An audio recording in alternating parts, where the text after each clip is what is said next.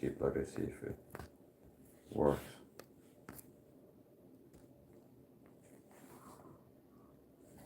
Yeah. Okay. Yeah, okay. Now notice how he was documenting this guy Loki. He's had like 3 hours open door to my fighting gym here, like the dojo, the martial arts, the live stream fighting dojo, and it's like he's been documenting. Okay. Like you will come in, step into the ring, and we can fight out here like a panel fight, not a fist fight. Like you want to say, instead of like going back and forth and comments, you can come up, be a guest on my channel, screen or stuff like this to help the channel, because like then it's your channel. Okay, I understand. It's like I don't think that even he would do that. It's like get a reputation as a sexual deviant weirdo, the type of guy that goes up and shows his dick to people on the internet because he's mad at them like this. Okay, they are people like this. Gay General is one of them. But that's the rocky nickname. I don't think he's actually homo, but he's the other type of sexual deviant. There's like a certain person, certain communities that go on like the panel streams. And I visit certain communities that are like panel streamers. And there's certain people that are like real weirdos there. One of them, Gay General, I could call him. And he's infamous for like he has a panel fight that stands up, pulls Spanish, shows his dick in the YouTube live stream. And then it's like it gets shut down by YouTube, understand? Because they don't allow that in live streams. Which is why if I add random guests, that's why I don't just add anybody, click the link and show up backstage, but add them to the stream. And it's a guy's winner. Okay, I had to delete the stream now before YouTube deletes it. Okay, and this is for ways you can do it. You can put up an on-screen graphical overlay here. So it's like we use all graphics to protect against the graphic content. See, so here, see, so it's like right now I could have a guest on here, and they can't show anything, even if they had a webcam open, show whatever. It's like okay, who's this guy? Oh, John Doe. Okay. And it's like you can hear him backstage, like I called him a radio show, but he can't show anything. So it's like I've had to learn that the hard way. I got people at least once doing StreamYard streams. And some guy calls me the N-word repeatedly, and that shows some bad stuff on there. And it's like now it's a race against the time to go to like YouTube Studio, delete stream, or like if they release prioritize and cut it out. I was able to cut it out once. Like end the stream, prioritize and go to YouTube Studio, like right away, like click edit and cut out the last part where somebody showed up. Okay. Now there's few people that are weird enough to show their own junk, okay? See? Like most of them will be like they will show something else. So I don't trust this guy Loki. If he came up here, I'm gonna have the graphic overlay.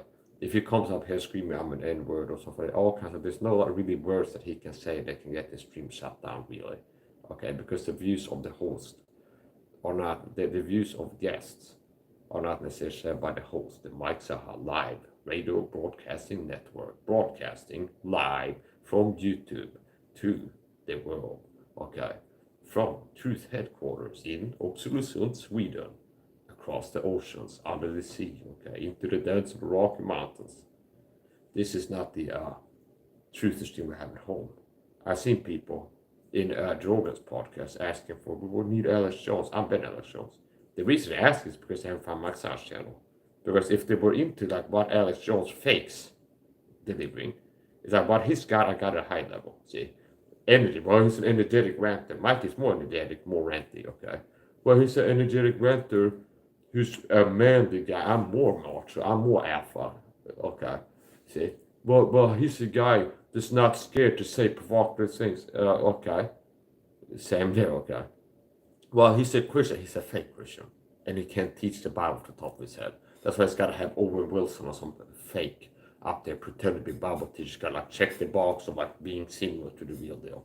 Okay, because the real deal conspiracy realists are from God, and they're Christians, like a David guy, not some like fake Christian. Okay, so anyway, here's the point. Now notice, since I'm not insecure, some guy came up here. No, this guy, Loki. Okay, Mike. Like a delusional because he's jealous. You can go look at your license, your body. I look better, okay? Okay, I don't look bad, okay? Now this is the worst angle, where I got it set up to I look less impressive on purpose, okay? See? Because it's pointing down, and it's at a distance. and it's not the good lighting. It's like the light, natural light from behind us instead of see? Okay. So it's like, oh, but I'm supposed to be secure because said I'm not in good shape. Fuck you, punk. I'll knock you out, okay? I'll knock you out. Like if you were in a boxing match with me, I have the ability to knock you out. So you're just like a chihuahua. You're doing the chihuahua barking dog thing. Where it's like you're like barking at a rock or something. That's how I feel what you do. It's like you're a guy who's not as strong physically as I am. You don't look as strong. It's like if you look at a pre-fight, you and me up on stage, it's like this, both of us. I look like this guy is more ready to fight. He's more better fighting shape. I look more like a UFC fighter in my weight class than you do. My physique is closer to the pros in the UFC, not the amateur league. Okay, okay. You look at these guys. Tony Ferguson when he was still fighting, and he might have been a real natty, by the way. Okay, Tony. If he's like, I've got a natty my whole career, promise. I'd be like, yeah, that could be true, okay, because he doesn't look roided to the gills. Vitor Belfort was somebody that decided if I saw, yeah, he looks roided out, and then eventually it's like, yeah, he was on roids, okay. Here's the point. So, okay, why do you think that the guys in the UFC get on roids, some of them, or boxers, or whatever sports where they're competing at other play? It's because it's a competitive advantage to have high T if you fight a guy with lower T. See, it makes you more likely to win a fist fight if you have high testosterone than the other guy. See, because it makes you okay. Let's see. But they don't do it because it's pointless. Okay, they do something. Here's another thing. Like if like me, you're a health fitness aficionado and you're interested in being like your best, most athletic self, and you're looking to evolve, not to learn anymore, but it's like you still stay like in the loop of other guys staying in shape and looking. I understand that you're not like just only look at fat video gamers when you're on YouTube or something like this. Like you look at other guys training, other guys staying in shape. Like if I open up Instagram, I'm gonna be following at least like 3 people that are like pro athletes. I'm gonna see things show up in my feed with guys that are training hard and this. And that makes it more likely. I'll be like, you know what, why don't I go and train right now? It's been a while, something like this. See? So, rather than like I'm subscribed to fat, pinkly gamers that are incels, YouTubers, playing video games, being mediocre. Okay. So, but here's the point. There's a reason why these guys do roids. Some of them. Dwayne Ludwig. Okay. No. What's his name? TJ Dillashaw. Okay. Bang Muay Thai. Like as a stable. Okay. Fighting you. TJ Dillashaw was busted for doping, doing performance-enhancing drugs, PEDs, as they're called. He did blood doping, EPO, okay, which is they're doing something to the blood. And I think it was the same type of doping that Lance Armstrong used, possibly. And there might be some other things in the mix. So if like a pro athlete gets busted for doing EPO, now you know like they're a guy that was cheating secretly, okay? So who wants to say they weren't also getting roids in human growth hormone and this and that, okay? And then, yeah, so what is the point? There's a reason why athletes cheat, because it gives you an advantage, okay? So you got a low T physique, low T athletic performance, and you want to talk like I'm nothing to worry about if you knew you'll be fighting, okay? You're wrong. Okay, you're wrong. I just made a video throwing punches. I already throw more impressive punches than I've ever seen you do in any of my live streams, Mr. Pro Amateur. Okay, so I like that. And notice how when I say something, it's not assertions. So you can go look at my videos, go look at yours, and I don't know what I said. You show me a clip like, well, okay, this guy was hitting hard and fast and like doing something better. I'll be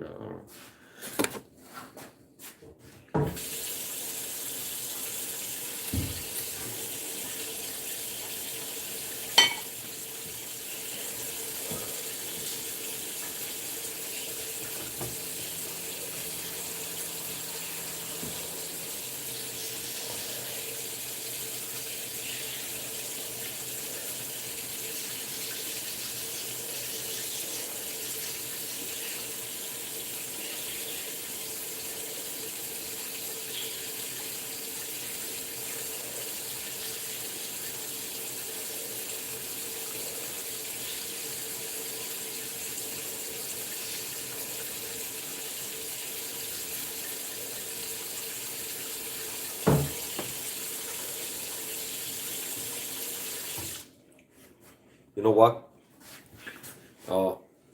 I just had an idea, okay?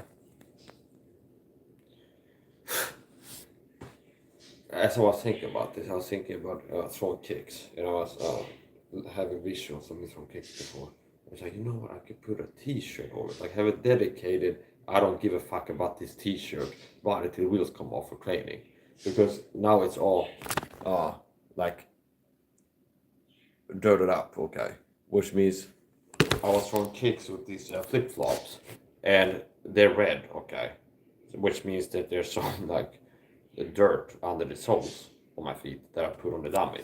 So if I would go now and I want to train boxing and I get like touches, cut, scrape, and getting like bacteria and dirt, and then that's not smart. So really, what I could do, what I've been doing now is like in between training sessions, I like detach it and like carrying it into the bathtub and I scrub it down. No, I don't want no scrub. The scrub is a guy that can't get no love from me. Hanging in the passenger side of his best friend's wife, trying to holler at me. And no, I don't want your number. No, I don't want to give you mine. And no, don't want none of your time and home. Okay, no, I don't want no scrub. A scrub is a guy that can't get no love from me. Catch these punches, Loki. Okay. You get no love, but you can catch these hands, can't stop these hands, okay? Hashtag unstoppable hands, hashtag Mike Saha, hashtag. What is the next hashtag? Not even know, I know what it's gonna be, but it's gonna be something. And the ball keeps rolling and the beat goes on, the beat goes on, and the beat goes on ever since I met Elizabeth. And the Macho Man knows. And then ever since I met Elizabeth, yeah. Okay, whatever. So here's the point. Okay. And even the Macho Man knows that sometimes a Macho Man gotta be sensitive to his wife or something like this. So whatever, here's the point. That's right, Knickers, okay. I don't know if you're in Britain or watching. There was a guy who's like, hey Mike, can you start using British slang for underwear? Instead of call people pantsies, next time you can call them knickers. Because you know how you call people guys like a Donald Trump like pantsy. He said pantsy, pantsy. Okay. So it's like, yeah. It's like I Google it, make sure it's like knicker slang. Okay, I searched it. Search it yourself. It means like trousers, underwear. Okay. So yeah, Loki, okay. He looks like a guy.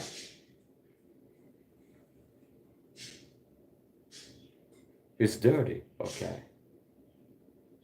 And he's loving the wrong type of people. Like his gang stalking buddies, okay, out here, okay.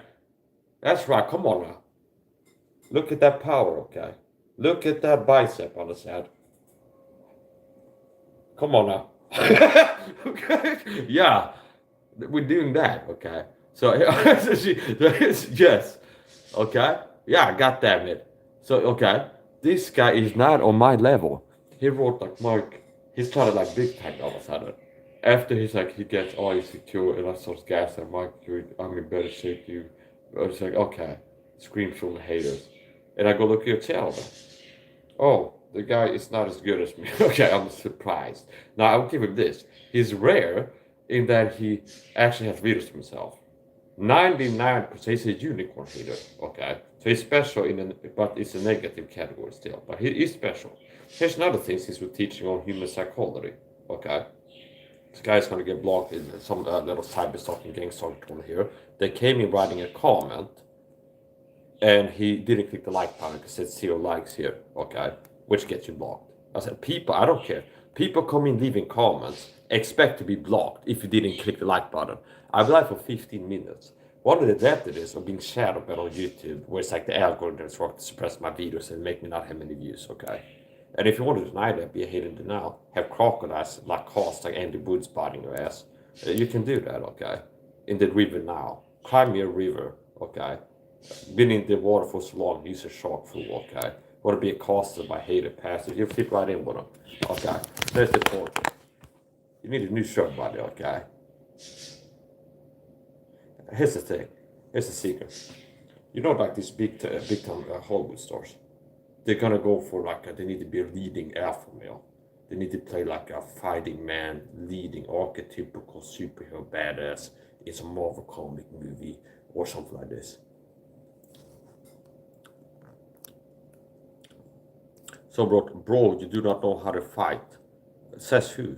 Okay. I know how to fight. Go watch the video. Go watch the replay. Watch the whole video. Okay. What they do is they have me donate blood to them. Like Ryan Gosling comes and stays the weekend and we donate blood to him. So basically, MIKE SAHA blood is pure testosterone injections. It's the same thing. So it's like it is organic. They can't detect it because it's no organic testosterone. It's not synthetic form. So if somebody gets a pint of blood donated by me, like a blood transfusion, it's the same thing as testosterone injections. Okay, so that's what happened to Charlie Sheen. Understand? Like, oh, at first he's like all mellow and calm and not causing trouble like a tamed house cat. He's not giving the least in troubles. Next thing you know, he's got maniacal energy. He doesn't get tired. He's super energetic, waving like swords around bladed weapons on his roof and ranting about conspiracies and things like this. Yeah, that's MIKE SAHA blood. And he called it tiger blood as the cover-up scene because he doesn't want other people to know like his source, okay? Because he might be a billion one. It's like, oh, some other celebrity offered me twice the amount of money for a part of MIKE SAHA blood, so you're gonna have to pay them. I say, okay, supply demand. That's the point. You get the idea, okay? Oh, I'm a scared coward. Hey, you need to say I can't fight. You don't have to say some punches. It's like gaslighting, okay? This guy Loki, I have videos being better at fighting than he, okay? Faster, harder, better, faster, stronger punches, kicks, knees, everything. Okay, so, yeah, maybe we should go back to the cyber stalking bodies. I'm a little whiny little bitch hater. I had no videos of myself training fighting. And I'm attacking with lies, okay? I'm attacking with lies. I gotta check out this guy's channel. Most likely it's not gonna have videos of himself doing anything fighter related. So be more precise next time. What is saying that I'm doing that show that I can't fight? Huh? Okay, pussy. Hey, pussies. It's like, I'm on the fence. What is it that you base that on? Because it's a lie. It's like, if you come and say, Mike, you're gay. It's like, I'm not gay. This is weird, okay? What do you base that on? If you're, well, it's like, I saw you wearing a pink t-shirt once, stuff like this. It's like, you didn't prove that I'm gay, okay? So, Mike, you can't fight. Based on what? I can't fight because I throw hard, fast boxing, 1-2s, uppercuts, hooks, powerful Muay Thai, elbow strikes, knees kicks, push kicks, teep, head level, mid level, knee level. And it's like, oh, I can execute fighting techniques at good force, intensity, speed for a prolonged duration. I'm sorry, I'm also more intelligent than you are. Hence the larger vocabulary and using words that you like, Mike, it's hard, I can't understand him. It's projected. I hear like, we can't understand you, Mike. You're just babbling. No. If you look at a transcript of what I say in my videos and I read it at a pace that your slow brain can process, you'd be like, oh, it's kind of like a book, like, or something like this. It makes sense, okay? But it's like, your brain is slow, okay? I'm thinking, speaking fast, okay? You know how to say retarded? Retard disease progress. There's expediation, there's upregulating the speed of something and downregulating it. So people that have a slow mental process, it's not that retard has such an emotional connotation to that. Whereas like some people feel oppressed if you say retard. Call anybody retard. Like somebody an idiot. So people have been called idiots since like the 1300s or something like this. Okay, whatever the time was. But it's like, no, it's like retard. It's like somehow that's like, ja, das ist verboten. Du kannst nicht sie sprechen. Okay, das ist verboten. Das ist verboten. Okay, ich kannst sie sprechen. So here's the point. Okay, here's the point. I can say, okay, I can, I will, okay. So, Mike, you can't fight. It's like, you're gaslighting, okay? It's like, this guy's like, Mike, you're gay. Mike, you're dumb. It's like, you're just in here talking shit on the internet like a coward, okay? Oh, Mike, you can't fight, says a guy who's a hater, who's jealous of me. They're jealous. The reason they talk like this is because they see my athletic ability being on par with pro athletes, okay? I'm not joking. It's like, that's a bold claim, yeah. I say things like, my athleticism, punching speed and punch on power pro boxers. You can go look at Ryan Garcia's videos. look at my training videos.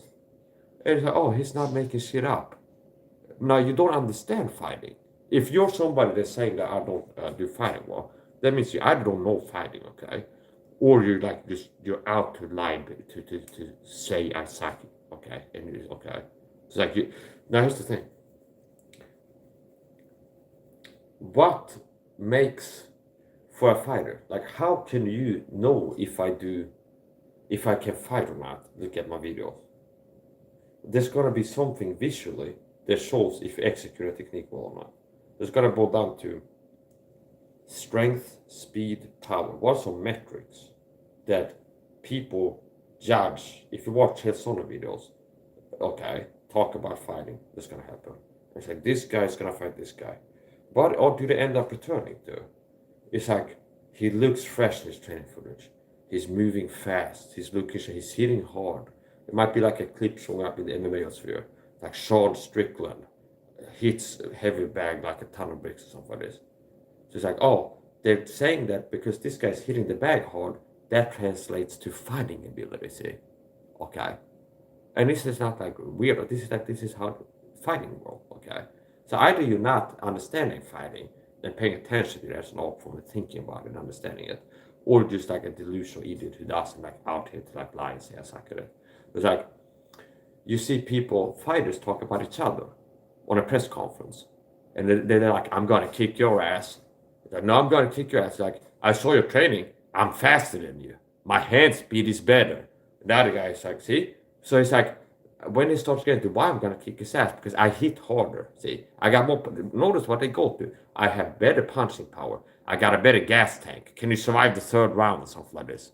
Okay, like I drag into the deep waters. Do you have the gas tank to go 3 rounds full intensity? I do. Watch my last training poly workout. I did 3 intense rounds, stuff like this. So like, notice how when it's like fighters go to why I think I can beat this guy, because I punch harder. I got better hand speed. I got better cardio. aka gas tank or something like this. Or you mean what I have at a higher level than the average guy. Harder, better, faster, stronger punches, okay? Like, hand speed, check. Punching power, check, okay? Gas tank, check. It's like, most important top 3, if you're gonna not be like, it's a vague concept of luck is what determines fights. If you're gonna go to statistics, what makes it more likely to win a fight? If a coach can make it a little bit faster, hit a little bit harder, have a little bit better gas tank, it increases his chance of winning a fight, see? Have him be better at techniques, okay? See? So if you can't do boxing, that would be strange when something like the UFC and they suck really bad at striking, don't even have basics. So if you can get his jab to be a little bit hitting a little bit harder, make it a little bit more precise with his jab, make it a little bit better head, no, movement speed, so being able to move in and out. So it's like, you're just irrational and haters. And it's like, this is like the world system. It's like, Mike is undeniably, people's minds are more easily changed by observation and argument. And you're still like trying to win with argument. But like people see me excelling, being impressive in my martial arts. And you're still like in the comments trying to put a perception like, this guy sucks at throwing punches. And then people see a guy not sucking at throwing punches, but you're still like hoping you're gonna win like people's minds, but like, this guy sucks, okay? So, as I said before, say now again, this guy Loki is another person needs to learn. He needs to learn how to fight. And this is some real wisdom here. Okay. Now this is, most people are ready to receive this type of wisdom. But here's the point. Deeper stuff. There's a reason I don't go into profound stuff. But here's something that I've learned, okay? Now, nothing I'm gonna say is like medical information. I'll talk about health, fitness, talk to the doctor before you take any of the advice. If I say like I drink a liter of orange juice today, it's gonna make you healthy, like before you do that, talk to your doctor, okay? So I'm not like, okay, here's the point. That being said, I don't have to be as non-assertive to protect myself against strikes. So here's the point. And then plus the disclaimer. So here's the thing.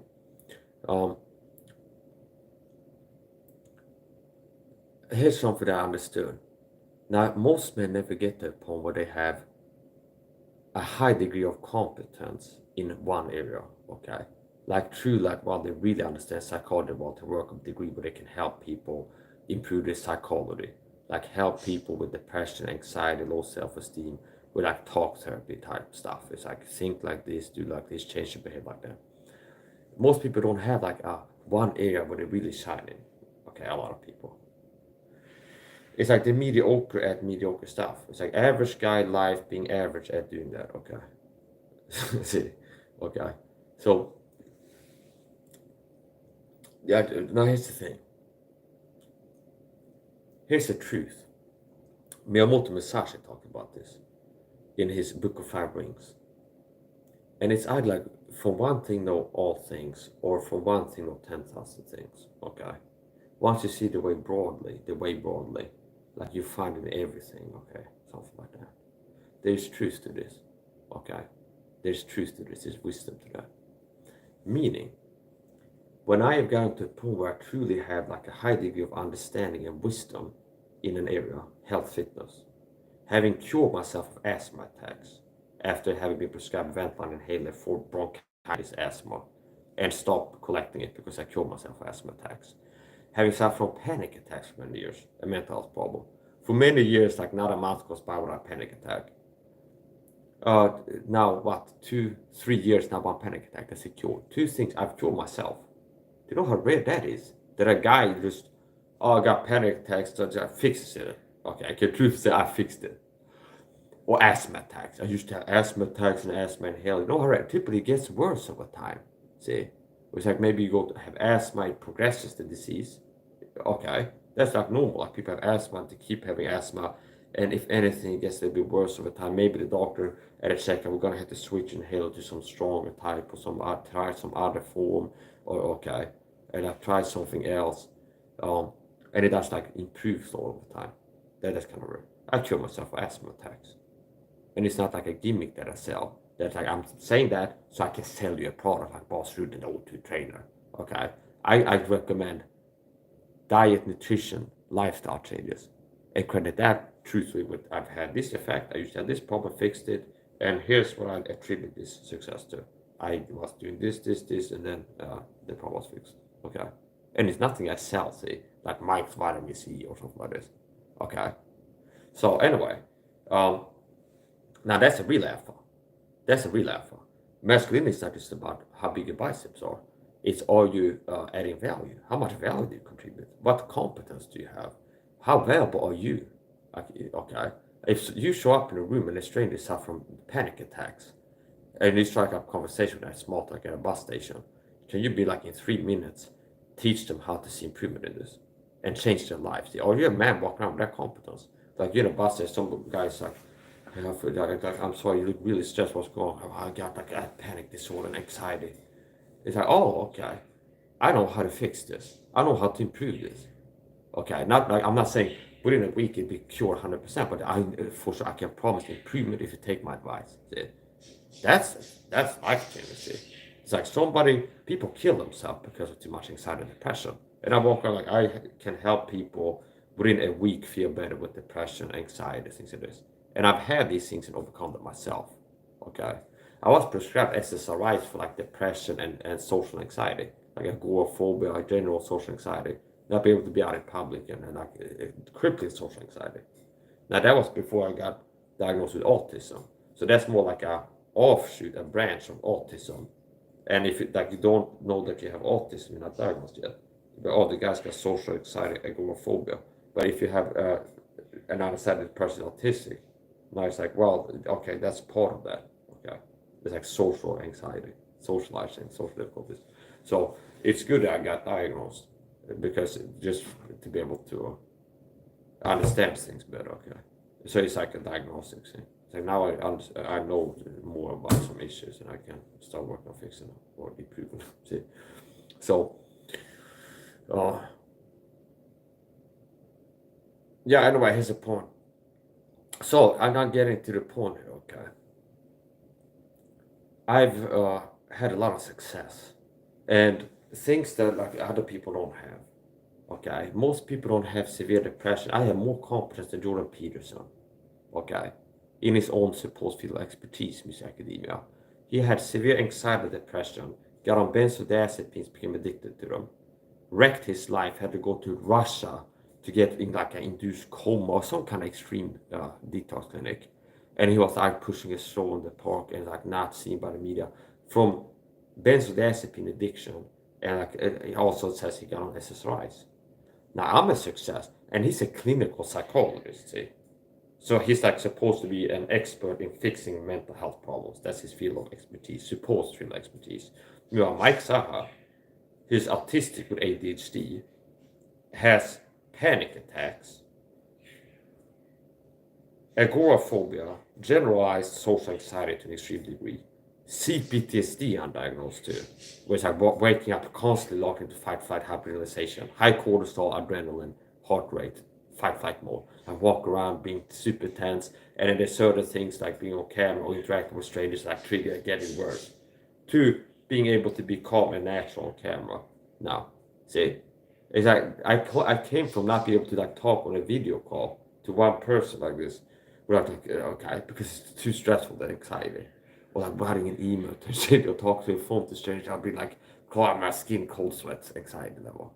To like being on live stream, doing public speaking to thousands of people on YouTube in real time. See, that's a success. So Jordan Peterson, clinical psychologist, can't fix his severe anxiety, like whatever he's got, depression. Mike Saha, 35 today, has cured himself of panic attacks, depression, asthma attacks. Okay. So yeah, that's rare. Why? Because I have rare knowledge that I have been applying.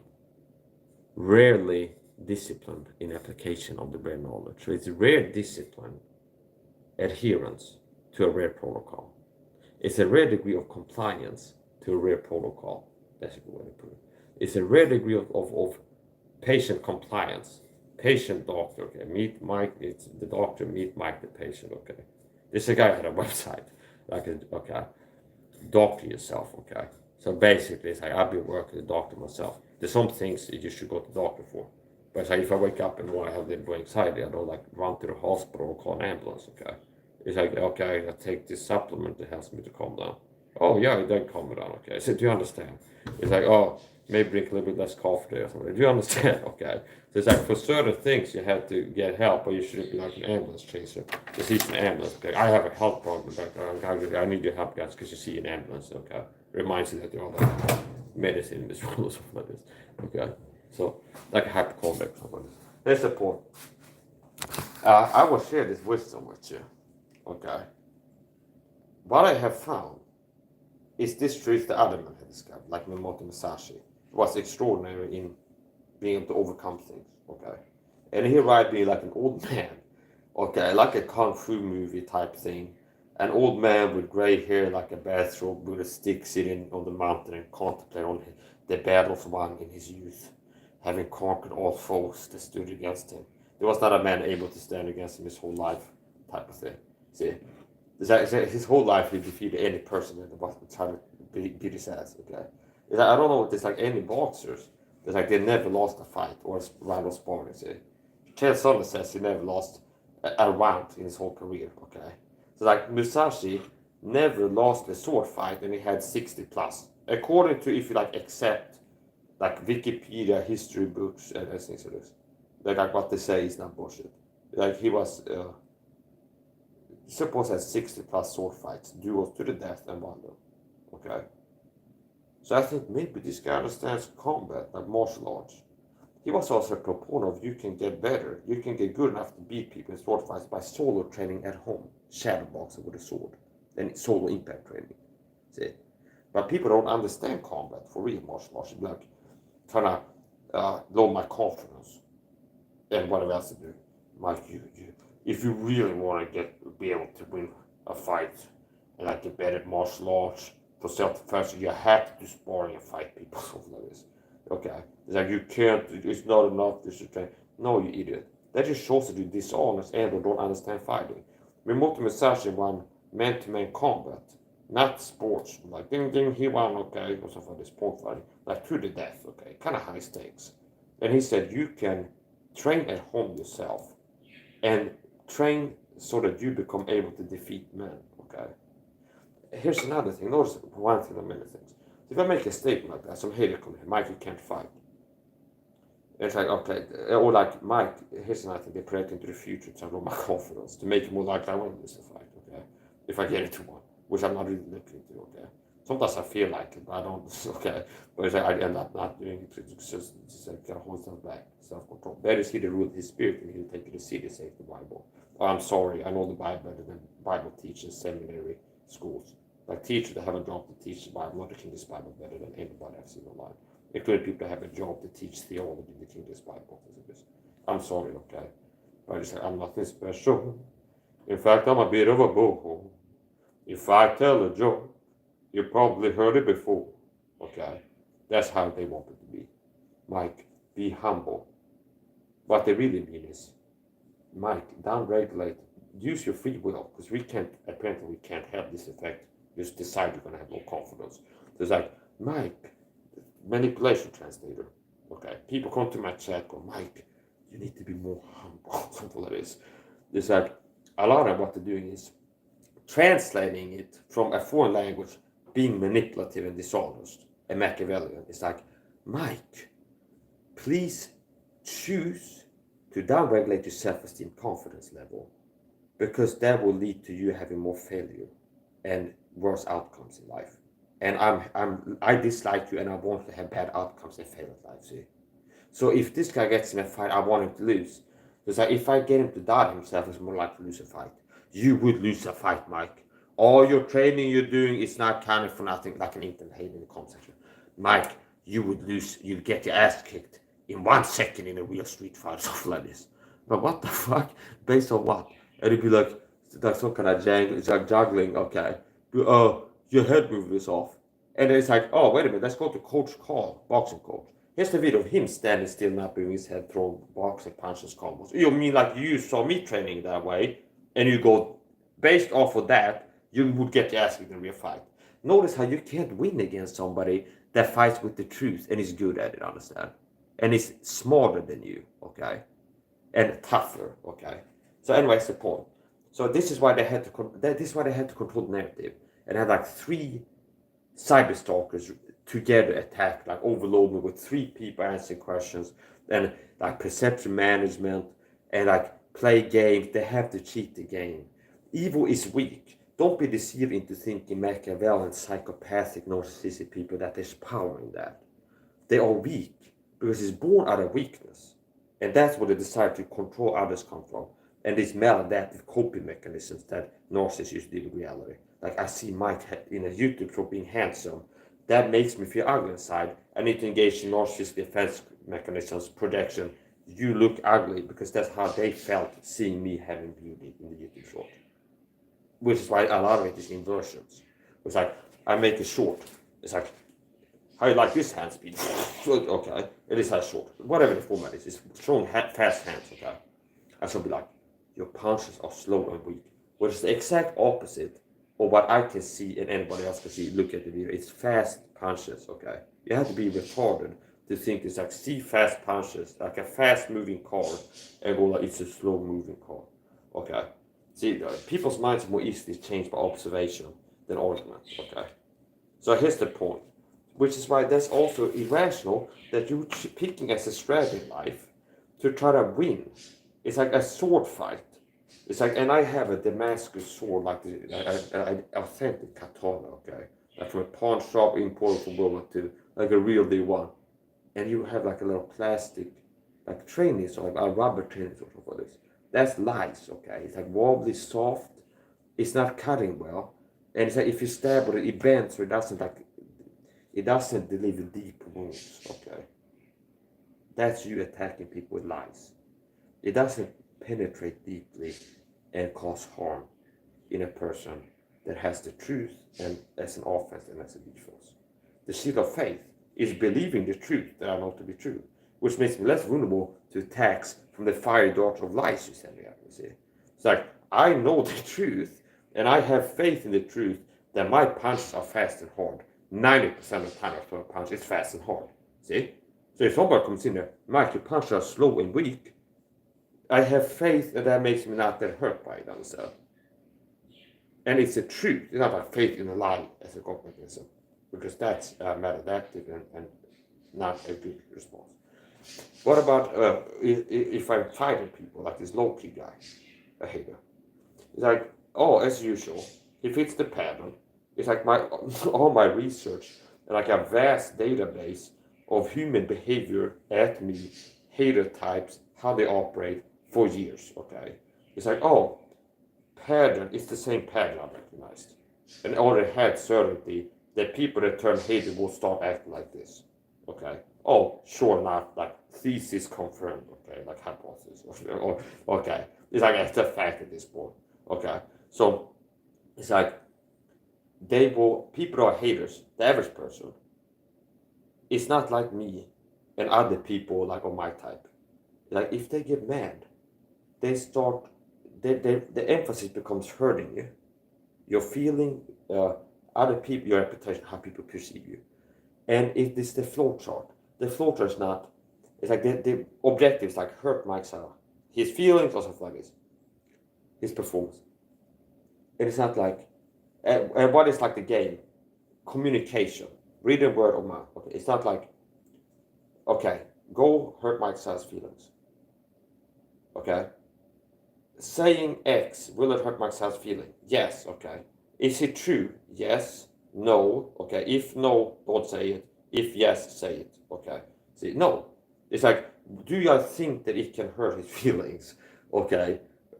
Then say it. Okay. This is the rationale of the flesh mind. See? And this is, I understand, it's like being a different person. I've been a Christian for close to 20 years, okay? And not like a pussy one. There's like, I'm not like ever having a period even like, yes, I'm getting serious about Christianity. Okay? No. I've been here, okay? So it's important. So it's like, oh, okay, this guy Loki, as usual, fits the pattern of a hater. It's like serial killers have an MO. Most of the time they're loners, okay? So most of the time a serial killer doesn't live in like a group home, okay? And it's like, because every night he sneaks out at 3 a.m. He comes home and the news, like, another guy just got, it's like Santa Claus. You figure out, like, your dad is Santa Claus. Like, like, some year.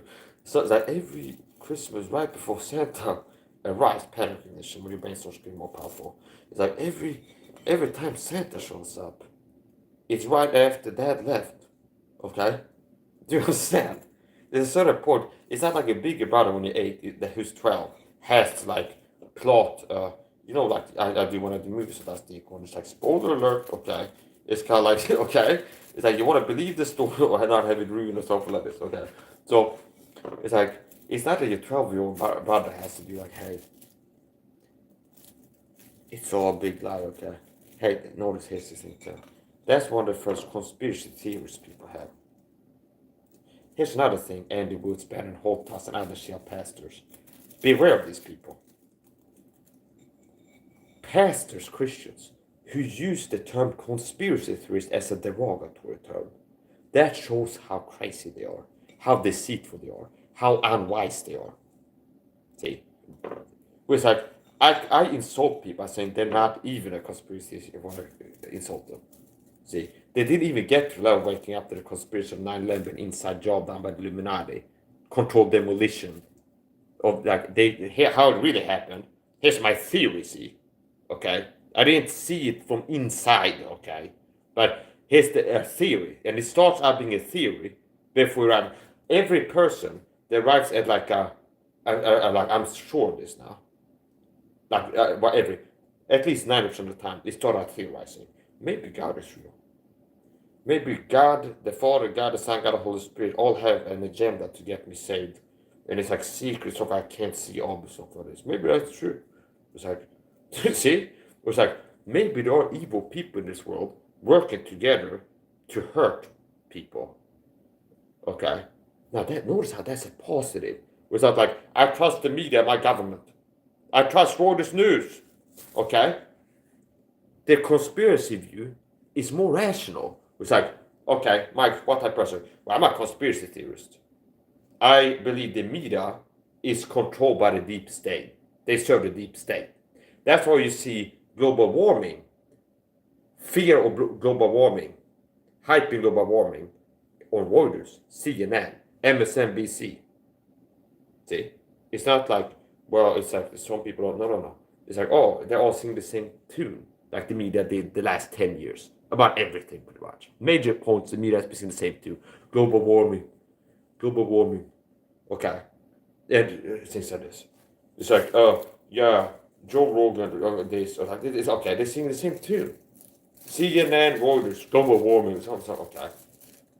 And like making fun of people that know some truth that they don't want the masses to know. Like some people are out like, I believe this, like I'll shut them down, they're crazy, okay. Well, oh, they're old, yeah, okay, here's the point. So, what's I get with this?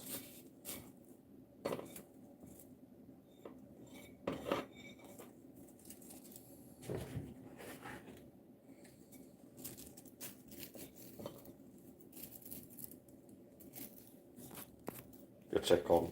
This ought to be good.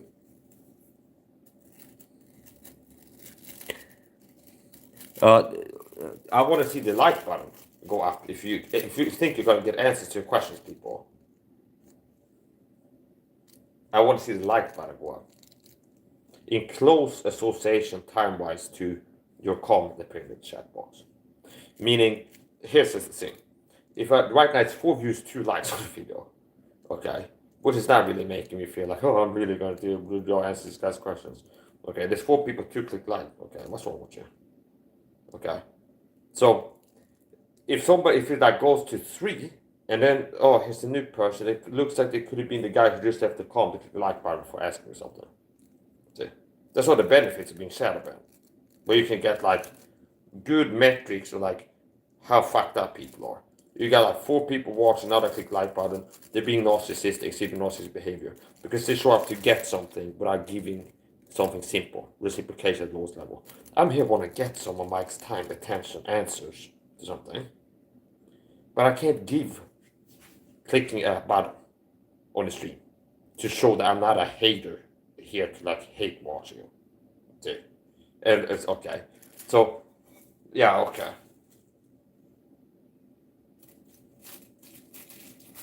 Who are you going to rob somebody for? It's like, stop asking ridiculous questions.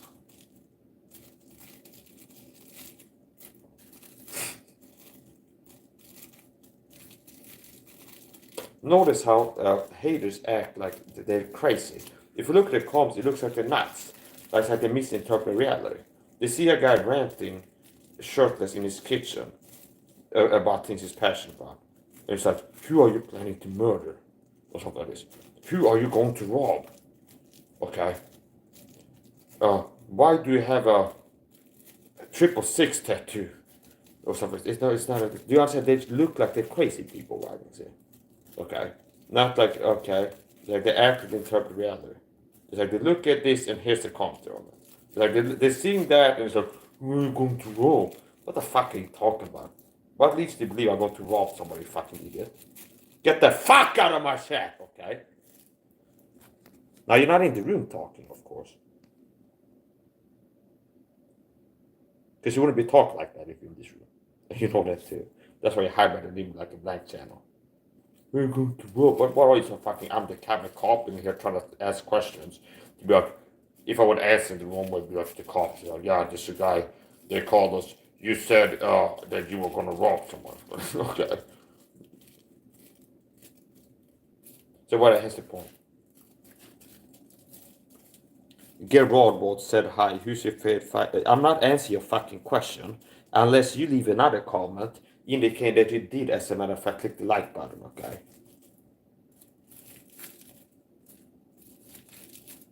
I'm not a fucking fanboy. Who's my favorite MMA fighter? I don't have a favorite. I'm a man. I'm a main player character. I'm not living vicariously out of men like look at sport of wow. And that's part of the draw, human psychology again. Like men, they're like fat, like Jason Singleton in Australia. A fat incel, out of shape. He's not out here being a man, okay? He's like, he's not like in his 60s, okay? You're sitting at home playing video games, football video games, and watching football or rugby or stuff like this. What is that? Part of the drive is vicarious living. It's like, I'm seeing a physically powerful man running fast across the field, kicking a ball hard, jumping through the air throwing a basketball. And it's vicariousness. I have the better experience of being the guy, having the body moving fast, hitting hard, sprinting, running fast, jumping, things like this. It's more exciting to be the driver's seat, understand? Like, it's more exciting to be driving a race car, okay, like a McLaren, than to look at a guy doing it on TV. See? It's different than safe for the wife to look at a porn video. See? It's like, if you got a race car and you're driving it on a racetrack, something that you can let go, that's gonna be more exhilarating and more a thrill than like looking at like a race, NASCAR race with that.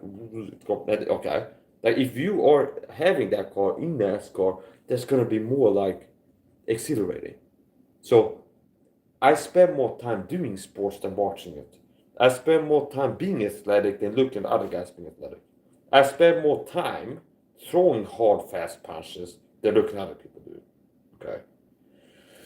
I spend more time being athletic than seeing other people be athletic. So, the disconnect in incels like Jason Singler, which is more or less well known to maybe not be entirely without, a fat incel in Australia. He said, okay, that guy Mike Saha.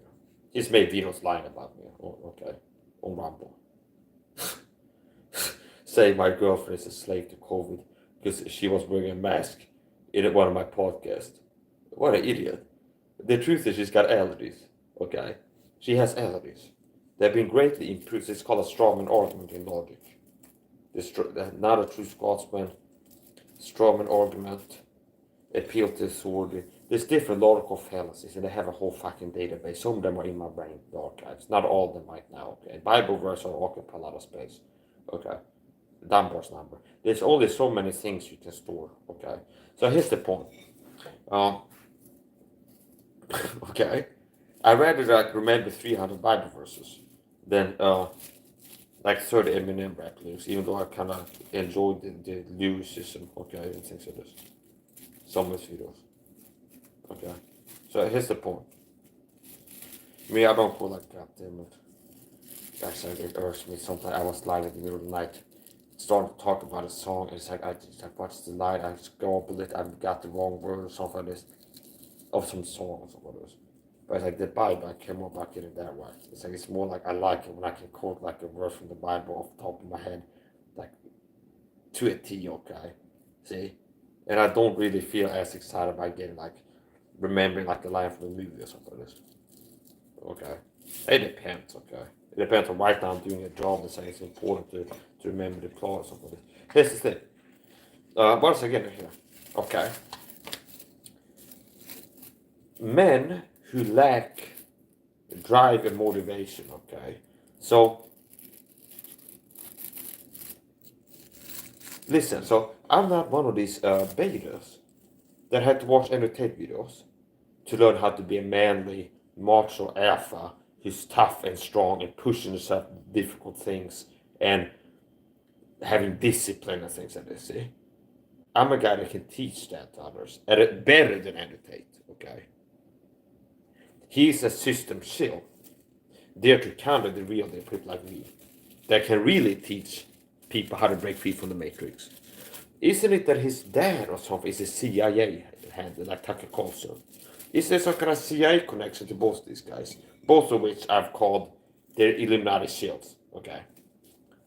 And then after I hear like people on some podcasts say, yeah, Tucker Carlson's dad is some kind of CIA or grandpa, some kind of guy.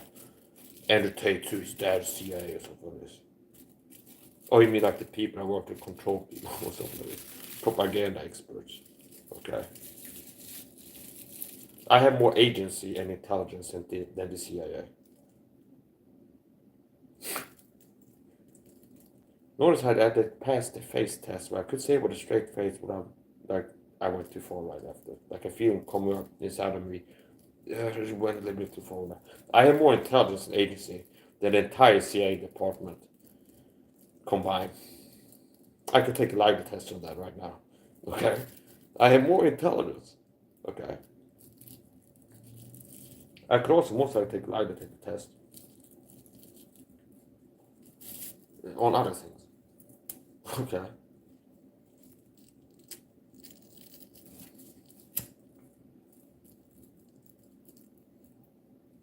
like for example,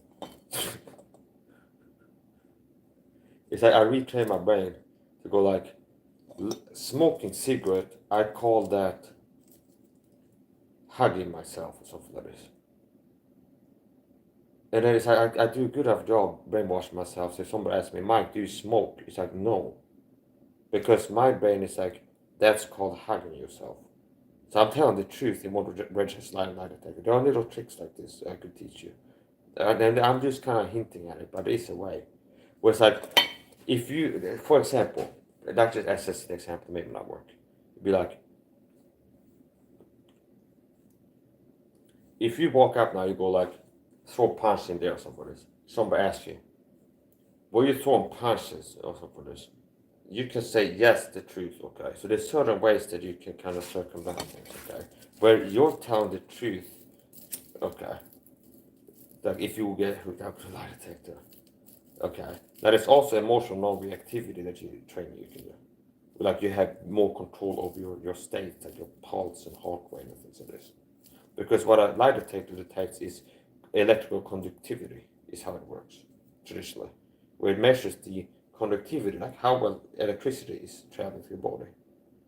And you know what is the thing that changes that, like the electrical conductivity level of your skin?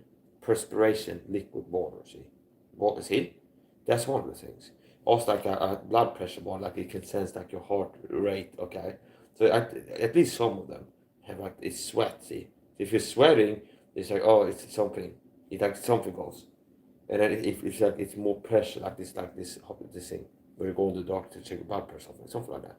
So it can be so it's not like magic, okay? Where it's like looking into your soul. It's measuring your physiological state. Are you stressed? What it's doing is measuring stress. So what a life test is measuring is how stressed are you when answering a question, and then specific questions. Contrast to a baseline where they know the answers. Okay, it's like how old are you? It's like 35. What's your first name? This, and they're looking at like here is the visual representation of Mike speaking the truth. And then it's like now get into like Vegas that don't really know the answer or something like this. It's like, oh, okay. Do you lie sometimes? Something like this. Okay. And it's like, okay, compared to the baseline of him answering questions we know all the truth, it's like there's some spikes in stress. Okay, I see. I'm sorry, I know things, more things about most things than most people, including technology, history, martial arts, psychology, biology, the CIA, the FBI, the American government, the truth about how this world operates, Hollywood, like pretty much everything. Okay. Oh, but okay. Mike keeps proving that he's not a narcissist because like haters can't say you suck and you're dumb. That actually I'm smart most people. I know more than most people on most things. And then since he's not a liar, it's like him being himself on camera ends up proving himself right because his character is that if he wants to defend himself or attack others, he uses the truth. See, because he's lived a life where he's figured out somehow that that's the way to win and not be defeated by life and powerful people. Okay, like the deep state of madness. So I have more intelligence. Not only do I have more intelligence, but I have more agency than the entire CIA. Like, it's a joke, and it feels a little bit like an exaggeration. But it's okay. Now there's going to be this one office. Okay, if you disconnect the computer and it's just like human minds, you imagine like that combined like intelligence in human brains in an office that's like a CIA office, and they don't have like the secret CIA supercomputer that has like a whole basement to cool it or something like this. Okay, see, because that will be able to give fast answers to certain things. They're all like facts. So that's the point. Now, I would say that as I have more intelligence, and not only do I have more intelligence, but I have more agency than the CIA, also known as the Central Intelligence Agency, possibly worldwide. Meaning any type. Okay, and show you me a CIA agent. Okay? I got more intelligence and agency than him. Statistically. It's like, okay, good luck finding one. They say, oh, we have this guy Mike Baker. Okay. We got this guy Mike Baker. He's got more intelligence and agency than you, Mike Saha, okay. It's like somebody to say ahead because like, we need a guy who's smart and has agencies to come work for us. It's like this guy was Mike. Get Mike, okay? He said he makes videos on the internet. Get him for Droga podcast. The smart guy Mike that has a lot of intelligence and agency. And like Jamie goes in the phone book, okay?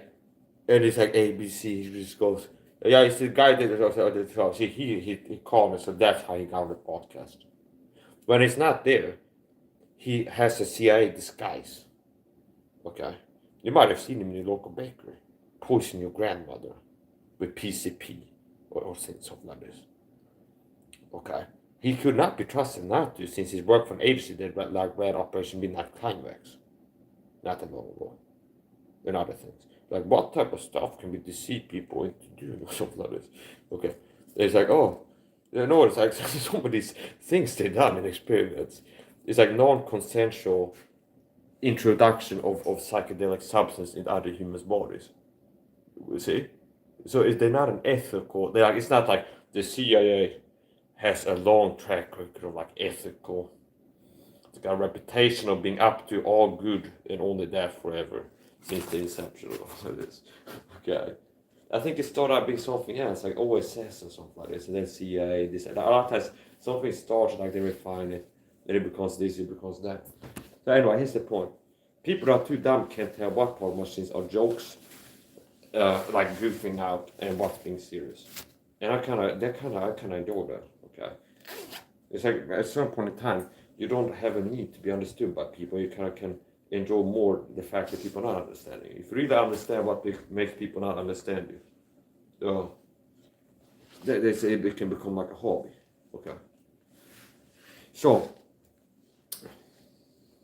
Yeah, not only do I have more intelligence and more agency than Mike Baker. So basically, Mike Baker, don't be surprised if you've been going to a pastry shop and you come home, you got like gas in your stomach and like pooping, you got pain in your stomach and constantly for 3 days. You were poisoned by the CIA. Because when he's not appearing on the Drogan podcast, Mysterious goes missing for 6 months. Nobody sees him anywhere, okay? Okay. And then there's a guy who works in your bakery pastry shop at a counter, like in the back. He's got like a CIA student, practical special effects, where he looks like an old guy with gray hair, and it's like he looks like a real person with that look, okay. And it's like, yeah, what we want. It's like, I want some bread, okay. And it just makes it. It's like this person wanted to be more irate, so put some meth in the pastries. And it's like the other guy in the city. It's like, oh, this is the old lady that we're trying to get to calm down right now because she's kind of being a little bit too stressed. And we manage it, okay. So get her to calm, put a little bit of calming powder in her pastries, okay. See, and then you go there, it's like, and then it'd be like Burundanga devil, okay. That's what it is. To go like, on that paper. I'm sorry, ma'am, okay. And then she's like, you will go home and be a good slave to the government, something like this. And she's like, she goes home, okay. This of called Burundanga, beware. Okay, there's something scopolamine. There you go. That's the actual like science substance name. There's something called scopolamine, allegedly. Okay, allegedly. That can induce a hypersuggestible state in a human being. I'm sorry, I'm like a walking book, or like my brain is kind of like AI, ChatGPT, which is why I haven't gotten into it, because like Mike. Somebody's telling you, like, Mike, did you hear about ChatGPT? It can remember a lot of things, near perfect recall of things it's seen before. Things that have been fed into its sensors remain in memory, okay? Like recallability, pattern recognition. Like, my brain is good at recallability and pattern recognition enough to succeed at life to a high degree, surviving to 35 without AI, see. Due in part to a high degree of pattern recognition and recallability. So, like, being able to remember things I've seen and heard before, and then running pattern recognition, where it's like, boom, here's the output, okay?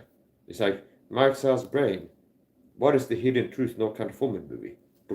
Searches databases of previously seen visuals and things like this. It was like, oh, I've seen this movie, I have this realization before. There is an Illuminati. It's like the Good Doctor. You see, that's my brain is like the Good Doctor. That scene where the guy's like, here's the diagnosis, okay? Kind of like that. Are you bipolar? I'm by winning. Win here, win there, win everywhere. We're gonna win everywhere. Right every single wrong. Right every wrong. Oh, AI can make you sound good singing by getting your non-good sounding singing voice into AI and go make it sound good. I don't need that, okay? See? It's like you're an AI salesman. Why I need it, okay? Mike, AI, you take a picture of your non-six-pack ripped lean alpha gigashell physique and go make me look ripped. It can do. I don't need that, okay? AI can make you sound like Elvis singing. I'm not paying for it, okay? See? AI can make you look great in pictures. I don't need it, okay? See? So if you have God-given stuff, you're a Christian, and you're out here tanning your balls on and things like this, okay? That's a joke. I've seen people promote stuff about these things. Okay, so okay, it's like biohacking, and sometimes people are like, I appreciate the effort. Like they're willing to do weird shit, anything that will make them like, okay. If they're a biohackers, like they think that they might have 3% more testosterone by sun tanning their balls or something like this. They're gonna do it. Okay, it's like yeah, A for effort. I appreciate effort. At least you care about your T levels. Okay. And not like looking at like injecting it. That's the only thing. But there's so many things where it's like, here's another thing I thought about. When people break with convention, see, so it's like there can be a quality there. So rarely correlating with rare mental illness is rare profound insights as well, kind of. Where it's like okay, where it's like there's some people are completely nuts bonkers that are kind of locals. At least one of them. Okay, I'm thinking about a specific one now that you could prescribe as like a local, who's like a Christian local, okay? Where it's like he's a guy who's got all kinds of strange beliefs that he's like talk about frequently. Now, but I talk about normies would say I'm crazy for how I act, okay? Like this guy's nuts, he's paranoid and crazy, thinks the government's out to get him and things like this, which I would count as a sign of mental health. That somebody's out here being passionate while stating that the government is out to get him. I consider that a sign of mental health. Okay, not a sign that. Do you understand? Like, if you look at the bulk, okay, if somebody's out here like the government is out to get me, they're closer to the truth than the average norm, like your grandmother. It's like they said on TV, we're gonna die if global warming keeps happening. We gotta give money to Greta Thunberg or something like this. See, she's more mentally ill than somebody's like a 70-year-old person. It's like, oh, I don't trust the media. They're all in on it. It's a conspiracy to deceive me. So when I go to look at the Reuters news, I have my mental like shields up, where I'm not like, oh, I'm going here to hear what's going on in the world today. It's like, let's see what these satanic shields are gonna try to deceive the masses about today. Okay. Oh, I see like a thumbnail, and it's like melting ice. Oh, global warming. See categories. It's like, oh, and global warming, okay, and it's like, oh, pro LGBTQ, okay. Oh, do you understand? See, it's like this subtle. It's like a week. There's gonna be something that's pro LGBTQ being posted. There's gonna be something that's fear mongering against global warming posted. There's gonna be something that's like attacking some truth. There's gonna be some kind of a subtle, sophisticated hit piece against some kind of truth. Okay? There's gonna be the subtle, more or less, promotion of a lie. See, active and negative, like passive, active. There's gonna be like attacking something that is the truth. There's gonna be promoting something that is a lie. Okay? And it's just a matter of degrees and types and how clear it is.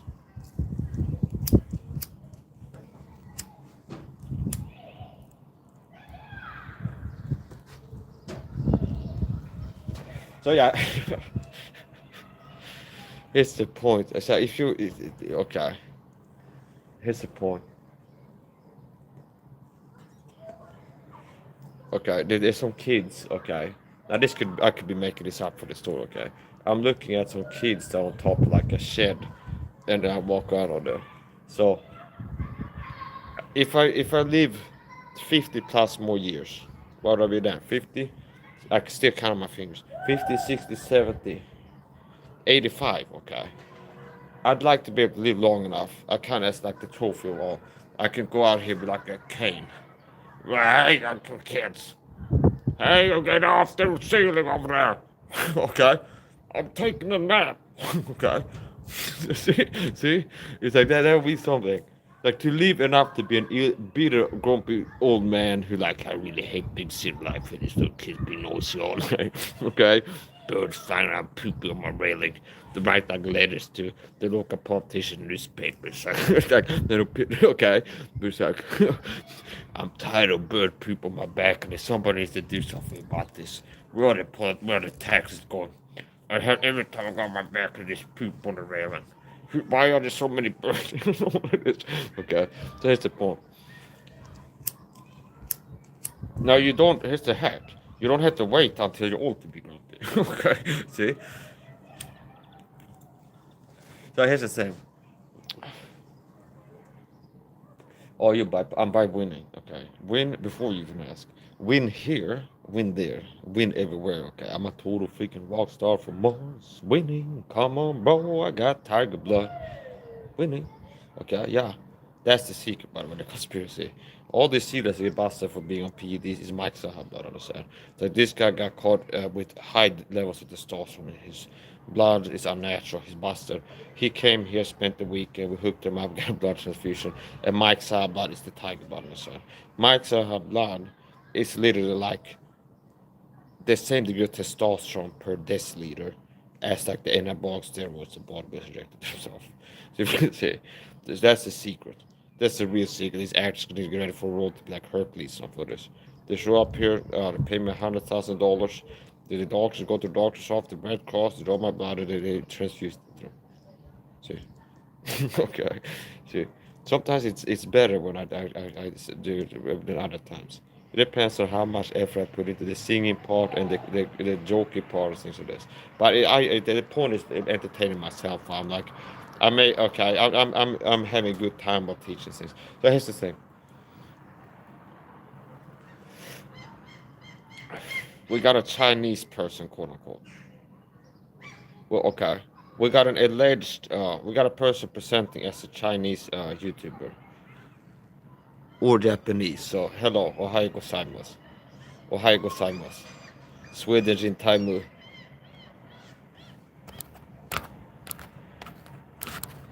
Moment.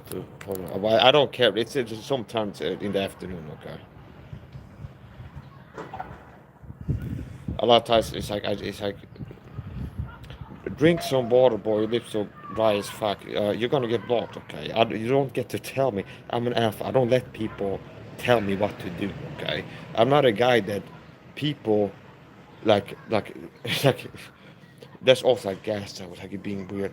It's like do you really think that I'm the type of person you come like do 3 push-ups and be like, yes sir, and do 3 push-ups as if I'm accepting that you're above me, okay? And you get to speak to me in commanded language as if you're my boss, or like I'm a drill sergeant, or you're a teacher and I'm in your classroom or something like this. Because your behavior comes across as weird, like analyzing.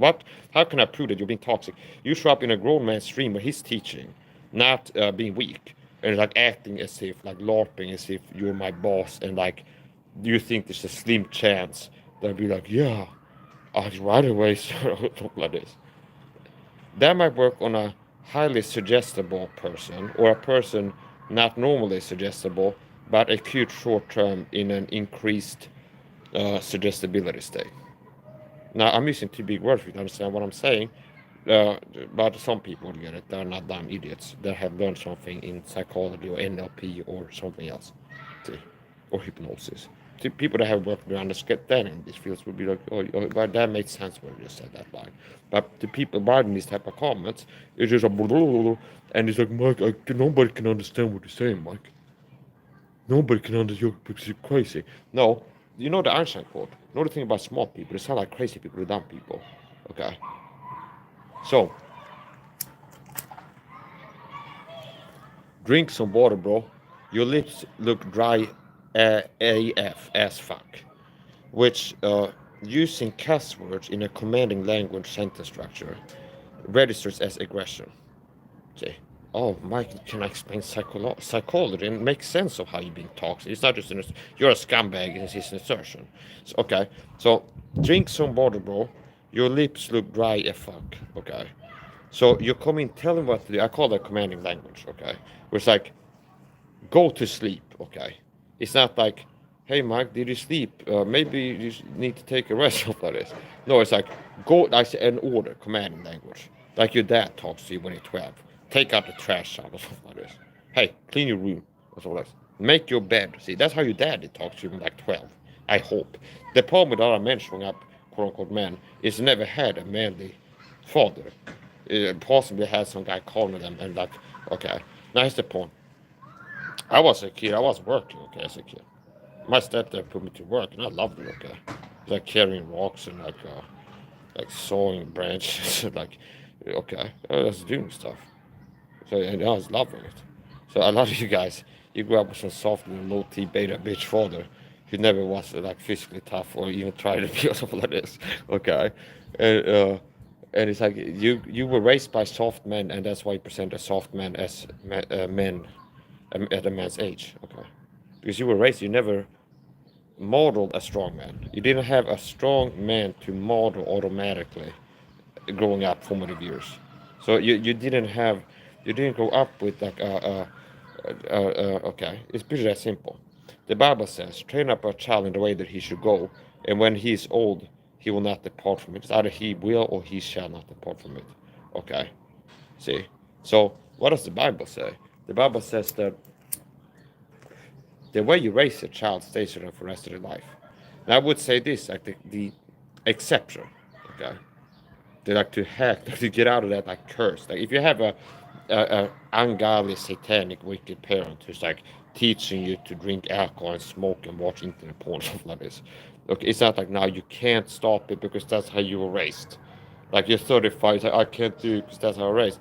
No, if you become a Christian, you get saved because most likely a person raised like that is not a Christian. If you become a Christian as an adult, which every person can do, okay, you don't have to be a rocket scientist. It's not like only people ranging from 95 to 155 IQ can get saved and be a Christian. Okay, it's more of a willpower issue than a brain power issue. So it's not about the megahertz of your brain. It's not like getting saved. It's like the software is like calculator.exe on MS Windows 95, and it's always been at that level. Do you understand? It's okay. It's like it's at that level.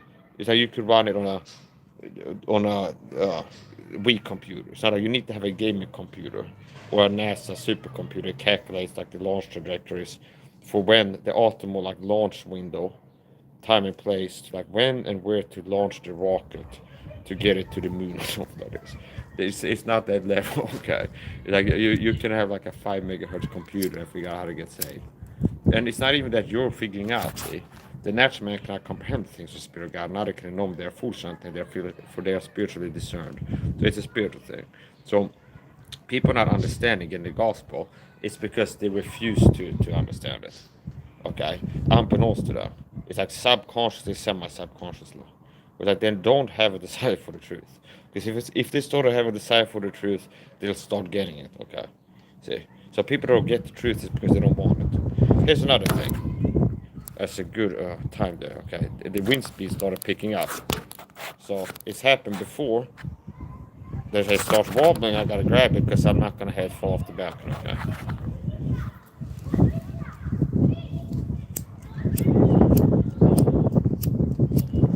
Yeah, I'm dehydrated. I'm not a weak pussy, which means I'm used to perform at a high level mentally physically, despite being sleep deprived, not having slept for 25 hours, while being dehydrated and not having eaten for 15 plus hours. That's like home territory to me. To you, you'd be like, I can't do things if you understand. It's like you can live in a way where you can do things most people can't. Okay, I mean I can perform, I can do the job I want to do in this video, while being dehydrated, sleep deprived, and Okay, not really like supercharged.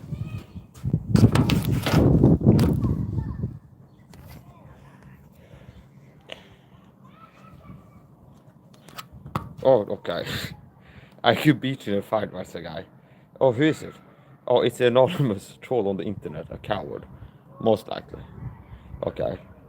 Now notice how it's not people. I talked about this before. You never see a hater doing better than you. So most of these haters are paid Illuminati agents, gang stalkers. Most people showing up comment in my chat are sent here. They're paid gang stalker trolls. Cyber stalkers work for the government gang stalking program. Okay. Now, some people might go, they hear me like in one stream say something, yeah, I have a lot of haters because a lot of people are jealous and have low self-esteem, really toxic people, and that's the type of people that hate on me. And the next video is like, yeah, people are paid cyber stalkers to harass me right here in the comments. And it's like, this is seeming contradiction there to them. Like, wait a minute, you contradict yourself, Mike. In one stream, I heard you say, it's like, people are your haters, they're insecure, people with low self-esteem, they're like immature and like envious. And the next stream, I heard you say, like, your haters, most of them are paid by the government, something like this. Yeah, these two categories bleed over. What is it called? Venn diagram, something like this. Like, people that are government agents, people with low self-esteem, see? People that have a job to harass others on the internet. People who have low self-esteem, okay? People who have insecurities is a toxic person. People who get a job to engage in antisocial behavior to people online. They're not like mutually exclusive, see? It's like the type of people, like the recruitment pool you're fishing from, if you're looking to recruit people to target people for gang stalking, government gang stalking, it's going to be people that are antisocial, narcissistic, low self-esteem, low self-worth, that don't really have something going for them, that breeds confidence and like high self-esteem and leads to being a main player character doing things, not like in the peanut gallery, see? That's also an elephant in the room. I'm out here doing things, see? Okay? And people are watching it and attacking the chat, see? So it's like an NPC, okay?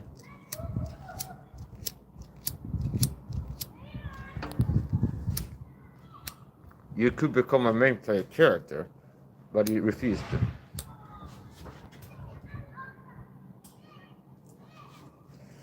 So, what was he getting here? Okay, so here's a guy with a blank salt pepper account. But I could beat you in a fight, okay? So who is he? He's a guy that has no videos of throwing punches, kicks, being tough, being in good shape, see? There's nothing, it's just assertions. Is that I can be in this chat saying, I'm a 9th-degree Brazilian Jiu-Jitsu black belt, I won the Olympics or something. I can show up on Tony Ferguson's Instagram with a sock puppet account and be like, I could kick your ass, I'm an Olympic wrestler or something like this. And then he goes, okay, click, go to guy's channel, say, no videos of this guy doing Olympic wrestling or training for it, okay, or doing anything wrestling related on camera. See, it's like a guy making a claim on a blank channel, okay. Do you understand how little credibility you have to me, okay? Where it's like, okay, especially coupled with the knowledge that most people are like this. The reason they write that I could beat your ass because they see you being a guy who's better at throwing punch than the average person, and most likely they feel like you could beat their ass, and it's some kind of narcissistic injury that they're working out, where it's like, Mike, you suck at throwing punches because that's how I feel when I see you throwing punches. So this is this is the thing, okay? In a lot of people, paid or not, unbeknownst to you or not, understand? So here's the point. It's a real deal, okay? Yeah. So it's how we doing it. So okay, yeah. People call me on the phone, Mike, don't do it. I'm like, what? Don't do it. Kamala Harris, Mike, don't do it. I'm gonna do it. I'm gonna do it, Kamala. I'm gonna do it right now. Okay. I'm doing it, okay. And she's like, oh no. Okay. Yeah. Yeah, well, here's the point.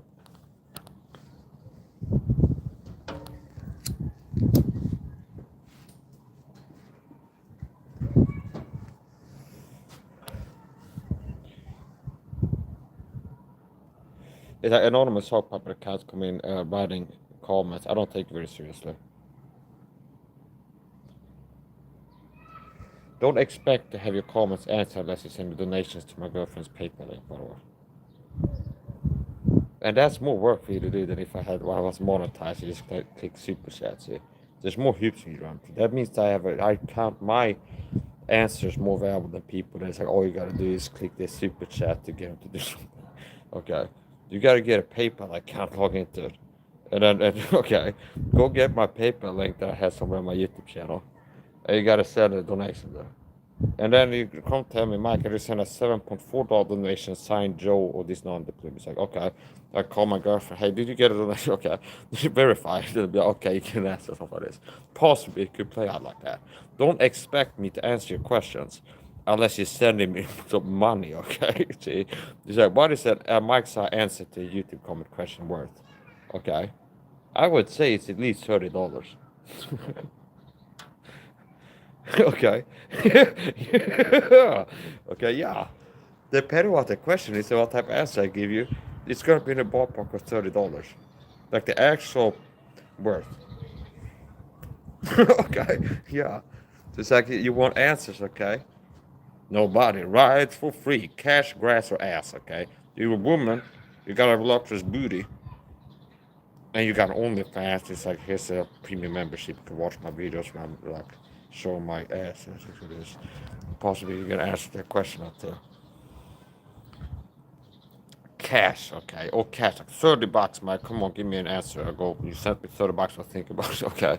Might get an answer.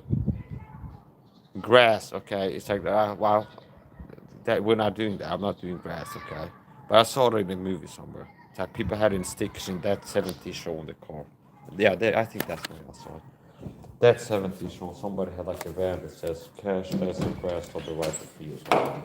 Nobody rides for free, okay. And I'm back in black. Yes, I'm back in black.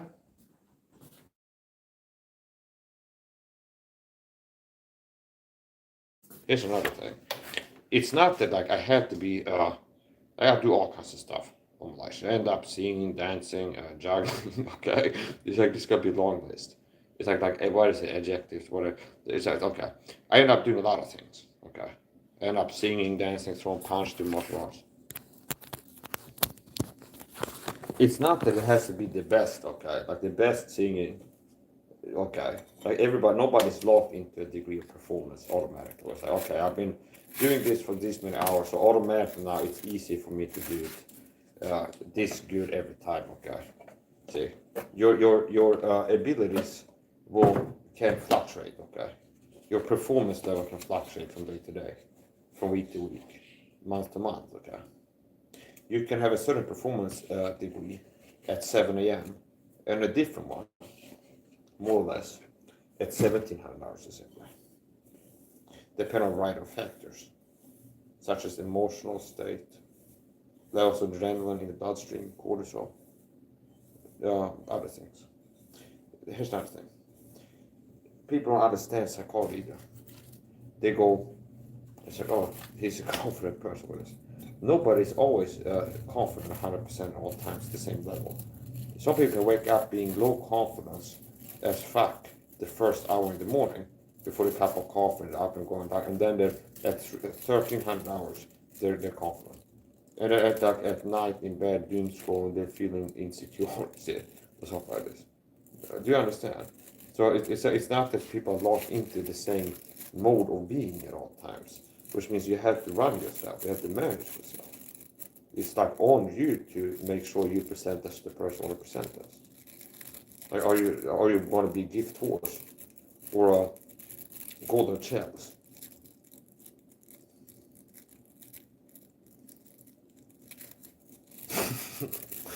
Okay.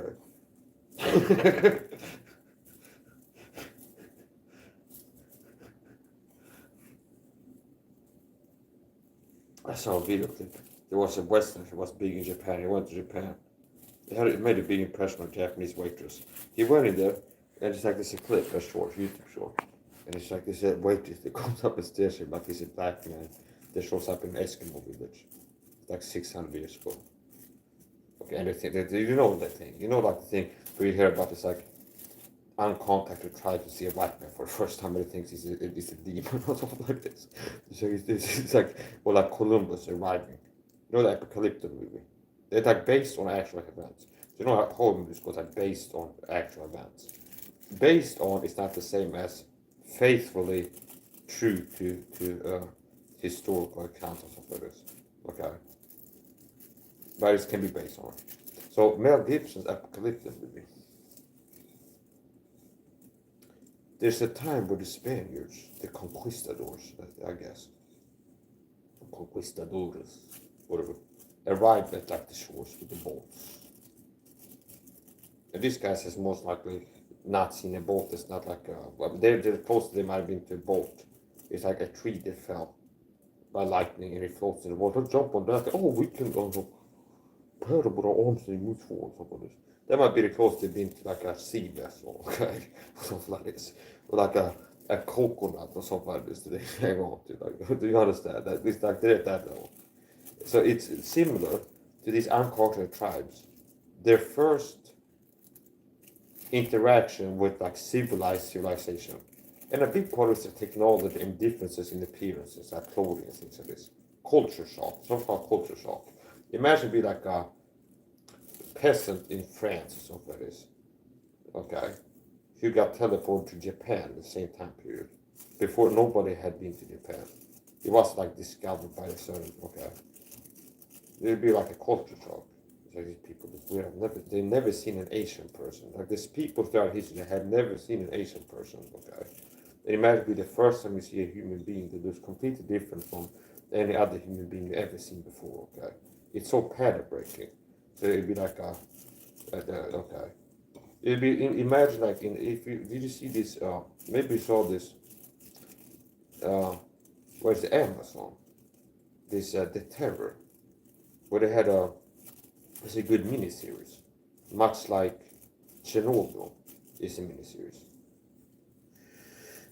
This HMS Erebus, and Terror, British vessels. One of them was like a steamer, it was a hybrid vessel, where it had sails, and a propeller, like an engine, okay, which is a hybrid. Okay, so it had a propeller powered by a steam engine, if I recall. So it's a hybrid vessel for sure. I mean, it's not just a sailboat, that's all it. So either it sails or oars.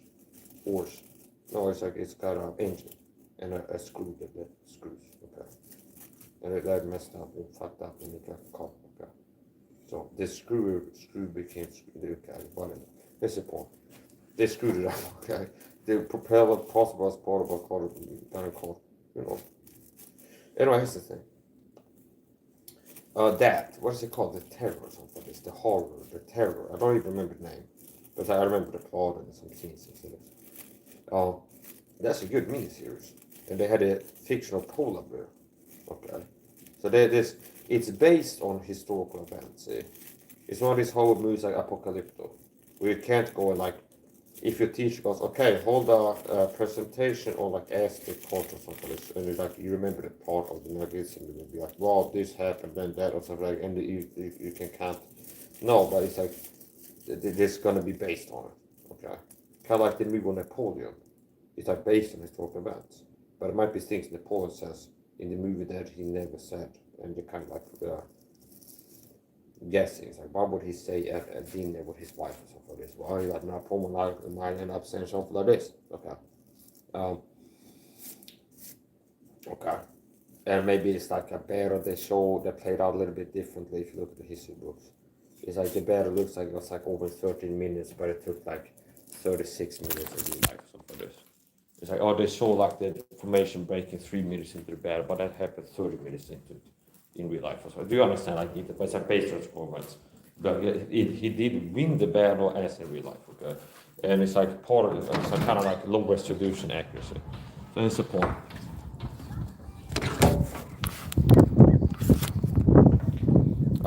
That series there, I think it's called The Terror.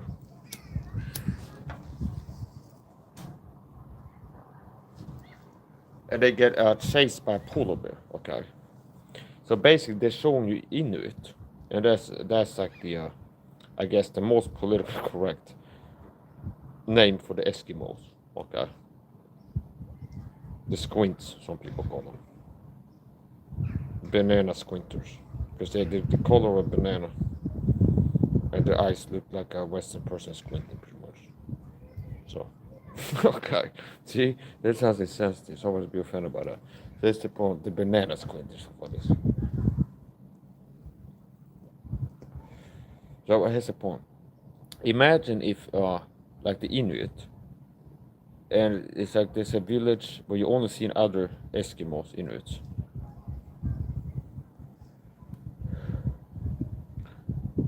And then it's like a black man walks in there. See, but if it would be like some kind of movie, with like the aliens, if they were real, like go to Africa, like Alien versus Predator, they take the spaceship and like abduct like a black, like a Maasai tribe black hunter, okay, and then like airdrop him down in an Inuit tribe. It's like a black man. This first time this guy sees Asians. The first time this Asian sees a black man. It's a new climate, different clothes, everything. It's like they might end up thinking that the other person is like a demon or an apparition, whatever folklore they have about the spirit world. It's like there are some creatures that look different than what you are, like oral history. It's like they sometimes appear in society and talk to us, and they're very strange like this. But it fits the myth, okay? Like the false religion for this. But here's the point. That's a pretty good movie. Miniseries. It's like several small movies. Episode 1, 2, 3, 4. That Thunbach, the mythological polar bear. That was like really, this one can't jump in the shot. It's like right up to the borderline where it's like when that appears, it's like it's a dangerous game. Like it could end up ruining the movie, and it's like, okay. The Thunbach polar bear, a fearsome creature not to be meddled with. He hunts his prey. Okay, something like this. So that polar bear is the worst type of polar bear to have hunting, because it's bad enough to have like a huge beast out to get you, but if it's a huge magical beast, they cannot be killed, say, but fire or something like this. There's like some kind of specific cheat code you have to know to be able to defeat it. Understand? It's not like this brass tag. Oh, it's a bear. It's a make it bleed. It dies. Something like this. Okay. It's like now you have a chance. Okay, just hit him with things to make it bleed somehow, and we'll beat it easy. But it's like no. You need some kind of talisman or some amulet or some kind of charm or something like this. And okay. Now, you can really do a movie, go deep with analysis of that, and be like, well, let's look at it from the frame that it's like they're doing symbolic stuff. So like the Thunbach symbolizes something else. Okay. He's a fictional representation of an actual thing in real life. Stuff like this.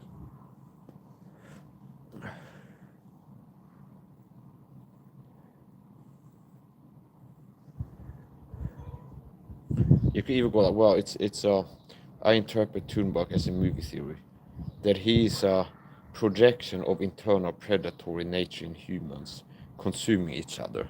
See, what happens when things get extreme? People start eating each other. Cannibalism, yes.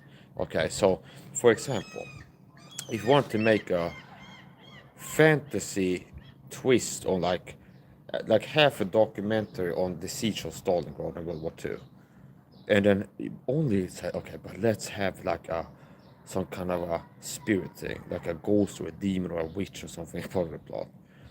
And it'd be like, it's borderline, but it's gonna ruin the whole thing. People will laugh at it and stuff like this. But it can be like, well, it's something, and then you can go and analyze it and go, well, maybe that represents like the ghost of evil inside of human beings that start preying on other humans when things get rough or something like this. See? Like they're eating their own babies or something like this. They boil the babies in pots. They end up eating rats. They end up stealing what normally they wouldn't steal and things like this. See? It's like, it's a externalized view, a projection of something inside of human beings that came up. Do you understand? So that works. See, it's a workable thing. I just came up with that. It's creativity. Movie theory. So here's MIKE SAHA analysis of movie theory on movie theory, film theory, analyzing the terror, HMS Airbus, that Amazon special, I think it's Amazon or Netflix. Amazon Prime possibly. And it's 3 episodes, I think. Also. And they go there on expedition, polar expedition, Arctic expedition.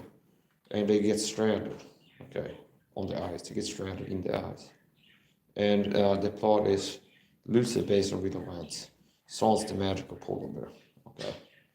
And they die, some die of starvation, some die of this and that. They starve, freeze to death.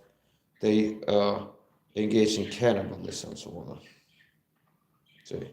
So the magical, mythical polar bear could be a symbolic teaching. It could be like a symbolic reference to the internal predatory nature in humans, the sin nature. That's what I'm saying right now. That's just like real-time analysis. So develop an intuitive perception of everything. So here's the thing. So, yeah, and it fits. See? You come up with a model, it fits with reality, you have a quality model. See? Like, I believe toxins give inflammation and hurt your health, and I believe that antioxidants can help you be healthy by lowering oxidative stress inflammation. Therefore, working to improve my health, I'm going to buy some anti-inflammatory supplements and put less. I'm going to invest in some antioxidant supplements and put less pro-oxidant, like oxidative stress-inducing inflammatory supplements. I'm going to be putting less of that in my body and more of like nutrients and good food and vitamins and things, like antioxidant vitamins. And if I'm writing this like model theory, I think this is what the case is, I can expect to see improvement. Okay? And if you do that in like in a study group, like science, 100 people, test group, it's like, oh yeah, the health improved. It's like, okay, the model was correct. It's not like completely out there. So, let's run with that. Thunberg represents the internal predator, like the predatory nature in man. And that is true, okay, it works. To explain the human condition to people from a psychological, secular standpoint even, without being not true to Bible teaching, like Christian theology. So you can do both. So what happens? People that normally, okay, you can look at historical examples. People, for example, that get stranded on an island in the age of sail. Some British men out there sailing, they start running long rations, they run ashore some uninhabited island, and they're like castaway Tom Hanks on these several people. There's many people that are like, in the West might be civilized and gentlemen, and a thief I am not and would never be, something like this. See? So that's not how a gentleman ought to behave himself, sir, or something like this, that type of person. And it's like, I do not cuss or steal or practice violence, so understand, okay? And I'd rather go hungry than steal from a fellow man or something, see? Okay. But you get your plane crash in the Andes alive, and you get to a certain degree of hunger and cold, okay? And all of a sudden you're like gnawing on another guy's like leg who died yesterday, something like this. Okay, I'm not a barbarian, so see, no, it's like in see, is there any people like I would never be a Nazi? See, okay. Most people would self-report that they wouldn't have been a Nazi. Yet, like 90+% of people who were humans in this place became Nazis. Okay, but it's like maybe it's 90% of people that would say if you were living there, would you be a Nazi? No, certainly not. Okay. But if you look at society now, it's like yeah, I can see how most people would have been a Nazi. Okay, right type of propaganda in the media and withholding certain truths from people, certain voices, suppressing them. You have people that can be influenced into doing evil stuff, okay, and dehumanize others and poison people and without due process work to murder people and the things like this. See? So it's like, yeah, it's the same thing. So the human nature, there's nothing new. So it's basically you can use secular sources and accents to explain the sin nature. Now here's the point. So yeah, Thunberg represents the predatory nature inside of man, the sin nature. That's what I'm going with. We'll see how it works out. So that's the theory I'm going down with. Movie theory. Going down that road. Thunberg symbolizes, it's a projection, see. So the plot is this people that are stranded in close to the North Pole, Arctic, okay, of the real cold. And this, as one spoiler, there's like a polar bear that starts hunting them all, like haunting them, see. It's like it appears out of nowhere and kills people and gets away. It's like a ghost. Okay, kind of. It's a projection. You can look like it's a projection, like a projector screen. Something's in here is put in external in another form. So the polar bear symbolizes the predatory nature in man. Okay, because and notice how it fits with the circumstance. But this polar bear is not in Western society, British society, like gentlemen and wearing clean clothes and acting like civilized, and like laugh at savages and things like this. There was also like scared at this day and age. It was like if there was like rumors that guys on this trip they were really struggling to survive who was a British vessel. It's like rumors that some of them engaged in homosexuality on the ship or something like this. It's like the thing that guys that are not gay, they become gay in prison for due to desperation or something like this. You see, it's like things like this. Okay, it was like they engaged in the ungodly deeds or something like this, and they were like straight. But it's like do you understand? It's like rumors that no, certainly not a British vessel in the service of the Admiralty or something like this. Okay, and it's like they got so hungry that they ate a dead human, like engaged in cannibalism. People are like, no, that's costly. That would never transpire on a vessel sailing under the Great British Admiralty flag or something like this. We are not the savages that we have read about, something like this. Okay, so it's like, it shows how when human beings get into a situation where things get desperate and like extreme circumstances. It's like hunger, okay, that's intense situation. It can bring out the best and the worst in people. And most of the time it brings out the worst in people, okay? And like rarely the best, okay? So extreme circumstances brings out extremes of human nature. So extreme circumstances tend to bring out the best and the worst in people, both, okay? And it's like rarely, if ever, that it's like purely one of them or the other. It's like where it only brings out the worst, okay? How can I put it to you? Historical example, Holocaust. You had people, Jews, that Viktor Frankl, Holocaust survivor, is quoted to have said, "The best of us did not survive," or something to that effect. That's a quote from Holocaust survivor, Viktor Frankl. Like, the best of us did not survive. The best of who? Us Jews in the Holocaust camp. Okay. Now, without reading all the books, I can use human reasoning to figure out how that makes sense.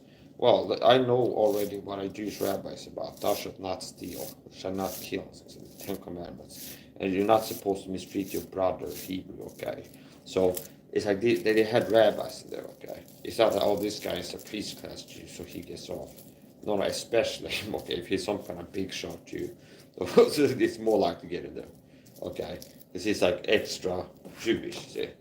So if anything, like the rabbi is going to be the first to get scooped up and put in the camp. So, I know enough about Jews, so it's like they're teaching like the Torah, Old Testament, thou shalt not steal.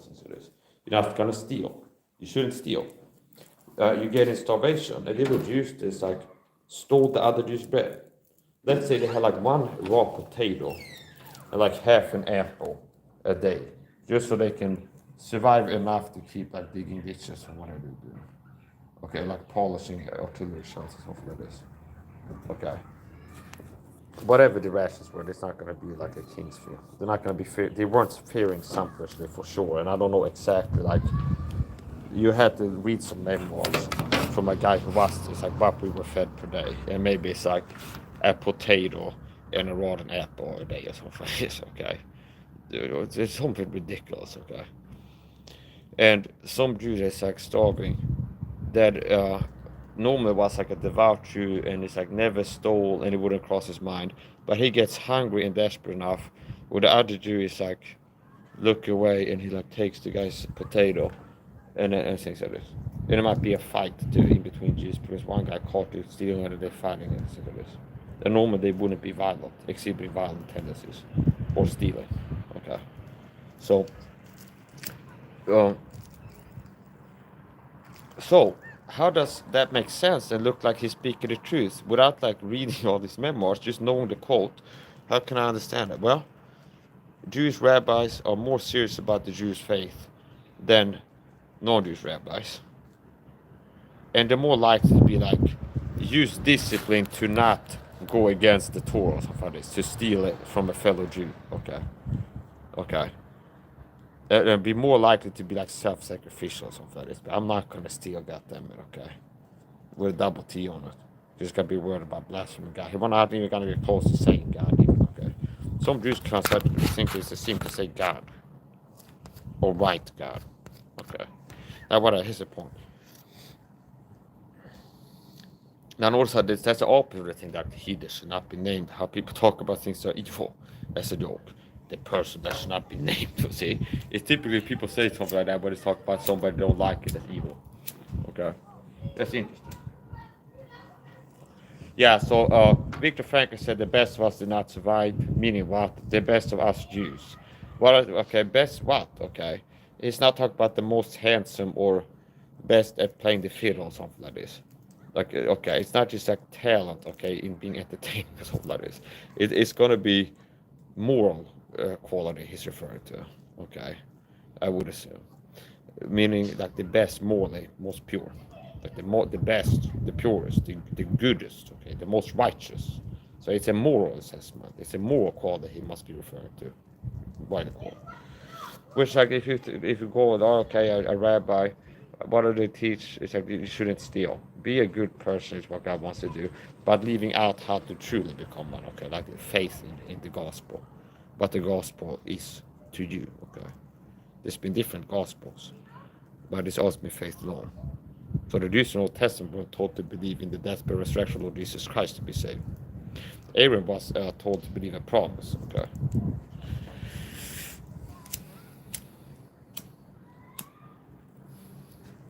So, and the thing that God told him didn't seem that likely if you look in the natural. Okay, you lack faith. Okay, like kind of like, oh, my wife is like 90 or something. She's 80 plus and her womb is shut up. She's like gone into menopause. She can't have children, which is not ovulated, whatever thing is. And then an angel shows up and says she's gonna have a child. Okay, and it's gonna be like you gotta be the grandfather, grandfather, like a lot of people. And this guy knows that his wife has passed the age where she can have children in the natural. She's not okay. Like menopause is long since she hit it, and that looks like an impossible thing. With men, some things are impossible. With God, all things are possible. So,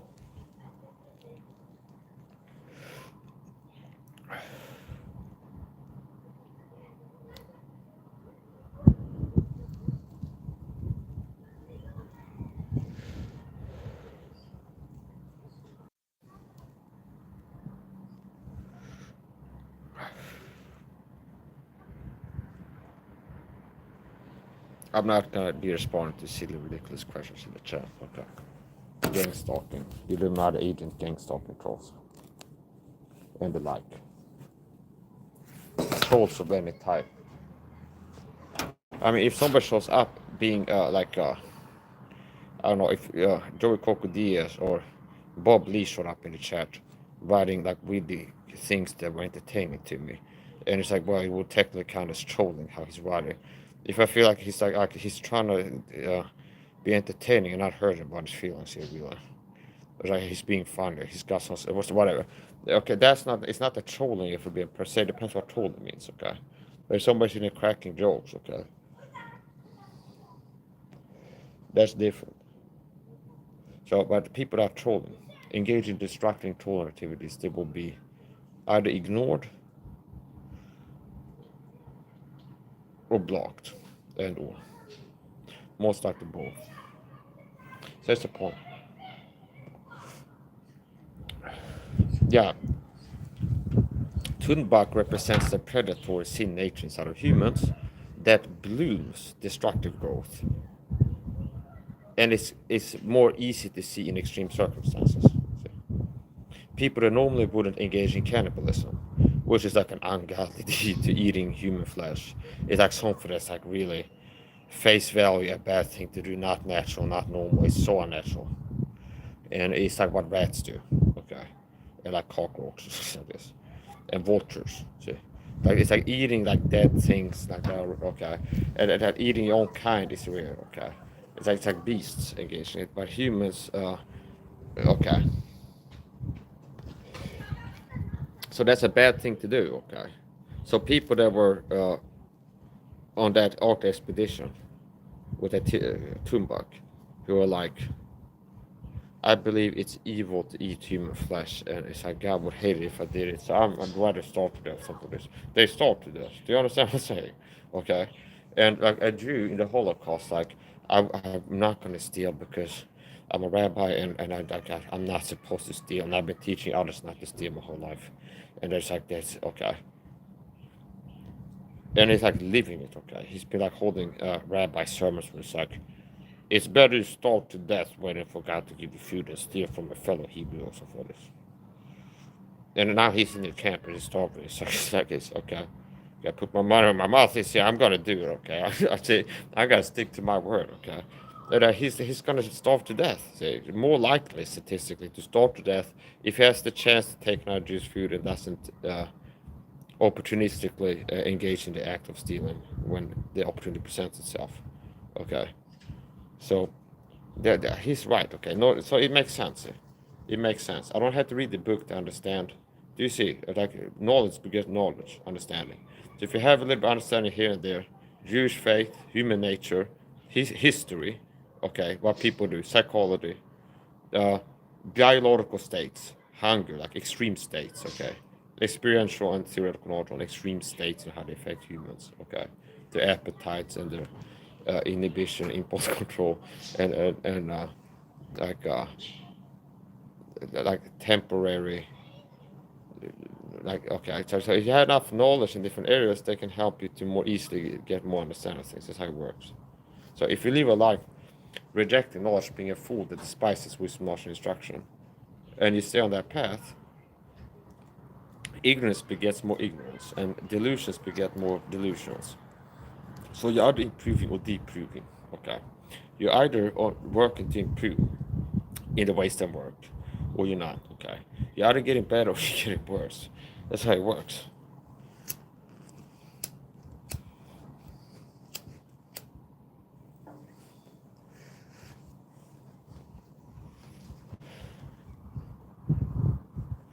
You either getting better or getting worse. Yeah, okay, we're decoding. I'm a decoder. So,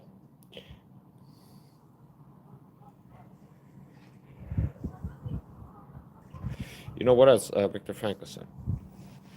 It's a quote which I do retain in memory. A man that has a why to live can be with almost any how. That's not a Viktor Frankl quote. Okay. See. So, people that lack purpose and meaning in life, they end up more likely to die, okay, a lot of times. See. So if somebody lacks like a why to live, like the purpose, meaning, like if a person lacks like a the meaning in life, they're more likely to end up dead. in certain circumstances than somebody that has a right to live. Okay, so how can I go about proving that a little bit with reason?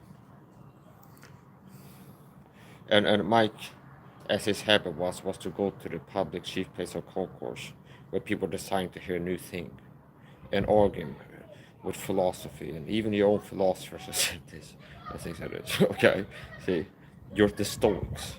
Okay, in him we move, live, and move, and have our being. Okay, well, so that's the point. This type of stuff I get is meaningful. You know, I get into. I spend time doing things that are meaningful. And it's not like, oh, let's have fun and that's the sole purpose. I end up doing things that feel meaningful. And what ends up feeling meaningful is also like something that is a good time. See? Every day is a party. Even Steven Henderson fakes that or is that somehow. Okay, he's got some fall. Or the real fall, but it's like, every day is a party. He's a pastor, the American hate preacher. He's more infamous than he's famous. It's like, every day is a party. The Anderson house. Okay, my kids laugh at me. I call me like, let's party, guys. Okay, and so what are we gonna do? It's like, we're going to Chick-fil-A to have a burger or something like this. And it's like, this is like a kid at Christmas. Like, it's gonna be great, guys. And they show up there like, I want a double burger or something like this. It's like, yeah, we gotta eat here. Okay, that's the image I get. It's like that's his life. Okay, see, so it's every day is a party. Okay, so. Now, how do you be that person for real? That's like having joy and happiness and meekness and long suffering. But most of the time, presenting that you to be being a pastor is like you're engaging in like evil behavior. Okay, you can't have both ways. You can't be truly happy and fulfilled being a wicked pastor. Okay, or a wicked non-pastor for that matter. I say especially being a wicked non-pastor. If you'll be a Christian, you're not gonna. God's not gonna let you. Like really be blessed and have joy when you're up to no good, Anderson. Oh, do I have to preach the anti-Steve? Do I have to remind you? I have to do, okay. Do I have to remind you of the anti-Steven Anderson doctrine that I taught before? Do I have to, maybe I have some new viewers here, newcomers from all the viewer-winning activities I've been doing. The YouTube shorts. Do I have to remind you of the anti-Steven Anderson doctrine?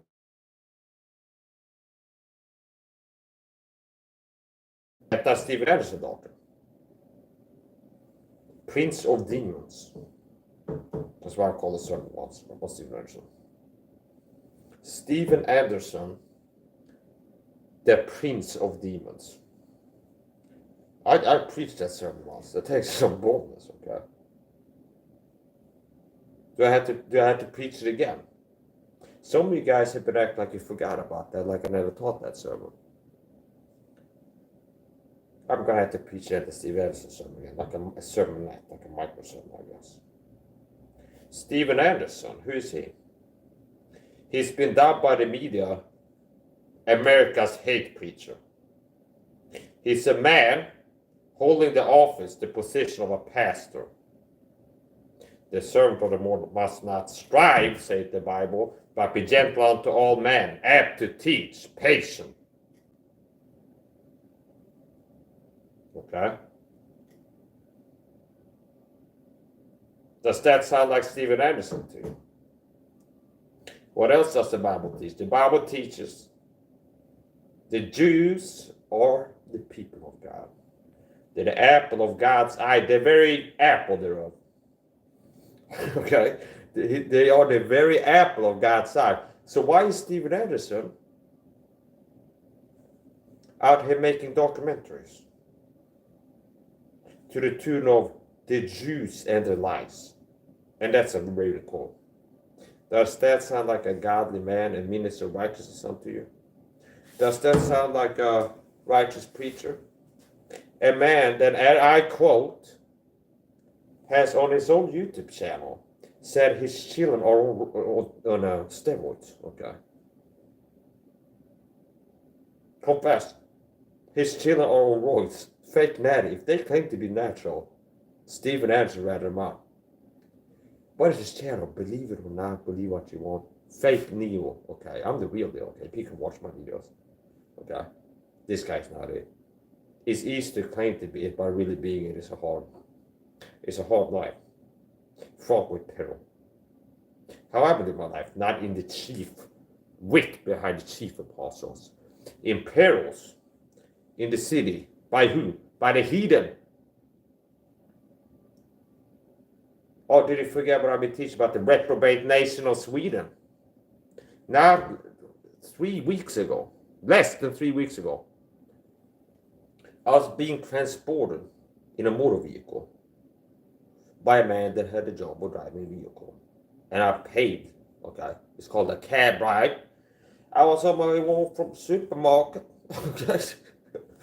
And, okay, see?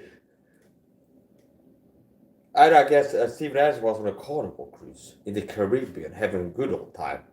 Meanwhile, Mike Saha out here, a man crying in the wilderness, who's like clothed and raggedy, all clothes, and he wears the same shirt 6 months in a row and eat like things that people laugh at. They think he's a weirdo. The voice of one crying in an apartment. He's living the high life out there, okay? He's go on the carnival cruises to the Caribbean, okay? I saw a picture of him on his Facebook page, okay? Doing what? Standing on an island, okay? On a beach. And in the backdrop, there's a big boat, okay? He looks pretty shipwrecked to me, okay? Concerning the faith. He's a shipwrecked Christian. He's a shipwrecked Christian. Okay. So, I just love preaching against Stephen Anderson. I love it. I just love. Okay. I just love preaching a sermon against Stephen Anderson. I just love it. Okay. I just love preaching against Stephen Anderson. So, Stephen Anderson. What I tell you, I'm here to preach a micro sermon against Stephen Anderson because some of you act like you have forgotten or like you never heard the first one. Okay. So, Stephen Anderson, I'm hoping to vaccinate you against this disease of heresy that falls out of his mouth. See? If you look at heresy, like lies as a disease, I'm hoping to make a video that same people who act as a vaccine against, like being infected with his ideology, like his false, like his propaganda bullcrap, where he teaches that Jews should be murdered by the government, that the Jews are, no, not murdered to be technically correct, to be correct, technically not. He teaches that he wants the government to have a death penalty for being gay, okay? And okay, let's get into that a little bit, why that's wrong. We are not the theocratic kingdom of Israel, okay? America is not the theocratic kingdom of Israel, neither is Sweden, okay? Some word gay. Yes, Mike is preaching against a pastor that wants the government to murder homosexuals, to kill them. That means he's gay, okay? Like, oh, Mike is preaching, contending for the faith and going through different things even as teach that wrong. So I guess you must be gay and a secret Jew, a crypto Jew or something like this, or an agent for the Jewish Zionists, since you're preaching against a guy who's an anti-Semite, okay? It's like, stop with this ridiculous stuff. But here's the point. Stephen Anderson has a documentary produced. Was it Paul Wittenberger that produced it? The Jews and the Lies. I'm a Rem fan. Rem fan. He'd like to talk about Rem fan. Okay, Rem fan. Rem fan. It sounds like a Thai person's name, like a My Time Gym or something like this. Rem fan. Or some kind of part of a car engine that you go to the car shop. I need a Rem fan. Okay. It's like some kind of a coil for the carburetor or something like this that broke. I need a new one. Okay. I need like a lot of things for the fan, the cools the engine, so it's the Rem fan. So, yeah, he exhibits anti-Semitic tendencies, sentiments. What does the Bible teach? God does not cast off his people which he foreknew. The Bible teaches the Jews are the apple of God's eye. The Bible teaches Jesus was a Jew. He came unto his own received him not. But to them that received him, to them gave he the power to become the sons of God, even to them that believe upon his name. So Christ was a Jew. He came to the Jews to save the Jews, okay? The Jewish Messiah, this Savior of Israel. As an afterthought, you could say, like plan B, because the Jews rejected the Messiah, the gospel spread it to the world. So by their disobedience, the Gentiles were blessed, okay? See? Later on, the Jews suffered judgment for the rejection of the Messiah, called the diaspora, the scattering. And there was a Roman general called Titus, I think it was. They led like a destructive conquest against the Jews. You can Google this and see what it's okay. I came over back in the Bible verses, right? Like historical, the name of the Roman general. Okay. So, but here's the point: the Jews were scattered, and then God brought them back in the land. So there's people from all over the world that were brought back. They got their land again, as promised.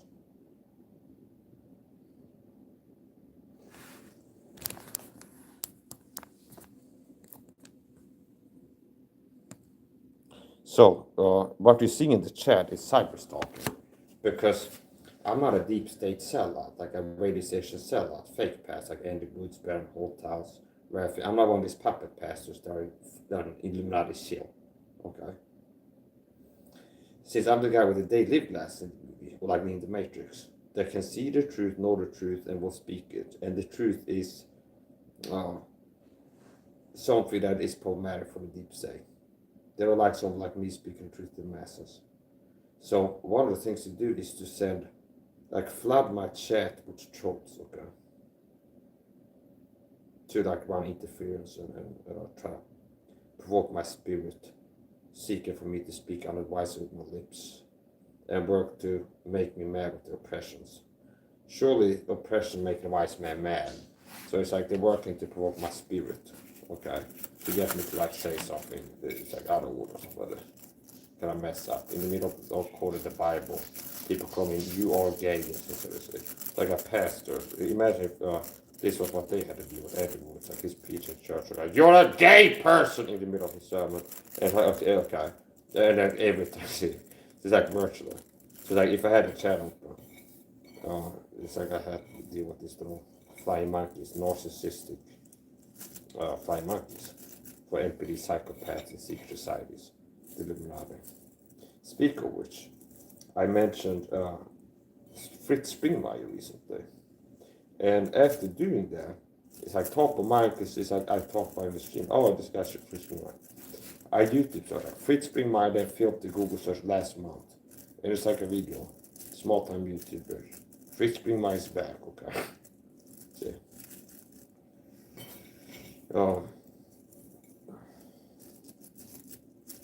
Here's Fritz Springmeier. He's a New Order, aka Illuminati. What do you want to call it? He's a researcher. He's written at least one book, okay, on the Illuminati bloodlines, the deep state, like the hidden power hierarchy, like the powers that should not be. He's referred to him before, okay. Well, some other backstory facts. He at one point lived in an Amish community, like a recluse. See, he lived in an Amish community. So it's like he was taken in. I don't think he was like on the run from the gamblers, but like he was possibly fresh out of prison for this. And it's like okay, we'll have to look into the. You can ask him himself if he's like opens himself up for like Facebook comments again. Okay, I used to follow on Facebook. I had a Facebook make a public post. They're doing kind of like devotionals. It's kind of like a chapter length, like a book chapter, kind of per day at times, or at least a week, like a bi-weekly basis, like every week or so, every day. Quite frequently, I feel like a chapter length Facebook post on Facebook. And I was keeping an eye on it, and some good, some bad, but a lot of stuff was interesting. Okay, say what you want, but it was interesting. A lot of things, topics that covered, would disagree with it a lot of it. But in bulk, it's like truth that's really covered topics. Like there are a satanic elite that read, here's the truth. being on board here, okay? If you want to be like, what is the common ground, okay? Then we can get into what is not the common ground. So, Fritz Springmeier said he'll be like, yeah, bulk of the army is like, there is a group of people, elites, okay? Wicked, evil power leads that control the traffic behind the scenes. And here's how they operate, okay? And they work to control people and do evil in this world. And that's not like the mainstream normie thing. Where it's like a lot of people are normies, like your grandma who you, it's like, oh, it's like, no, how the world works is politicians get voted into office, they run countries. See? And it's like, oh, Trump, he runs America, and this other person, Macron, he controls France. No, they're puppet to the deep state. That's how the world really works. And a lot of you pretend to be seeing leaders and hold us any roots. You really give yourself away when you make fun of conspiracy theorists. And you use the term conspiracy theorist as a derogatory term. It's like, people out here being conspiracy theorists. As if that's a bad thing to be. Okay. I would consider it more insulting if somebody like, you're not even a conspiracy theorist. If I like, I'm more likely to end up as an insult. Be like, this guy's not even a conspiracy theorist. He's not even a 9/11 truther. Like, this guy's a pastor. He doesn't have one video where it's like, yeah, the guy lied about 9/11 in the media. Okay. It's like that would be like, well, that's just something they can be dissed for. See? They're not even a conspiracy theorist. They didn't go for being a conspiracy realist, the theorist to realist. Like theorizing about possibilities of conspiracy of this type, arriving at a realization that, yeah, really it is, for sure. Okay.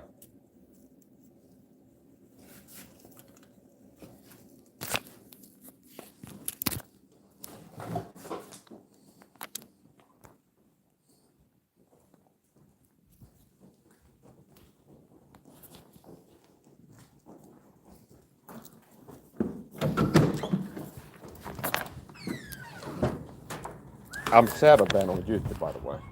Okay, meaning YouTube works to hide my streams from people, make not have many views.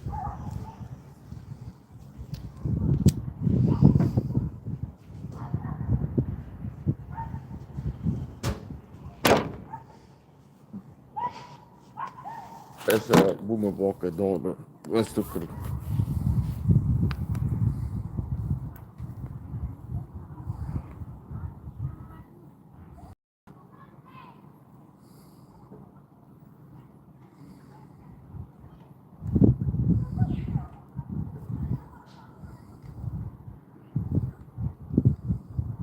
Dude's got really high visibility clothing on, like reflective pants and a red shirt. So he's not likely to be missed by some person driving a tractor through the neighborhood.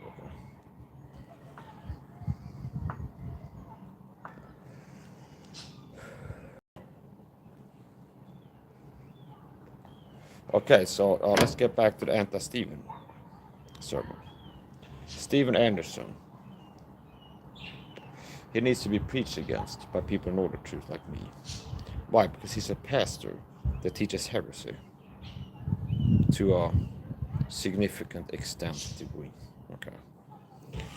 So, what are some of his heresies? Being anti-Semitical, teaching gay people are reprobates and can't get saved, wresting the scriptures, being anti-Semitical. Okay.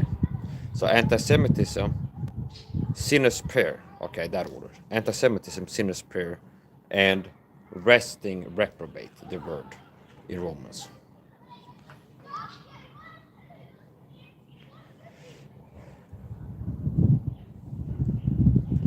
Reprobate in the scriptures doesn't mean unsavable, okay? If you read Romans, which is part of my digital gospel tract, which I made myself by compiling different verses that are pertinent to the topic of salvation, okay, from hell, the lake of fire. And there's no verse in their passage that's irrelevant. See, thereby by default they're irrelevant.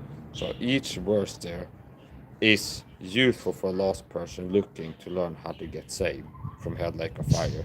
Like all of those verses I put in there are helpful, okay? Have the potential of opening their mind to the truth if they're seeking it, like receiving the answers if they're looking for it. I want to know how to get right with God before I die.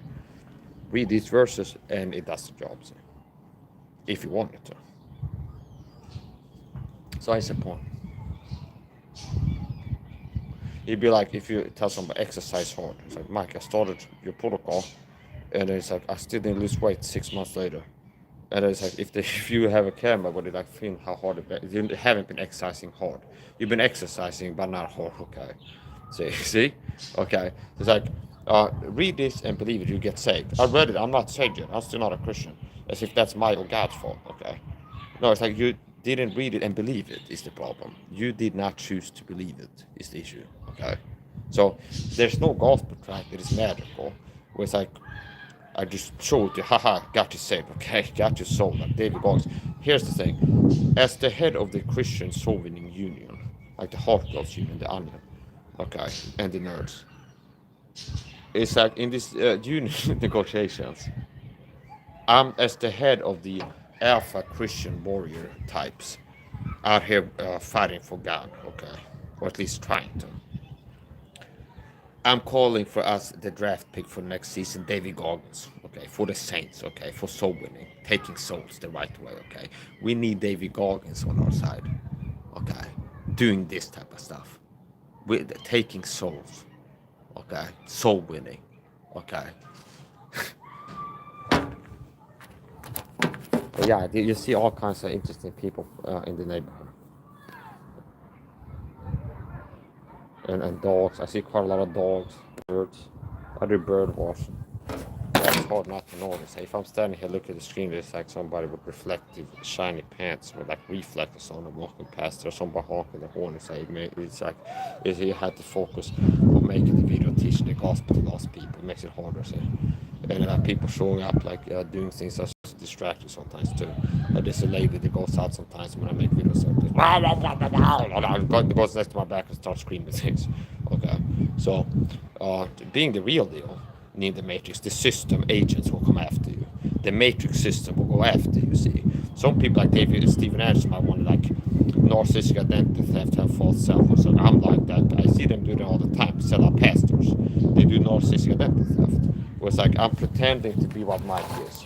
I want people to think that I am what Mike is for real, okay? It's called narcissistic identity theft. It's the summer season now. I won't be surprised if pretty soon people start having picnics in the park here. Okay. There's a novel, Roadside Picnic. The Stalker game franchise, Shadow Slover, Call Pripyat, is based on that loosely. Okay. It's a video game I'm playing.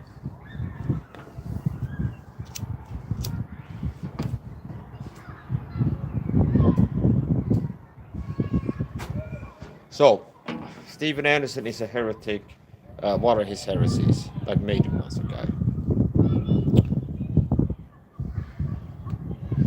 He teaches salvation by sinner's prayer. So if you're going to try to do it in like rank order in like number one, most serious heresy, 2, 3, and 6 it is, I put the sinner's prayer teaching at the top of the list.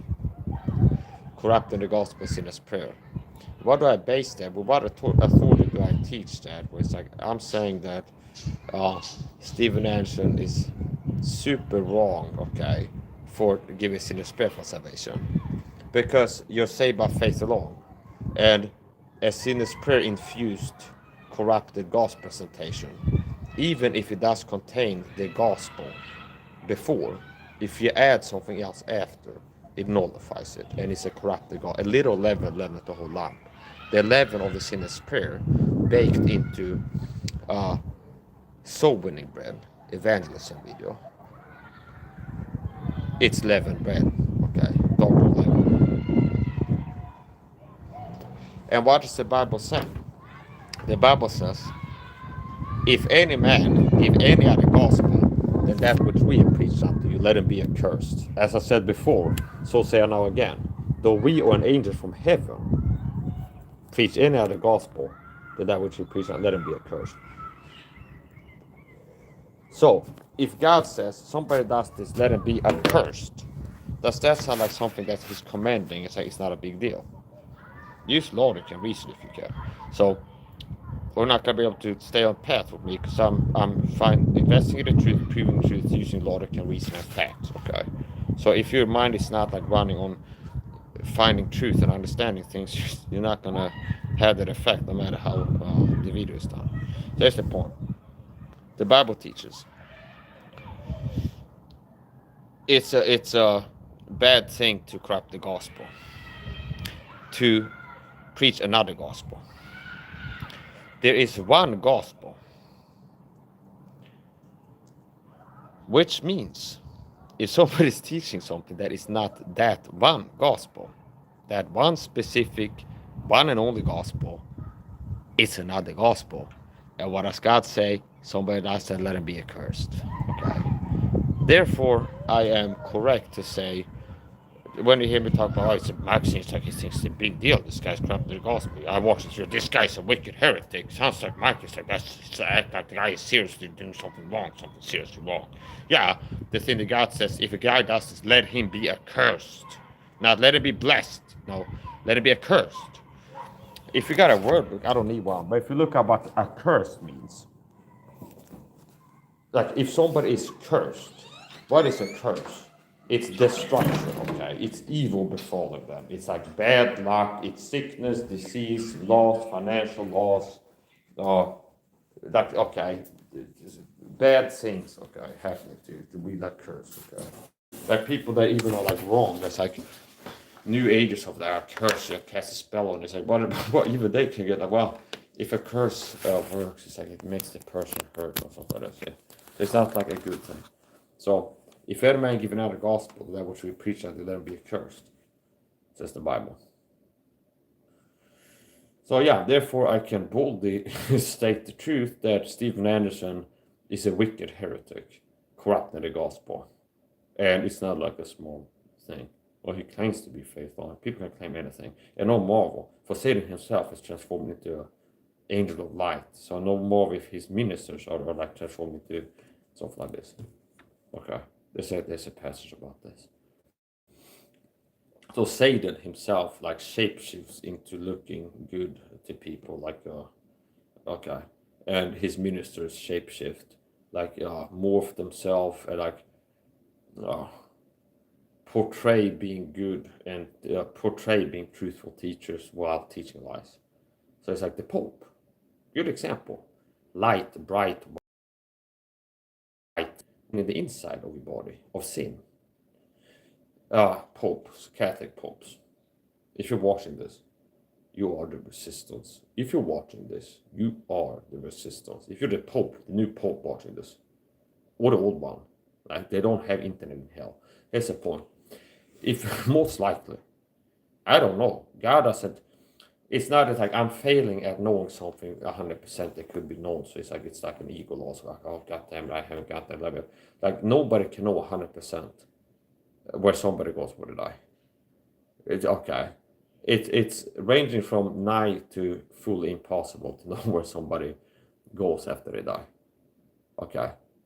You can't know 100% if not a person saved.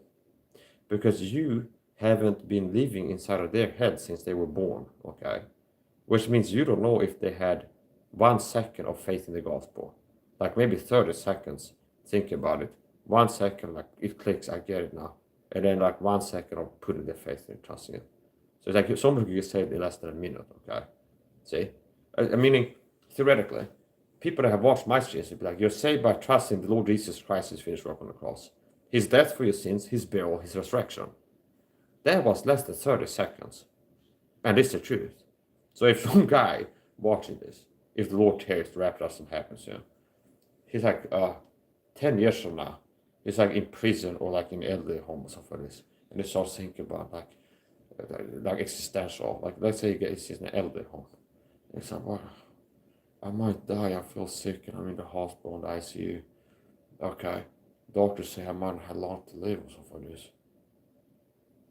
And he's thinking this, so nobody can know he's thinking this. Not even the nurses can know this is going on. This can be happening in the hospital right now in the future. Somebody remember that little, and the Holy Spirit can possibly help you to remember. Like remember what you've heard before, specific things, the gospel, the somebody preached once. I call it to remembrance, and be like, what did God say? If I want to go to heaven, be saved from hell, but I'm starting to feel like I might be going there, and I feel like I've been a bad guy, sinner, so it's like trusting Christ in His finished work to be saved. I remember that. What else was it? His death, burial, resurrection for sins. Okay. And it's like He trusted. Okay, especially if I did like that. Okay, I put some verses, like I put quote verses. That's quote from heart memory. I have the Bible on the tablet on my heart. See, that's not unfortunately a lot of Christians don't. We don't have like the Word of God written on the tables of the heart, as it were. So it's good for you to remember the scripture. It can help you to have the capacity to do things like this, teach the gospel unprepared in the middle of live stream, and do a good job at it. Okay, it's I guess a lot of people who get saved haven't watched this. People watch this. Notice how it's time well spent. People went to spend 3 hours watch a whole movie. Okay, No Country for Old Men. That's a good movie. Whatever movie, it's like it's fun or entertaining, or they like it. They didn't get one of those minutes in that 3 hours they spent. Didn't have a clear gospel presentation yet. So that makes this class more valuable than a major whole production, as far as I'm concerned, in terms of the value contained in it. See, sometimes watching movies, I find hidden veiled references to like the gospel and like themes and things like this. But most people are not equipped to comprehend things like that. As a matter of fact, most Christians don't have the ability to watch movies and find hidden references to the gospel in whole movies. Hidden beneath the surface, like words of wise talk sayings, and other like deeper truth. So how should lost people that can comprehend spiritual things have a chance at that?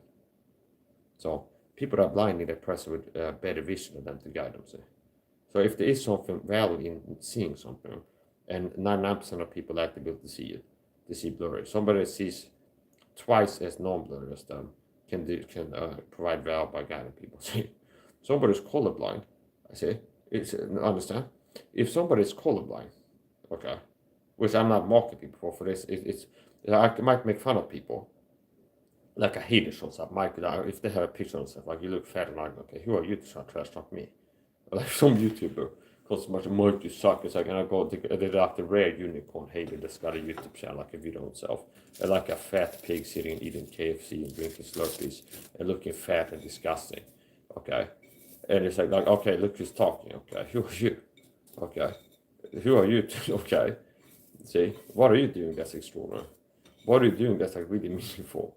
Okay, it's like promoting food addiction, and that's about it, and like promoting being a loser.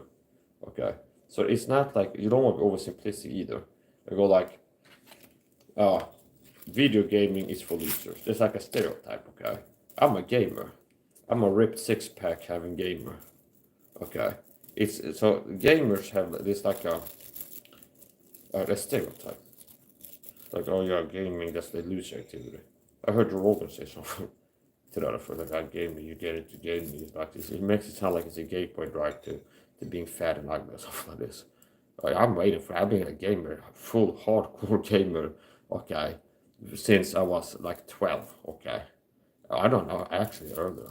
As soon as I had the ability to game on it, I've been doing it, okay.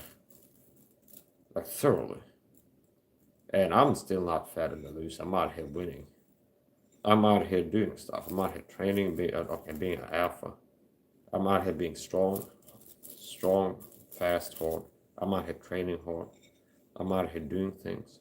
So apparently playing video games many hours doesn't make you a loser. So if Joe Rogan wanted to be like now he would never be up on a podcast because I want circus runner. See, it'd be like Eddie Bravo on steroids, where I'm too wild, he can't contain me, understand? it's like there's certain things. It's like I can't trust Mike to not end up saying something that will get us both killed, and Mike won't care about it because he's a Christian. He's going to heaven if he lies. Okay, see, okay. So I can't trust Mike not end up just like saying something that is like the man gonna like really like want to take us both out now.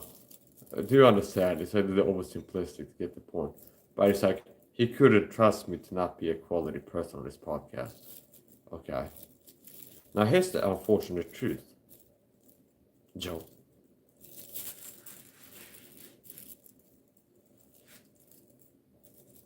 Unlike you, I have people buying tickets to sit here on benches, and they sit in with bated breath. It's so quiet you can hear pin drop.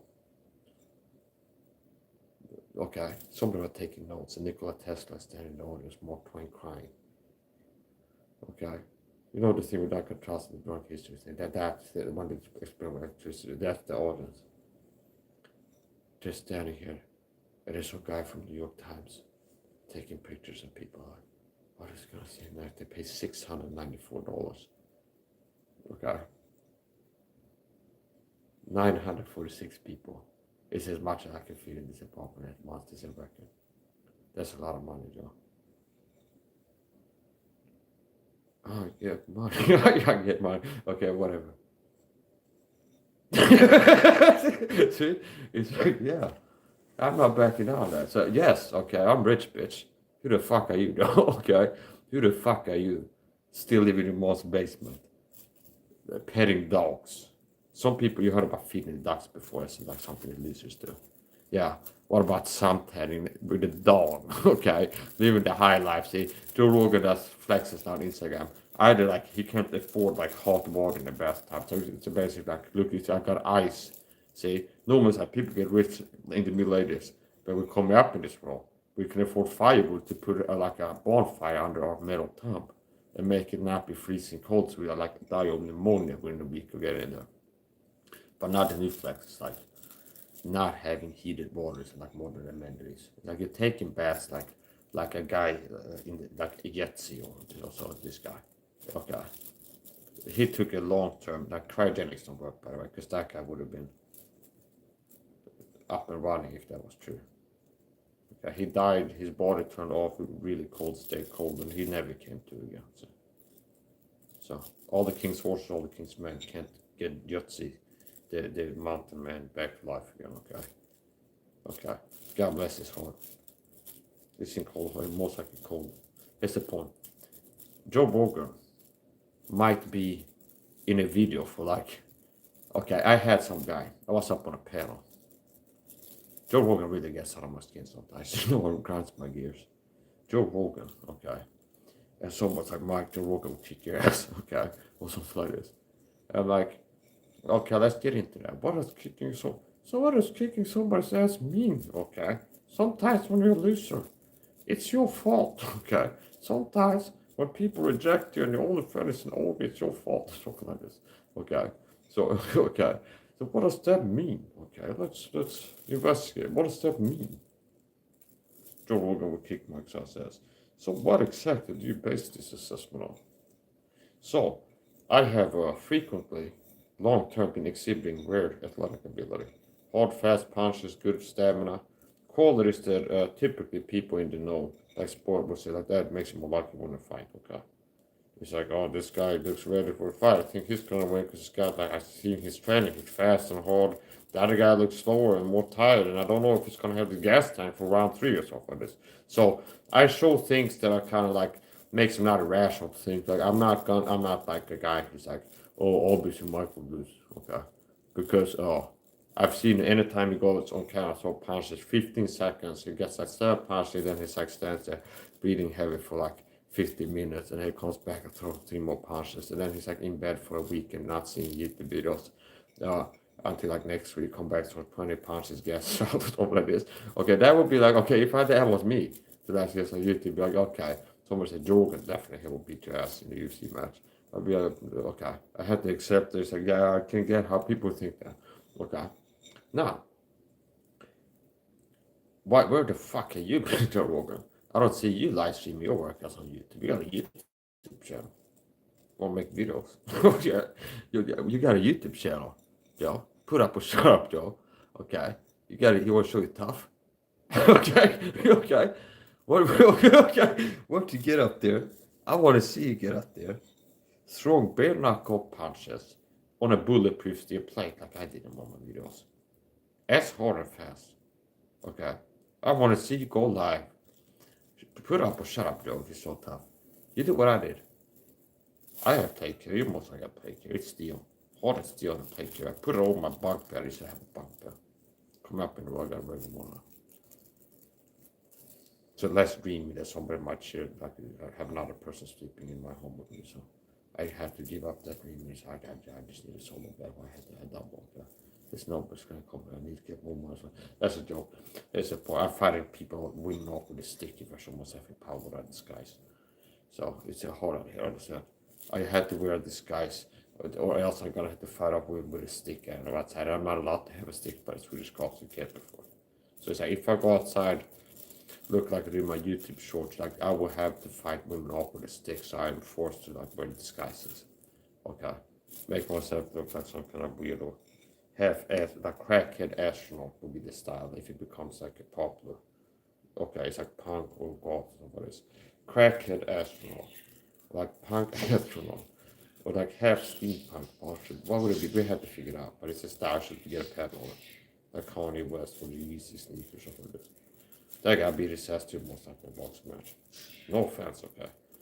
Okay, he's got some good outfits. I'm saying. Okay. He's showing the power, I understand.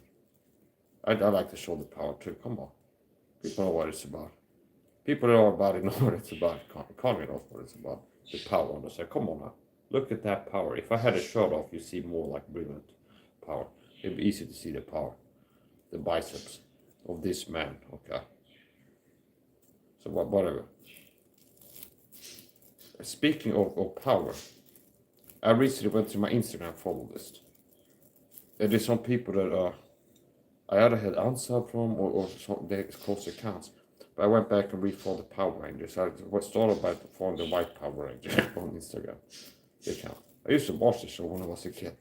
Okay. Okay. And then after that, it's like I'm gonna have to follow the other ones too. It's like you don't just follow the first one that comes to mind, like the White Power Ranger. If you follow one of the Power Rangers, you got to follow them all. You got to follow them all. Because what is the thing in the show? It's like you need all the different Power Rangers uniting to have the power, okay? So I follow first the White Power Ranger. Then I follow the Yellow Power Ranger, okay? You can check out who I follow on Instagram. You find them in there. Next, I follow the Black Power Ranger, okay? And I was looking for the purple, and I couldn't find it like a good-looking purple account.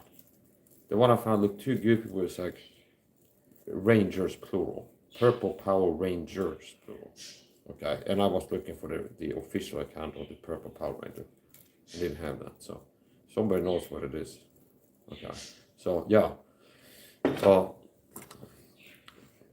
Mighty Morphing Power Rangers. Okay, that's on board being all of mine. You start out being some scrawny little guy, skinny fat. And you start pumping iron. Eventually, you have like a powerful flex pose. You'd be like not laughable if you take your shirt off and get in front of the camera and do this. See? So, whatever. Here's the point. Kanye West, he was on the Alex Jones show. And he's like, he was real radical. He was really radical. He was wearing strange outfits. So I don't know, he's trying to be some kind of he's trying to like be a trailblazer of modern art or something like this. He's out here wearing like monocolored outfits and things like this. It's just one color. One.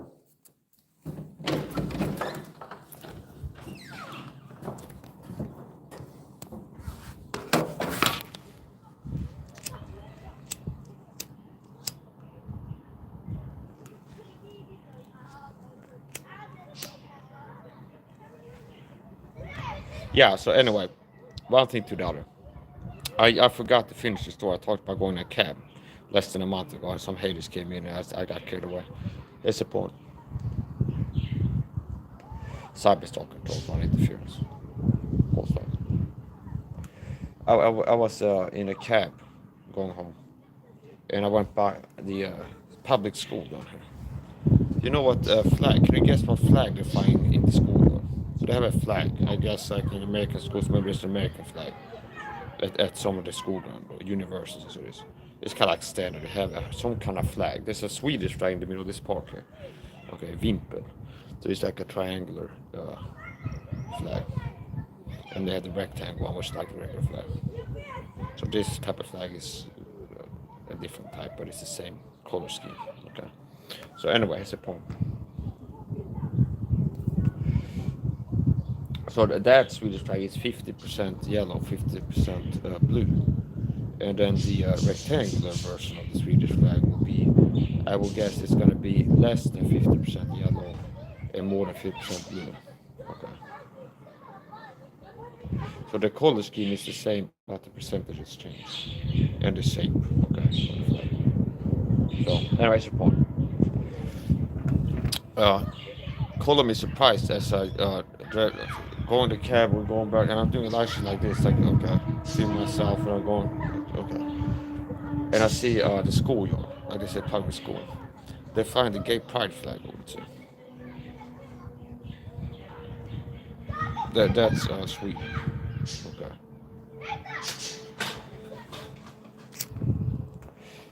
I'm a Christian man. I wouldn't let my children go to a school that has a gay pride flag flying over the playground. Oh, Mike, that seems like you're too hard, man. Like you're being petty or something like this. Well, what type of flags, if a school had it, then would I refuse to send my kids to? A swastika flag. Gay pride. A pride flag. The pride flag. Anything said in French sounds more gay. In a certain tone. Okay. Did you see the clip of Macron being shot by his wife? That does look like a manly guy. Now, here's the thing. Being assaulted by a woman doesn't prove you're a pussy, okay? See? Okay. Sometimes I've heard on panel fights. If you don't know about a panelist, you gotta catch up to this. Okay? But it's like people like, if a guy goes like, a woman wants to kick me in the balls or something like this, drinking or whatever, or some woman like smacked me in the face or this. It's like, what? It's like, they'd be like instantly side with the woman because of the gender. But what did you do to, like, it's like you had to have been doing something bad for that to happen. As if irrational, violent outbursts are unique to the male gender or something like this. As if women, if they exercise aggression by default, the female gender, it's always like justified, okay? So there's like never like a woman who like pulls a knife and stabs her boyfriend because she was crazy and schizophrenic or something like this. Just in the middle of the night, she has a voice up telling her this guy is saving my corner, and she like stabs him. This is things happen. So what was he doing? Well, I guess he was married to her. Is what got him killed. Like sleeping in the same house. Okay, it's this part of like possibly could avoid it. Nice, because it's rarely that somebody's like all normal, then all of a sudden they flip and become a schizophrenic knife killer. What like this. So that's the point. Yeah, so at school here I saw a gay pride flag there. All this colors. I wouldn't have my kids. If I had kids and lived here, which I wouldn't have kids and live here at the same time. I wouldn't have them go to that school for sure. Just based on that alone. If I was like school shop, what schools do they have for my kids to go to here? Look around.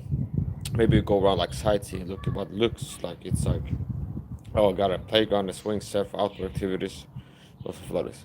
It's well lit, and it's like, okay. Yeah, wait a minute, you got a gay pride flag over there. What's that? So yeah, I don't support the gay pride movement.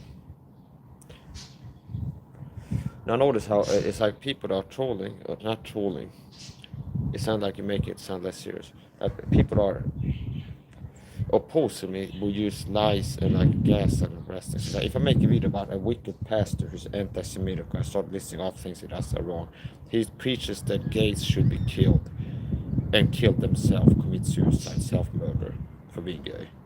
Okay. And so that's one thing he does wrong. And then he also teaches they can't get saved.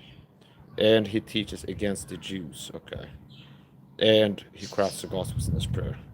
That's where, are you gay? Because you criticize a guy for wanting to kill gay people. So I get that means you must be gay then. Because you don't want gay people to be killed. You want them to believe the gospel and get saved. Okay. So that must mean you're gay. Okay. So, okay. It's like, oh, it's like you're saying that this guy is wrong for teaching against the Jews, so I guess you must be like a Jew or something like this. No, I'm a Christian that has been reading my Bible. Okay, then I go by what it says, then not by what man says. So if some pastor shows up, this is the part. The reason that so many people get deceived is they're babes in Christ. And it's not that you go at a given rate. So it's not as simple as that person that haven't been saved for many years. Because you don't go at a set pace. Okay. It's not Calvinism or whatever the school. It's not that it's like you get saved and you grow 3% per year for being saved. So if somebody has been saved for 3 years, they go 9%, and the 9% are completed, conform the image of a sound type Christian. I see. So it's like, oh, okay, we gotta know who's the most mature Christian here to ask a question for this. Who's been saved the longest? Well, this guy has been saved for 17 years. This other guy for 12. So the guy's been saved for 70 years. By default, he's gonna be the most mature Christian. Know the most doctrine, know the most Bible verses memorized because he's been reading the Bible more because he's been saved more years. No, this Christian has been saved 3 years. They read the Bible cover to cover 10 times. And then this Christian has been saved for like 13 years to maybe one time. They haven't read the Bible cover to cover once because they do like devotionals, like reading today's verse only on like Bible Gateway. See, that's the reading. Okay, like they it's on website, it's on Facebook group they're part of, and some pastor posts like a picture of like a verse. Okay, and that's most of what they've been doing. So even they've been said 10 years, they haven't read every verse in the Bible once. See, that's what I'm saying. Which should be cover to cover, like not even in like scattered order. Okay, here's another thing. You don't want to be too much of a slave to proposed form. It was like the right way to read the Bible as a Christian. Start in Genesis, read to Revelation, and that's the only way to read it.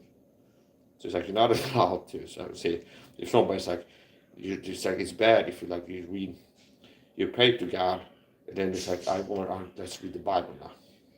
And you open up, and let's read out of John today. See, that's okay. And you go to John, and you start reading John. And it's like in the beginning was the Word, and the Word was with God, and the Word was God.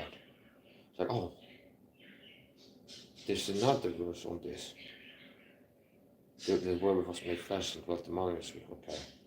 The voice of one crying in the wilderness. And you're looking for that. See, and it could be like something else that's like the same book but further forward. So for this, you go there. And like reading that way can help it to connect dots, for example. Okay. So that's how the Holy Spirit has been teaching me. Being my teacher, my guide, helping me to learn the scriptures. Because I read something, there's a Bible verse that comes to mind. Whatsoever he's talking before, I'm reminded of things. And I read a verse like, there's another verse, scripture answers scripture. And there's another verse on this topic, is in Romans. And then you look Romans, and then maybe go to a paragraph and then full chapter. And then you sometimes it's like, oh, it's like I heard something new now. I have more understanding of how God works. You don't want to be too like fixed where it's like this is the only way to read your Bible. Okay. There are some fixed things. The only way to read your Bible is to read your Bible. Okay. So if you read the NIV or the New King James or the NASB or any of these other ESB, ESV, any of these other English versions, aka perversions, you're not reading your Bible. See? And a lot of pastors now end up kind of being kind of worthy to teach by someone, the Satanic Illuminati, the deep state. See, what you have now, Andy Woods, do the Bible Church, Brandon Holthouse, Robert Baker, Raphael Arnold, and Jack Smack. That's what you get if you let Satan pick your pastor, Bible teacher for you. Okay, unfortunately. That's what I see. So yeah, if Shane got to pick who Christians are going to be listening to, okay, they pick guys like this. Guys that are not teaching the Bible. The deceivers. Like, oh, we're going to teach the Bible. And Andy Wood's whole face value is a lie. Look at what I could see. I didn't have to be subscribed for 6 years until I make a video that discusses heretic. Okay? So finally, face value. Ravish homepage banner, teaching you the word of God or something like this. Something like that. It's like, oh, my desire is to teach you, like Andy Wood's teaching you the word of God or something like this. And if I click on the videos, he's reading the NASB 95. That's not the word of God. It's a lie. See? False marketing. False promises. I'm here to teach you the word of God on this YouTube channel. And then if you click the videos, it's the NASB 95, which is not the word of God. Bannon Holt has recently made a video. Hey, Pastor, what Bible do you recommend to start with? Well, it's like this and that, and there's some perversions, fake Bibles. Not King James Bible. Or are full of subtlety and all mischief, but not cease to pervert the right ways of the Lord. The right ways of the Lord is to teach the word of the Lord, not the word of Satan, which you preach. Teaching for commandments, the doctrines of man. Teaching for commandments, the doctrines of man. The NASB 95, the New King James, is the word of man. There's like level 11 in there. So, yeah, this is the real deal. Rogan's podcast is like baby stuff. This is the real deal for people who are really interested in learning things about truth, about reality, about history. And this guy's kind of competing. He has some fake cell phones out there and like pretend to be doing something similar. Or you're going to teach you the truth of the universe. Neither Christ Tyson. Nowhere is going to tell we Genesis 1 and want to know how the universe came to be, how the world came to be, and human beings. See? So people understand the world is fake. It's fake. I had a challenge in the Christ Tyson, didn't ask yet. I wanted to have him help to straighten out some defense of the Earth against aliens. I wanted to ask him as an expert in astrophysics, planetary motions, and such as this. Circular orbits in motion in space, in the upper stratosphere and above, something like this. See, okay, I was designed to inquire as to his thoughts on certain pressing issues, such as this question which I posed. Okay, if the aliens came to invade and they ran out of fuel, they start running out of fuel as to like enter our solar system, and they're like getting close to like, okay, they're they enter the solar system and they're getting ready to like land on Earth. If the aliens, do you think they would like do a quick stop in Uranus, at Uranus, and land there and like refuel something? So they had to like running low, they're running on fumes, you had to invade Uranus. Okay, if the aliens came to invade Uranus in the rest of us, do you think you could hold them off? Could you help? Do you think you would have a chance to keep them from invading Uranus? Just with the power of your mind. If the aliens came, and it's like the Stargate, it's like leapfrogs for this. It's like if there's like a river, and it's like you can't jump far enough to jump across the whole river in one leap because it's not like a superhero like Superman. But it's like a rock, so you jump from one rock and you have the energy to like go from one rock to one rock. So that has some kind of theoretical space engine.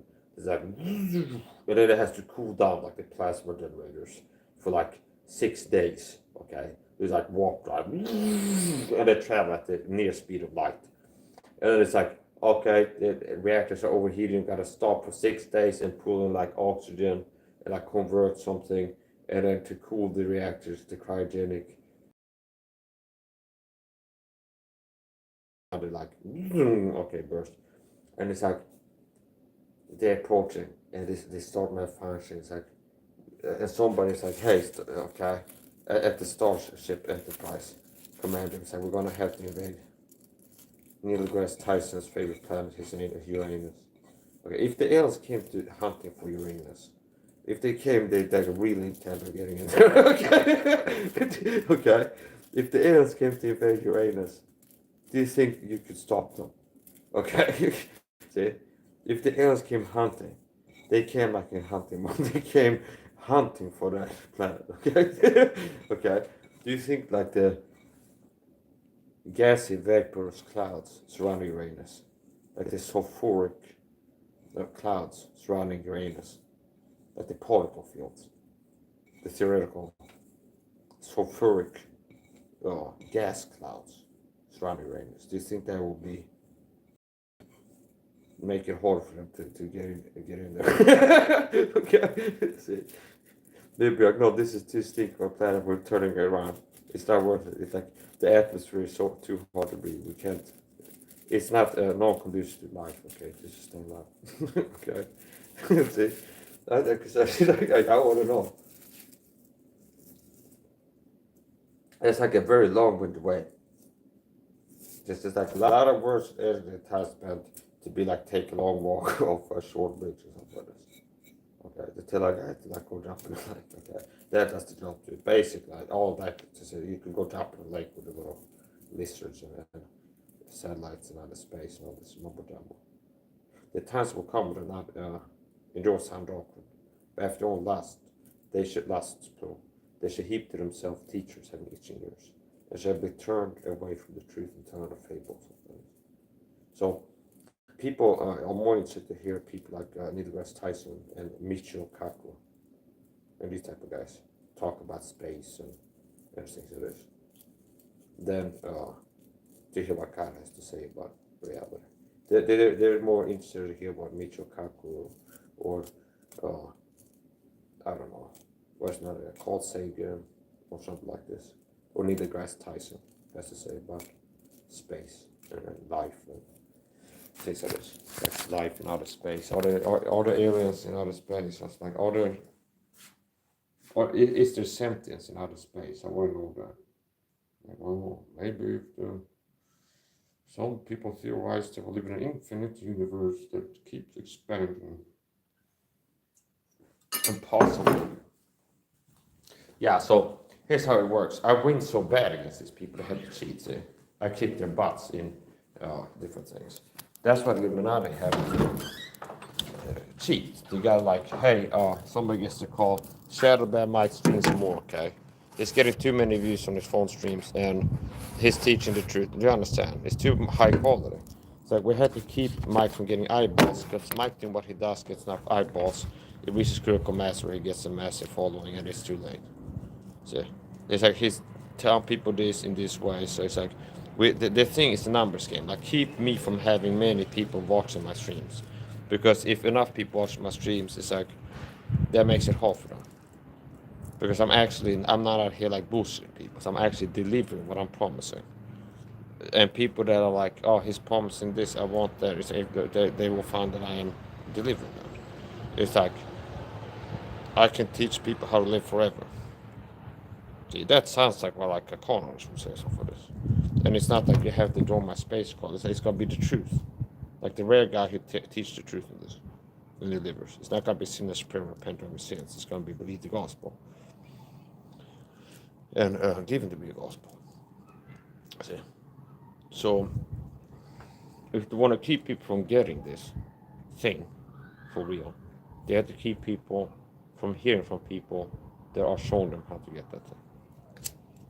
If that's a six-pack or high testosterone or like health, fitness, mental improvements into this.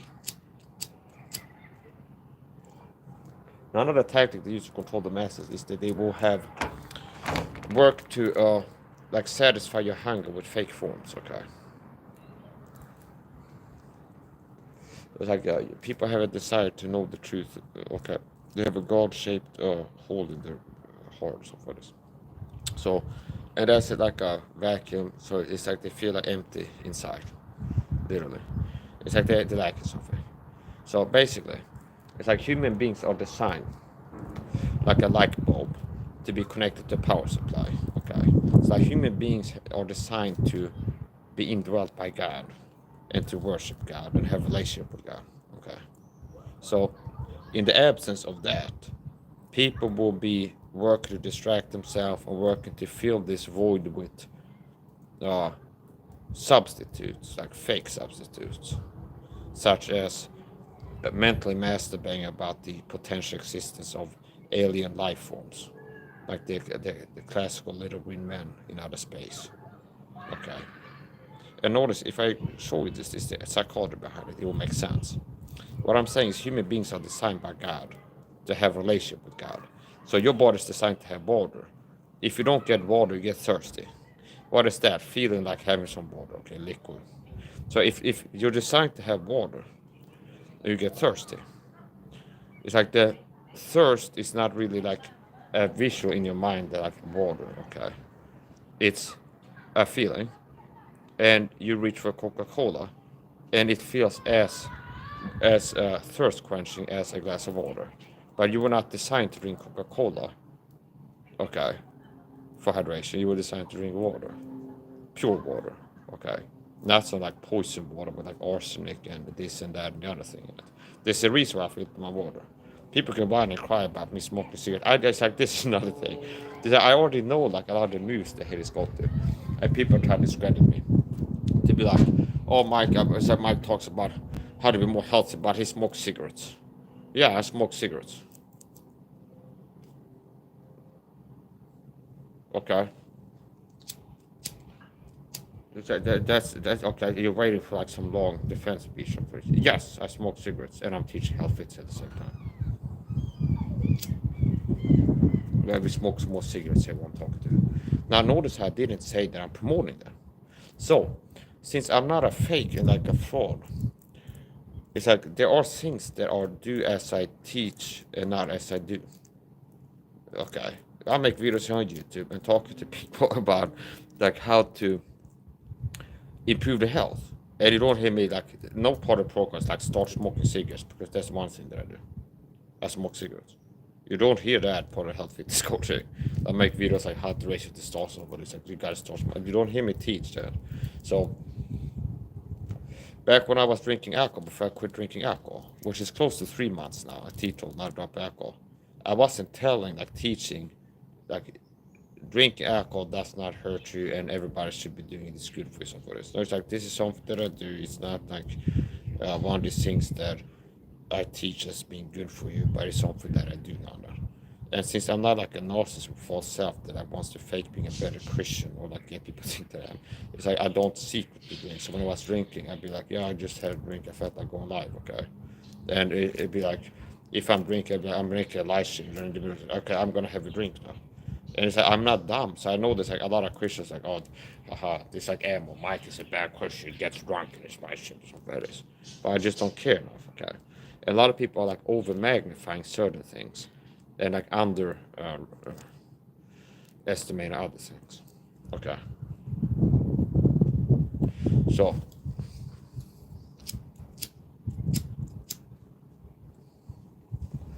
yes, I quit drinking.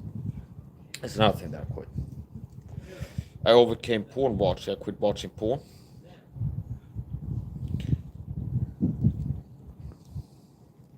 I went from a high sugar lifestyle. I had some changes like the last 8 years of my life. I went from a high sugar lifestyle to a low sugar lifestyle. I went from a frequent porn watcher, okay, to a very infrequent porn watcher to a not porn watcher at all, okay. I don't watch porn at all. Meaning the last 30 days, and I'm not going to get specific. I'll tell you exactly because I haven't even been counting.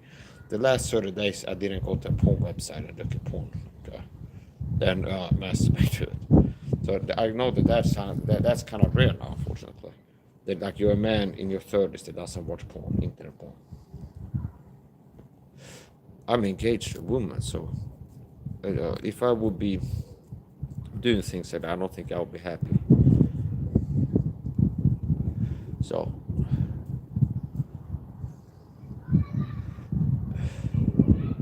And it's one of these things that like, if you get into it, it's really bad for you. So yeah, anyway, that's the point. So I quit watching porn website, quit drinking alcohol, went from a high sugar diet to low sugar diet. I don't have any plans to quit smoking next, but it's like if I get to a point where I decide that I want to, then I will. Okay. I have enough like I have not a false confidence, but true confidence that I can overcome destructive patterns of certain types if I decide to. See, like a muscle discipline. If I had been fat, I've never been fat, so I count that as a badge of honor. It's like some flexes, like you see, like it's more impressive. Like a lot of people, like David Goggins, it's like it's impressive. It's like he went from being fat to being ripped. Okay, I think it's more impressive to have stayed ripped since you were a young man and never got fat. See, I think that's more impressive than a guy who's like gets fat and then starts being fat. It's like I think it's better to be a winner your whole life than to be a loser for 10 years and then get to winning. Okay, see. So it's like, yeah, I'm a guy who's never been seen fat by anybody. See, I don't even think as a baby. I don't even think I was one of these babies that come out chubby. You know, some babies come out big. Okay. Most likely Tony Robbins when he came out of the womb. He was like a big baby. Okay. Okay. He has, I think, has a genetic thing called gigantism, which is a pituitary gland tumor's growth possibly that upregulates human growth hormone. Or something like that. It's some okay. I don't have to get into the organs and all that. Okay, get like bogged down in details. But it's like which area of the brain is with math or something like this. It's like it's some part of the brain. Okay, it's like it's the left half that you do things out. Okay, that's the point. I don't even know. But Tony Robbins, the motivational speaker, he has some kind of a genetic thing or mutation or something like this, gigantism. And how it works is while during formative years, while his skeleton was growing, his body was growing, he had more human growth hormone in his body while his skeleton, his body was growing. So you have a growth spurt, okay?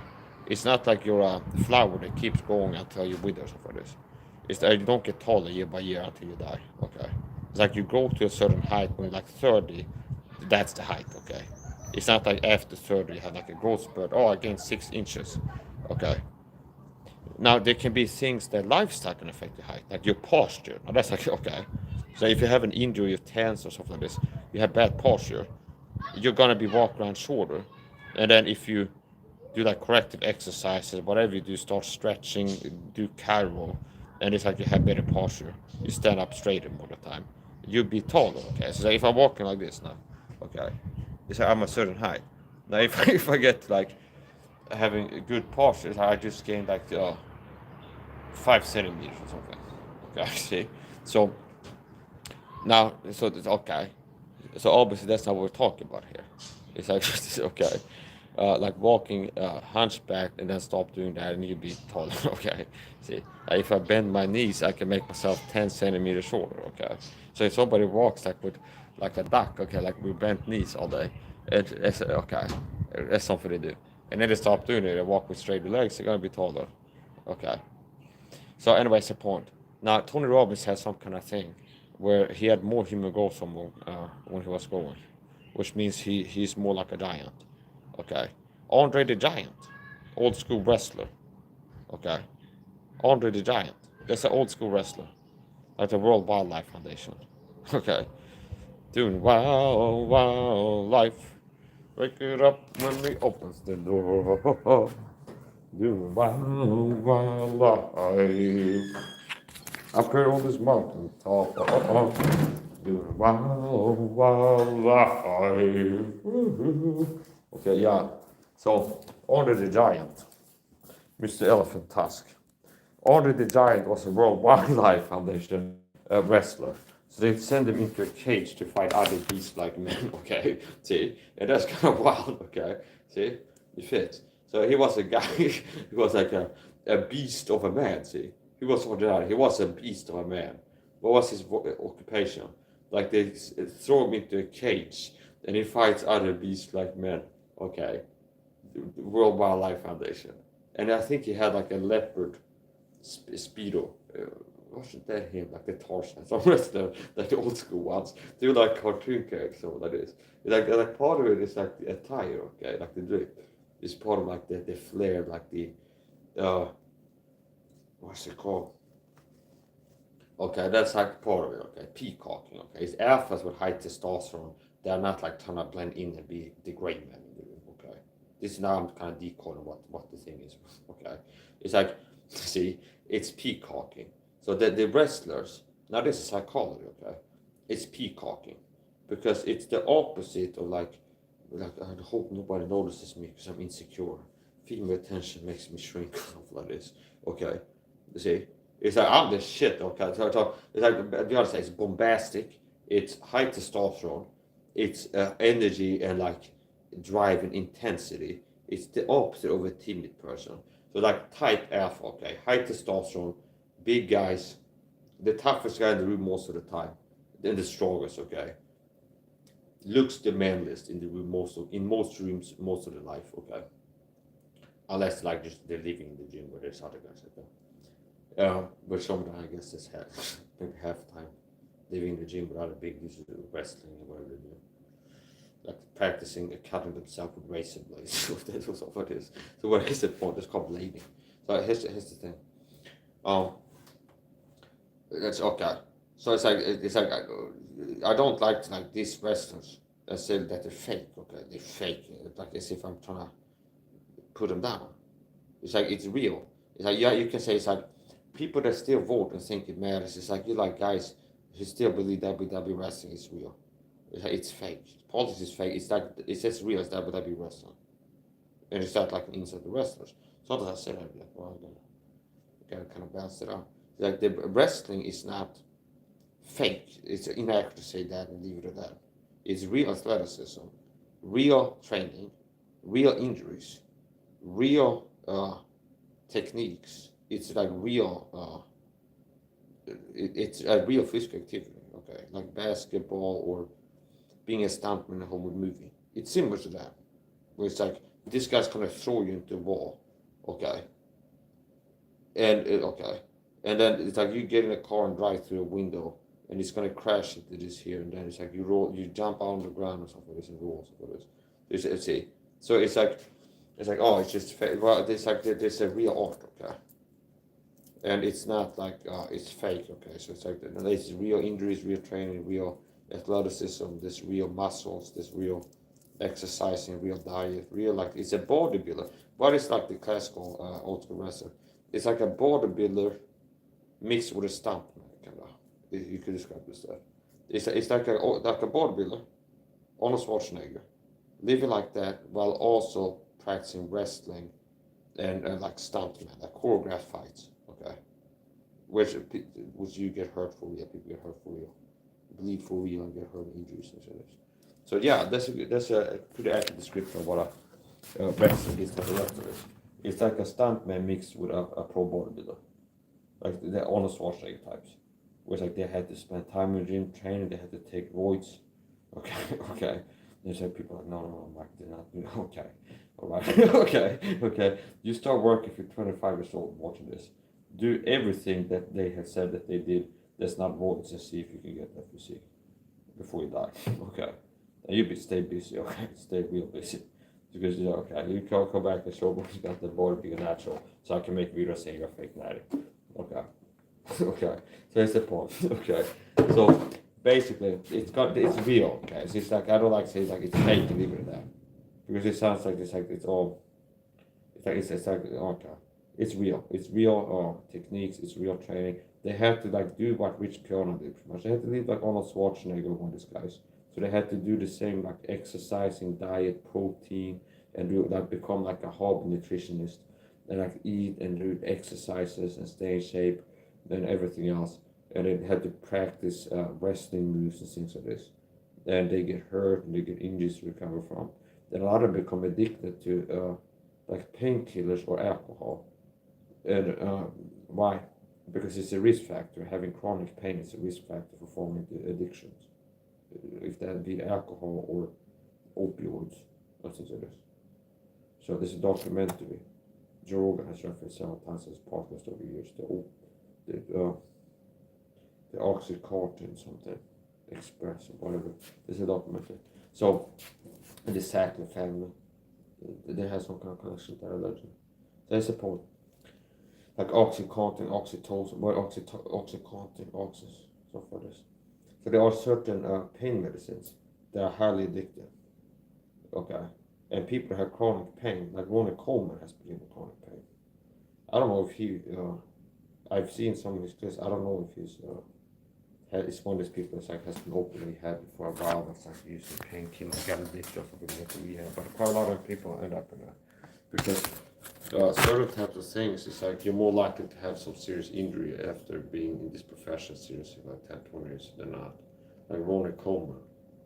Was it Ronnie Coleman has so much pain that it's like he just learned. What he says is, it's like he just learned to live with it. See, he has pain, constant pain. Okay, he just learned to live with it. Okay, now if that's what he said, it's like it's true that I don't understand it. That way. So how do you sleep? Okay, because pain is a stress state. So how can you fall asleep? How can you relax if you're in pain? So yeah, they must be doing something. Okay. So his support.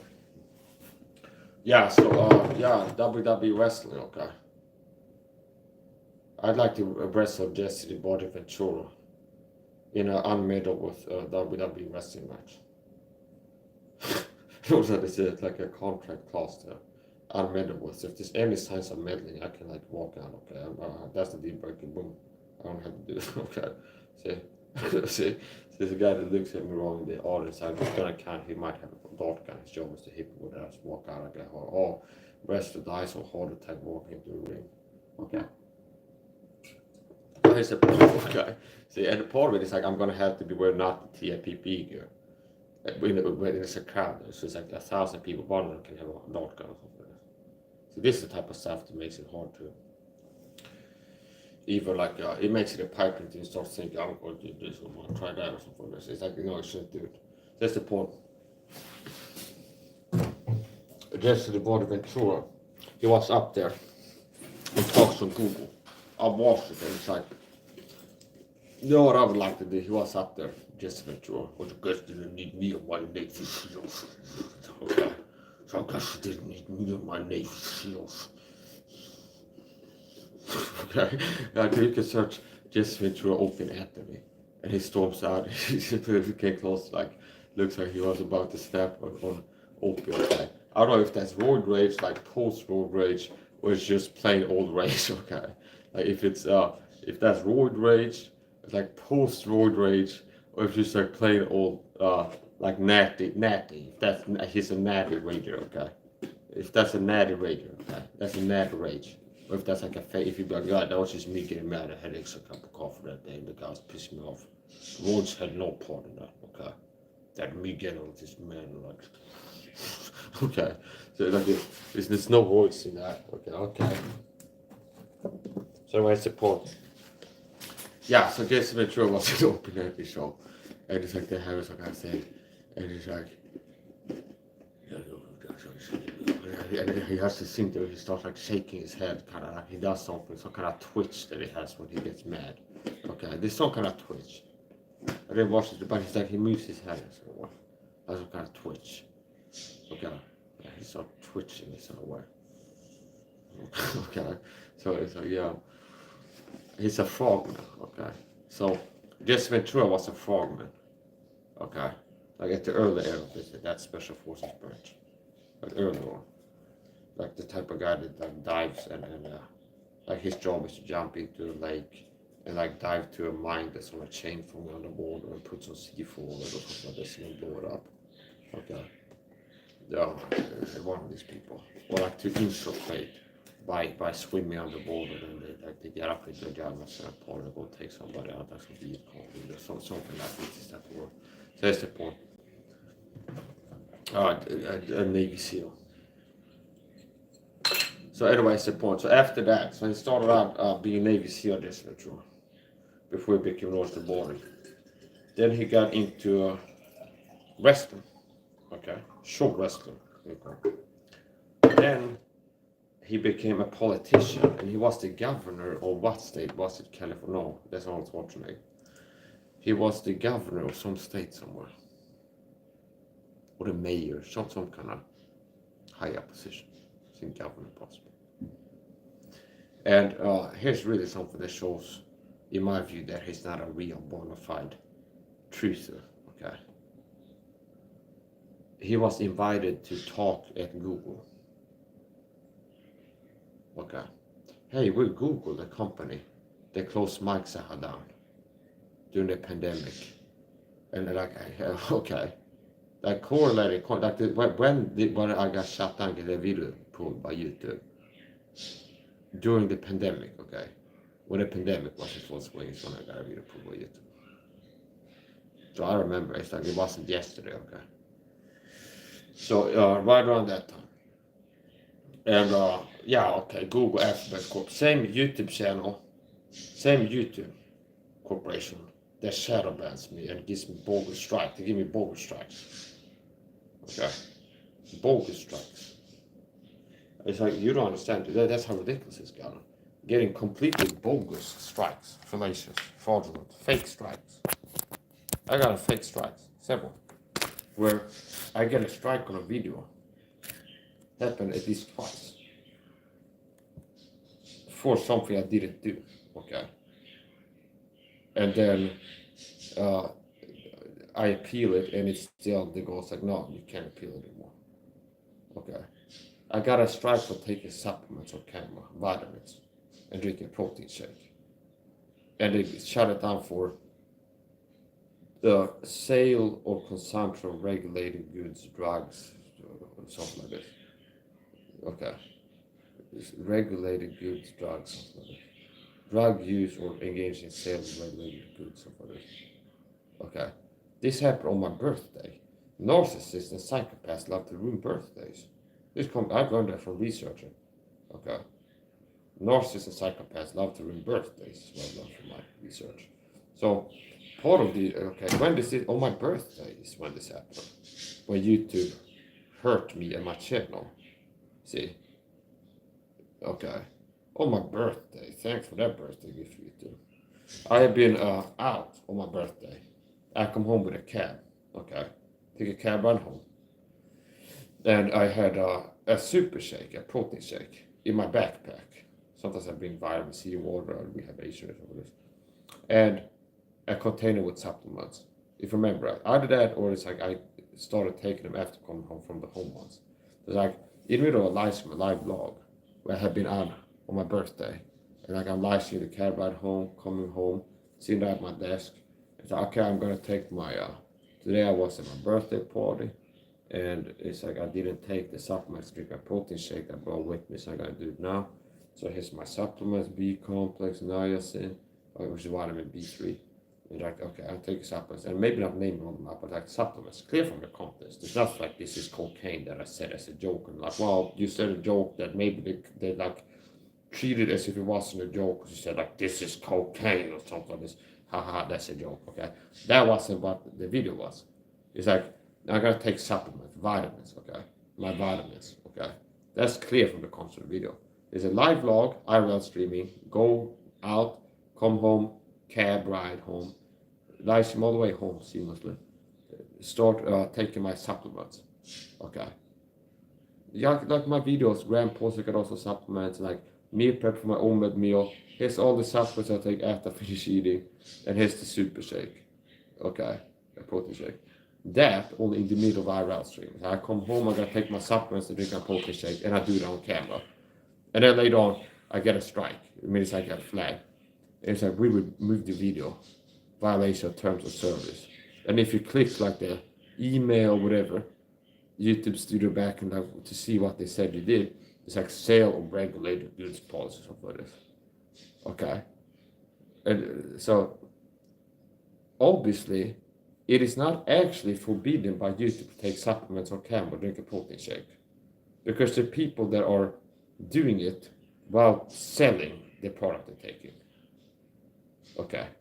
So not like I said, vlog. I'm gonna take some supplements and a protein shake. Here's my smoothie recipe I'm gonna make for this. So there's people like creatine. Okay. I take a bunch of this a day. You should too, buy it here at this link or something like this. Okay. So I wasn't selling shit either. Okay. So sale of regulated goods, something like this. This has so many different things. For do what? Taking vitamins, supplements, and drink a protein shake on camera.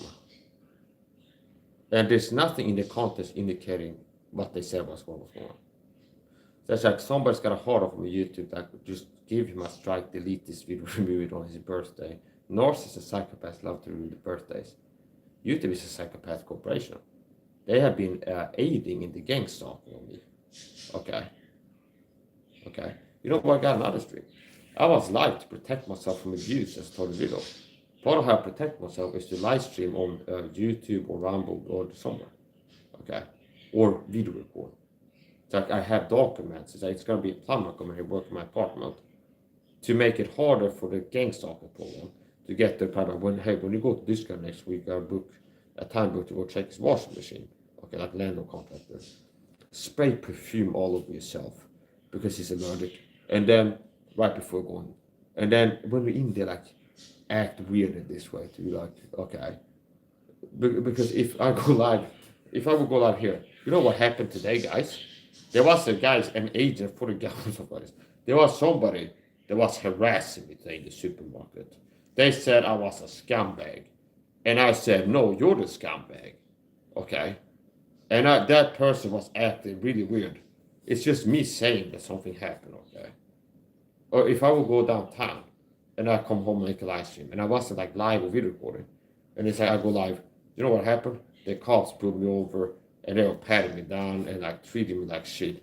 And that's happened before. So I just start walking, holding the phone, and they come pat me down. I check my pockets, and they get like I feel it like really abused by these people like out to get me and stuff like this.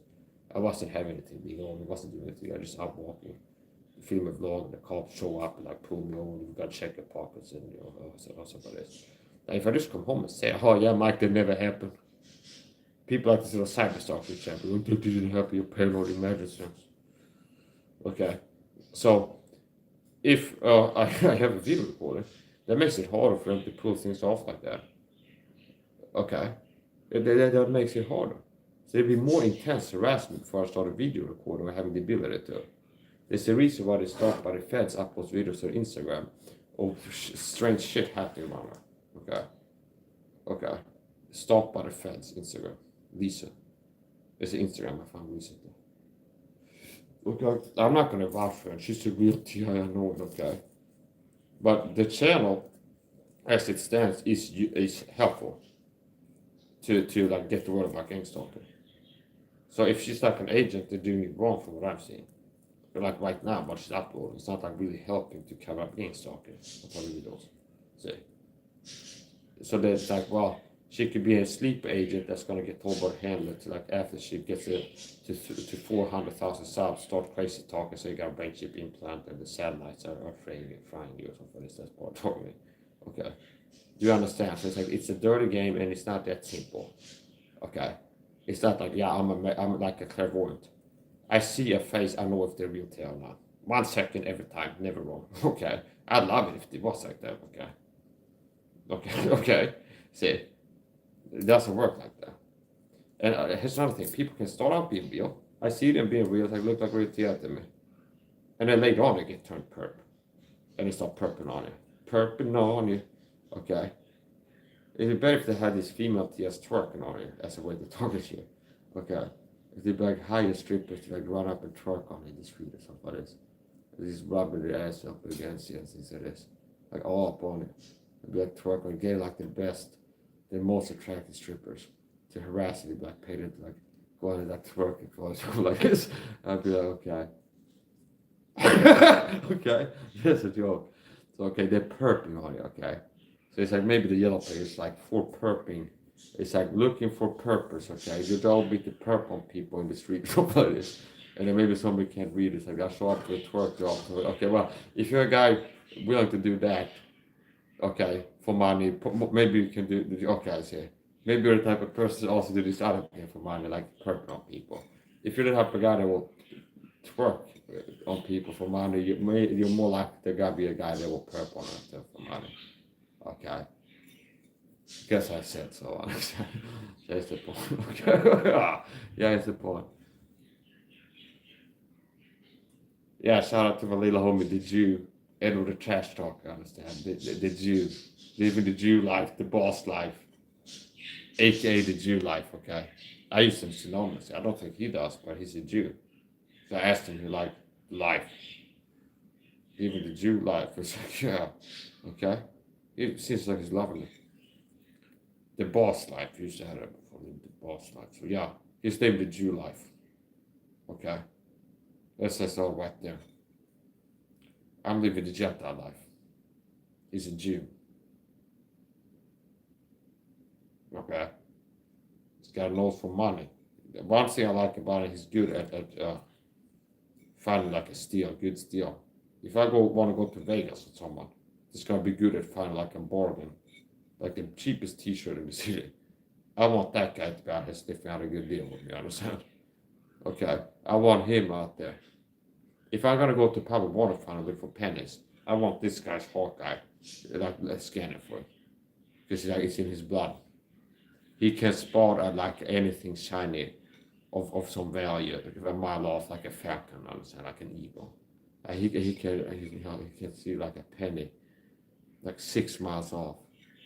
Okay, he could hear a penny drop, like in your neighbor's apartment in the middle of the night. Just falling asleep. And it's like there was a penny that dropped on him. So he can hear this. So that's the guy you want to like hunt down. Sending the search, do you understand? Okay. You know how the police have a K9 unit sniffing for drugs? And it's like they go up with sending the search dog, the K9. He comes up, there's like a K9 officer comes sniff on the cars, and it's like he puts his paw in the trunk. That means like there's something here. They have search juice. The juice. They have certain purpose-built thoroughbred like racehorse juice that have enhanced biological abilities. Where they're taking the juice, they already as a baseline have a desire for money that supersedes the other races, okay? And okay, and okay, and also certain other features like a larger nose than typical. So the olfactory sense is supercharged, turbocharged. So if a silver penny gives off a scent, a Jew is more likely to be able to smell it, understand? Because just from the size of the ear intakes, okay? Like the olfactory factor. A lot of times they have big ears too. So they can hear if somebody's walking on the street and they can hear the coins in the pocket. So but here's the point. They have some thoroughbred Jews, but they crossbreed one Jew from this family with another Jew from another family. It also has like, one in 20 Jews become like a real good sniffer. You understand? And it's like they get him. It's like, he's also one of these like, okay, like black guys. A lot of them can play basketball. Okay, my nephew is black. He can play basketball. Okay, so let's get your nephew that's good at basketball to breed with my niece who can play basketball, and they both beat each other. You have like a super Jew that comes out. Okay. A purpose bred like a German Shepherd or something. You want to make the ears bigger over generations. You get like a different breed. Okay. So they have these. I don't know if you've seen the wall. There's a wall in Israel, so they have like little things that people go and put coins and money in there. Okay. And I've seen the Jew going and sniff around. I've seen a video. There was a guy walking around, like looking at his sniffing, like he smelled something, looking for something in the crevices. Okay. Now he was walking to some kind of wall, and his walk is got a little hat. And it's going, he looks like it's just a plain wall. There's nothing on it to really be like that interested in, as far as I'm concerned. Okay. But it's like little crevices and stuff. He goes looking and like gets his little hand in there. He thinks it is. Okay. So basically what I figured out the conspiracy. That's one of these search Jews, okay? It's one of these search Jews. It's like some Jew It's like this kind of like a seal or something like this. It's like birds. It's like some kind of like this effect or something. This money in the area. Okay, they're sending the search to you. Okay, somebody has to call somebody. Like the niece, every Jew knows somebody who's like the search to you type. They breed. They sending the search to you. Okay, okay, and he goes up and he starts sniffing. He picks up a scent, and that's what I think he's come from the wall. And he starts sniffing, he starts digging for it. Okay, and with his hands, he starts digging for it. Like this, understand? Like a dog. Okay, and then he stops and puts his hand there. Okay, like this. So that's the canine, the $6 like, and that's where the smell's coming from. And then some other guy goes in there, and sure enough, there's gonna be like a silver dollar somewhere put in there for good luck.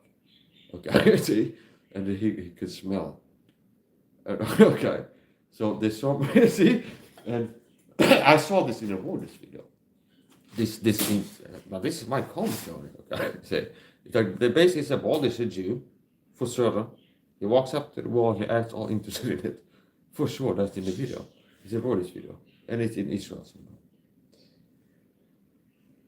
And basically, I think I cracked it. So here's the thing. They feel comfortable because they know who controls the media, in a sense. So it's like they know, and the legal system, okay, and pretty much everything else. Okay, so it's like they feel comfortable with this on camera. Like Reuters, CNN, the mainstream media, okay, they know who okay, they know who runs this, okay, so they feel comfortable. It's like we know the guys, they keep the guys in the news quarters, headquarters, the news, they're gonna cut on anything that would be a problem for the race, okay. Okay, so that's it's like that. Some people are like Mike, you're stretching here. It's like this sounds, yeah, well, you have to be bold to figure things out. It's like I take risks. That's the point.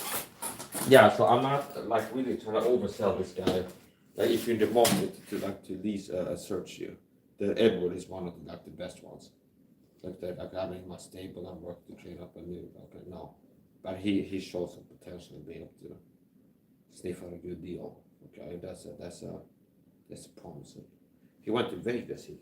We talked about it in the podcast. I'm not saying anything we haven't talked about public, but he told him went to Vegas and gave a stripper a lap dance one night. I was like this. He told him he's doing a podcast. How was stripper? Oh, well, we found some good deals. Okay, so I love making good deals.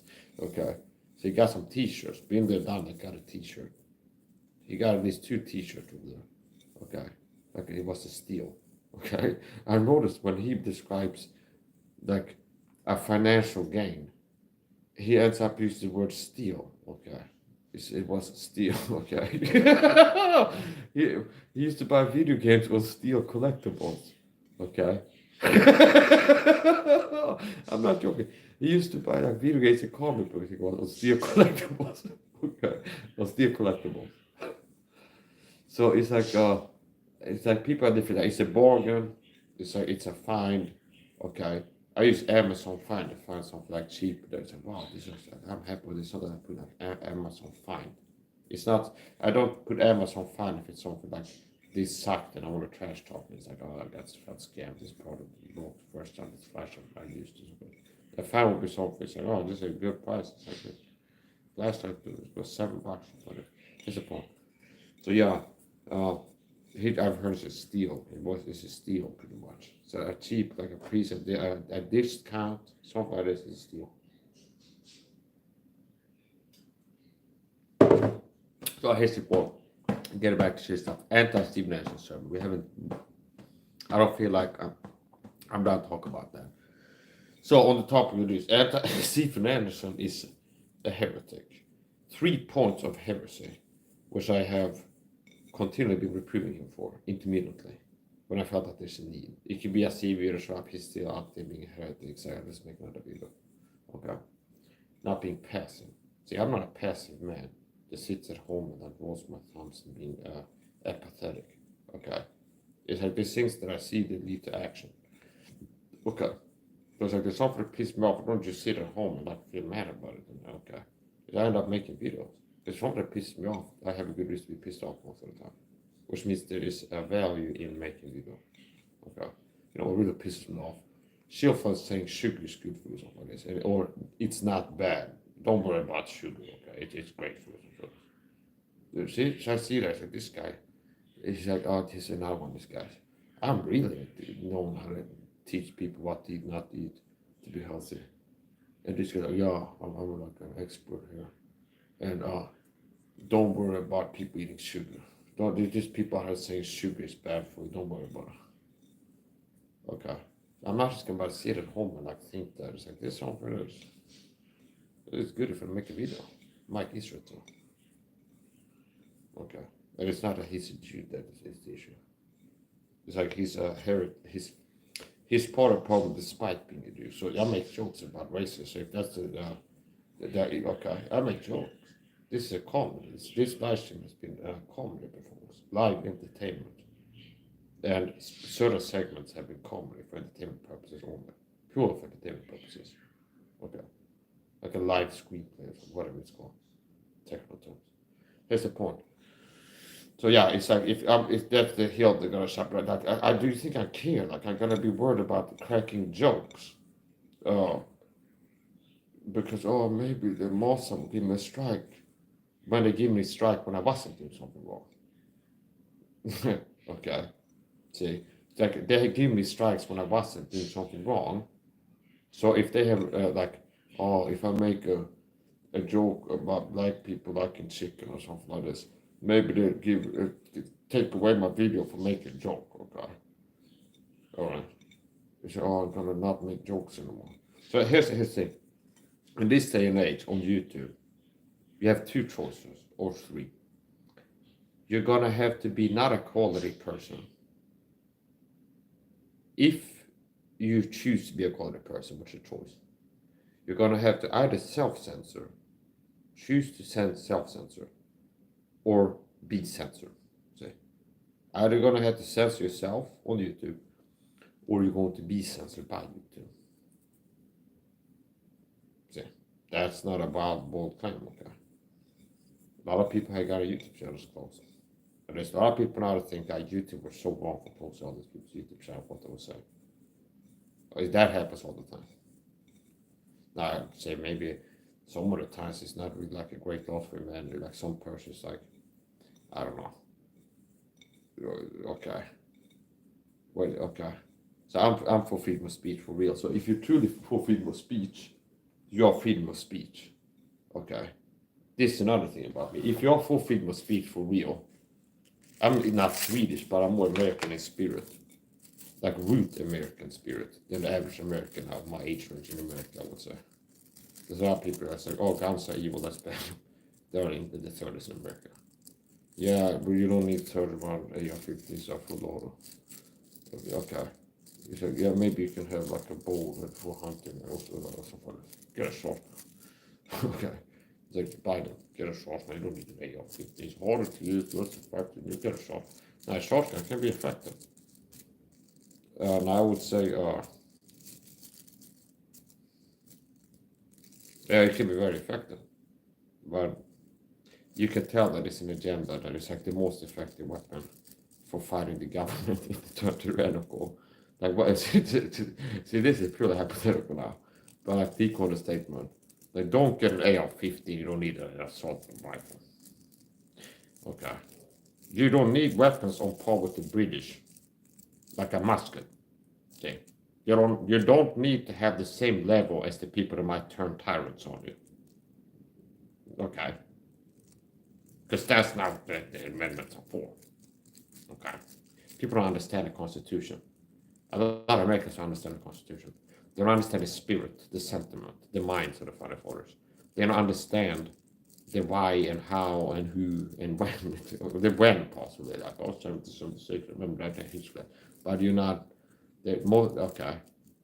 So yeah, I this sounds like a thing I say just to sound a sort of way. No. I do believe they are more American in spirit. Like closer to founding fathers in spirit like beliefs, temperament, like how I feel being bullied by parents, and what I feel like doing, and things like this.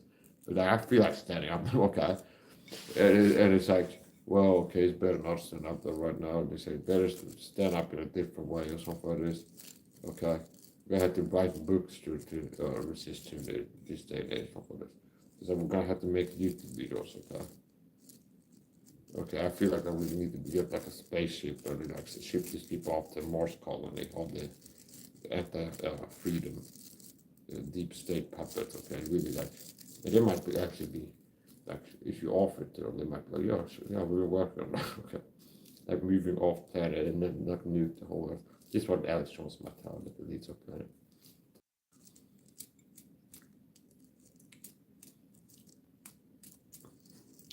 Yeah, Stephen Anderson's heretic. Why is he heretic? Less than 3 minutes. He teaches against the Jews. He's an anti-Semite. He exhibits a fair degree, like a serious degree of anti-Semitism, like serious for real anti-Semitism. He teaches. He has at least on one occasion told gay people they should kill themselves. Okay, there was a phone call on YouTube where it's like he gets harassing phone calls to his office because he's got a public ministry, so he's like not hiding out. He's not like Al Qaeda, like he's not like Osama bin Laden. Okay, was like they're trying to find him. Okay, trying to get a hold of him. Okay, hey, it's the CIA and stuff. Yeah, we don't know where he is. Okay, so he's hiding a cave somewhere. Okay. So no. It's like he's a guy who's got a ministry and like find me and come to my service. And he goes out into society, knocks doors, and be like, "Hey, soul winning." And then here's you can come to our church if you become a Christian. And okay, it's over here. Okay, so anyway, people start calling him, and it's like harassing, whatever you're doing. Most likely bad stuff. Okay, but it's like you don't wrong, so make one right. So he goes to the guy, you should just kill yourself. Somebody's on the phone call. Like it's to somebody, you should just kill yourself. Somebody's the gay should. So somebody's. His big quarter saying the gay should like kill themselves or be killed or something. Which is what? It's wrong.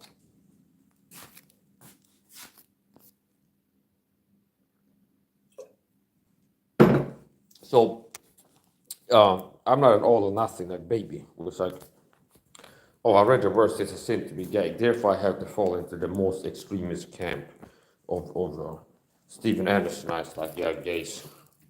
The spawn or say that they can't become Christians, so they might as well just kill themselves or have the government. Because they can't go to heaven anyway. They just spawn, they pass the point and overturn. Okay? It's like, no. So it's not like because I'm anti-homosexuality, not, okay, anti meaning I'm against the ideology. I'm a Christian. Okay, the Bible is against homosexuality. Like it's bad, so I'll be like homosexuality is bad. Okay, doesn't mean they have to go all the way to the most extreme side and be like Stephen Anderson and be like, yeah. Not only is it like just it's a bad thing to do, so how I preach against that is like I preach against porn watching in straight men. See, it's filthy, it's wicked, it's wrong. Okay, it's sexual immorality sin. And it's not like I had like a pet peeve doctrine where it's like I only preach against gay sexual sinning, the sin of being gay, having gay sex. Okay, no, it's like I spend more time preaching against straight Christian men who are in the throes of fornication, like watching internet porn and things like this. But I'm not gonna be like neglecting to preach like the full counsel of God if I'm getting into teaching stuff. Okay, where it's like okay, so it's like here are some common sins plaguing society today. The average man watches porn. Okay. There is an agenda to turn people gay. Okay. See?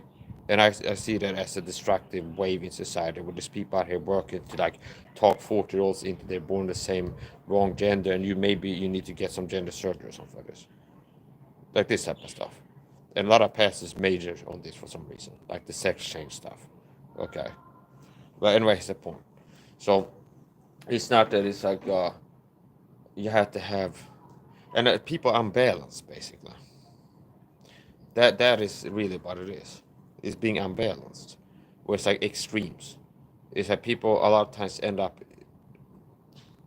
on one of the extremes, where it's like either licentiousness or like legalism or like hyper grace. Okay. See, there's a lot of people like human beings end up being extremely this or that way. It's like I'm a hyper gracers, okay, which had pretty much like being a spiritual bum, a spiritual lazy person. It's like, oh, Christ did all the work. It's like, okay, see, I'm riding the spiritual gravy train, of like some kind of. It's like I'm just, oh, okay, there's not that much for me to do here. I'm a Christian. There's not that much for me to do. Okay, you don't have to confess your sins. Okay, somebody teach that because Christ paid for our sins on the cross. That's a hyper grace view, you could say. Where it's like, well, God's grace on the cross was to the level where sin for you in your daily life is not really something you have to deal with and like get right with God about, because He did the work, you accepted His work, so now you're right with God, period, and stop, okay? So you don't have to be like out here working to like better your sin nature and like confess your sins every day and like work to improve as a Christian after you get saved. So that's something that people fall into, which is kind of like extreme. So there's people like, you could call it something else like spiritual laziness, something like this, slothfulness, spiritual sloth-ianism. Okay. The spiritual slothites. Okay. The sect and cult. Okay. So it's okay. The slothites. So you're like, yeah, just basically be a lazy bum. You say, okay, don't work hard. Some people are, you should be doing soul winning. Get work to sin less over time. You should learn the scriptures. Sinning is a big deal. Get it under control. It's on you. Okay? See? But no. Christ did it all. I'm just gonna rest and I'm just gonna wait. Or something like this. But there's people that are too. I've heard it referred to as sloppy agape before. They're too like soft. Okay. And then there's people that are too legalistic, where it's like I want the government to murder. It's like pastors, like I want the government to have a death penalty for homosexuals because it's a sin, and adulterers. And it's like, here's the thing what they don't understand, but they have like a pet sin that they pick as okay, like extreme, as Stephen Anderson. Like he preaches for a death penalty for homosexuals. Now, we don't live in the theocratic kingdom of Israel. Okay. So this is separation of church and state in America. Okay. So people misapply verses. You have to be able to rightly divide. Study to shoot ourselves. People that don't do this, they show a need. Okay. They show a need to study to shoot. To study. To shoot it. Study to shoot ourselves approved unto God. Our workmen need not to be ashamed. Rightly divide the word of truth. What is the word of truth? The Bible. So pastor, like, yeah, I'm for, as a pastor, Stephen Anderson, I want a death penalty for homosexuals. It's like, why? Well, look at this Leviticus verse, that man lie with mankind as he does with womankind, surely he shall be put to death, his blood shall be upon him, or something like this.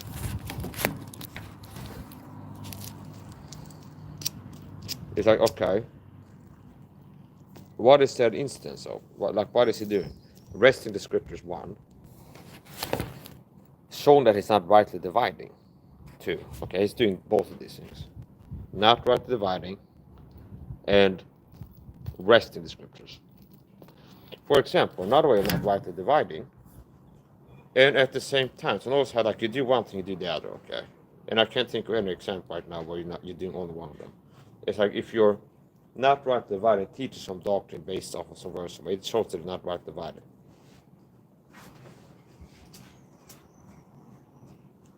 So understanding things, the Bible as a Christian, you have to be able to rightly divide. And all pastors, it's expected of them. Like, I expect they should be able to do that. The church is not Israel. Times past are not times present. Jews and Gentiles are not the same. See?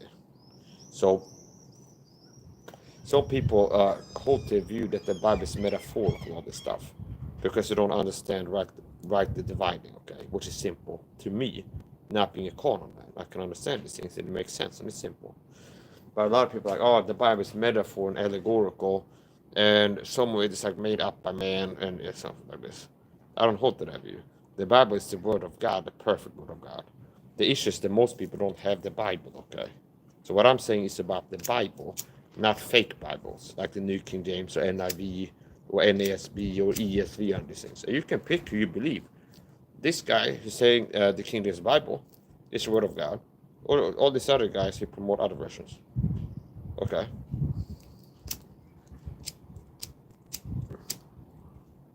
It's like there's no law. There's like people that read the wrong Bible. I want to vote that they should be put to death or something like this.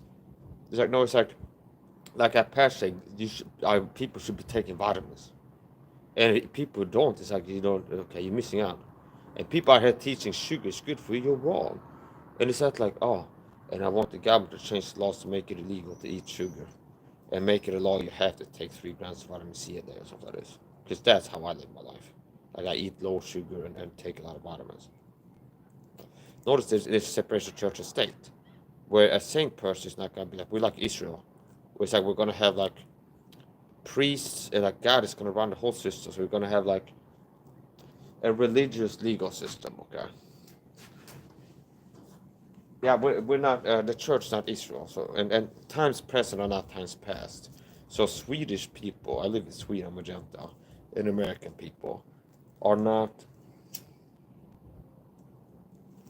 Jews living in the theocratic kingdom of Israel. So if you read Leviticus, some people can go and like attack the Bible, try to, and go like, oh, God's bad because look, he said, stone people. Like I understand. Like, I'm a Christian. It's like, oh yeah, I'm a rabid atheist. In Leviticus it says you should stone people to death to do this. It's like, okay. Do you hear me say that I'm for that? You just don't understand the application. You don't understand the application. So it's like that verse, like stone people doing this to death. That's written to who? Right, to divide. Who's this written to? Okay. Are you Noah? If I read verses where somebody gets told to build an ark for the saving of his house, is that like, well, this is a verse. It says the dimensions like a blueprint. Hey, part of being a Christian, we got to start being bolts, everybody. Okay. Got to put the blueprint, the dimensions, how it's supposed to be. And warn people there's got to be some water coming. No, because you're not right dividing. Times past, times present, who you are, who you're not. Okay. You're not Noah. Okay. So you're not living in a time where the flood is about to happen and God told you got to build a boat and be out here like warning people there's a flood coming. See? So you have to be right to divide. Like present time, past time, I'm a Jew, these guys were Gentiles, okay? In this place, I'm in that place, okay? So it appears contradictory to people or bad because they don't understand it. So the problem is with the heart of lost men or wicked Christians. Like, well, carnal Christians. So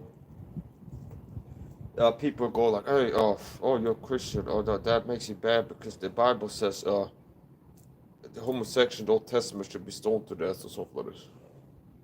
Yeah, but do you hear me teaching that? Okay, no.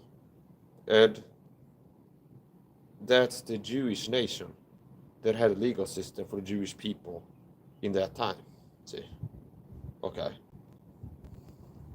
So the Bible is a history book that's spiritual. That's part, that is not the only thing it is. It'd be oversimplistic to call like a history book a spiritual history book. It's a true history book. I mean, anything it tells you that happened really happened, okay? And here's another thing. It's like if the direct interpretation works, don't look for a non-direct interpretation to build doctrine. Okay. See. So for example, a verse. I remember Stephen Anderson used this. It's like as if a man is a Christian, if you don't hate your mother and father and sister and brother, you're not worth this disciple. And they go to, well, that's supposed to deal about priorities, something like this. It's kind of like it's allegorical, metaphorical. No, it's direct. This is the Holy Spirit opened my eyes to this. I heard Stephen, this is how it works for me. I had the Holy Spirit. I understand the Bible. Or I have the gift of teaching, whatever I got, but okay. So like, this is not something I read in a commentary book or watch a video on, but I get an understanding of it from knowing Bible verses, hearing what a preacher says, a false preacher. I already know he's fake. And it's like, I think he's wrong. Here's what I think. So it's like, the Bible is like, if a man doesn't hate his mother, father, and brother, he's not worth me or something like this. So, okay. And what that means, interpretation, is like, it's like talking in relative terms. there's like compared to how much I care about Jesus or something like that. It's like he's selling on some kind of allegorical or metaphorical or something like this. No. If the direct interpretation works, don't go to the non-direct interpretation. Don't call things metaphors or like figurative if they're not, and if the non-figurative interpretation works. No scripture for private interpretation. Men of old spake on inspiration of the Holy Ghost. Okay, the Holy Spirit is the true author, like the ghostwriter of the Bible. You heard about ghostwriters before. This guy had a ghostwriter who wrote a book. Okay, yeah. So the Holy Spirit, aka the Holy Ghost, is like the hidden author of the Bible. So the Holy Spirit, through men, wrote the Bible. And to explain this to people in a simple way that people can understand, it's like in the old times, people had secretaries and they had Bible, like World War II, and they had like a secretary, and it's like some guy's like a businessman, and I had come in here and dictate and be like, okay, send a letter to Eisenhower. Hello, Eisenhower. Period. Okay. How are you doing? Question mark. Okay. New verse. Okay, see? So it's precise. It's not like some person, like it's not a human thinking. It's like humans were part of it. And beware of people trying to attack the divine nature of the scripts, like the divinity of the scriptures, like the God-breathedness of the scriptures. It's the word of God. Okay. It's the word of God. It's not the word of man. It's the word of God through man. See? Or it should be like if God told me, Mike, paint a cross, okay? Make a paint picture and do like a cross and upload it to Instagram or something like this. And I do that, that'd be like the word of God or something God. Do you understand? So it's like even if I was the human being that got the job, it's like God built the ark through Noah. God told Noah, build the ark exactly like this. And Noah carried out exactly that and he got the ark, okay? So it was a human being doing the physical work, but God told him to do it, and he submitted and yielded to God and did the work. So God told these men what to write. Okay, but God told them write this. God worked through them to get them to write exactly what he wanted to write. Now it's not like a possession where the Holy Spirit comes on and they have no free will. It's like some kind of possessed by the Holy Spirit, but it's inspiration. So through the supernatural power of God, he made his word be written by man's hand, okay? But it was God that is the author. So the Holy Ghost is the ghostwriter of the Bible, the unseen Bible, the people have never seen human beings lost man, through man. So anyway, if the direct interpretation of scripture works, don't go to indirect interpretation. Stephen Anderson.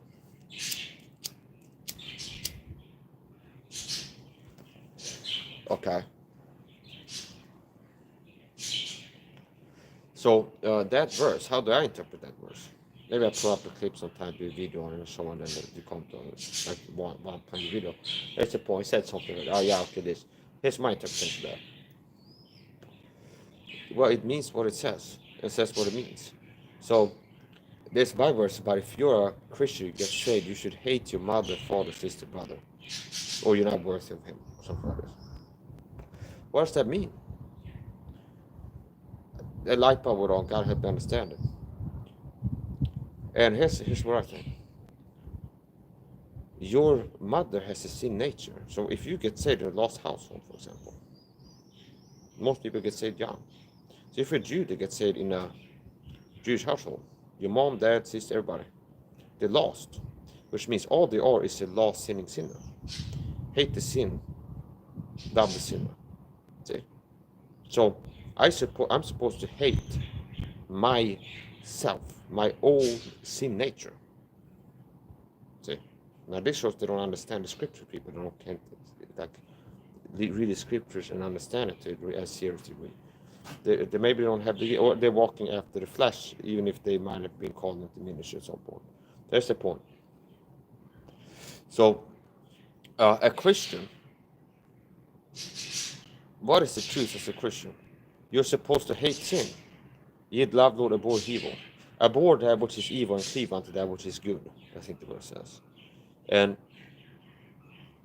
Ye the loved Lord hate evil. What is sin? Evil. What is a lost person? Nothing but a sinner. Okay. See? So all a lost person has is a sin nature. So all they do is living in sin perpetually. And they are inherently incapable of pleasing God and living non-wickedly evil. Okay. God doesn't call any lost person righteous and a friend of God. Okay. So any lost person, like you, before you get saved, if you're a saved person watching this, before you got saved, you were a lost sinning sinner. Okay. When you got saved, now you have a new nature. And that's not to be hated. Christ in you, the hope of glory. Therefore, if any man be in Christ, he is a new creature. Old things are passed away. Behold, all things are become new. See, this new creature you have, new identity, that's born when you get saved, that you have a new you. Verily, verily, I say unto you, you must be born again, said the Lord to Nicodemus. See, verily, verily, I say unto thee, ye must be born again. Okay. And I said, art thou master of Israel, knowest not these things? See, very, very, and how can a man be born again? Can he enter once more into his mother's womb? So he's looking at it in the natural. The natural man cannot comprehend the things of the Spirit of God. Christ's word was the word, the Spirit of God. It was spirit and life. The words which I speak unto you are spirit and life, see, and light, see. So the carnal man, the natural man, cannot comprehend, cannot understand spiritual things, which why things that Christ weren't really, it's like, oh wow, this is a deep parable, something like this. Okay, who can hear it? This okay, okay, it's not like a deep read or something like this. Like the prophecy scriptures, like Samson being a type of Christ. There's like 3 showing up because Christ was going to spend 3 days and 3 nights in the wells. But that's not a thing the Holy Spirit happens in the scriptures. Reading Samson, well, one of my heroes. I'm not a fan by any of these athletes in the world. I'm a fan. It's like my hero is not Marvel Comics and like X-Men or something like this. It's like I have like a male or more hero, like some tough guy that is like, yeah, that guy was the stuff. It's not like Mike Tyson, Muhammad Ali or something. Yeah, Muhammad Ali, okay. You can tell that this guy's like really kind of, that Samson is one of these people. Okay. Is it okay? Samson. That's my type of superhero. Samson. And all these other people in the Hebrews of faith, in the Hebrews 11. So, anyway, that's the point. Yeah, so basically, as a Christian, you're supposed to hate sin. Okay, a lost person sins. Okay, so their sin nature is hate-worthy. Okay, now that doesn't mean that you're supposed to have like a feeling of agitation and hostility towards them. Okay, but you're not supposed to love it. So like even like the little thing that people say in church, and like hate the sin, love the sinner.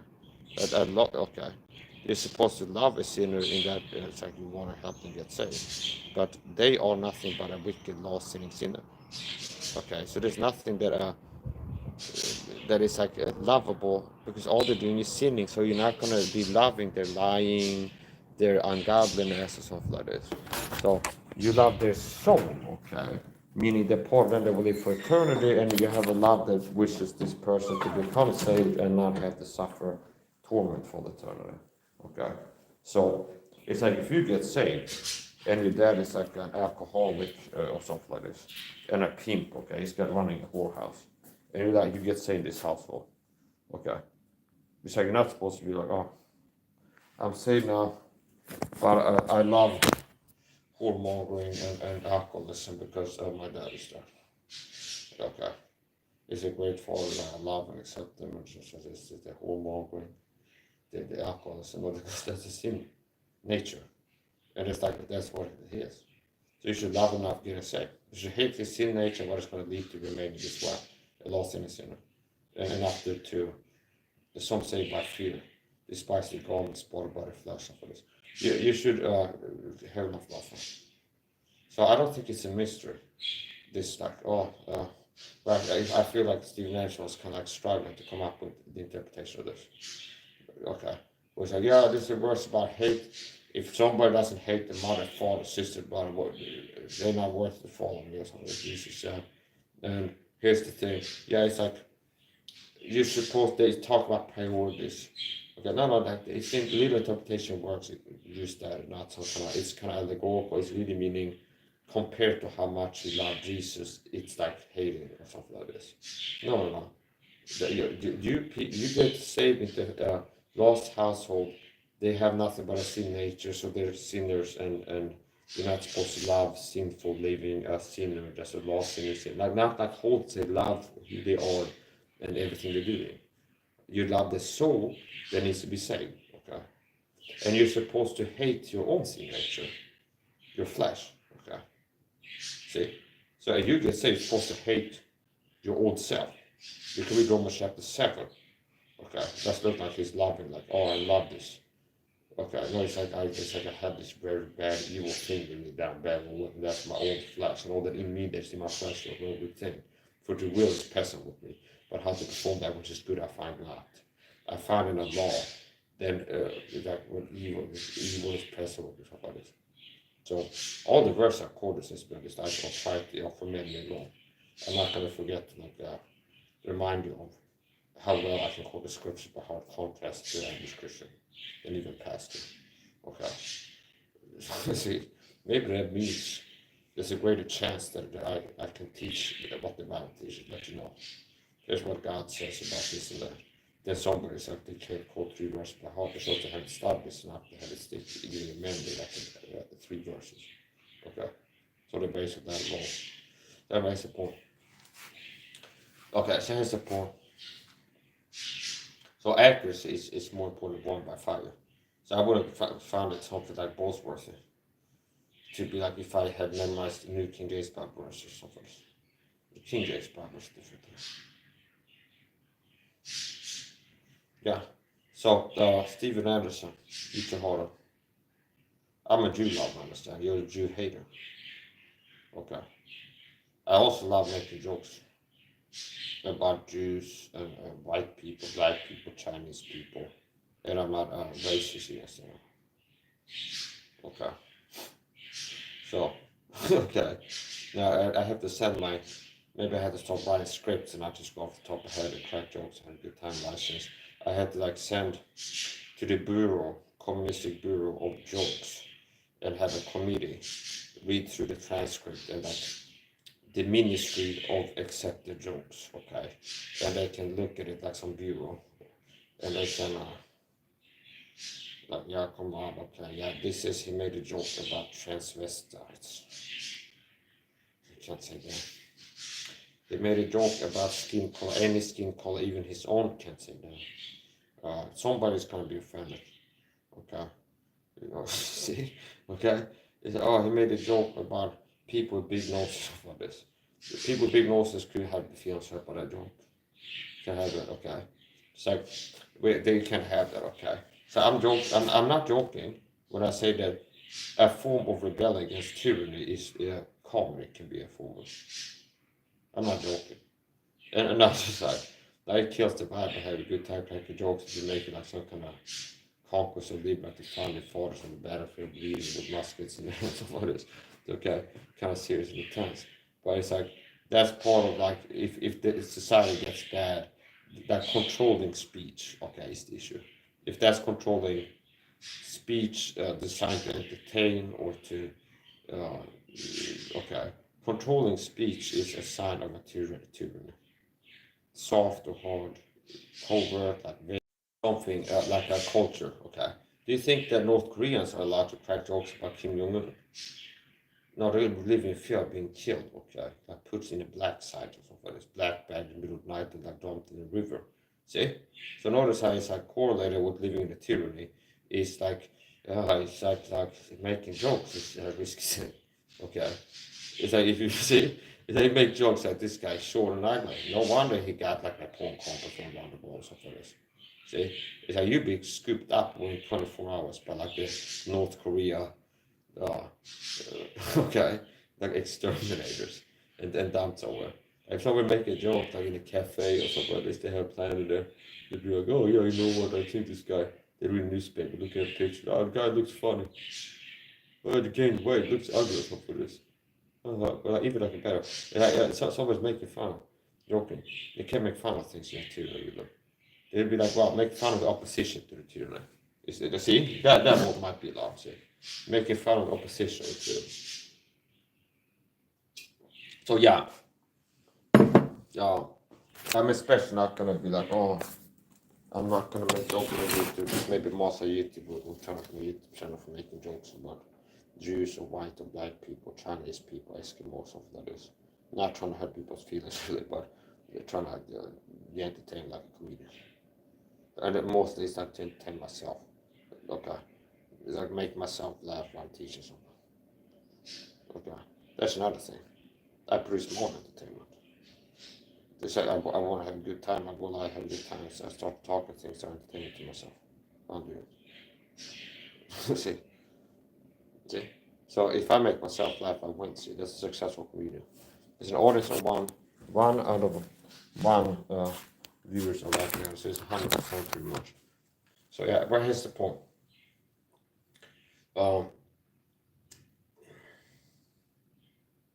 Yeah, okay.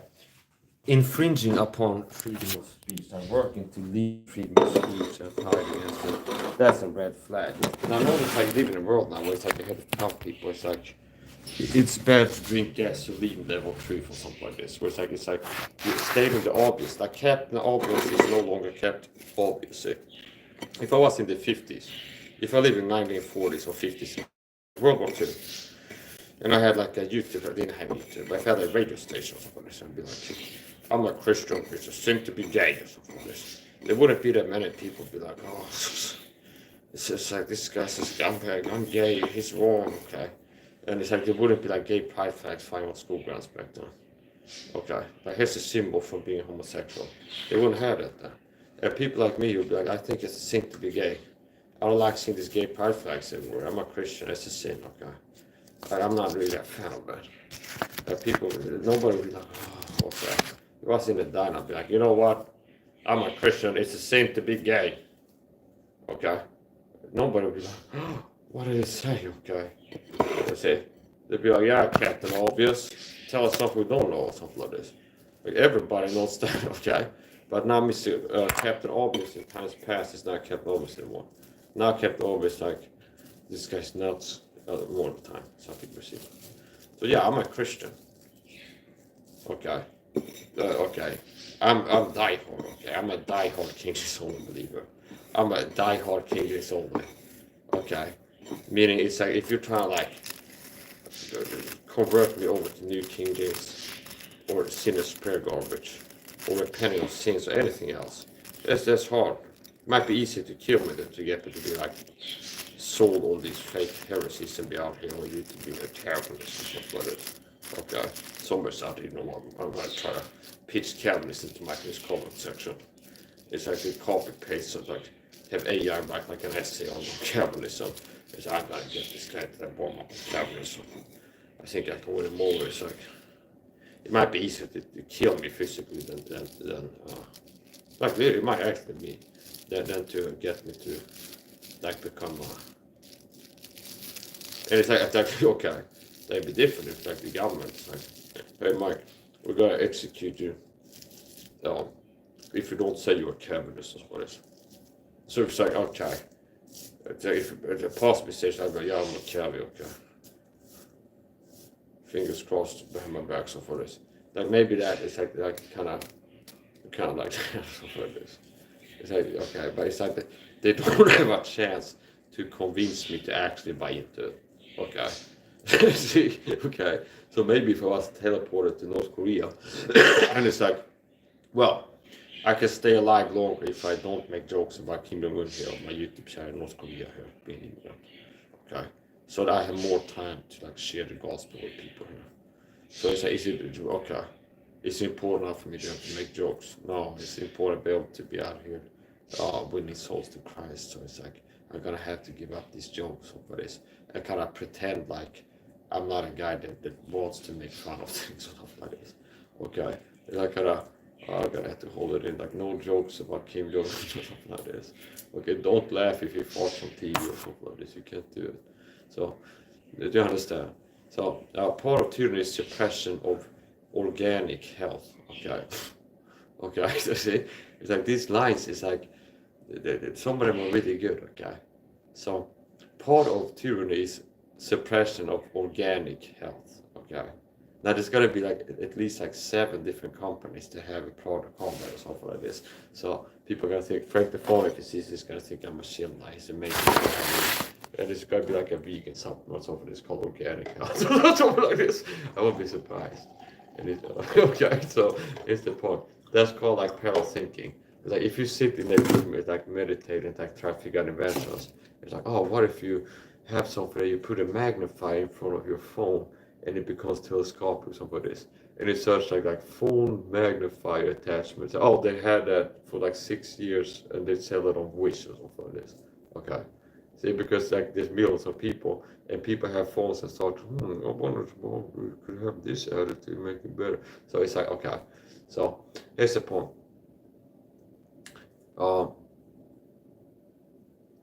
Yeah, okay. Forced speech and controlling people's speech is a red flag. So limits to freedom of speech should be if I made a video. If I lived in America and I was some kind of Antifa member, it's like, okay, let's all meet at this place with pitchfork and axes and go set the White House on fire. Okay.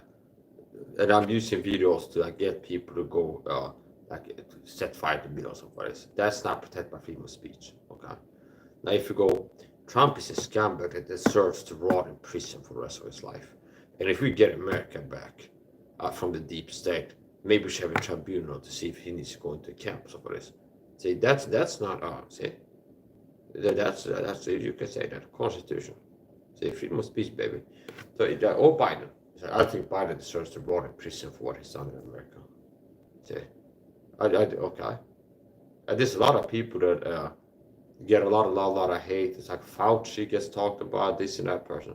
So there's like, yeah, you should be able to make videos. Like I think that guy deserves to rot in prison for the rest of his life.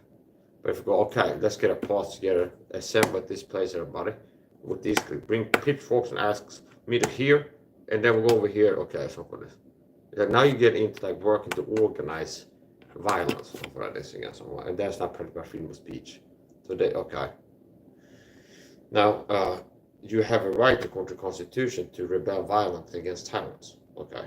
So if government has become tyrannical, the Constitution has given you the right to rebel against them violently and oppose them with violence, with force, if required. Okay. So it might sound better to some people. Like I'm a man with testosterone, red blood, and care about freedom, and not worried about saying controversial things. Okay. Yeah, you got me right. Okay. So here's the point. So it's like get a shotgun. You don't need AR-15 Biden. Get a shotgun. Okay. So they're returning now. It's like here's a clip. It's like, people don't need it, and you can tell it's like his puppet, his mouthpiece for the deep state. The purpose of the right to bear arms is to be able to fight against the government if the government becomes Hitler in World War II. Okay. It's like everybody who's black is going to a camp. Everybody, and we're gonna kill them. It's like, for that. That's what it's for. We say, oh, but wait a minute, every third black person has an AR-15 in their home. That's gonna be hard to do. Okay. So it's gonna take 10 years to get all these guns out of them, legislate slowly, boiling frog, get them to give up the guns voluntarily. And okay, now this is like 1 in 100 households have an AR-15 at home. So now we can get this. Now we can put them in the camp if we want to. Do you understand? That is the purpose of like the right to bear arms in the U.S. Constitution. It's the founding fathers said that we deem these rights to be self-evident. We hold these truths to be self-evident, which means I see even scripture seems there. The Bible says, "For the heavens declare the glory of God, and the firmament shewed his handiwork. For the visible things of him from the creation of the world are clearly seen, being understood by the things that are made, even his eternal power and Godhead, so they are without excuse." But there are certain things that are self-evident, okay? And they seem to be of view to me, looking at the writings. As if like, just like, yeah, obviously God wants men to be free. It's not like, well, It's like that's okay. No, it's like here's like Captain Obvious stuff. Like obviously living in this world, we're made by God. Notice how they weren't really, they hadn't catch on yet. Man is a monkey and aliens put us here or something like this. Okay, people weren't as delusional and crazy back then. So even Sweden and America used to be more culturally Christian. Okay, there's a distinction. I talked to someone once, kind of interesting conversation. And it's like, yeah, Sweden is a culturally Christian nation. Like, yeah, I thought that's a good way to put it. Okay, so Sweden and America is like a Christian culture. Okay, meaning that doesn't mean that most Swedish people and Americans at a point in history, like the 1800s, were Christians, okay, or 1500s, or this. But it's like lost people. The culture was filled with religious but lost people, okay. See, so it's like it's a culture where you have buildings of worship, like temples, with crosses on top instead of like a moon or something like that. See, it's like in this culture, it's like the one of the most common like temple building is gonna have this symbol on top of it, see? Like a cross. That's like a Christian symbol. Or if I go to Afghanistan or like Fallujah or something like this, like it's gonna be, hey, is there a building here we go to pray together and read religious writings? It's gonna have a moon on top of it, see? Like a half moon or something like that.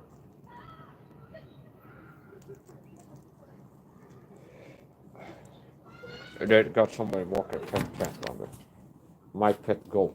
Okay, no, it's not a goat, it's a cat.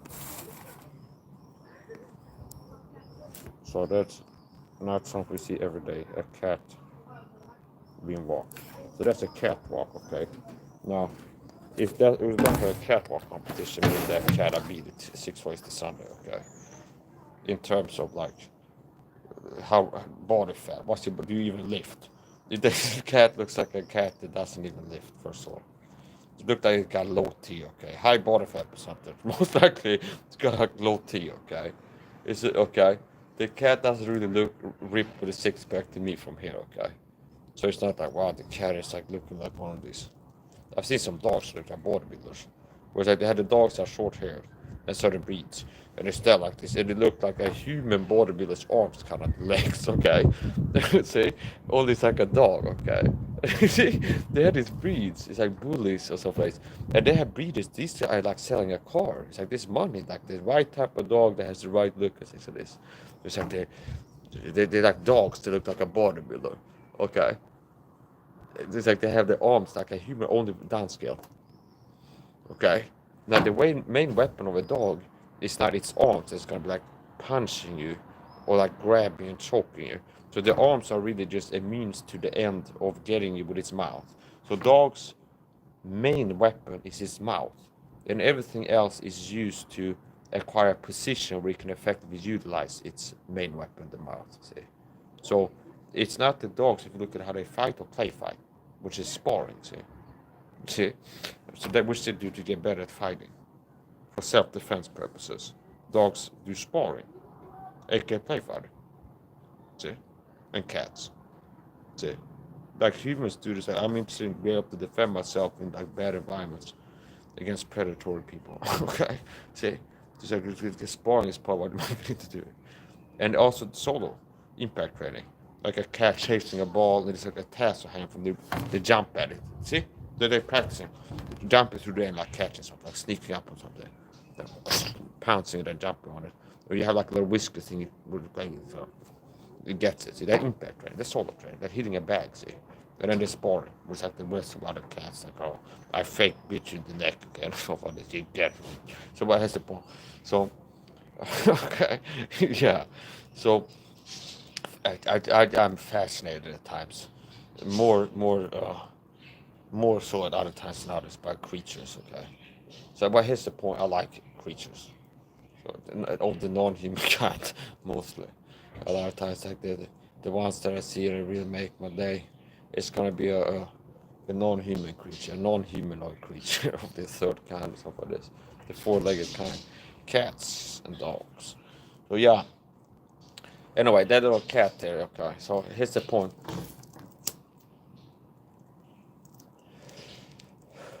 my wife went to bed. I saw a notification. I'm going to bed, and I decided I still normally I will break off, take a break, and say goodnight. But I've been so like locked into what I'm doing here. So okay. Here's the point. The founding fathers. Okay. What is the right to bear arms for? So, what the founding fathers, what they believe that man has God-given human rights is what they believe. Okay. They had God-given human rights. There's somebody walking a cat. Okay. They have God-given human rights. Just a cat.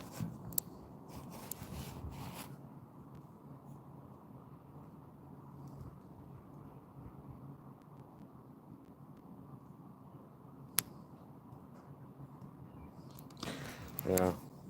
So if me and that cat had a catwalk competition, I think I would win. It looks like it doesn't lift. It doesn't have low body fat percentage. It's not ripped with a six pack in good shape. So it's a house cat. Okay.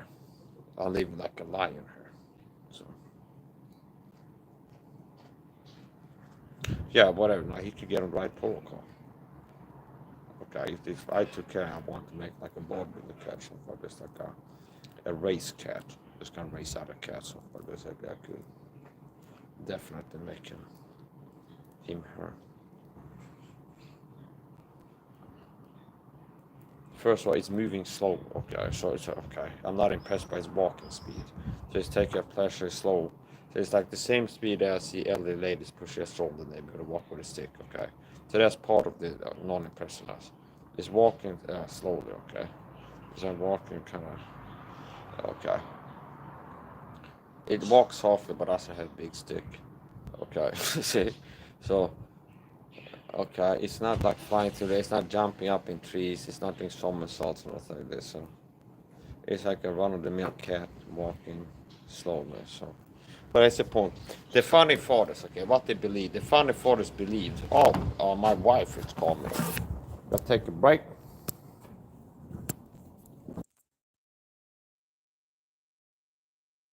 And I am back. Like 4 hours. I think I might turn this off and then go live again. If I feel like it. So I gotta put my phone charge, my laptop. I might go live on my phone. I say goodnight to my wife, will be wonderful. Just before this.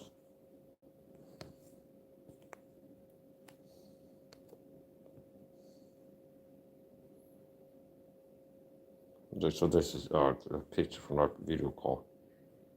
This is a bundled door. Okay. That's us saying goodnight. Obviously not upload videos. Here's a picture. There's two different messenger call. Just what are you doing? I'm taking pictures of us. Maybe I'll show my viewers. I told them I'm gonna say goodnight to you. So okay, there's a picture. So I gotta finish up 4 hours 39 minutes. The founding fathers believe that God has endowed men with certain unalienable rights. Some people pronounce it as unalienable, something like this. Unalienable rights. So aliens are something that's foreign, far away, removed from you. As a myth, okay? Like the mythological creatures live on Mars, far, far, far away in a galaxy that's not on Earth. These things exist. Your rights are not to be removed far from you. Okay, actually works. So unalienable rights, like the aliens on Mars that's far from you. So here on Earth, there's certain rights, okay? Unalienable rights. Oh, I'm an alien. I'm a legal alien. I'm an Englishman in New York. Oh, I'm an alien. I'm an alien. Okay. So yeah, I'm on board with the founding fathers. I'm very close to them in temperament and sentiment and beliefs. But the founding fathers believe that men have been given rights by the Creator. So your rights don't come from the right. Your rights don't come from man. Your right comes from God. The government doesn't give you rights. God gave the government the job to protect your God-given rights. So if government is doing wrong, they're legitimate, they're tyrannical, they're not protecting God-given human rights, the God-given rights, and they're gonna be infringing on them. So you have God-given human rights. The rights come from God, not the government. Okay, and that's important. Why does puppet politicians work to ban guns and get put restrictions on guns? It's because it's like this bowling for little by little. Like they're working towards citizens not having guns at all, ultimately, or like very little, very ineffective weapons, contrasted to the people who are becoming, like put people in camps or something like this if it gets to that. Okay. So the founding fathers had fought against tyrants like the British redcoats with muskets and cannons. And the father was like, yeah, okay, citizens should be able to have these muskets too, which is what on par, even playing field. Like, see, it's not like, well, the Constitution bill, you can have like a small musket that's a third as powerful as it's like a law. It can only be loaded with a third of the gunpowder amount that the government muskets are loaded with. Okay, no, it's like same level. So okay, well-regulated militia. So yeah, I don't buy into this like bullshit. They're like, oh yeah, no, ban guns, restrictions, 10-round limit, California, and semi-auto only. No. I believe that Americans should be able to have full auto. Like, you shouldn't have to be like an elite person that can jump to 60 hoops and pays money. Notice how that's so weird. It's being infringed upon. If you have to pay the government a right tax, see, a tax stamp. If you have to pay money to the government to enjoy certain rights, and then like it's hard to do, and jump all through these hoops, it's like they've been infringed upon. They made it pretty damn hard to have a full auto firearm in America, haven't they? See? It's like, see? They made it so, if I'm right, it's like, yeah, founding fathers, like, yeah, they would be like, yeah, American citizens should be able to have full auto AR-15s. Okay. With 30 round mags, drum mags. Okay. Okay. And like a Barrett Light 50. And they should be able to have, like, yeah, like full auto everything. Okay. And it should be, well, only cops and robbers can have this. Now, only cops can have, only cops can have these full auto weapons. Okay. It's like LE only or something like this. Like, oh, they're going to, we need to have like a cop that has the 2FA stuff come shoot for the video they make for a machine gun or something like this, because they don't have or something like this, like weird stuff. Okay. Oh, I'm an American, I want to have full auto AR-15 with a drum mag on it, a beta C mag, which makes it more alpha, interesting enough. See, a beta mag on your AR-15 makes it that much more alpha. It's like if Arnold Schwarzenegger was going to be in the movie kicking ass or Rambo, like fighting 6,000 enemies with like Viet Cong, he's not going to have like a 10-round AR-15 that's semi-auto. Okay. It's going to be like with a drum mag on it. He can walk around like with, he can do walking fire like a rubber man with a church hat or something. Shooting from the hip while walking fire. He'll have it like that most likely. And it's like that part of it, the technique is like it's the flat for the shot. So he's got his arm like here. And walk like this at the end, just like hordes. Like the Tim Kennedy story. There's like a battle line of 400 Afghanis coming at him. And it's like, there's like RPGs bouncing off his hood or something like this. This guy watched too many Hollywood movies. Okay. So, there's a guy that makes videos. What's his name? Okay. He makes videos on stolen valor. I don't take these guys too seriously. I don't take Tim Kennedy, John Schreck-McPhee too seriously. Okay. I don't take this guy, what's the guy's name? Sean something. I don't take this guy seriously. I don't take John Schreck-McPhee too seriously. Because this guy it's one of these guys that had a different MOS than just to kill, quote unquote. All capital letters underlined. Okay. That's how I don't take it too seriously. These guys that had a different MOS than just to kill. Okay. See, what's the guy's name? The YouTuber makes videos about these guys. they like the guys, he makes videos on guys that have like an ammo, just the ammo is just to kill. Okay. See. And it's like, yeah, so it's like I have 600 confirmed kills. Yeah, okay. And I got this tattoo to prove it. This is the tattoo you get for 600 confirmed kills as a Navy sniper. So they get like interviewed by DJ Vlad TV and so it is. Okay. See. See. And sometimes the guy comes back. It's like, no, I'm coming back as an ex-mob hitman now. That's another thing I was doing. So at first, like, yeah, I'll be like secret special forces. And then he comes back and they tell something else. So yeah, also I was like, more people killed 600 people with a paperclip. Okay, so it was what this. There's a guy. So there's a YouTube channel for the store people. It's like somebody goes to the supermarket wearing like fatigues to get like the service discount at McDonald's or for this. And then some guy is on tape and be like, oh sorry sir, but like what's your message? Well mainly I just okay, it's just to kill. Okay. What's your MOS? It's just to kill basically. Okay, see, like just to kill, okay. And the guy asked is actually but I never heard of it like that MOS before. Yeah, it's like basically it's like this yeah. I gotta go. Okay, see, that's the type of people. And there's a guy who makes our videos on this. So yeah, I would take this guy's to correct fear, this guy's too serious when it comes to talk about warfare because this guy had a different MS than just to kill and he has 0 confirmed kills with a paperclip. Okay. And I've seen other guys in YouTube videos that it's like you got a tattoo for 100 confirmed sniper kills and stuff like this. And he killed like many people with a paperclip, okay. And what else? So it's like basically the type of guys it's like really if they could just like halo jump like a parachute, they could just fly like a AC-130 over a combat zone, halo jump this guy down with a paperclip and like a Swiss Army knife, and the whole conflict would be over in 24 hours if they could get one of these just to kill MOS guys on there, okay. Just let him loose, understand? He will see red. You don't understand him, bro. He'll see red, okay? Okay? You don't understand. It's like you just see red. And it's like they wake up, everybody's dead or something like this. So yeah, one of these guys, I saw him in a video, he seems like a badass to me. He's got like more confirmed kills than a tattoo for it. He has got confirmed kills with a paperclip.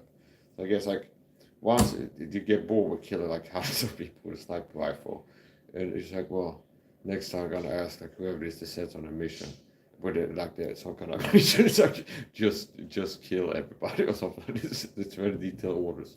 Okay, just let this guy go with a paperclip and be out here like it is like a PDA. He's got some kind of a tactical like no PDA. It's like your mission is just to kill everybody. He's not an American or something like this. And then it's like he's got a paper clip and like a Swiss Army knife and maybe like 6 rubber bands in like a pouch or something like this. It's tactical but very rudimentary.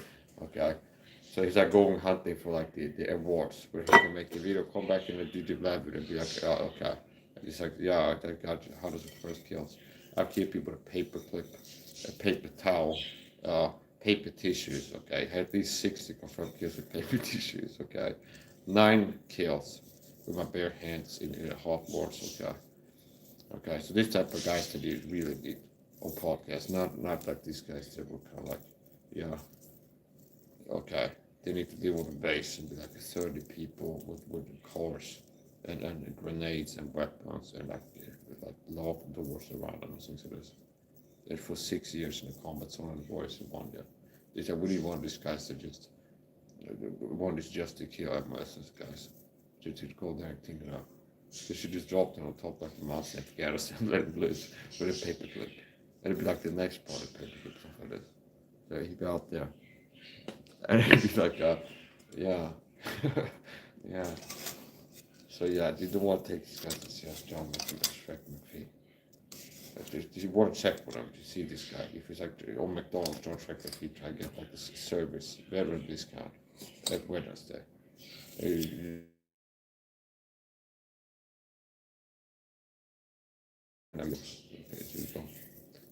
If he doesn't tell like, yeah, but if you ask like, what's your MOS? If it's not just to kill, okay, don't take him too seriously. I'm not saying he's scamming necessarily, but he's not one of the guys that should get the biggest discount available, in my view, okay? Because it's like if you have 60 confirmed kills with a paper kill, nobody said have to prove it. I think you should get your burgers for free at that point at McDonald's, not as a discount, okay? America, okay. So whatever. Uh,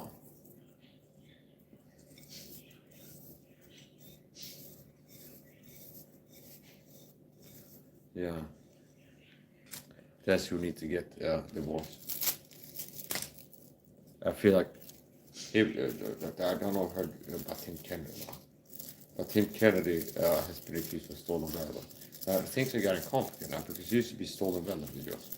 So like I'm an avid like internet fiend, so I've been watching car cam videos. It's like influencer commentary videos, fitness, different all kinds of stuff. But I one of the content I just like actually like the stolen valor video or something else. But have people that LARPing like Navy SEAL and like show up at parades and like McDonald's to get like a service discount or something like this. And then some back even if you are so where your station is like that's top secret I can't tell you something like this. Okay. And it's like alright. That's the thing. So it's getting complicated now where you have someone like Tim Kennedy that actually was in the service and not like lying that he was in the certain branch of this. But he's lying about stories. Now basically how much of that is just like act like an internet troll in YouTube video? Possible. Okay. Like how much of that is just like being an internet troll in a video? It's like, yeah, okay, I get by this podcast. It's like what they booked me for is to tell crazy war stories, and the crazy the better, okay? So it's like, well, it's like I've been on all podcasts tell this story about like an actual thing where there was a bullet was somebody died or something. So it's like I'm gonna stop being invited here. We have to spice this up a little bit. It's like okay, there was one guy. It's 400 Taliban shorting us like a battle line, and it was refugees bouncing off of the Humvee hood or something like this. Okay, okay. It's like instantly now the visual. If you hear this, it's like a movie, like Arnold Schwarzenegger movie or something like this. Okay, it's like a low budget movie with unrealistic gunfights in Hollywood. Where it's like an RPG impacts your vehicle, but somehow, like the plot armor of the main, like the main play character, it makes the RPG that, like normally would be destroy the vehicle. Somehow, it just like it skips off and but like bounces off. Okay, and that is like maybe 1 in a million. Okay, it's like 1 in a million. That's something that would happen. It's like 1 in a million. Somebody even claimed that happened. Okay, it's like they were deployed in Iraq. The Iraqis had like staged an ambush in a mountain. They had like a Dishka set up and a Dragunov sniper, a DMR man, and then they had uh, like an RPG-7, so like a 3-man team there staging an ambush. And they like look at okay the convoy's approaching, and then it's like okay part of it was like there was RPGs still impacting near the vehicle, and then one RPG hit the hood, bounced off into the sky, and it hit the self-destruction fuse limit where it blew up in the sky like fireworks and nobody was harmed. And then after that it's like I jump out of vehicle and like shoot 6 of them with my handgun blind fire or something like this. Like I bred a 92 at 200 yards, got 2 headshots off or something like this. This is the level of Tim Kennedy stories kinda. Okay. I got 2 of them in the head. Just like this, just point shooting. It's like it looks like this and you got them at 94 yards or something like this. So it's a different level. Tim Kennedy was also he had a show, so he's been accused of stolen valor, like he's making stories and lying about his deployment. And some other in the like his own like the ex Navy SEAL community YouTubers are making like videos calling out for that. It's like he's a stolen valor guy. So basically, it's the same thing that a lot of small time YouTubers do, kinda. Where it's like this guy is a scumbag. I'm gonna keep making videos saying that he is. Kinda. That's the point.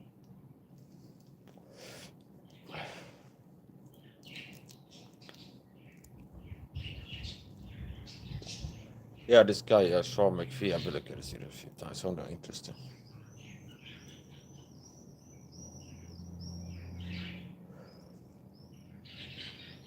He talks a lot about details about marksmanship. Like he gets very into detail specific. It's not like shoot fast or something like this or whatever. It's like, well, if I look at somebody's target when I hosted some course, I can see, oh, it's like your impact is low left, which means your eye over bore level is 3 inches. Something okay. It's like you had to bring it closer to your eye or something like this, and you hit it closer to center. Like very like specific stuff. It's like you're hitting low left, and it's like he will be like, well, how to adjust this, and you need to bring it that close to your eye and something like this. So one of the things it talks about, people will hit low, I think it is, because they're looking down at the gun like this, the red dot or the iron sight, and they don't have it like right up to the eye level or something like this, and that makes them hit low or something like this. Which, okay, I've been able to shoot air guns pretty accurately as a hobby, and sometimes less accurately. But a lot of times it's simple. The hits that I hit are just looking at it and then start sending projectiles at the thing I'm looking at more or less. See, okay, see, it's like holding the air gun, looking at this, the basics of how I get hits off, like in the zone. That's like the zone of like the human head or something like that, at approximately 10 yards. Like look at the thing, I want to hit the black part of that paper, and then I get a hit off. Sometimes it's out of the black spot, and then it's like, okay, now let's use the sights, okay.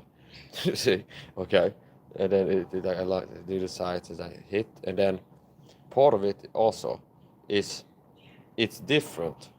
Like if you would be in a gunfight or something like this, or in certain situations, because if you have like a shooting and see target, you get immediate feedback on the aiming point, even with rapid fire. So you hit it low left, boom, boom, and you can walk it in very quickly. Now, if it's the way that I've been training, low light, so I hit it, then I have to walk up with a flashlight to see what it hit. So it could be like, then I had to go back and be like, I was hitting low left, okay, and I have to aim higher right or something like this, or get creative and like use my irons in a different way, okay. So it's like it's not that complicated. Getting hits within 10 yards with a handgun really shouldn't be. Things that in my view would make it harder is a high caliber, big recoil. Like one of the things, if I lived in America, I was gonna get a gun. I'd want a gun with as low recoil as possible, because that helps to shoot. Okay, that helps to with rapid shot placement, like hitting where you want to hit. Okay, so low recoil makes it easier to hit with rapid fire. So it's easier for me. Like if you go to shooter in America and you have a Glock 19, 9x19, and then you have like a replica training like licensed by UMax or something like this Glock 19 air gun, BB gun. There's like licensed version by Glocks is built to be like close to regional only air gun, which can be used as a training air, or even like an airsoft version. It's gonna be easier to like hit 10 times in a certain zone, like the bullseye, in 10 seconds with the air gun version than the 9x19. And what is the real change? What really is the change? The recoil impulse, see? The recoil, like felt recoil, like the effect of the recoil, because the recoil will move the muscle off target, more or less. So if you have you're aiming dead center, and if you pull the trigger right now, you will hit bullseye, and you do. Next time, if you just pull the trigger as fast as you can right after, it's in a different place now. The muscle is pointing a different way. If you have like a laser inside of the bore, just like you can see it moves. So I believe it makes it a lot easier to hit and be effective with a firearm if it has low recoil, generally. Here's the thing. Notice I'm talking about rapid fire. The recoil only starts affecting you after the round has left the muzzle. Okay, so it's not like the recoil, the weapon starts moving while the bullet is still trapped down the barrel. It can change stuff like that. It's like once the bullet, everything happens so fast. Once the bullet has left the muzzle, that is really when the weapon starts moving significantly. So if I lived in America and I would want to have like a home defense gun or several home defense guns, I want something with manageable recoil. And this is something that's like overcompensating if you want to sound like a tough guy or something. So I would just like the 45 caliber. It's like you're not man enough to handle big recoil. No, it's just more easy to be effective with it. It's the issue. It's easier to be effective with something. So I picked the tool that's easier to be effective with over one that's harder to be effective with. Given like stress and other variables and things like this. Possible injuries and things like this. So here's the point. Here's another thing I thought about, being into firearms as like a hobby, okay? Not like shooting them, like air guns, explosive gun and shooting like in my home. It's weird how it's been normalized. First of all, most things in America are overpriced looking at the knife community in America. But people have been conditioned to pay so much for things. It's like overpriced. Like everything's overpriced. Knives, a lot of them are overpriced, okay? Like ridiculous prices. I don't know about you, but I don't have like $300 to spend on a folding knife. Okay. Really, it's hard for me to justify that.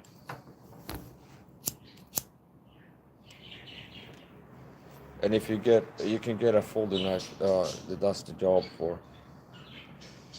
If you can get a knife that does the job, or what do you want to be able to do with this tool for $50? You say, okay, why pay more? So another thing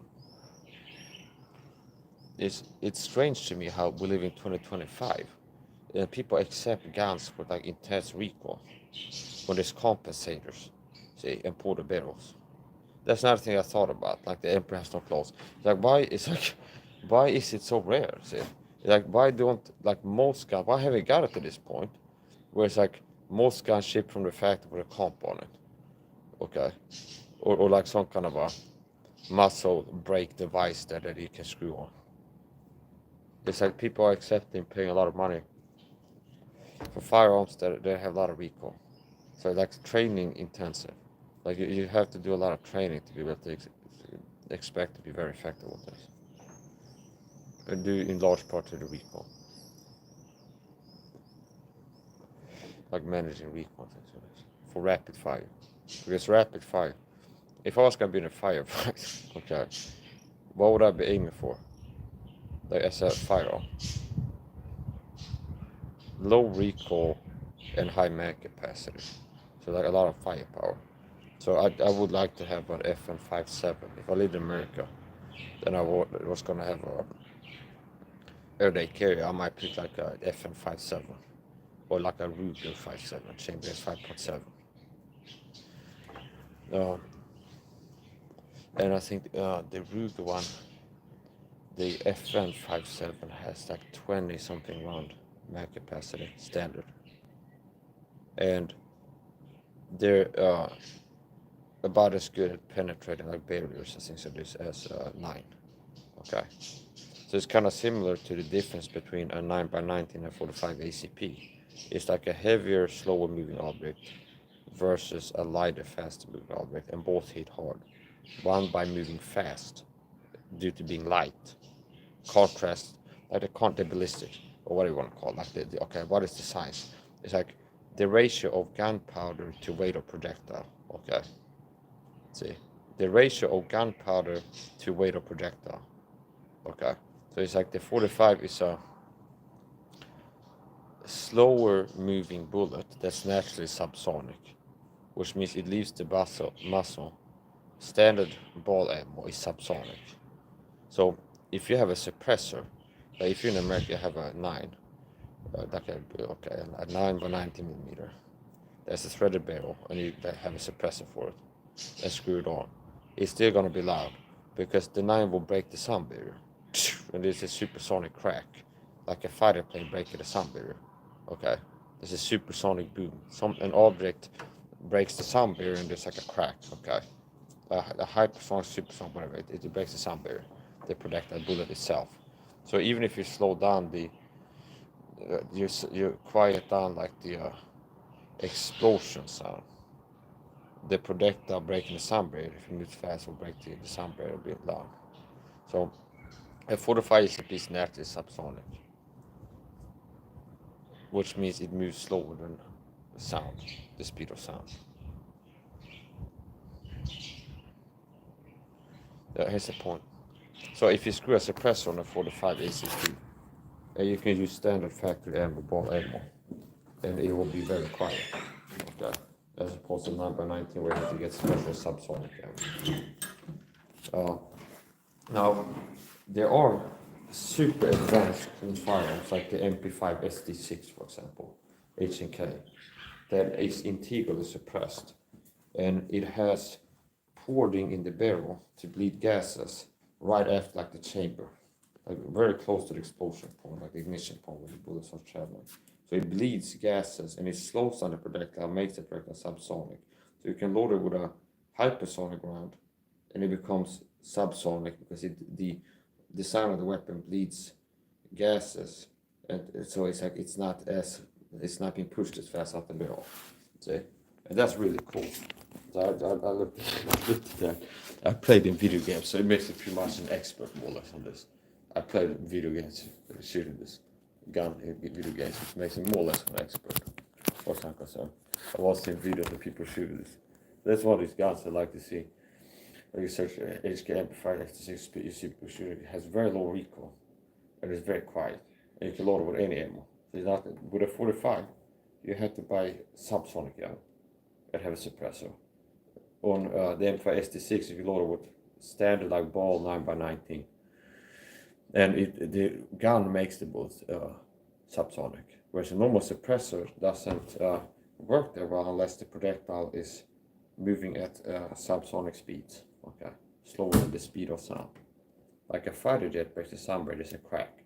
Sometimes, as you see in the news, it's like people called it, some person like local news, concerned people were calling, being worried about loud explosion sound over this place. It's like, oh yeah, the Swedish military was doing training with fighter jets or for this, they broke the sound barrier or for this. Okay. Which means an object moves through the air that breaks the sound barrier at a certain speed, it bang, it's an explosion, okay? So, a 45, like a Colt 1911, if you would like thread the barrel and screw a suppressor on, it would be subsonic. Very quiet is what that boils down to. Okay, very quiet, noticeable difference. Because it's naturally subsonic. Even without a suppressor, the bullet is subsonic. You screw a suppressor on it, it doesn't break the sound barrier. So it's slowing down, it's like it's muffling the sound of the powder gases burning, like, which is at an explosive pace. That's the point.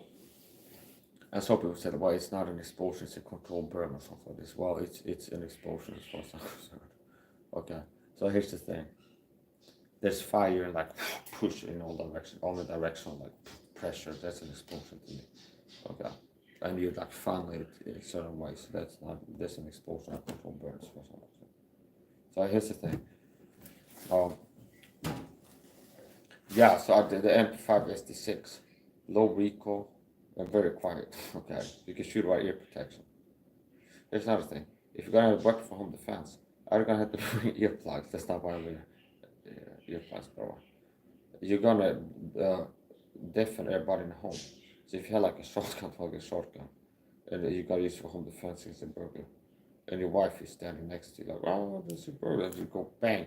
It's like it's like you have your ears reeling, and you can have like vertigo from that, where it's like you get this word like a flashbang, see? It's like a flashbang. The SWAT team throw through the door, they're gonna breach, like force entry. First thing that you will notice being breached upon is like bang, and it's supposed to disorient you, which makes you like less effective at like being effective in things. So that buys in some time basically. It's a time buying device more than anything else. So it's like being like shocked by this, it makes it harder to like decock a safety and chamber weapon or something like this. That makes it harder because like your brain is all over. It's like you're not seeing right, and you're like, okay, it's a kind of like a micro concussion, something like this, like being wrong. So it makes you less effective at doing certain things. And it's also something that gives you stress, okay, like shock, okay, you're shocked, and your body's shocked. So okay. So and they also do training, I guess, to desensitize stuff to this. The people are using them, and also they're throwing them into the room they're about to enter, and not in the room while in the room typically. So anyway, here's the point. So if you fire like an unsuppressed gun in your home, it's like it's like a flashbang effect. It's like if you fire a 12-gauge shotgun in your bedroom, it's like a flashbang going on. It's a fireball, and it's a loud noise, and like the sound waves bouncing off the walls and so this. So it's similar to a flashbang going off, okay, which as a device designed to like make it not good at fighting. Okay, see. So how does it run the logic on that? So I think that it's good. I've seen people talk about this. Like, yeah, you need to have this suppressed weapon for home defense, really, because you'd make everybody deaf in the house. You can like basically a convict effectiveness goes down for people if you shoot an unsuppressed weapon indoors. Okay, if you're not wearing earplugs and sunglasses. So here's the point. That's not why I wear earplugs and sunglasses. I got autism. So here's the point. Yeah, but I like the MP5 SD6. Okay, imagine having that with a drum mag, like a 50 on drum mag on, or 100. That'd be great. Okay. Yeah. I like guns. Okay, I like guns, knives, and so this. So, unfortunately, in Sweden, it's not like you can just go, well, I was, how can I cool guns? I just go and get a license for AK-47 or 75 drum mag. Okay, like for what? The home defense. Okay, it's like no, they don't grant it. Okay, so then there's also a 1 year minimum in prison for having like a AK at home or something like this. Okay. So it's not like one of these things with like fire in the wrist. Okay, so anyway, here's the point. Yeah, it's like I would like Sweden more if they were closer to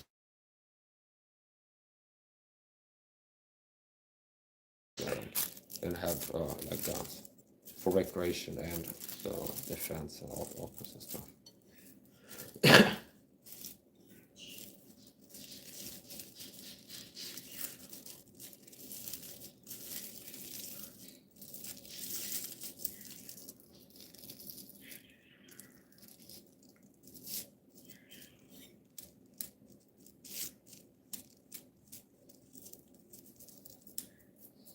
5 hours, 14 minutes, 11 seconds.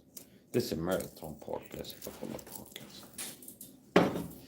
Marathon solo podcast. I could name this live stream that if you want. Marathon solo podcast.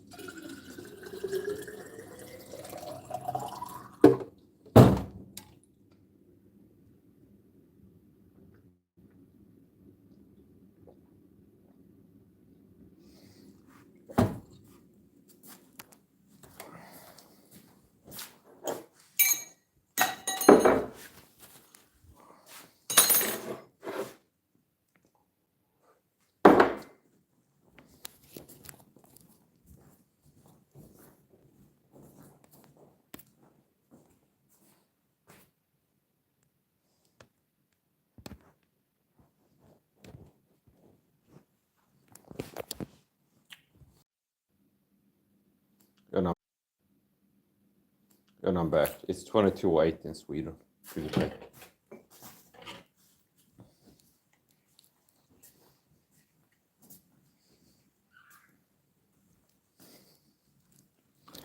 So a lot of the SWAT teams tactics and this come from the SAS. Like a lot of modern SWAT teams, so they use like SAS tactics. If you look at the SAS, they operate like the SAS, like the Iranian embassy siege that happened, and they had a SAS team there. It's based like a military SWAT team in action, where it's not a police unit; it's the special air service. So it's like a counter-terrorist group, CTG, you could call it. But if you look at SWAT teams in Germany and Sweden and America, a lot of the tactics are like the same, and equipment and like breaching methods and things like this, and equipment. It's like breach, bang, clear, for example. That's the same. Like first breach, flashbang in, and then enter and then clear. That's things like this. And here's the same term. Okay, so it's like I didn't get less interested in things like this because I had a SWAT team come get me one time. That wasn't fun, okay. But I had a SWAT team outside come get me, okay. And they weren't stacked up in the way that I would have done it if I was the SWAT team doing the raid, okay. See, I would have had them stacked a different way. That's okay. Okay. Maybe they knew that I wasn't like with an AK and fixing to shoot at them or something like this. This is just a guy, we're gonna give him a cab back to the nut house. Somebody gave us the order or something like this. So here's the point. Okay. Okay. So it was kind of uneventful, okay. So now that's saying it's like a lot of times it was something that could have been a good story. It was something really, it would have been something that somebody got hurt or something like this. So here's the point. So it's like the best story is nobody got hurt. Nobody died, nobody got hurt in a lot of cases. So that's the point. The SWAT team was outside. And like all I was trying to establish was to like verify there was cops, okay, and not some people just trying to trick me to go outside or something like this. I've had like at least once it happened somebody on TikTok or the threatened me they're gonna come get me and things like this. So okay, so it's like just because somebody shows up outside my door, it's like, hey, it's the cops. Unlock the door, come outside unarmed. Okay, it's like I'm not gonna just. Oh, okay, hold on. Okay, obviously, because I'm not naive. Okay, so it can be better to be overly suspicious than to be naive. Okay, if somebody would knock on my door, like people are coming, hey, it's the cops. Come downstairs and we're waiting for us for this. It's like, how do I know? That's a cop. It's a male voice on the phone, okay? See? Or a female, okay? So it's like, how do I know that it's the cops? It's just like a phone. It's just a male voice on the phone, okay? I mean, I could call you from like a private number. Hey, it's the cops, okay? Like, see? So it's like, what I was focused on in the middle of being irate was like visually identifying, visually verifying that it was cops, okay? Like seeing that it was cops, okay? Not because how can I have to hear it's the cops, okay? So it's like before, before it's like just open the door and coming out. It's like I was interested in making sure it was the cops, okay? It was what I was verifying, visually identifying that. There was one cop I could see him down there, and it's like, go look outside. It looks like a SWAT team. I said, they did different things that I verified, made sure. And once I was sure, it's okay, I'm gonna go outside. So it might have come close to them, like forcing entry and breaching the door. If I would have waited longer, okay, they might have breached the door. See, they had like a breaching tool ready to deploy outside. When I came out, it's like they had some weird contraption. It's like, oh, this okay. It looked like something weird, okay. And it wasn't like the one where they have like a log with a handle on it, only made from steel, that you go like this with, okay. Where they have a steel thing like a handle on it that you go like this and then like that, like a pendulum type thing. It wasn't one of those. It was something that looked like I don't know what, like that bicycle handle welded to another bicycle handle with another bicycle handle or something like this. Okay, so something weird. Okay, it is something I didn't get to look at it really closely and from a good angle, but it's actually something like many tubes attached together or something like this. So I don't know what that was about. Okay, but most likely software that makes it easy to get through the door that somebody's not wanting to get through. Okay, so I don't know if they had like right, and they didn't seem to be like thinking that I was gonna like create any troubles really. Just, okay, I mean when I opened they weren't like having a shield man, like the portman having a shield and a sidearm pointing at me, and like the other guys with assault rifles like pointing at me. They weren't like at a even like having a high or low range of the weapons. They were just like kind of like they're like okay, come outside, and they weren't like this. Okay, so here's the point. Uh, okay, so it's, I don't know. This what could have gone wrong, but maybe if I would have waited longer. Like they gotta come outside, okay. So and if I would have waited any longer, possibly they broke the door, okay. So that was a kind of stressful experience. But I made it out alive, and I made it back home alive, so that I kind of a big deal. So yeah.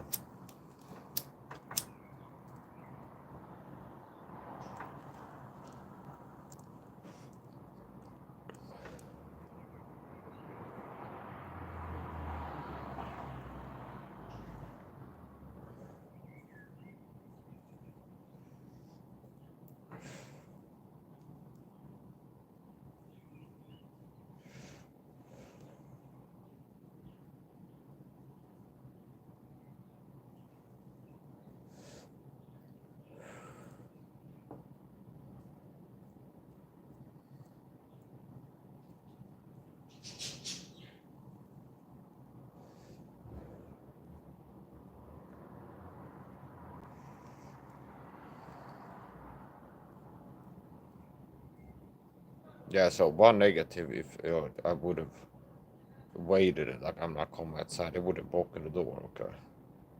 And then since it ended with me going to the psych ward for like a 150, it would mean that my home would be unlocked with an open door. People would just walk in, maybe some tape covering or something like this. Okay, so it'd be like people would be able to have access to all my stuff. That's one of the things that could that I guess. I don't think they just fix the door in like 3 minutes. You might put on some tape to like do not cross off of this. Pretty please. No, okay. So anyway, here's the point. Yeah.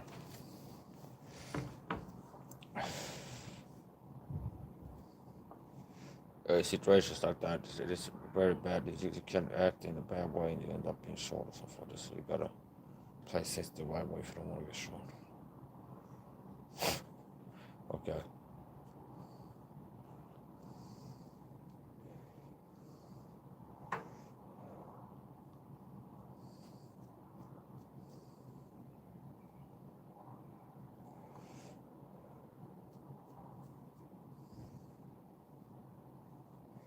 I guess the biggest danger is if they don't do a no knock rate. See, I analyzed this. I thought about this. It's like okay, debriefing part. I think, okay, how does it play out? What went right, wrong? What could have gone wrong? How was I operating? Things like this. And it's like if I would have waited longer and they force entry, like because they were like, if you don't come outside, we'll break in. Okay. And it's not like pity please. It's like, but I don't want to come outside. But you're gonna have to. We're gonna be breaking it. Okay. So, all right. And it's like, all right, okay. I decided I go outside. I made sure it's the cops. Okay. And not just somebody pretending to me at this point. Now, if I would have waited, and like if I wouldn't been sure if it was cops, and see, still, if they wouldn't have like proven they were cops, and I was like, I'm not sure these guys are cops, and they like break down the door. It's like, I'll see, that's something that could have been a bad strategy, okay? Because like maybe 50 minutes, I was like, it's like okay, you're like outside, you need to come out, and I'm like. I will need to know it's the cops, okay? So like you're saying you're the cops, I don't know you're the cops. And I go to look at the peephole and it's black, okay? So see, because they cover the peephole. I'm like, oh shit, okay, see? It's like now, see, okay? See? So it's like, I'm like, I get a phone call, it's like the cops and the doctor here were coming to get you. And I'm like, when they come out or something is kinda. And I'm like, I'm not just gonna somebody calls me on the phone, like it's the cops, just walk out without weapons. Okay. I'm not dumb, okay. I wasn't born yesterday. So obviously like before I just like open my door and come out, I'm gonna verify that it's the cops, okay? If not, if it's somebody come to get me, I'm gonna be in defensive position, defending a strong point, armed and dangerous, and ready to defend my life against a non-police intruder. Say, legally, okay, you have that right in Sweden. Now you don't can't have an AK for defense, but you can have stuff, okay? So, so when it's still in limbo, and I'm not sure if it's the cops or not, and I need to make sure, okay, if they would have break down the door and I'm like, God damn it, somebody's come to get me, and I pull a knife, that could end up bad, see? Because if I'm still not sure that it's the cops, and I didn't get clear that it's the cops yet, so it's people outside my door, it's like, here's it's the cops, who could get you, gotta open the door. And it's like, I don't know if you're cops. It's like I go like to peek, not the corner, but like check the peephole. Okay. Okay. And it's black. So it's like somebody's covering it somehow. Okay. So it's like, okay, I can't see if it's cops outside. It's like you hear male voice like, yeah, it's the cops. Okay. And I'm not seeing it's cops. So I wasn't feeling like I wanted to open before I was, so what's the cops for real? Okay. And eventually, it's like it got verified. Okay. I got a video feed, like a surveillance feed. I could see there was the cops. Okay. I got it on.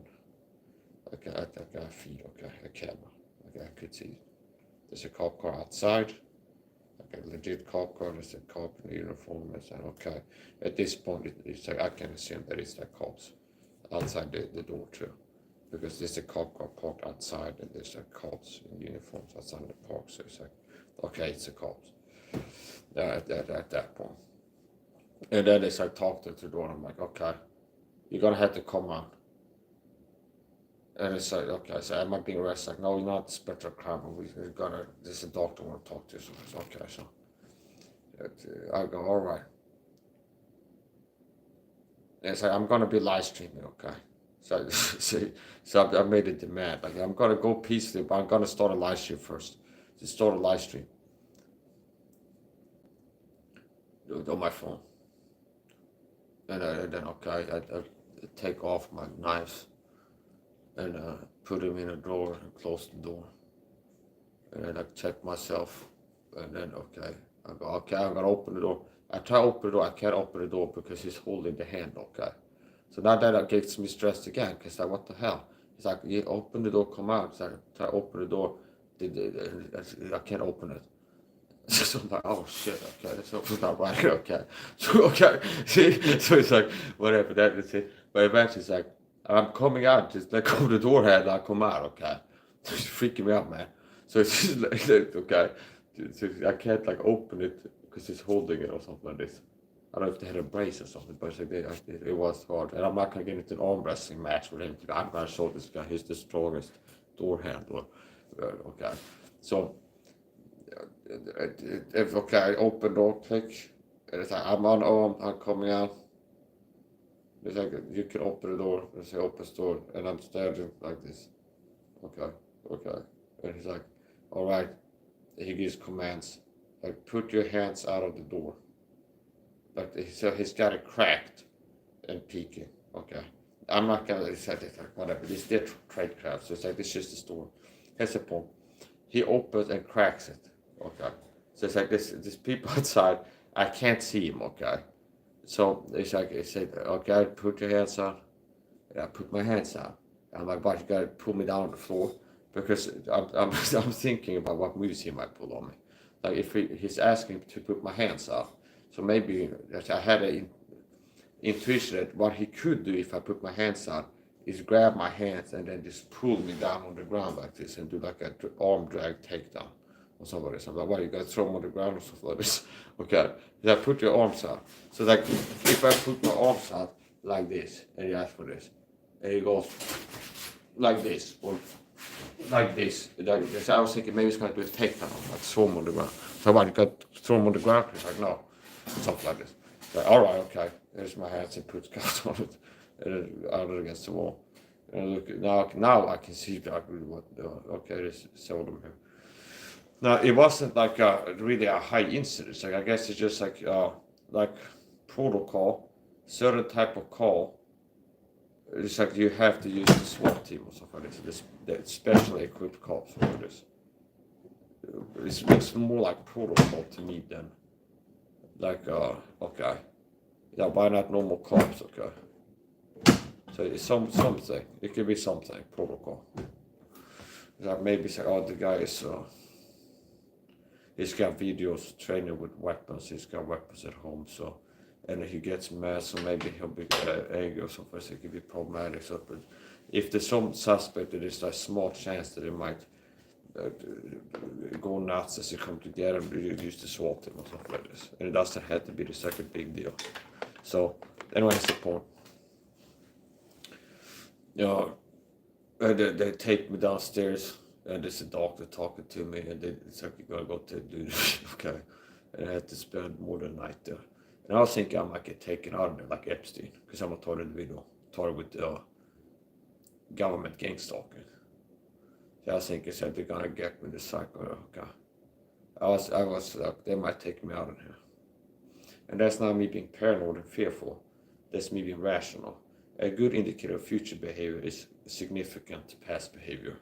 They've been taught by seeking a program that's using every opportunity to attack you physically and psychologically over time.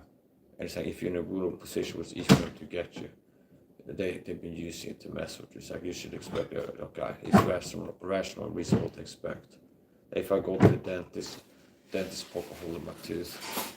It's like if I go outside, it's like I understand. It's like there's people talking. So, and with the research too, it's like total individuals assassinated. You can get murdered. They make it look like a suicide. And I've actually talked about this in live streams. Like, well, one of the things they might be planning to do is try to get me work to get me in the psych ward. And then when I'm in the psych ward, they might episode me or take me out and or something for this. So I was like, okay, that's not good. So, yeah, it wasn't good to be in a cycle. I didn't like really love it there, okay. But mainly because of the risk, perceived risk that it's like they might drag me there and then murder me, make it look like a suicide or something like this. Okay. Like Epstein, like take me out and make it look natural. I had an accident or a health problem in the psych ward, or he killed himself, something like this. So that I didn't like that being an environment like that. I was thankful I made it out alive and prayed to God. I was able to make it out alive. So, no, okay. And they had all kinds of culture. And I didn't get charged for a crime because they weren't there to arrest me for a serious crime. So just because this is a SWAT team doesn't mean that it's like you're going to prison forever. It's not like they only send a SWAT team if somebody's like shooting a gun in their home or something like this. It can be it's like different reasons. There's even SWAT incidents where it's like okay, or people call and say, I saw on YouTube where a guy shooting a gun in his living room. Or something like this. And I said, well, it's an air gun. If you would watch my videos on YouTube, like unboxing my Umerx air gun or something like this. Okay, shooting my air gun. So it's like if the order would take for them to check it's not a real gun that someone called by. They said, they watched other videos, it's like air gun shooting. Okay, that's a whole. So.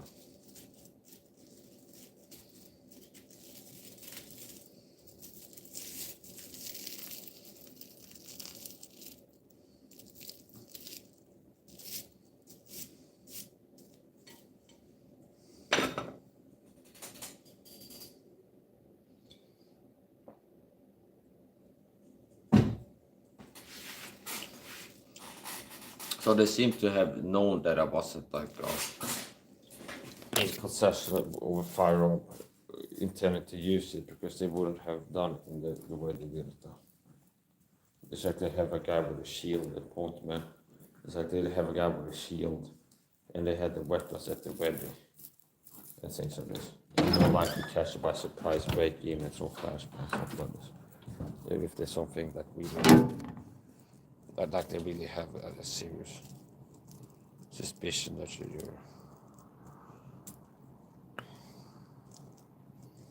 do okay.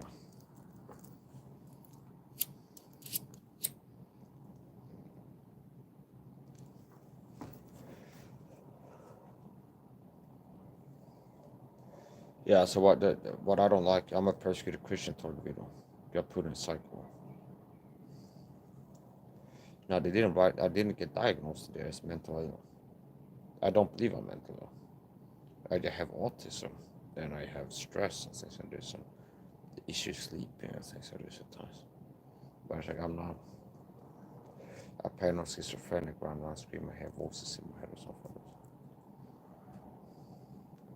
this. So basically, me losing my temper and things like this is as a result of harassment. Okay, that's a big part of it. It's like when I genuinely lose my temper, it's like somebody's harassing me.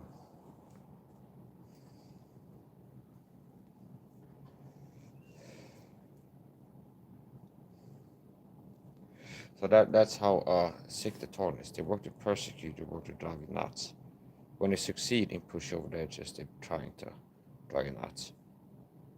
They put you in a cycle for going nuts. See? So in this country, there's a program, modern day Setson-esque government gang stalking. And they work to harass you 24/7, attack you physically even in cold ways. Food poisoning can happen with TIs. Even, okay, all kinds of stuff. And they harass you daily. In real life, you go out in public, these people get sent by this program to go over your to harass you. Online, if you have like a license, like I do an open chat, they send people here to harass you more or less all day. And it's like they're working to drive you nuts, push over the edge. And it's like if they succeed in that, it's like, oh, they punish us. It's like they're working to get you to react, like to act out and do some crap. And if you do, say, oh, this guy's not put him in a psych ward. Take his freedom from him. No due process, just put him in a psych ward. Like nobody's proved that I'm mental ill, but I did take me to put me in a psych ward. Okay. So I consider that was a bad thing.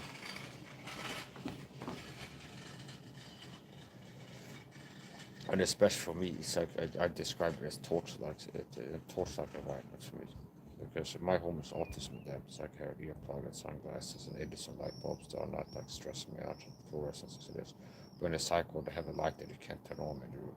There's not like a special light that doesn't stress autistic people out for this.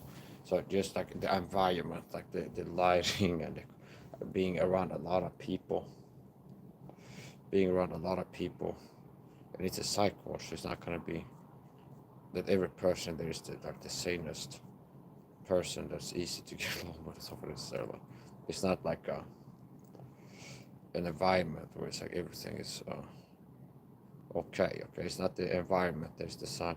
It's not an environment that's conducive to relaxation, put it like that. So yeah, I don't know what would be worse for a tornado, going to prison or going to psych ward.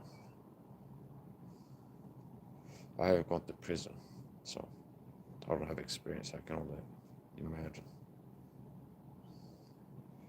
But here's the point. If you're totally watching this, take from me, you want to avoid going to psych ward. You want to avoid going to psych ward if you're totally. Like meaning, you have to work to do your best to knuckle nuts from the target, so that they can have an excuse to put you in a psych ward. And that's easy said than done. But you're gonna have to put in effort.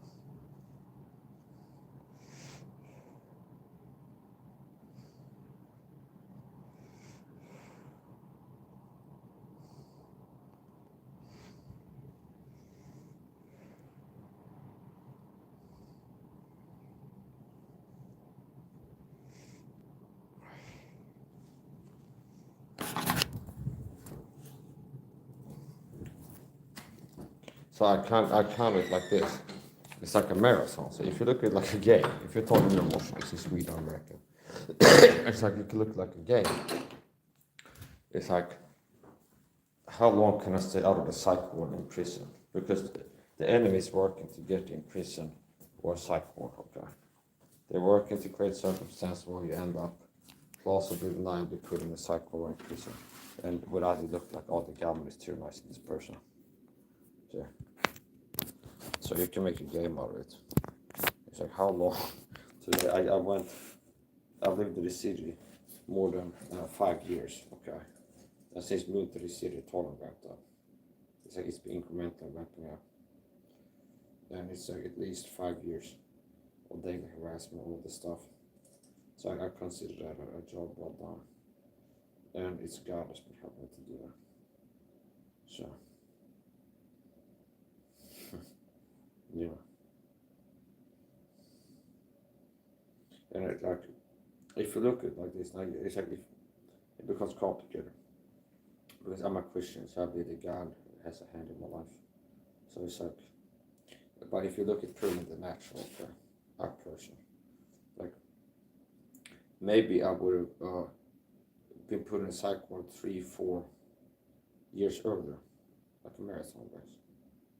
It would be like, maybe it could have been 3 years after me to see that I got put in a psych ward. Like this played out like this. Like now we have told him enough to where we kind of put him in a psych ward and not look like the government's really out to get him over. Maybe that would have happened 3 years earlier if I had been making all some calming supplements, for example, as my daily life. Like investing in a lot of supplements to help with mental health, staying calm. And here's another thing. Well, if I talk about, I've had CPTSD from the toll and that kind of stuff, and it's like I've had great improvement. Yeah, because they see me intermittently get super stressed and like agitated. It's like, oh, well, Mike is saying that you've seen improvement, and I see the fact that you're not seeing reality. Okay, so oh, Mike, I'm acting like you're contradicting yourself. But it's like I've had great success improving mental health. Okay, I don't from being super stressed, having bad PTSD to being able to have a more normal life and not walk around being super stressed all the time. And it's like it's happened less often, it's not 10%, so it's per month. It's like certain metrics we can measure. If you're going to max sometimes you see it, lose your mind, something is going on. So, okay. But that doesn't mean that it's not working. So it's like you don't want to have this stupid or nothing mentality. For example, I still have allergies, I'm allergic to chemicals, certain chemicals. And if I would like to spray perfume on myself, I would start itching and get stuff all over water eyes, itchy skin. Okay. Now, it's like, oh, but you said vitamin C has an allergy. Yeah, perhaps. Did I say I have cured them 100%?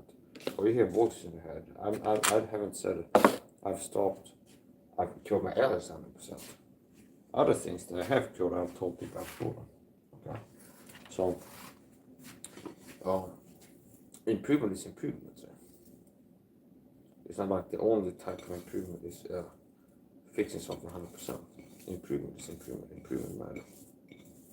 So, right now I'm calm, for example. I'm not hyper-adrenalized, I'm not in fight mode. I'm not in fight, flight, freeze, fall mode. I'm relaxed. Okay? So, years back, I said I wouldn't really have times where I'm completely relaxed, not several hours a day. Not really like on the regular, week by week, several hours per day of more or less being relaxed. Okay? So that's improvement. So there's less hours of intense stress per day. So less hours of intense stress per day. That's improvement. So,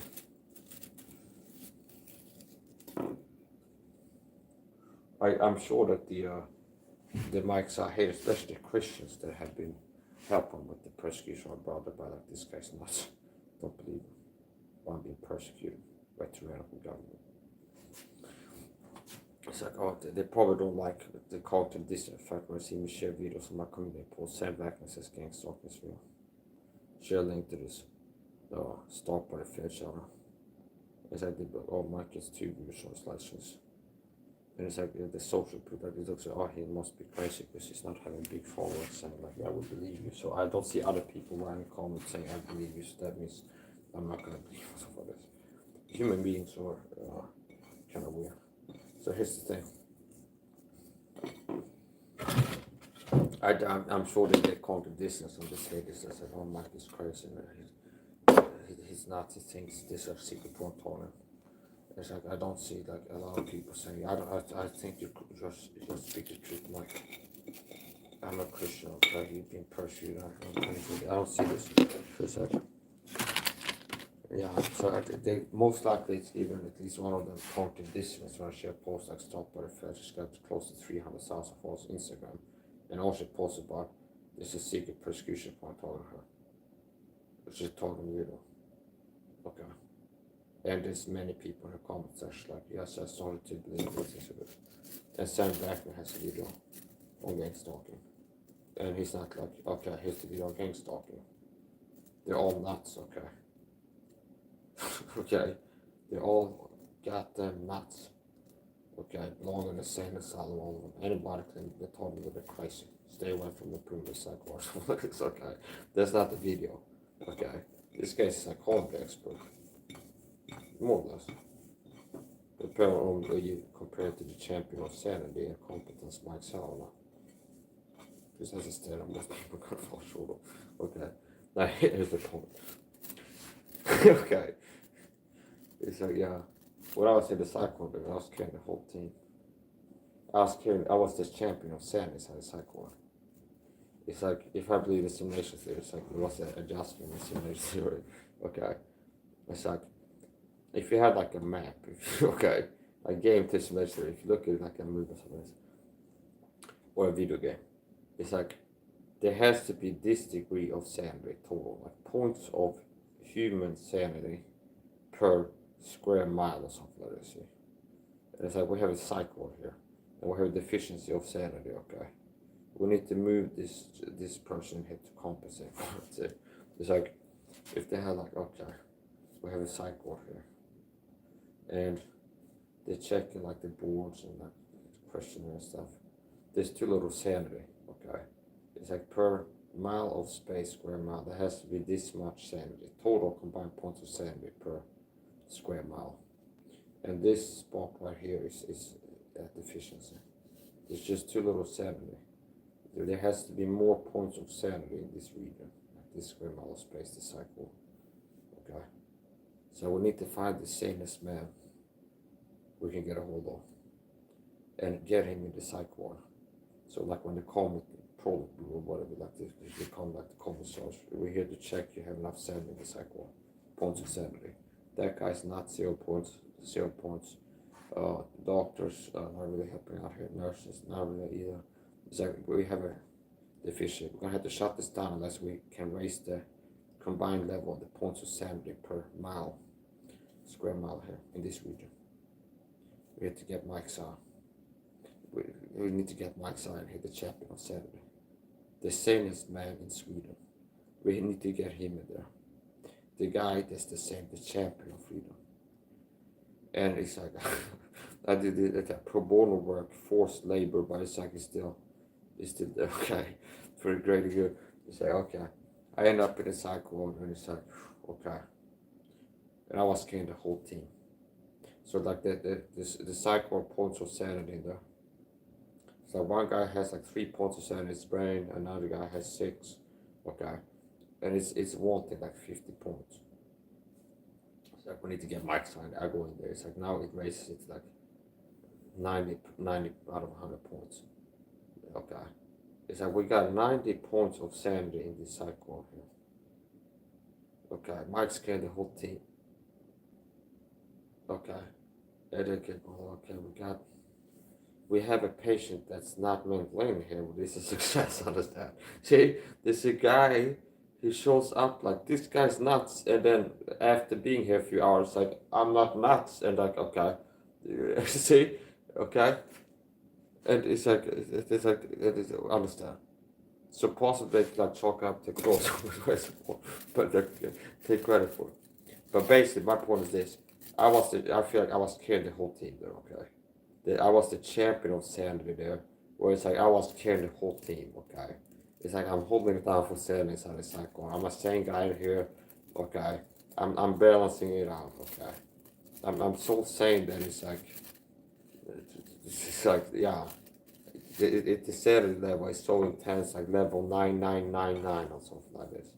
Okay, it's like a super saiyan. I went super saiyan of sanity. Okay, like okay, and it's like fireballs of sanity coming out of me. Wow. Okay, like Goku when I go super saiyan only of sanity. Okay, so I was so saying there. It's like the people were bringing like as I'm trying to rest, they were like dragging people on stretchers in there.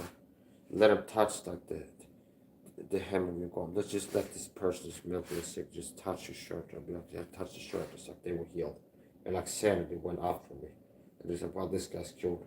And they're like bringing like babies and like old people and can you like touch the guy? And it's like because I'm so sane, there's like an aura of sanity. It's like I touch something, it's like sanity. Okay. It's like the people were from upstairs of the intense cycle. So they were sawing like a hole in the ceiling in the room they were sleeping in. And they like hoisting on a guy on a bed on like with a straight jacket. And it's like, come on, heal our body, okay? I'm like, all right, boom. If you touch him, and he's like, why is he heal? He gets up here, and he's like, being so sane. I've never seen him so sane before.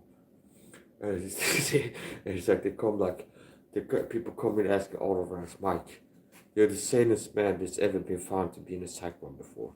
Can you write the autograph? And I go, yeah, sure, okay. But I'm kind of mistaken here because it's like the same people can't spend too much time in the psych ward. This is not good. So it's like they come in there, they somebody on the stretcher. He's like, how you doing? It's like, I'm feeling crazy. I'm like, okay, don't worry. Come here, okay. Give me a hug. He, like a no touch knock on the sand. He's laying all of hands. The guy's cured, okay. He's like, oh, I'm all better, okay. I'm all better now. I'm all better, thank you, okay. Well, no, thank you, okay. Okay, so, and it's like eventually, it's like I've done enough healing work there, where it's like everybody's just so sane now that it's like the point to let me go is they don't need any more, okay. They like everybody was fully fully converted to sanity. Everybody was fully converted from the janitor to the nurses to like everybody.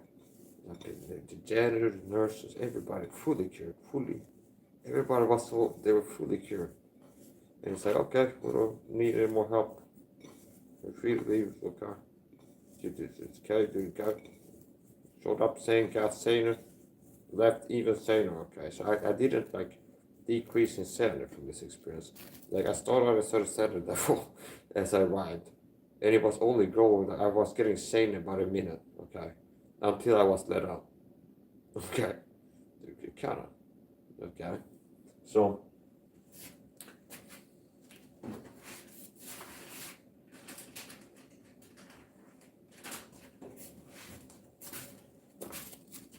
in all seriousness, it wasn't like exactly how it played out. But it's like don't let the facts get in the way of a good joke, okay.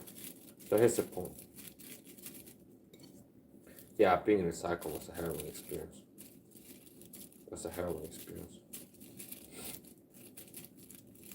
And I thank God I made it up. And I was in there and I was praying and chilling. Okay.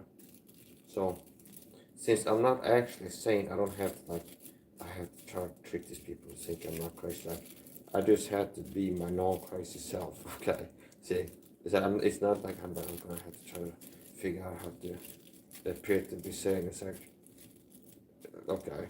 It's just I'm here innocently suspected of being crazy. And it's like that's the truth, and it's like there's gonna be the government calling a saved Christian crazy for being persecuted, then I guess that's how it goes. Okay. Okay, I'm a Christian. What I really believe is things like this happening because I'm a Christian. The Bible says, "Ye all live God suffer persecution."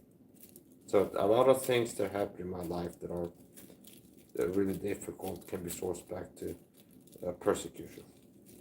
And it's like I feel bold to say that because it's like what a gammal they put me in a psychogram för saying things like that. They will be infringing on religionsfrihet och yttrandefrihet, två lagar, grundlagar. There's two laws in Sweden: freedom of religion and freedom of expression. That you have the right to speak things with limits. So I have the right to practice my religious beliefs according to like the law, okay? Which means there are people that are Scientologists in Sweden, okay? And they believe there's seedings attached to their bodies, like spiritual energies that they have to read themselves on, and things like this. And you can find me videos and it's like, yeah, I have like dark energy beings attached to me. See, there's Swedish people that other people pay them to hold a seance. Okay, I actually have been to one of these as like as a younger man, as a teenager. It's kind of like, okay, it's like some person who's like, we're here talking to you dead relatives or this. So there's actually, I've seen a person in the room. There's like, there's dead people in the room. I can see and hear their voices. I can see their faces and hear their voices in the room, and they're talking to me right now. See. And this type of person can also have a YouTube channel where like, yeah, it's like a live chat, somebody shows up. Hey, my grandmother passed recently. Could you try to talk to her? Yeah, sure. I can see her. She's standing right here in the corner. Okay. And I hear her voice. She's saying, see, this guy's not being locked up in a psych ward. But a Christian, Kingdoms on the Free Grace Christian, ends up in a psych ward for one of these guys. Okay.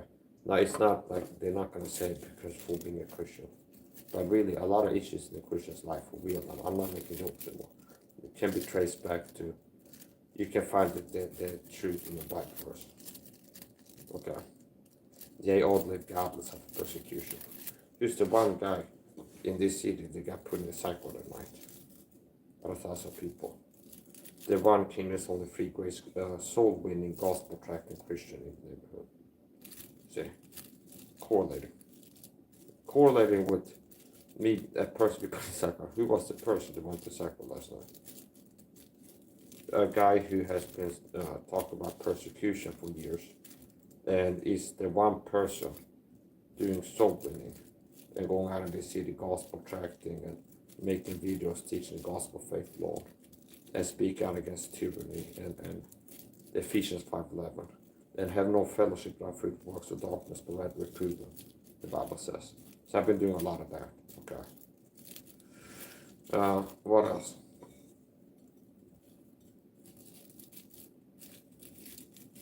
Yeah, so it's like, I consider it, so okay. So if they want to say that I'm crazy for boiling down, it's like this guy says he's being persecuted. Okay, yeah. My Bible says every Christian living Christianly will get persecuted. So that's my beliefs, and I'm speaking those beliefs. So that falls into religionsfrihet.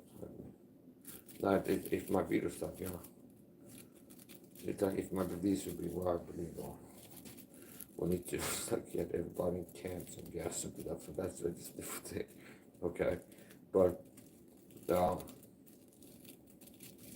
yeah. So here's the point. I mean, for example, the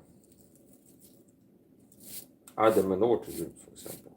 There's another instance. I talked to somebody, a Christian in over life about this. We were having lunch together.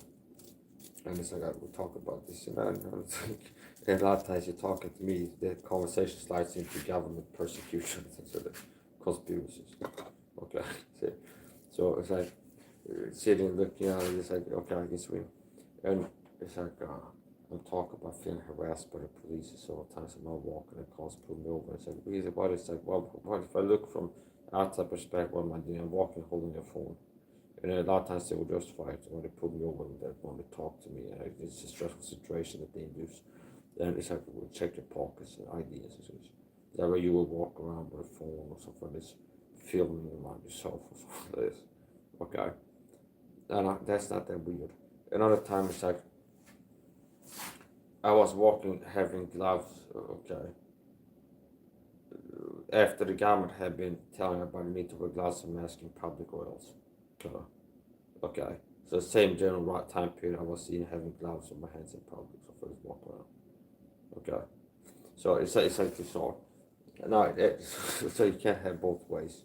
I'd be like, hey, citizens should be wearing gloves, but it's like basically it looks like a car pulling me over because his superior told him, go to this city, they're like Nyköping police, go patrol to Oxelösund, look for the guy walking with a red jacket. When you see him, pull him over and check his pockets. That's like an intuitive thing, more likely. It's like, oh, they just happened to be there and saw me and thought I was acting weird, and that's what it pulled me over. Okay, if you want my take on that. So I think that if there's some of these like encounters from outside walking, the cops just appear and like start checking my pockets and want my ID cards. It could be somebody taught to do that, like the superior. Okay, this is a guy in a red jacket or whatever the description. Okay, it's like this is a guy, and then the superior tells what I look like. Go around, look for if you see him, pull him over, check his pockets. More likely that than they will end up like, oh, what are the chances? The rare time I go out in public to go shopping or something, is eat a restaurant, the cops end up in there. And I'm not some criminal or something like this. Okay. So I've never been to prison, okay? I mean, I've never been arrested for a crime. I don't hang out with criminals. I'm an autistic loner who's like at home exercising, taking supplements, and making YouTube videos most of the time. So it's like, it's not like, oh, well, maybe it's because you're doing something wrong or hanging out with bad people to keep an eye. I'm not hanging out with anybody, so there can't be no bad people hanging out with it. So since moved to the city, I've had it happen a lot with the cops. That less than a year ago, I'm walking down during a live stream. They show up and I want to check your pockets, want to turn off the live stream, want to check your top pockets for this. So I get the sense that they don't like me live streaming talk about this persecution program happening in Sweden. That's what it looks like to me. See, it's like going live, part of it on MIKE SAHA live. Okay, in Sweden or like in Sweden. It's like I'm getting the word out here about gang stalking. Chuck Labber had a website.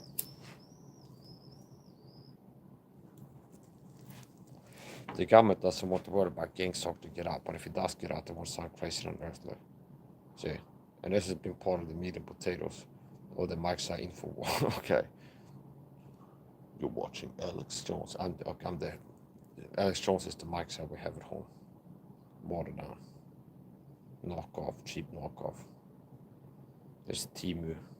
Now Timu, I bought a lot of good stuff there. Not even the boot there. What would it be? Like here's the budget MIKE SAHA version. Like an invitation for this. If you can't afford the MIKE SAHA experience, you can get the Alex Jones one. Yeah, so gang stalk is real. What is gang stalk? It's a secret persecution program.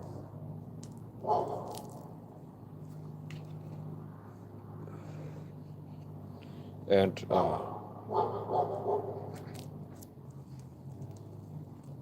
I believe it's run by the government, by proxies. That's what I believe.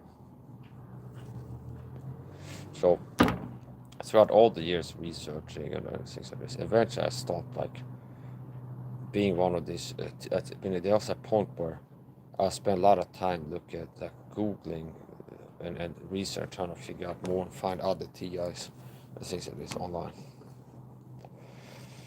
And I stopped being like that. It's like I focused on, I've learned what I've learned. I'm not out here trying to figure out what's going on, really. I'm out here having figured out what's going on and teaching. Like, hey, TIs, here's what I recommend you to do if you're talking video. That will help with the talking. and I don't care what anybody says about it. The Bible says, learn to do well, execute judgment, relieve the oppressed. See, that's part of like this. Somebody's like, here's a good way to live. Huh? Okay. There's God living for Jews, to God living for Gentiles, but God's character remains the same. So it's God's like relieve the oppressed. People being oppressed as a Christian should be worth to relieve them. So I know about a secret oppression problem because I'm talking about it. And I know there's others out here. And I know things that could relieve their oppression, make them suffer less from the toiling, be less tortured by it. And it's like there's a sense of responsibility that I feel like I gotta try to reach them. It's like, okay, at least like make a video now and then, like trying to help TS from my videos.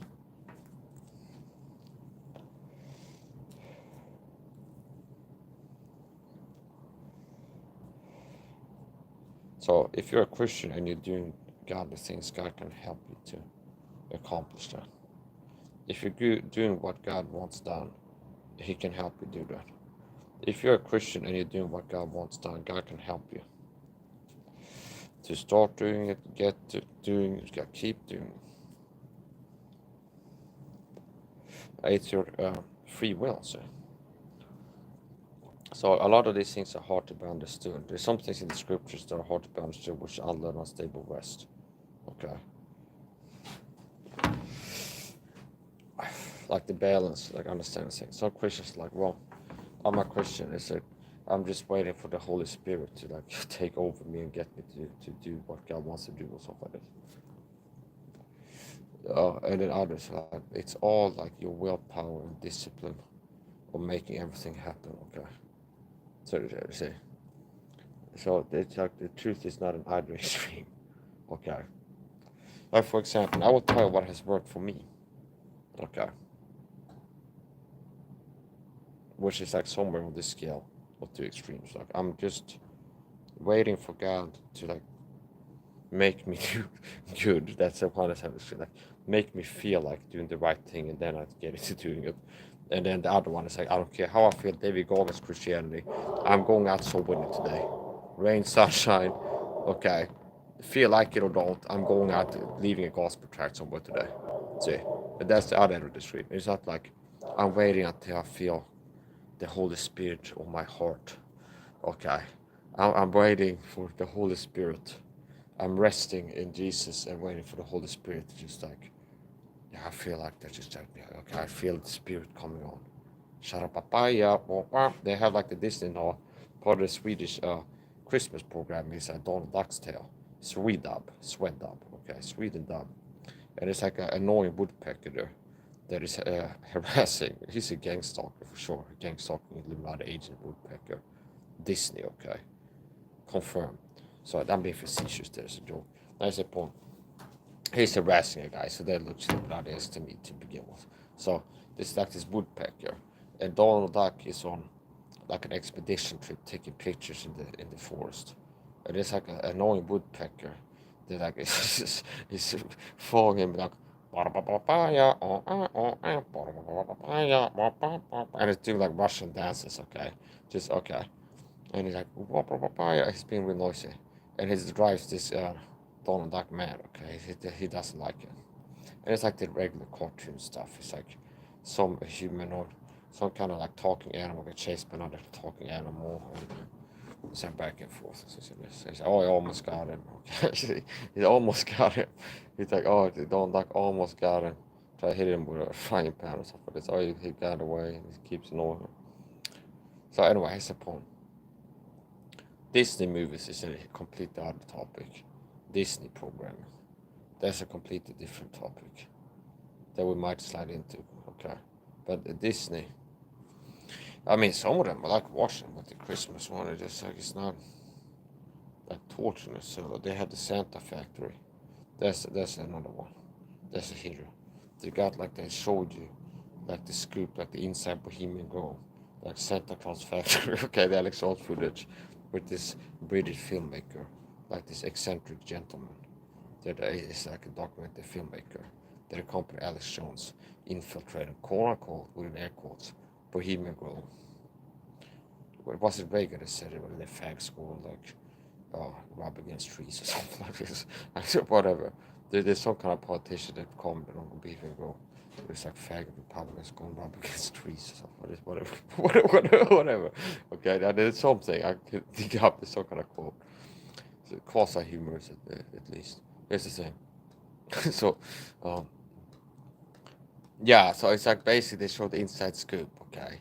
They got a camera at the Santa's factory and they're showing you how this ends up, okay? It's Christmas, we got gifts to your kid. It's Santa's factory, so it's like, okay, it's like watching wrestling matches. It might be some Swedish kids sitting around. It's like at some point they watch this, it's like,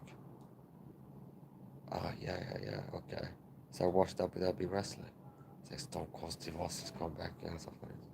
So it's like they watch the Christmas gifts. Like, yeah. This is how they got here. These gifts from Santa Claus and stuff like this. Okay. Now a lot of times the Christmas gifts were like from mom or from dad on them. So I don't know if that makes it hard to be with Santa because then he would just be like a UPS guy, see, that removes the magic. But in Sweden, a lot of times they'll be like on Christmas. When I've been at Christmas parties, like from this person to Mike, okay, the other. So that it's hard to spread this belief that it's Santa Claus that produced this gift, okay, because it's like it's they say this person, okay. So it's like maybe Santa is based like an Amazon driver or UPS delivery guy or DHL or something like this. But it's like it's just like some people have gifts, they make them and it's like, hey Santa, can you not so it's like it doesn't make sense. See? So how does this work? Okay, start thinking about it.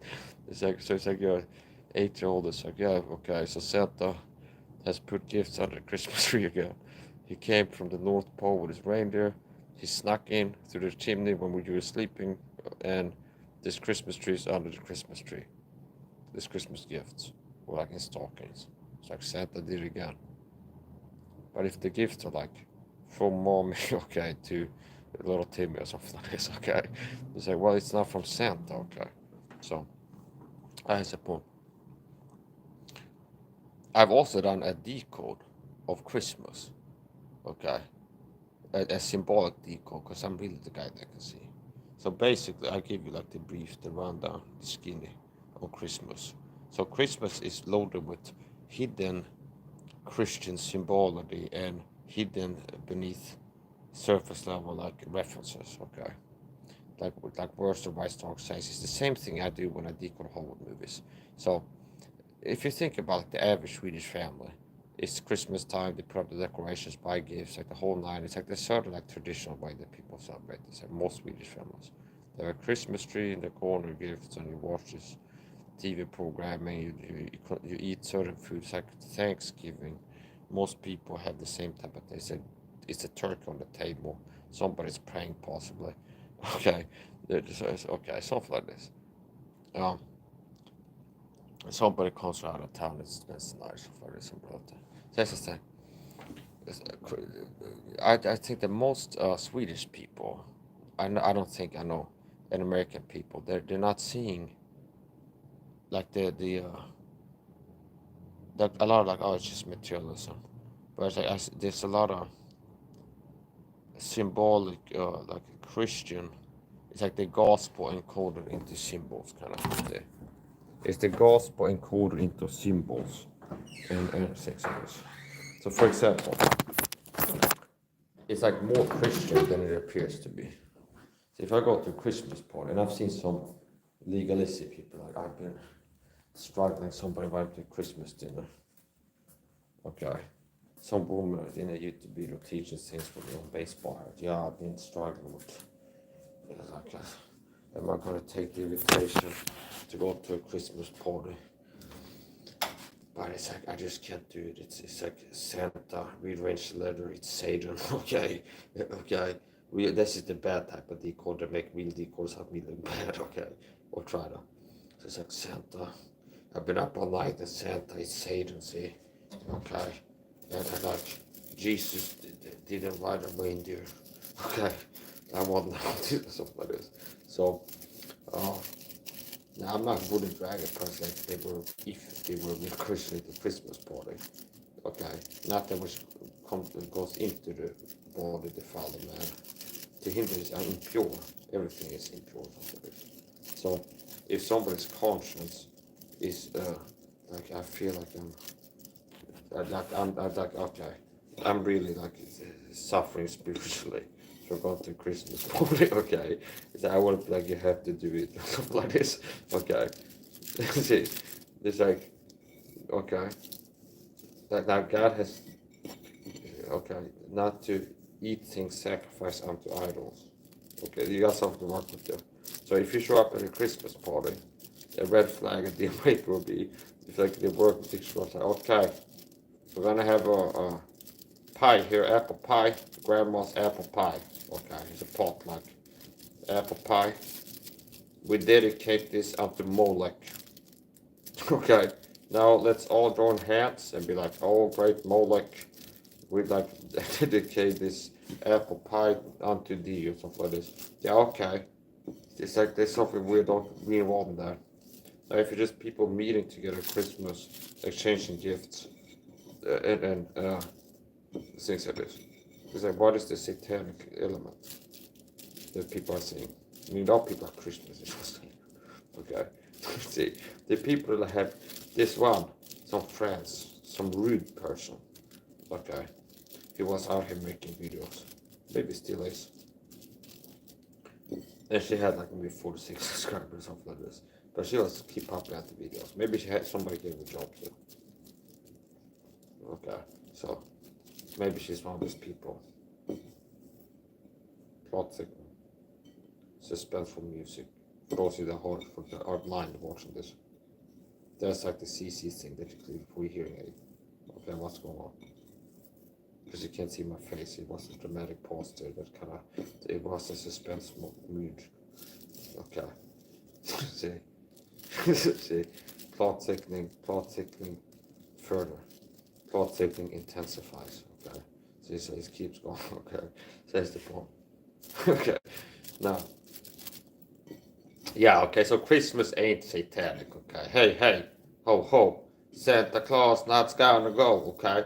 I'm sticking to my guns. Okay, my ear guns is all I got. You gotta stick to something, okay? I'm sticking to my King James Bible, okay? I'm sticking to the good old King James faith, law, free grace. Anti-sinner's prayer, okay? Okay? I'm sticking to, like, airsoft guns. I noticed in America, this like it sounds like a lot tougher. Like I love my God, country, and guns. Okay, I'm sticking to it. Okay, I don't have the guns to stick to right now. Okay, I got an air gun. Okay, so it's like that's about it. So here's the thing. My point is this. Yeah, okay. It's like I'm not gonna get into this. I'm not gonna give heed to these fables that Christmas is satanic. Now, if you want to be really precise, okay, and like you can be accurate, is there a way that going to a Christmas party could be satanic? Is there a way? Is there a type of Christmas party that could be satanic? Yeah, well, maybe if you nail a cat to the top of a Christmas tree, it's like a Santeria, blood sacrifice, and cut a chicken's head off and drink it. Okay, that's part of it. And see, it's like okay, anything can be. You can put like a satanic spin on it. Even in a church, somebody goes in there wearing like a pentagram necklace. It'd be like all hail Satan or something like this. See, all of a sudden, like what happened to this guy?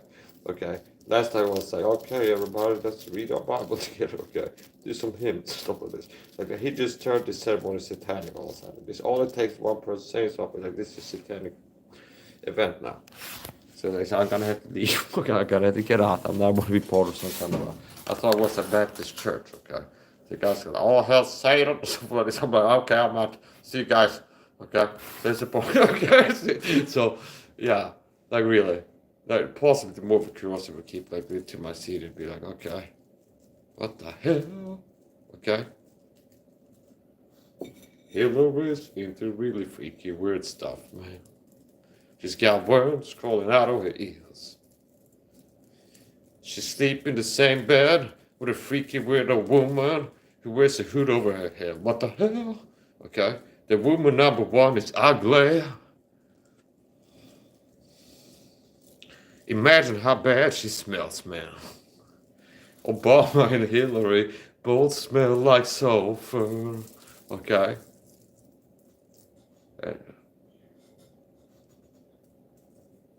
Freedom, okay. Freedom. Freedom, okay. It's like, goddamn, I can't be the truth that I used to be. Moments like this, I start screaming at the top of my lungs that humanity will defeat you. Okay, 1776 rise again, as it is. But it's like, it's past 22. Okay. It's like at the time I like to be quiet and do the bottom, okay? So it's like I've had to download the info, okay? This is one of the things. Alex Jones got a stereo. He can be screaming. It's soundproofed, okay? He can be screaming. It's like, okay, at the highest volume at all times when it's in the recording. And there's nobody that's like, this guy, you gotta calm down, okay? Cops come knock on the door. It's like somebody screaming for their life today is what the neighbor said. We had to check it out. I said, okay, it's a welfare check. Do you understand? You can't be like in the middle of the night screaming at the top of your lungs in an apartment complex on the regular, because it's not conducive to maintain your current living. Okay, so here's the point. Basically, what I would like to scream at Alex Jones is that humanity will defeat you, Alex Jones. I see you for what you are. You're a worm-rodden, rat-infested, putrefying soul. Okay, that's a stand-in, an analog for the actual full ones they had to say for them. And you can imagine that at 10 times higher volume. See, notice how the low budget for info. See, it's like I got real guy problems. Okay, I gotta keep it down and I live in an apartment complex. I don't want disturbing calls. Okay, I'm not scared of it, but it's like okay, I'm not like trying to make it happen. Okay, see, if like I wake up in the middle of the night, go to drink water, I drop a glass. God damn it. Okay, I'm gonna have to sweep this off. It's a little bit noisy. That's one thing. But you shouldn't like have as a hobby to be as loud as possible in the middle of the night. Okay. See, I keep the loudness for when it happens, and it's like oh that was loud. Okay, that's the point. Okay, so listen, Alex, humanity will defeat you one first of all. The spirit of 76 will rise again. We're gonna populate the stars, Alex Jones, without you, understand? We're gonna populate. We're gonna go to the moon. Once we get the info up running the government back, we get Elon Musk to be some kind of space shuttle for us and we populate the stars. And be living on the moon. As a free human, some kind of utopia. Now here's another thing. One of the things that Alex Jones does wrong, Alex Jones is a utopian. So he modulates between being dystopia, like fear-mongering, we're all gonna die within a week, okay? And it's like the spirit is rising, okay, of the founding fathers. We're gonna take back the world. We're gonna take back the government. Humanity will defeat you. We're gonna go to the stars, okay? We're gonna populate Mars. The human race will evolve without the New World Order, okay? See, okay. So sometimes it goes like that, and then sometimes he gets in like, oh, I'm a Christian now. He's got Owen Schroyer, okay? See, I remember his name. I had documents on this. I have all the documents. Alex, get ready to top down document cam. I have a document cam. It's in New Zealand, so it films down on my desk when I have papers there. So it takes a while to fire up. There's a guy in the basement who gets like an exercise bike. They start connect a 12-volt battery, and it's like a car call, and it's like a 480p car dash cam I bought on Team 6 years ago. So it's okay. So it's like it's just not. This is the budget info, okay? See, it's okay. It's like that's how it works. And sometimes it won't like they won't be able to splice it in like to the feed, like a HUD, okay? So whatever. We said we work what we got here. I got somebody in my saying I've been casting too many times. They're gonna have to put a PG rating on this. they won't be able to broadcast this on like the Christian radio stations if I cast 3 more times. I'm gonna have to dial it down. Okay. So okay, here's see, so here's the point. Now all jokes aside, I'm sorry, okay, but I'm gonna have to tell you the truth here. Okay, and I'm not really that sorry, but it's like I'm not trying to upset the people that are having hopes here. They say here's the cold hard truth, cut and dry, and frozen. Alex Jones, I count him as a shield. See, that might not surprise people who watch my streams on and off. They're like, see, somebody's a shield. See, but it's like, I count him as a shield. Okay, Alex Jones is a shield. I almost said confirm, but it's like, I need to have the documents there. Like a document with a picture of Alex Jones, like a red stamp says shield or something like this on it. And I took a picture of it to confirm to. It's a white paper with red ink on it. Yeah. So but here's the point. I don't have to prove he's a shield. A shield is gonna be a shield in front of everybody. So you watch Alex Jones videos, you tell me he's not a shield. You go watch his band.video streams, and you tell me he's not a shield. And you compare it to the real deal, the real Alex Jones. Okay, the real deal. Okay, the real deal here. Really doing the info the way it's meant to be made. Really doing it. Okay, really doing the info war. That sounds more aggressive. Okay, to normies. There's a war. Okay, but yeah, it's like yeah, it is an info war. Okay, so what is the info war?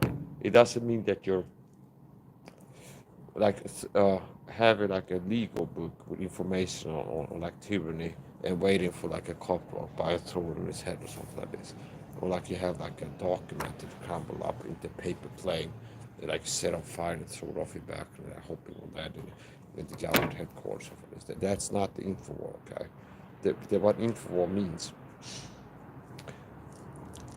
is the New World Order, deep state, whatever you want to call it, the satanic deep state Illuminati, they're waging a war on humanity. Okay, they're working to take freedoms from people. They're working to keep people in the dark and keep people from hearing the truth because they have agendas. It's like, do you understand? They have agendas. I don't have to get over the technical, but it's like we're working to get Americans to have less and less guns. Okay, over the years, we're working towards like less than 1% of American households having a serious firearm in the home. Right now, it's like 1 in 10, okay, or something like this. So we're working towards 0 or something like. We're working towards 1 in 1,000 or something like this.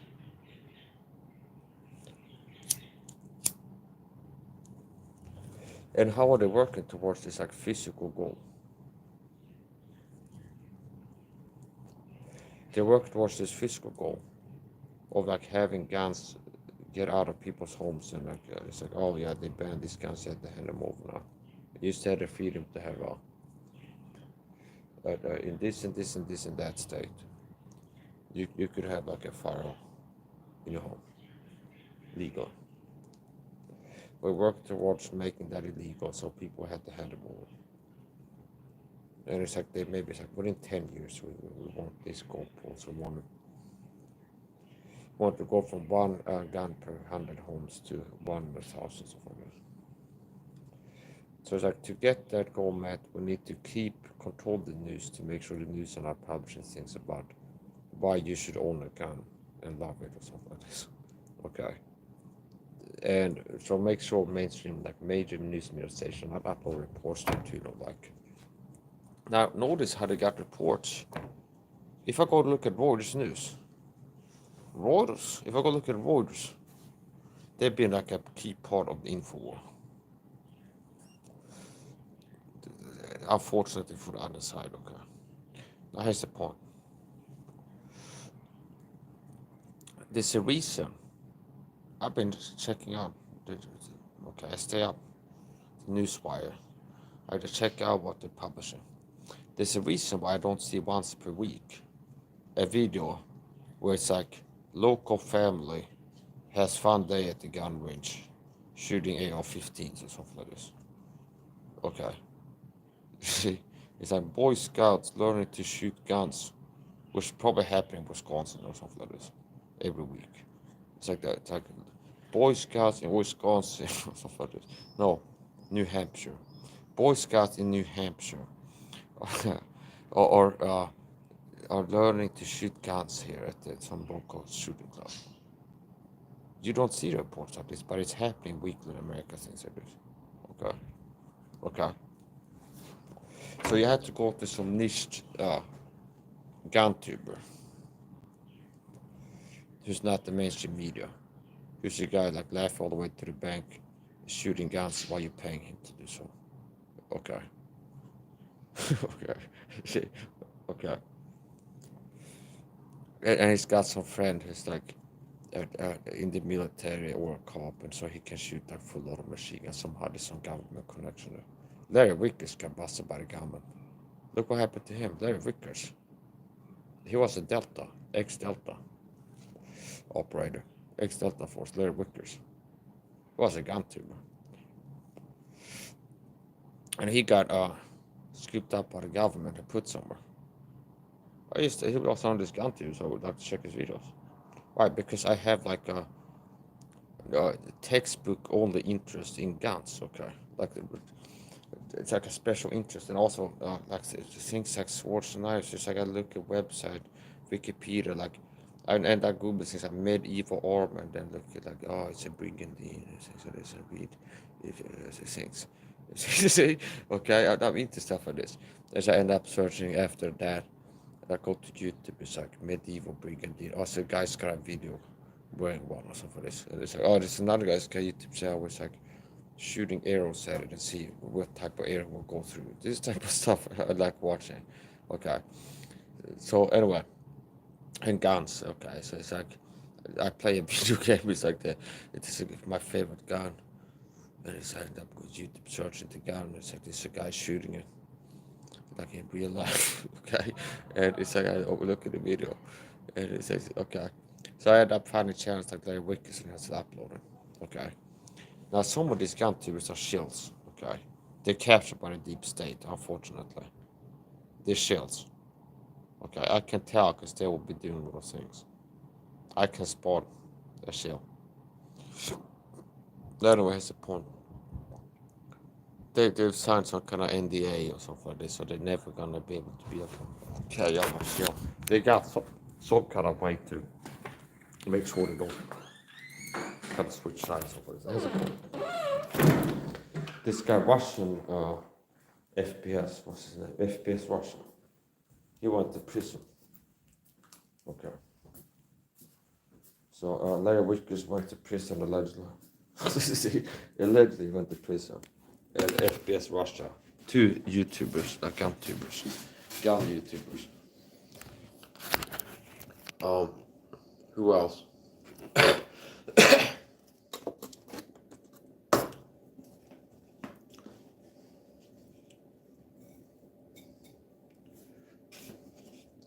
Yeah, so Larry Vickers, he was an ex-Delta operative, Delta Force. I think the Shrek McPhee is also ex-Delta. That's the point. And he was a gun tuber, and he got in some legal trouble. ATF or whatever this is. For some problem. There's some paperwork they check out, whatever, they got him on something. So they got on something. Like there's something they got him. So I don't know. Maybe I had to Google actually. Now I'm starting to itch a little bit. Just like I haven't Googled him for a while. Is there any update on that situation? Larry Vickers. So he was shooting guns, okay. He was like a global gun tuber. He'll be traveling to Russia and shooting Russian guns and then training with the Spetsnaz and things like this. And participating like in Spetsnaz training. And he'd be just like screaming at people shooting guns and stuff like this as part of training. So it's okay. So this I'm not joking, okay. There's a clip where he went to Russia, okay, to test out guns and whatever like many birds one story. It's actually because through guns, videos on gun attacks, of course, he shows up there. He's part of training course. They have like a kill hut stuff like this, and they're training that's like Spetsnaz guys. And he's participating like okay, so it's like they're screaming at him and like shooting guns next to the head or something like this. Okay, like shooting live fire ammo, and missing on purpose and things like this. So it's like really like weird stuff. So yeah, he was all over the world. He was gun tubing in Russia, America. He was going all kinds of places. There was also a guy who was a bald guy, not Ross Kemp, but it was a guy who was some kind of Buddhist guy. He goes around future weapons. Yeah, future weapons. Okay. There was a guy, future weapons. So he also traveled all around the world and tried out different weapon systems, anything from artillery to shotguns to like this and that. So anyway, here's the point. Yeah, they don't want people to have guns. Why don't they want people to have guns? The New Order. Because they're tyrannical bastards who want to bully the population and tyrannize you and control you. They're psychopaths. The psychopath, what do you think I've been referring to them as? The psychopathic power elites. Interchangeably. Like the deep state, aka the satanic power elites. The New Order. It's because that's what they are. It's like it's accurate terms. It's not like bad ways to explain. I'll repeat something else. So the satanic psychopathic power elites want to be able to bully the public and people that are harmless and soft are easy to bully. See, in the small micro, macro, nano grand scheme of things. So North Korea is not trying to bully United States of America because they have nuclear weapons and the most advanced, like the most powerful army in the world. Okay, so North Korea might be bullying South Korea, which is the pick on somebody that's their own size. Okay, see, like that, or smaller or something. It's like they're not gonna be like picking on China, really. It's like okay, they're not gonna go to war with China and the United States. Now maybe North Korean propaganda is like the gracious leader Kim Jong-un. Another day where he didn't obliterate the enemies. Okay, like North Korea is the most powerful country in the world. It's like, but by the grace of Kim Jong-un, the United States remains in existence. Stuff like this. Okay, the Americans eat their own babies because they're starving so bad. Okay, this might be the state radio. Okay, like the state sponsored the only allowed radio station. It's like, and today it's like the government approved entertainment show. Okay, now it's like the information. Yeah, so tonight's the news, okay, but they're talking in a weird way. Okay, that's the point. So it's like, yeah, today in America, 6 million people starved to death after eating all their pets, and they went to eating their own babies due to this intense starvation. Okay, and something like this, because it's like they had to paint it as worse. Like part of propaganda is like downplaying how bad is North Korea and like a public lie everybody's participating. Where it's like, oh, but it's great here in North Korea, the best country in the world, and people like starving, a lot of people are starving every day, or like having real whole lives, but everybody's like, yeah, this is the greatest country ever. It's like there's a TV show with Kim Jong-un, everybody like starts crying on cue. You're like, oh, this guy, it's actually making our lives great. It's like and they go back to starving to death or something like this. Okay, so here's the point. I would, like, if you've seen the North Korean public speeches, I could do this too. Public parades, things like this. It's like it's sometimes everybody has to cry on cue. So everybody's like a low scale actor in North Korea.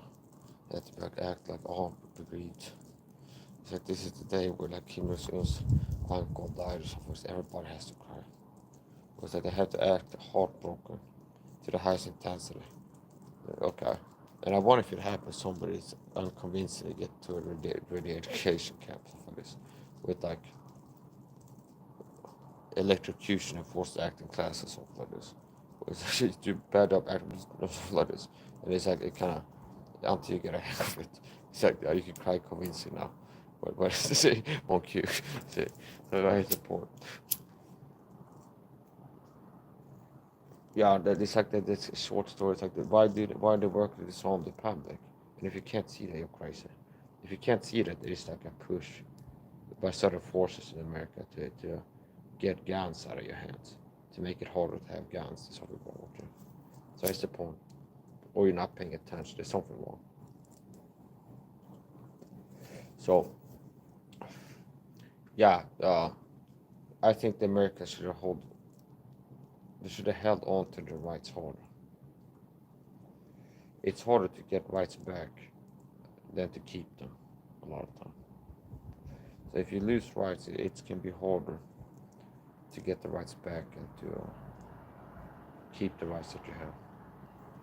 So if people, it's like, oh Mike, you talk about America being better for gun control. What about your country? It's worse for gun control. Here's the thing. Here's my comeback. What I thought. Well, Sweden has never had the rights that America had. See? Okay. Sweden has never had the rights that America had. There was like in the 1842. Okay.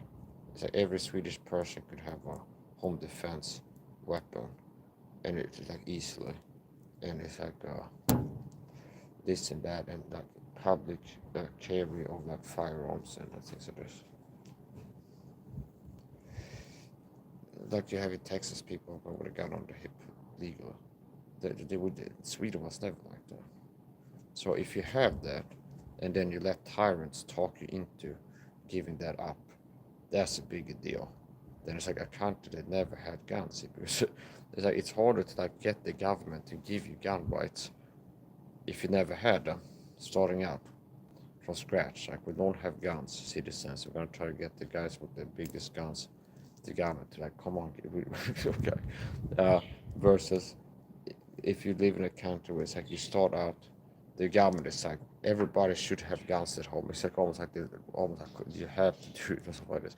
Like, okay, and then now it's gotten to the government. It's like, come on, give up your guns. From the founding fathers, be like, hey everybody, starting out, you all should have guns at home. Everybody should have the right, and people should have guns. Okay, we need to have guns, America. Okay, we need to have guns to like to slow. Now the government is like, give up your guns. It's enough of the guns given back. Okay, so yeah, there's a difference.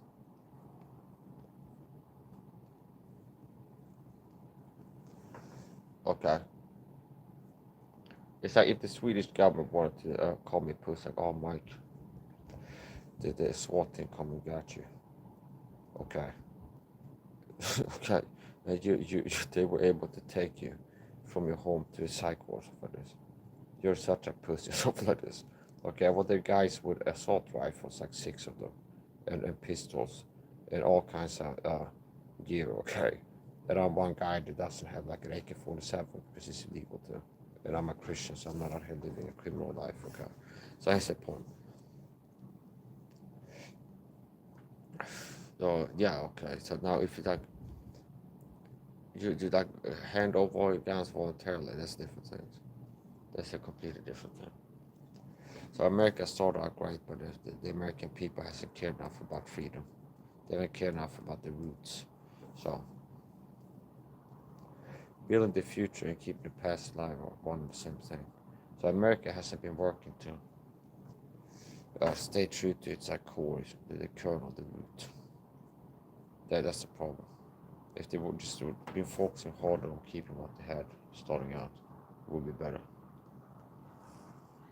So it's drift away from that. So yeah, Sweden and America both are culturally Christian nations. And here's the other thing: the further the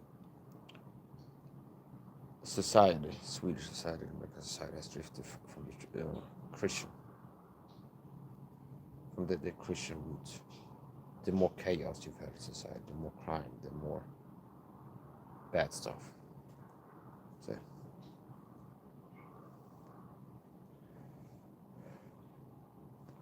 So what I believe, if you would have like a chart, a PowerPoint presentation slide with accurate statistics, okay, real statistics, or like numbers of abortions, numbers of murders per capita, numbers of like burglaries, numbers of divorces and resulting in like broken homes and problems, or like a graph from like 1776 to 2025. And then you had like another chart of the level of Christianity of America. It will be pretty much co-witnessing. It will be this like a double. It'll be like double, I understand. It's like level Christianity level in America. Okay, like this. Okay, and there's like these other numbers, like numbers of murders and abortions is a certain level. And if Christianity level goes down, the number of murders go up. So it'll be like an invert. I understand. So it actually will be intersecting and crossing over each other. So I'm not a graph guy really, but I figured it out right now. Okay, so I've been using this all kind of like off the top of my head, so like do math stuff. But that's the point. So yeah, actually it will be intersecting. So like Christian level America, okay, and like days and like years, like Excel spreadsheet, and then like numbers of murders per capita. As Christianity level goes down, murders go up. See, and like mirrored. Like Christianity goes down, murders go up. Christianity goes down more. It's like you have more abortions. Christianity goes down more. You have less people care about having guns. Yeah, Christianity goes down more. And okay, there's like so that's really the issue. Now, like I said, I'm not a proponent for there should be a separation of church and state. Okay, so it shouldn't be that the government is run by a pope. Okay. And it's like the new law is you have to pray 6 times a day or else. Okay. So putting the camp, forced prayer education camp, something like that. So that's not the right way. But basically, what is right and it's sourced from the Bible. So if you want to know what's right and wrong, you have to read the Bible, source from the Bible. A lot of people don't even have the Bible. Okay, you got a fake one. So here's another thing that I get sick of. I look at this Brandon and Andy Woods and these guys. It's like they're cheerleader for Trump. Trump is a shill. Okay. Here's the cold hard truth. Okay. And MIKE SAHA way. My opinion. It's my view. It's not just an opinion. It's my view.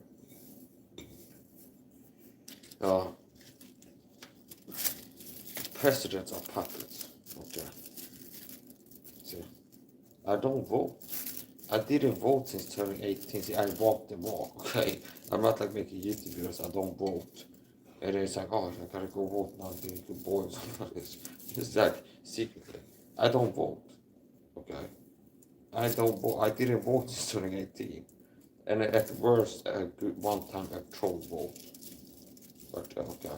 Like something silly, like Donald Duck for president or something like this, with the Mickey Mouse part or something like this. Okay. Like just it has some, like I did cross the thing and it has like a joke on it. Some troll. There's like a cross that it could be. So at worst I do vote.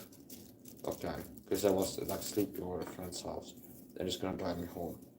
And it's like, oh, it's voting day, so we're gonna stop on the way and vote. And so okay.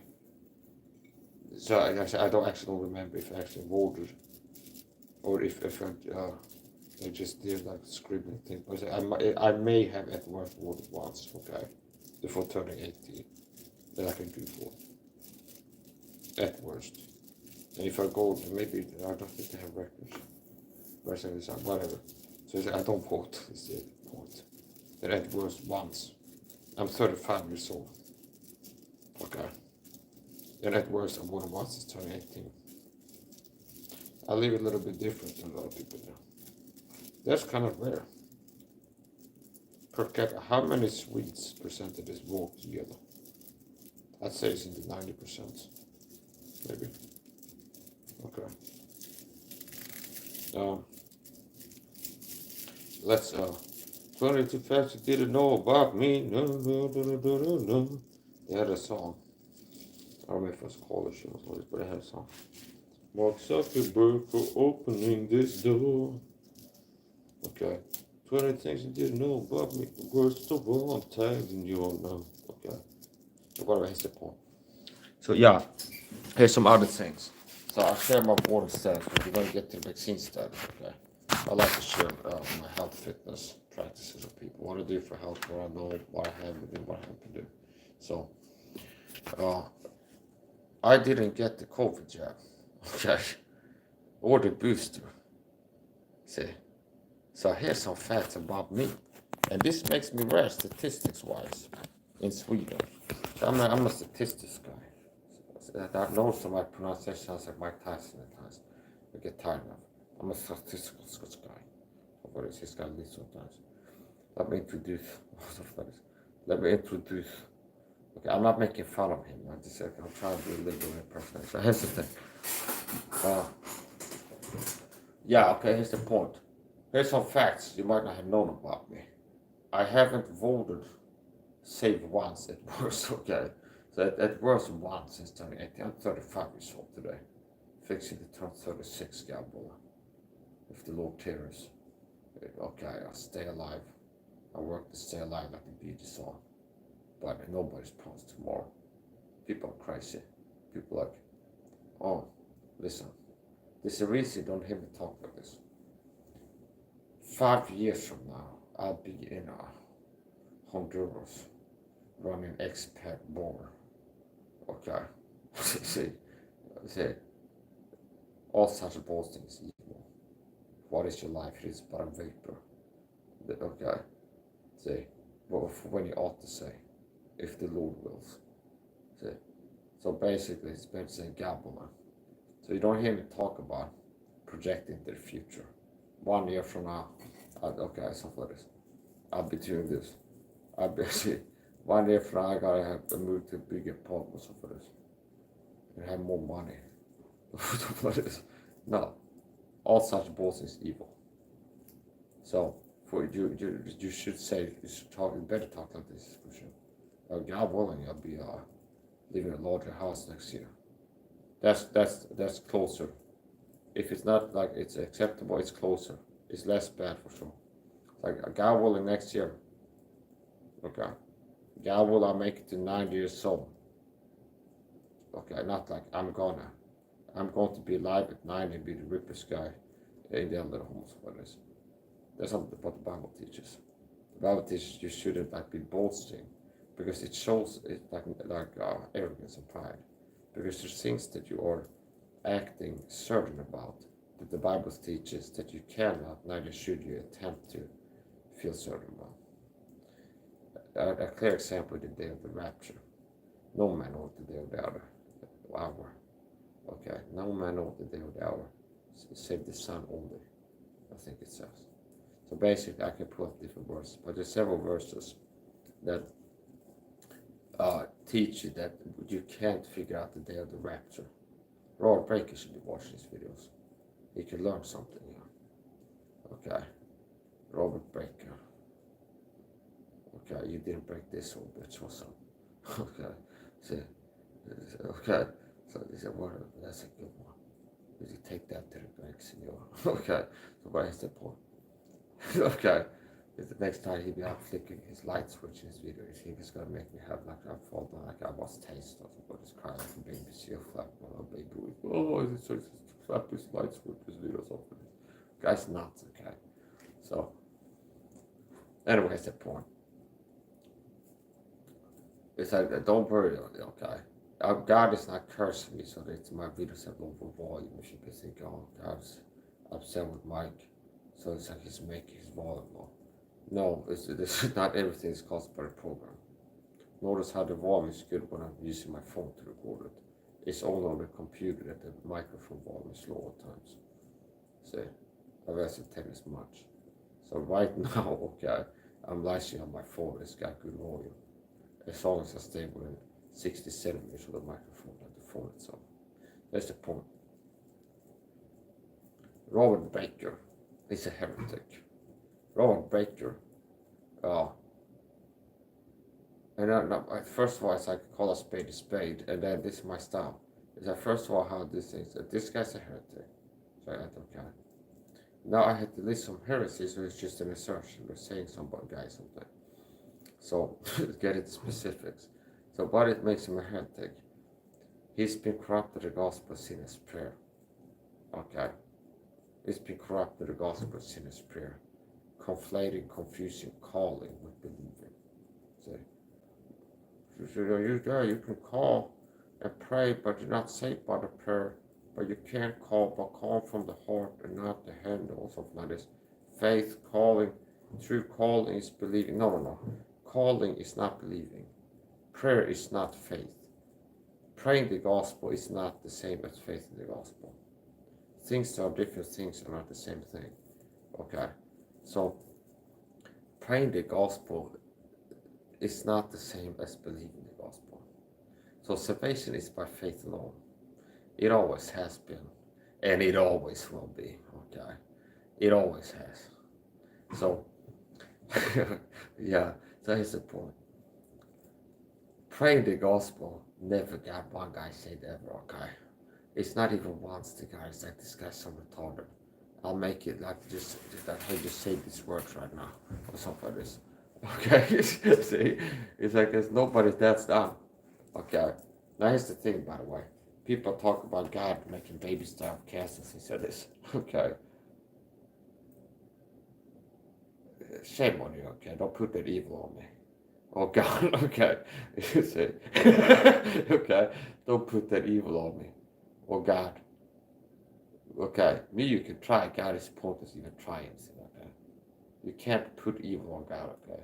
He's not gonna absorb it. He did that already, willfully. And it was his initiative. So it's like you can't be like, oh, I'm trying to make God be evil. You can't turn God evil, okay? So it's like, oh, it's like some atheist. Oh, you mean to tell me all these babies dying of cancer in Africa? It's like that, like just saying God's real. Okay? Like that. To you, these two facts appear to be contradictory. Like mutually exclusive. Like God can't be real and this other thing cannot be real at the same time happening and really happening. So there's a problem with the thinking, is what I would say. And you have to adjust the thinking. So, yes, okay, there are babies dying of cancer. But God is not making them die of cancer, okay? See, shocker, okay? God is not making babies die of cancer. He's not the unknown cause, like the hidden cause, okay? see, okay. Now, Calvinists, okay, they will tell you that God made the babies die of cancer in Africa. That was his plan. See? Is that what you try to make God sound like a serial killer? Like the bad type, a serial murderer. God is a serial killer, okay? I've said it before, and I've said it again. Okay? God is a serial killer. Okay? Yeah. Yeah. Oh, this is blasphemy. I can feel you melting. I hope so. There's gonna be this one guy. Yes. God's a serial killer.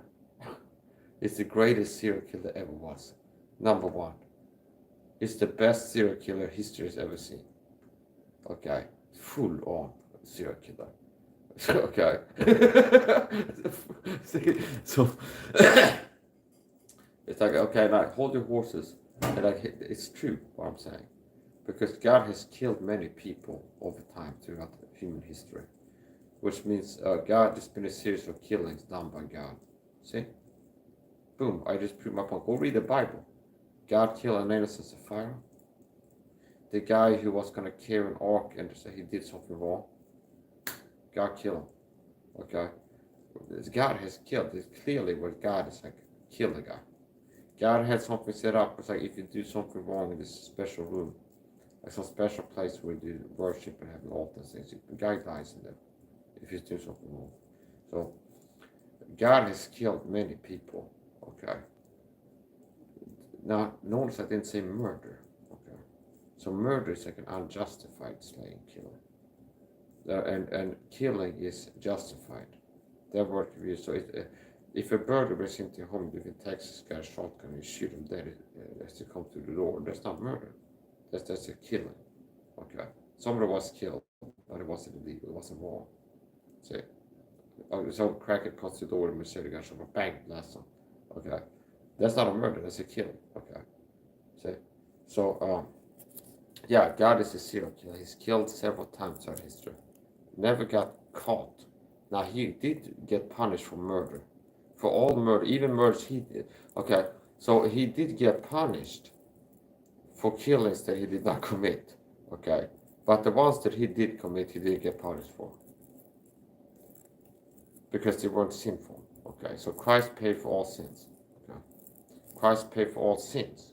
So God's killing were not sins. So Christ didn't pay for, he didn't have any sins to pay for. Okay, so anyway, are you keeping up here? Okay, some of you might have to have a notebook or something. This will play it in 0.75 speed and make me sound dumb and drunk. Okay, so here's the point. Some people gotta watch them 1.5 speed because they're speaking so slow. Okay, with me sometimes you might have to slow down a little bit and then listen faster. That helps too. Some people are whining about, Mike, you talk too fast for this. You listen too slow. I'm talking too fast. Huh? Maybe you listen too slow is the problem. See? So, okay. Yeah, it's not that complicated. So here's the point.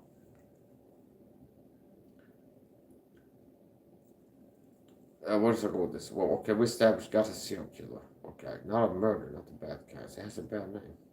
It sounds bad. So notice how people can get a bad reaction for saying that being accurate in descriptions. Because it's more effeminate. It's like they have more emotional responses. And mostly they're like navigating and reacting emotionally to different stimuli, and they're not having that much analytical stuff going on. It's like they focus on other things. So you have to be focused on one thing a lot of times if you want to do well. So here's the point. Yeah, okay. God is killing many people, and innocence of fire. They suffered the sin unto death in the Old Testament. No, not the Old Testament. The early church. And they suffered the sin unto death, but they sinned to the point where God decided to take them home. Okay. They lied to the Holy Ghost. They withheld some money and so forth. So they did something bad, and God killed them for it. That's a sin unto death. Fast track sin unto death. So it's like this happened and again they died. Okay. Now I believe that most of the time, like for you as a Christian today, it's not gonna be that you do some sin but God kills you like on the spot. Okay. More likely gonna have a long drawn out battle where God is working to chasing you, and if you keep resisting it, things get worse and worse, and eventually he might take you home. Now notice how it's not a bad thing, because God only kills people that are going to heaven when they die. Like Christians. God is not going, oh, this guy is a lost person, lying too much, I had enough of this stuff, I'm going to kill him.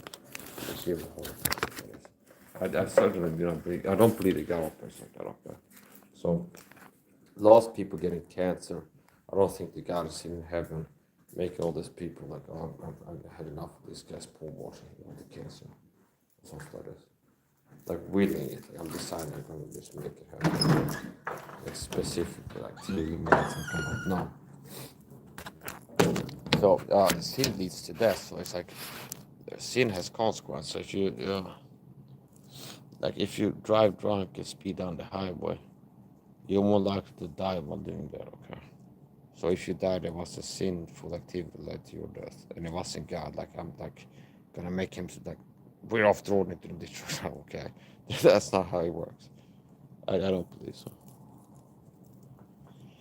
So yeah, people are ridiculous. Calvinists. Talk about Calvinists. Why is Calvinism an evil system? And it's like, I feel imprecise to say Calvinism, it's got to be different forms of it. So some Calvinists don't hold to that, and some do, as it is, but it's like the mainstream Calvinism, like the run-of-the-mill God-right Calvinists, they'll be teaching beliefs and things. If we teach that God decides who's gonna get saved, okay, which is ridiculous. They will attribute all events to God, like everything happening like God ordained it. That's what like a lot of them will get into. Some of them will be like some things God make it happen, but it's like mainstream run-of-the-mill Calvinism. It's like God like picks who's gonna get saved, and people that He didn't pick to get saved, they can't get saved because God didn't pick them. But then other, I've seen at least one on YouTube not long ago teaching some kind of universals where everybody will end up getting saved eventually. So Calvinism mixed with universalism, but like everybody will end up getting saved eventually. But people that got picked to get saved now will get saved now, but everybody will end up getting saved eventually, like universalism. So it's an irrational, logical, crazy system. So trying to make sense of it is kind of pointless. It's just like, okay, they're wrong. They teach this, it's wrong. So here's the point. God respects human free will. And if you have basic Bible comprehension, that is what you're going to see if you read the King James Bible. Okay. And it's like so simple. I made a video to another YouTuber that's a Calvinist. Try to talk sense into them. And it's like, it shows no sign of like letting it go. I spent like an hour addressing it, and I didn't see stop being Catholic since. So it's like, you're on your own, okay. So what is the point? So one of the points I made was like just something that's like, what, okay, so on to deal with this. Well, how can you think that your system is logical? People like this guy, Grapp, okay, he's got a jail ministry. So it's like, so he's got a jail ministry. Okay. He has a Calvinist jail ministry. Okay.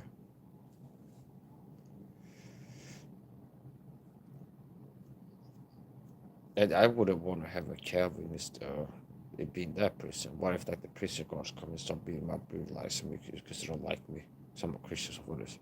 Guys like, well, God ordained this to happen. I guess. Okay. Something's happening, God wants it to happen. See? It's like, oh, I guess God wants this guy to be mistreated in prison, okay. It's the hand of God. So it's like, I wouldn't want to, okay. So like he might be, no, that's not how we do it. I'd be like, well,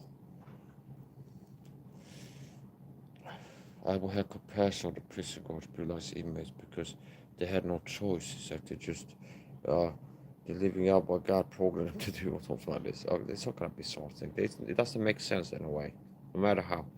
That's the point, to the actual point I've seen made. It's like everything, humans don't have free will. I've seen upload a video saying that for sure. I can speculate and this, but what I've seen it teach clearly is like humans don't have free will. Free will is a satanic concept, he said. Okay. Free will is not a satanic concept. Free will is taught by the Bible. Okay. So this Calvinist, he reads the King James Bibles. Okay. So he's less wrong in one area than a lot of so-called Christians are. Okay, so there's one area where it's like, okay, he reads the King James Bible, like that's the word of God. Okay, so he's not wrong on that. Now he's wrong in the Calvinism, which is serious evidence for some person. So if his feelings are hurt, if I get into like, oh, God's fat or something like this, it's like, well, it's like God ordained for me to say that. So it's like, it's God hurting you through me, okay? See? Okay? It's like, don't be mad at me, okay? Push it the messenger. Okay. See? Do you understand? This is like, if I thought like that, I become a bad person if I start thinking everything I'm doing is like preordained or something. It is not going to help you be a good Christian thinker like that. Okay. It's like everything, okay, it's not, it leads to complacency. I can picture it. You lead to complacency. Where it's like, oh, God wants to gossip preach in the city. He got someone to do it. Okay. if you understand human nature and psychology, and you look at Calvinism and like, what would this lead to in a human running this software, this Calvinism.exe inside their brain for a long period of time? It's not going to help you for sure. So here's the point.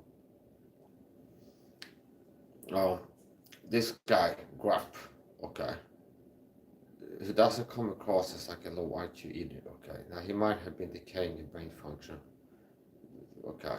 Commonly correlated with being a Calvinist is being irrational in other areas. It's like not taking vitamins and saying your prayers, okay? Hulk Hogan protocol. Say your prayers, be a goddamn real American. Say your prayers and take your vitamins. Now, here's the order. Believe the gospel as an argumentation. I would say, here's be a real American. Believe the gospel. Say your prayers. And this is in order, okay? Believe the gospel. Be a real American. How to? Become a Christian American. Get saved. Believe the gospel. Different ways of saying the same thing. Then, start saying your prayers and take your vitamins. Now, lost people, I will still give the advice, don't take your vitamins. So if you got vitamin deficiencies, okay, you went to the doctor, say, oh, you got low vitamin D, yeah, they should get addressed, okay. They might buy a prescription for you, okay.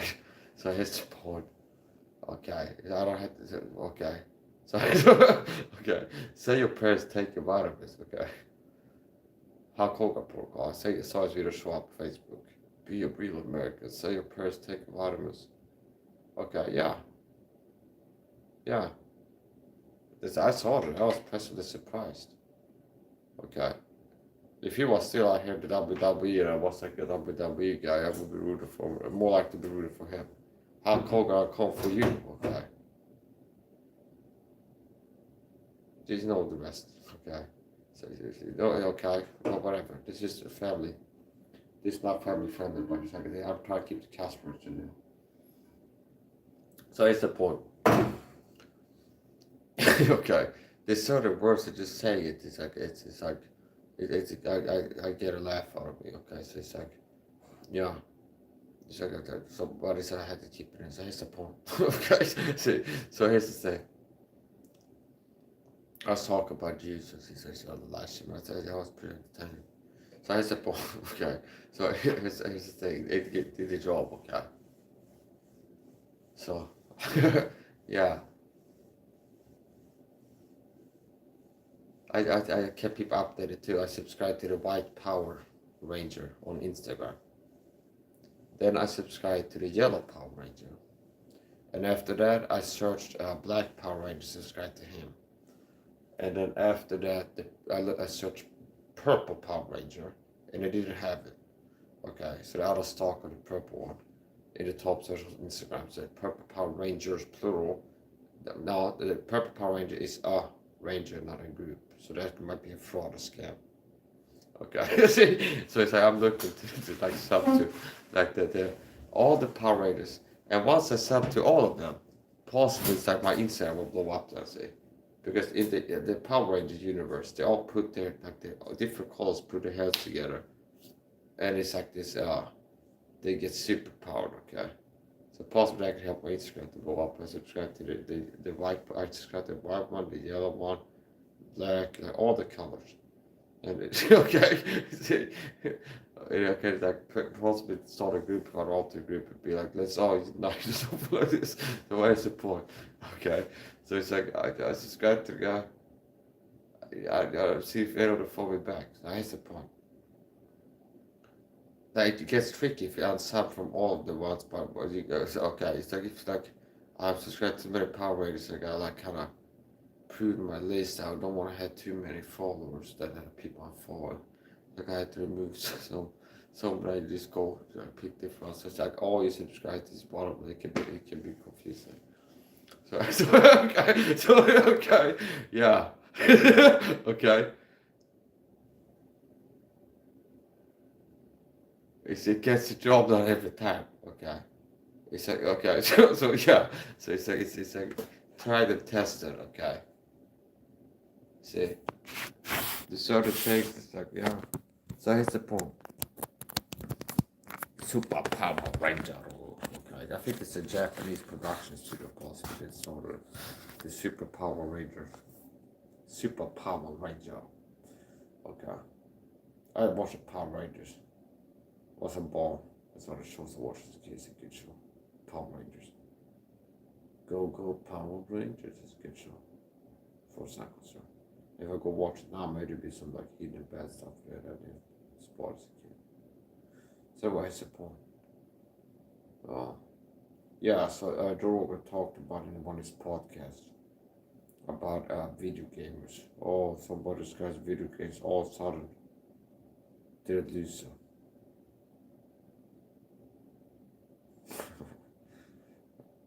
No, I carry the whole thing. I'm ripped with a six pack. I'm a ripped gamer with a six pack from punches in the regular. Like, okay. How long do I have to make the list? Okay. And the longer it becomes, the more people will say, Mike, you're a narcissist. You need to be more humble for this. Yeah, I want to prove this point. I really drive it home that I'm not a loser. See, so I'm making a claim that not all gamers are losers, okay? Joe Rogan's all gaming, that's a loser thing. You can't play video games because, okay. I consider being ripped with a six pack winning, okay? Yeah, that's one win, major win. It's a major win. What's another win? Oh, I don't know. Oh, overcoming panic attacks you suffer from when you fix yourself at home. Yeah, okay, 2. What about asthma attacks? Okay, yeah, done did that too. Overcame it. That's winning. I had asthma attacks. So I had a vent-bound inhaler. I got the point where I don't have to use it anymore. I don't get asthma attacks. Okay. So yeah, that's a 3rd. There is an also, this is like, if you think that this is not winning in life, you're ridiculous. Okay. Now some people like, you have to have Ferrari in a mansion to be winning. No, I don't. Okay. One of the greatest winners in history. He was living in the wilderness, in the woods, eating grasshoppers and wild honey. Okay. And his garment, his raiment was camel hair or something like this, which is the opposite of like purple attire or something like this. Back in the day, he'd be like a great status symbol to have like a dress of a certain color or certain fabrics like silk or linen or something, a certain color, because it was so rare and hard to get and only attained by people in a certain social strata financially. So he didn't have, okay, so if you analyze and think about scriptures, you can figure things out. So like what type of person was this? He wasn't like rich. I kind of a winner, okay, that's the point. I'm making a point. He was a winner. The voice of one crying in the wilderness. Make straight the ways of the Lord. Okay. He baptized Christ Jesus himself. John the Baptist. So if you get the honor of baptizing the Lord in the flesh, that makes you a winner. That really makes you a super Christian in my book. Okay. That's a special Christian. That's something that I could never get to that point. Like God's not going to tell me back in time, no matter how good of a Christian boy I get. He's not going to get back in time to let me baptize Jesus. Okay. So God was out there winning. Okay, he was out there winning. He was winning. See, there's another thing I thought about the pattern. So it's like God was going to use this guy for great works, and he starts out kind of humble beginnings, which is alone in the woods, screaming at people or something like this. No, that's exaggeration. But it's like he was out in the woods, the voice of one crying in the wilderness. He lived in the wilderness. His raiment was camel's hair, something like this. His leather girdle, possibly. And his meat, his food was locusts. His diet was locusts and honey, wild honey. So he was like foraging. He was in the woods like a survivalist, okay? Meaning he was living off the land. He didn't go to town with a horse cart, a horse-drawn pulley, and then like bring apples and stuff. He didn't like go corns and go border buy stuff and go back. It's got like a cabin in the woods. He was living off the land, okay? So it's rudimentary, Spartan, you might call it. It was simple. And he was getting protein and carbohydrates from natural sources. Okay? See? And it's something other people might go, ew, or something like this. This guy's a weirdo. He like lives in, he looks like a hobo. He's a bum eating insects and like crawling into trees, hollow trees, looking for honey. Okay, then he seemed like dressed like a bum and like maybe climbing a tree and like getting some honey there. Whatever the honey would be found, if it's in trees or on the rocks or whatever. I understand. So if people would like encounter him, a lot of people might be like, this guy's a weirdo guy. He's a weirdo. Until he shows up, all of a sudden they see him next to like Christ Jesus himself. It's like, this is the guy, he's coordinator, he's got to be the Baptist or something like this. But he's got to be a coordinator, have a crown. Like, definitely at this point, is most likely, I would say. Most likely, I would say. Okay. So here's the point. So yeah, whatever. There's nothing that people do for God that goes underboarded. Like anything serious, okay? God, you're not a slave if you're a Christian. So there's slaves throughout history, and what really makes like a historical slave, the people like, yeah, that's a slave, you're not wrong, is working without being paid, okay? Okay. See, it's like the black people were caught by the white folks and are put in cages and made to work, okay? Okay, that's okay. Now, slavery, here's something else somebody might be afraid of. Slavery is not unique to white people, but the white man is the slaver, the bad race that has enslaved people. Slavery has been part of many cultures, okay? Varying ethnicities as it is. So anyway, here's the point. I won't be surprised if black people own white slaves somewhere, somehow, okay? And there were also corporal Jew type black people. They were house masters, the house Uncle Tom's. They were like the Django Entertainment. Notice how that's a type. See, there's types, archetypes, types, so all kinds of types. Okay, so there's a type of person that ends up through free will and circumstances being like a notch above in a certain way. It's like they got Jews in the Holocaust camp. Some Jews helped the Nazis in certain ways and get preferential treatment by the Nazis. That happened. This is a historical fact. I'm making this up. They were called corporal Jews. Okay, corporals. Okay, which means, let's say a Jew. It's like they got the Jews out there working, and it's like a Jew that maybe like helps to tell other Jews that are working slow. So the SS guy will beat him with a stick and possibly like shoot him in the leg or something like this or whatever. What is something really bad, okay? You see, okay, it's that shocking. They say the SS prison guard did really bad things to the Jews, okay? I think that's like it's not like a shocker. So they and I'm not an expert in this, really, okay? I had to freshen up on some things, but here's the point. They had a special type of Jews, referred to as corporate Jews, and they were kind of helping the Nazis to like prison guards in the prison. So human beings that are like Caucasian males born in America in prison, and some of these men in prison are working in prison to keep the other prisoners in prison. Okay, see. So it's not an ethnicity thing. It's like some of the same ethnicity. Let's say there was a black prison. The guy owns the prison is like black. Like all the high echelon are black people, like the prison guards. There's like some prison guards that work to also help out with prison guards or something like this. And there'd be like a couple, okay, so whatever.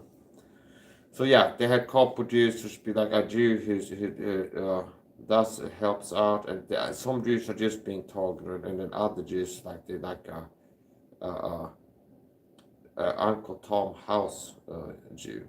They like a couple Jew. There's like this. I saw a Jew working slow with it. He's digging real slow. Okay, so okay, and he goes over there and beats him or whatever he does. This type of stuff, it could be what a couple could do. Okay. Now the Nazis were filthy, wicked beasts in behavior for sure. Okay, so here's the point. I mean, it's like that these guys were like really wicked. Why has the point? There's another thing the Nazis did. they were doing medical experiments on the Jews. So, okay, they were doing medical experiments on Jews. So, for example, they wanted to find out, it's like if one of our Luftwaffe fighter pilots crash and they get shot down, and it's like they're alive when they hit the water. This happens. It's like we're in the Hudson, like when you land on water, you do not lose consciousness, but you end up like landing in the water. It's like, oh, now you have to get out of the plane and you got a life jacket for this person alive. How long could a guy like that survive in like the water temperature they have with the Titanic? So it's just very cool. Okay. Like how long could a pilot survive like cold water if you would end up like floating with it? Like things like this, things that they could like help the war effort or something. It's help the Nazi Empire. So they were using Jews to learn things to make them a more effective evil empire. Okay. See, now that's obviously not what they count themselves, but it's like for them it would be like a more effective empire. Okay. Now.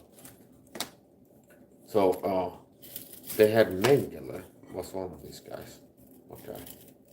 Joseph Mengele was his name. aka the Angel of Death, I think it was called. Okay. They had these doctors do medical experiments on. Okay. They had all kinds of studies, weird studies. They were like tortures, where they inject them with bacteria and see what happens, kind of stuff. Like these type of things. Like, oh, we do medical studies to learn more about diseases of this. If we inject them with, it's like bacteria water, how long does it take until they come down with a cough and something like this? Okay. Do you understand?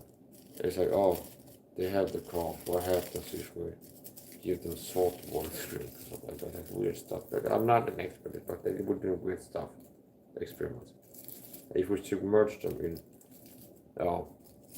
like ice water, okay, how long can they stay in there before like die of hypothermia? Like they get hypothermic, they die in there, like they die from the cold, like the heart stops or something like this. This is real disgusting stuff.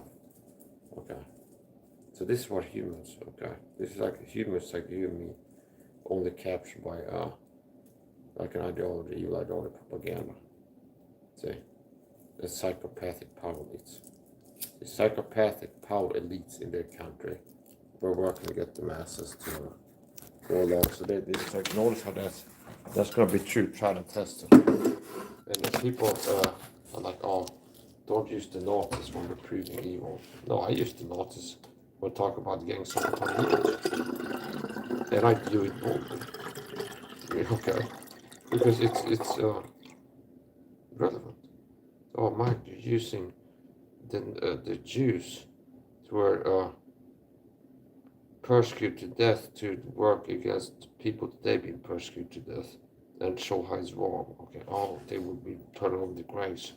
Okay. Yeah, no, they wouldn't. I think if this guy, Victor Frank was like, then he knew what I knew, he'd be on my side. So he got everybody to do somebody be part of the MIKE SAHA Infowar campaign. So yeah, the Infowar, I talked about that before. The Infowar one, it's not what it is. So the Infowar means what? It's information warfare. Okay, so people are working for Satan to damn souls to hell are working to share fake gospels. Like here's, okay, come learn how to go to heaven. Here's the information. Believe.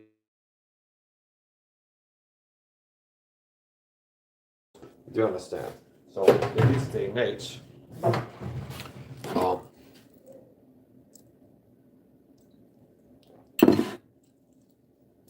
there's a war for your mind. So even Alex Jones gets that right. Even Shields have to be partially right. So part of war is capturing the hearts and minds of the target population. Okay. So here's the point. Yeah, the Illuminati deep state psychopathic power elites want to control everybody, control freaks. They want to control everybody. They want to control the world and move it to where they want it to be. They want to get like the They want to advance the agenda. And they need to control the public and society because to meet their agenda, to achieve the desired outcome. Okay. So we want people to accept no guns for anybody. It's like we had to work to keep the masses from seeing certain videos, make them see other videos, and work in society and the school system, the media, to keep them look at things the way we want to look at things. So that's called perception management. Managing people's perception.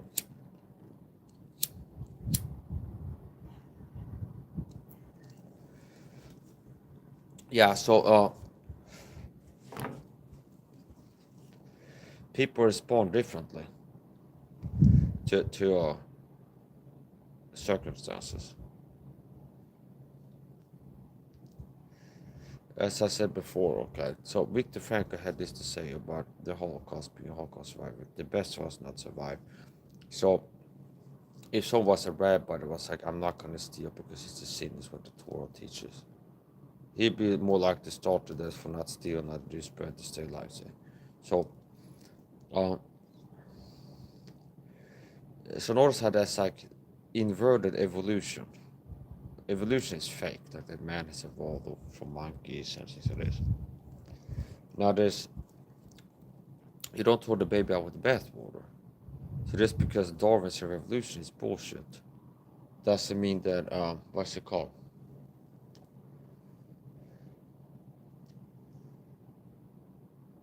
That human genetics change over time. Okay.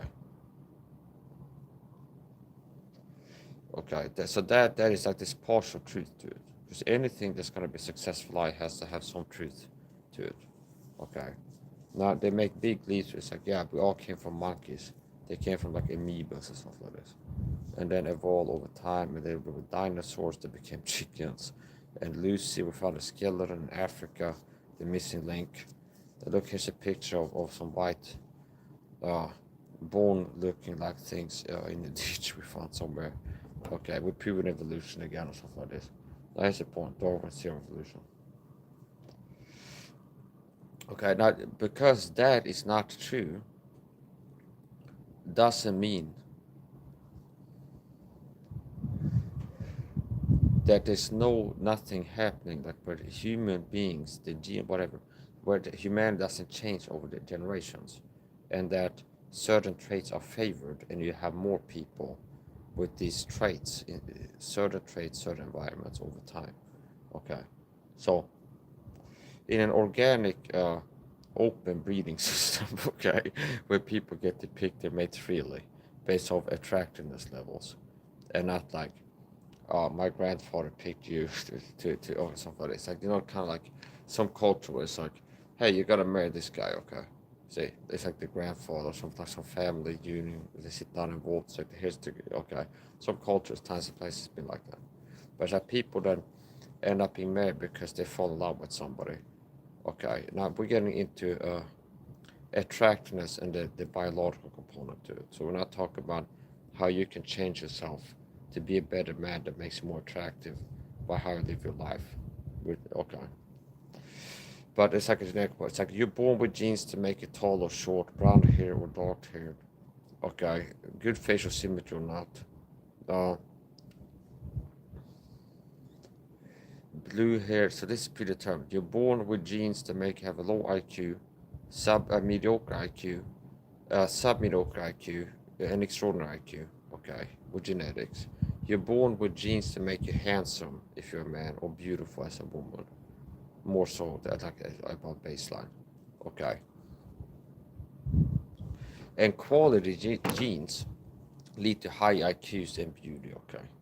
Quality genes manifest as beauty and intelligence. That's what I hold to.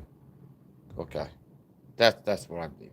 So what that okay, quality genes visual indicators this it's high IQ and good facial symmetry and being fit to survive, which means you're not physically frail and weak. Okay, so quality genes lead to you being tough as a man. Okay, strong, intelligent, and handsome.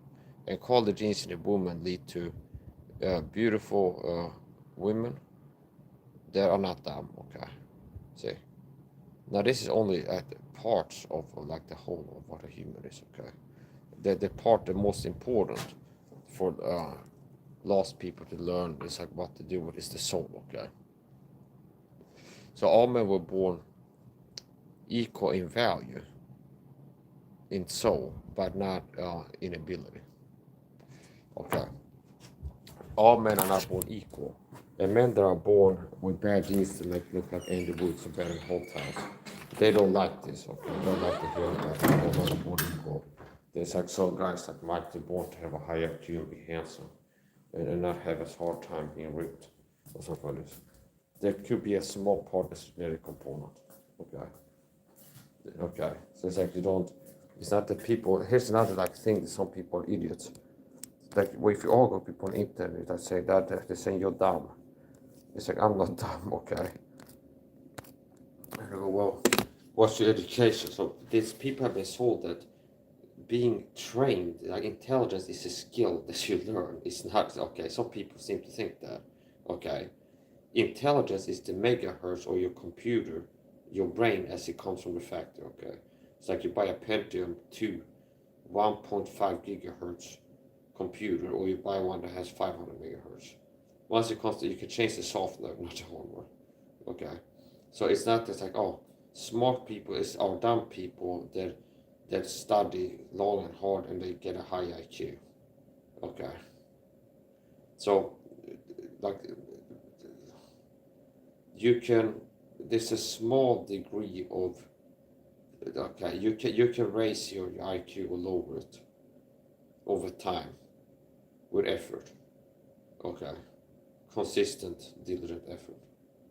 But it's like the most, like the larger, what your IQ, if you're gonna be a genius or like an average Joe, mentally, it's predetermined. Once you're born, it's set, okay? It's within the stars, like it's set already, okay? So, that makes people feel uncomfortable, okay? So, possibly I'll be sensitive to this topic if I was an ugly guy with low IQ, okay? I wouldn't like to talk about this. I wouldn't want to talk about if I was an ugly guy with low IQ. I'd be uncomfortable hearing things like this, okay? Yeah, I'm a white guy with high IQ. I heard a video doing piece of race and IQ, and he says like, yeah, race and IQ, Caesarean Jews and Asian genetics having people have the most genius level IQs. Okay, and I'm not an Asian or a Caesarean Jew. Okay, and I'll go like, oh, and then me, oh, I feel like I'm bad now. So I would say that he's right. Okay, if he's still teaching that from research I've looked at, it's like, okay, statistics. So what does that not mean? Okay, if you accept that as a fact, that okay, this is a component, and certain ethnicities have different genetic traits. Not, you have to be dumb to not accept that, because apparently you have more blondes in Sweden than in other places. You have more blonde people in Africa than you have more blonde people in Sweden than in Africa. So apparently genes can change what a person, like physical attributes. Okay. So anyway, I support. Like, here's what I think. For example, I've heard it said a lot. It's like black people are more likely to be athletic, and white people and goofy can't do sports like this. White men can't dance, they got no rhythm, things like this. Okay? See, and notice how I'm laughing and I'm not sensitive, like crying about it. So, see? So maybe I had to work harder to catch a rhythm than some other person. Well, I don't know. But that's the point. So, certain things you can compensate with effort if you lack the natural ability. Now, here's the point. Okay, so here's the thing. Okay, here's the thing. So yeah, okay, I think to repeat is right. So what is the thing? What do I believe? I believe that Caesarean Jews and Asians, that you have more genius level IQs in that population group, that part of the gene pool, okay? It's like you have white people, Chinese people, Asians, black, white, Hispanics. Yeah, what's called Caucasians, Hispanics, okay. Like, you okay. So that doesn't mean that white people are a bad breed, that is like subpar to Khazarian Jews. It's like, oh, white people are bad, we need to put them in camps, and the Jews need to be slave masters, the white people is inferior in some metric, more or less zero, or something like this. And it's even hard to make that case. But the truth is the truth. So what they mean, what the statistics say, is that you'll have more people with a really high IQ, the Khazarian Jews. They're people that are Caucasian Swedes, okay, like me, okay. Now, I haven't done the 23andMe, but okay, it's a point. So just because there's more super high IQ Khazarian Jews doesn't mean that there's no super high IQ Caucasian whites, okay. And just because there's more black people in pro basketball tournaments, okay, doesn't mean that there's no white people that are in basketball tournaments. I believe that's a fact, okay, like statistically. That is like if you look at the Olympics, now if you look at the statistics of like the skin color of the person that won the record, it's like Usain Bolt, okay, and it's Serena Williams, okay, there's some black people who are athletic, come to mind. I would be surprised you can find some statistics where it's like, yeah, there is at least a little bit like more black people winning the Olympics than white people. In like running, endurance running, persistent hunting, DNA people. Now I know a lot of things, so you're gonna be hurting much because Mike is just, he can do this, and you can't, and you pass it. Okay, you can just go live sleep deprived and teach on 6 different topics off the top of his head, and not be bullshitting about anything. Okay, so this is hurting a lot of people. This is part of the drive. So why negative motivation? Why is point? So the thing is this. Okay, so it's like the haters are they're gonna be like 9 of us report connected, tuning there, go running. Okay, so here's the point. So I would be surprised if you do like some kind of science on this, like run the numbers, crunch the numbers, you get some kind of math whiz, you get you have got the AI thing. So what is the point? If it's like, well, okay, statistically, if it was true, I would be surprised. It's like there's more black people that run marathon races than whites and Chinese people. See, there's more black people that have won marathon races and sprints than white people and Chinese people, whatever else. Okay, I would be surprised. It's like 2% more record breaks by black people at the Olympics of it's certain sports. Okay, maybe not curling. And you can go like what sports and why is like curling. So maybe it's like so if you think about it like this, so Darwin's revolution is not true, but what's it called? It's like the human genes changing over generations is a fact. Okay. To explain it to you like this, the breeding and like the selective success of like this, the success of certain traits varies depending on the environment. Okay, that's one factor.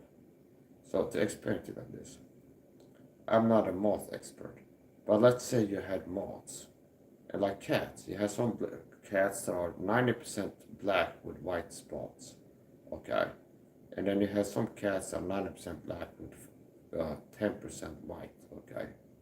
If you look at the color scheme, it's like the cat is 90% covered by black fur and has 10% of white.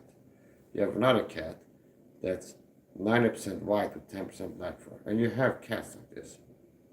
Now, if you get a cat there's like 90% white, and you want to make a white cat breed. You're like a cat breeder, you want to sell white cats to people. They're like looking for a white cat, okay? And you find a cat that has a rare amount of white fur. Okay, so it's like 99%. It has like a little, no, like 95.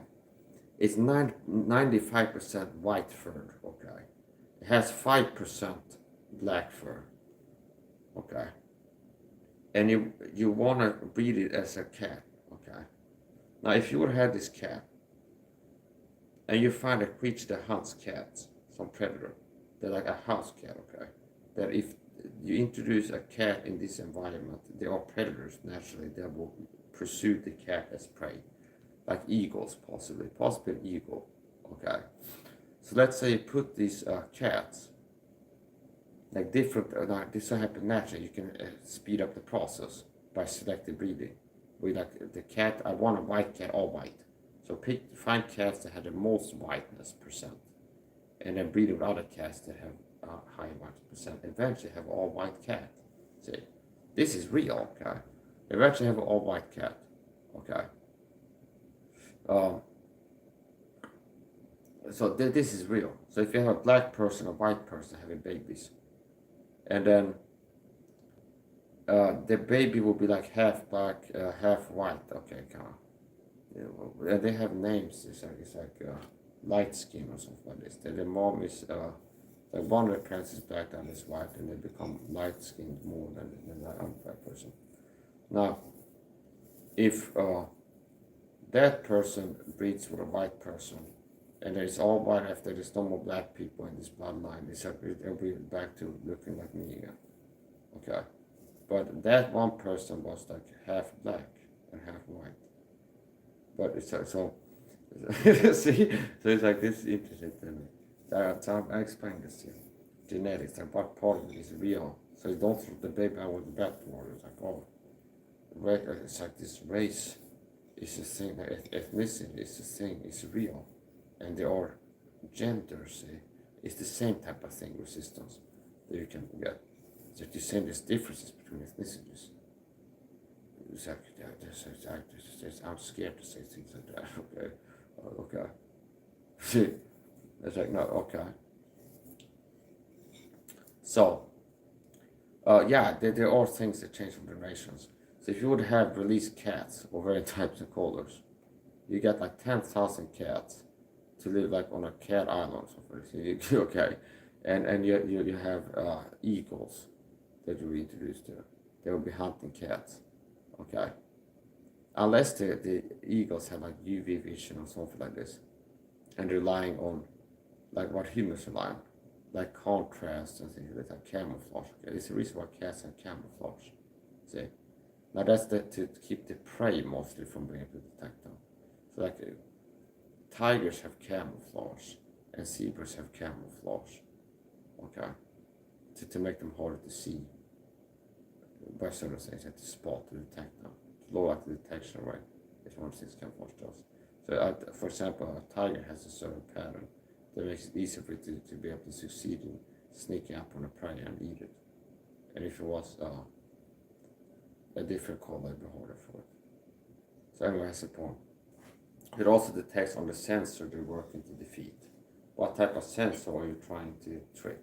Okay, so classical camouflage and fatigues is like woodland oak or fleck tone or something like this. That does nothing in terms of hiding a heat signature from a person with thermal optics scanning like the horizon for you. See? So it depends what are you trying to evade detection of. What is the sensor that is looking for? Is it like a heat, a flare? Or is it a human eye? Okay. Is it a night vision? Okay. Is it night vision? Is it flare? Is it human eye? And what is good camo can vary. Okay.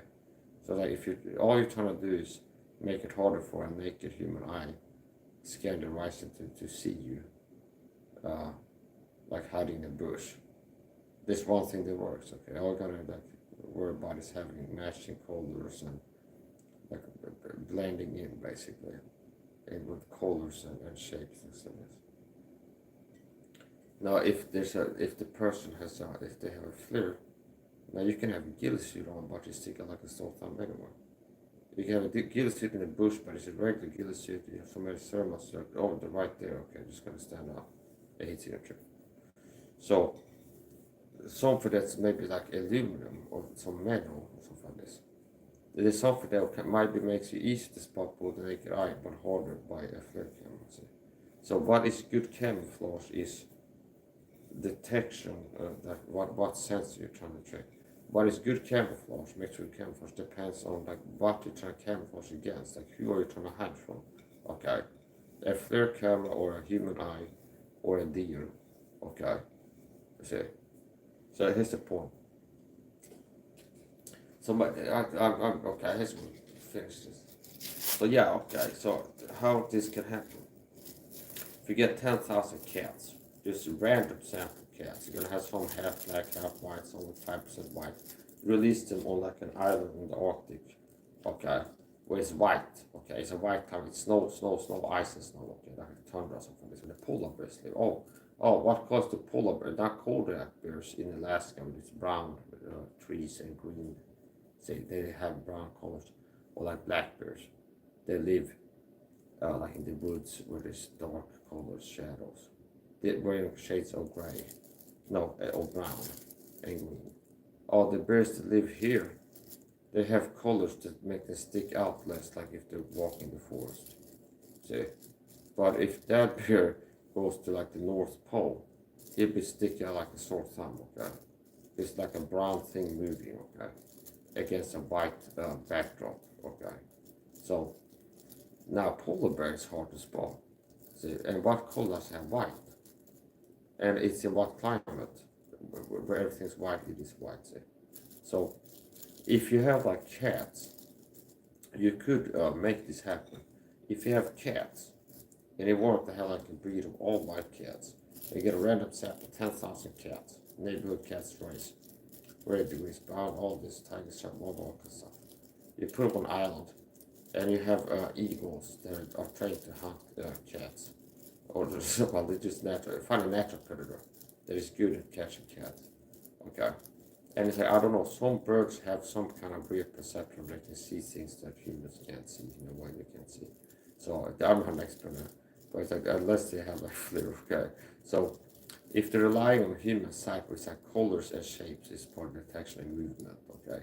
Shape, color, and movement, okay. It's like standard frame, like visual detection.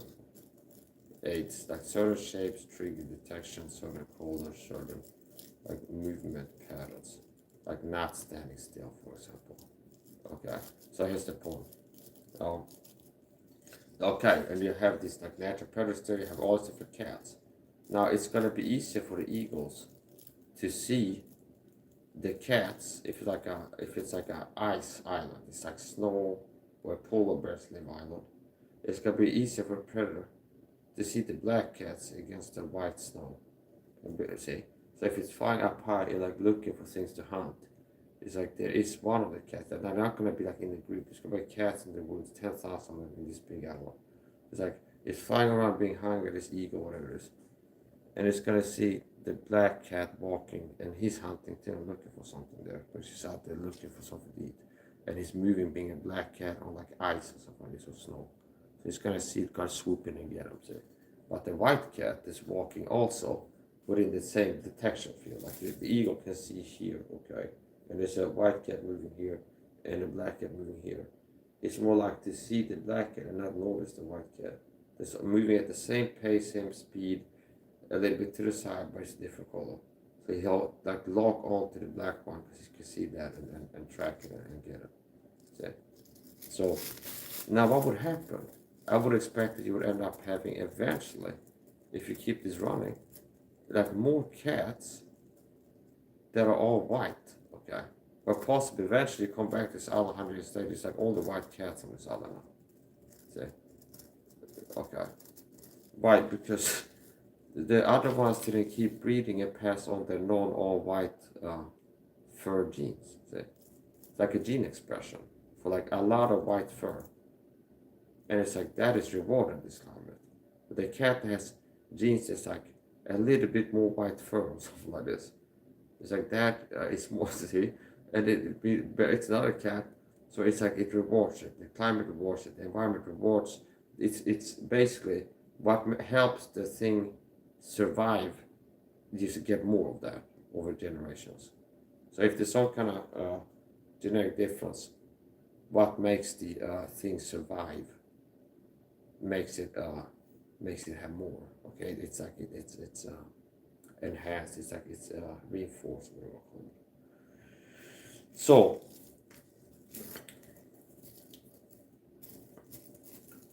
and this applies to humans too. Same, I guess you can do another experiment. We have moths, and you have like moths that can vary in gene expression. There's some creature, I guess they always have the same color with like minor differences. But like moths, let's say they can have like a moth that's like black and white spot, and some moths like almost all black, and they have a little bit white on them. And you have like a grow house, and one of these glass houses that you grow things in, or that you can have butterflies in there. And you had 10,000 butterflies in there, of like varying color schemes, and you release like a falcon or some kind of bird. It's not going to be a falcon. Some kind of bird that hunts moths, okay? And if it has normal vision, there's certain colors that are easier for it to see, and more of those will get eaten. If you let out like this bird for an hour here to feast, there'll be more or a certain color, the ones that are easier for it to see, detect, they'll be eaten, okay? So the ones that get eaten don't live to breed more days and have more babies with the same genes, carry the same genes for like this color pattern, like plus on that, okay? So eventually you end up having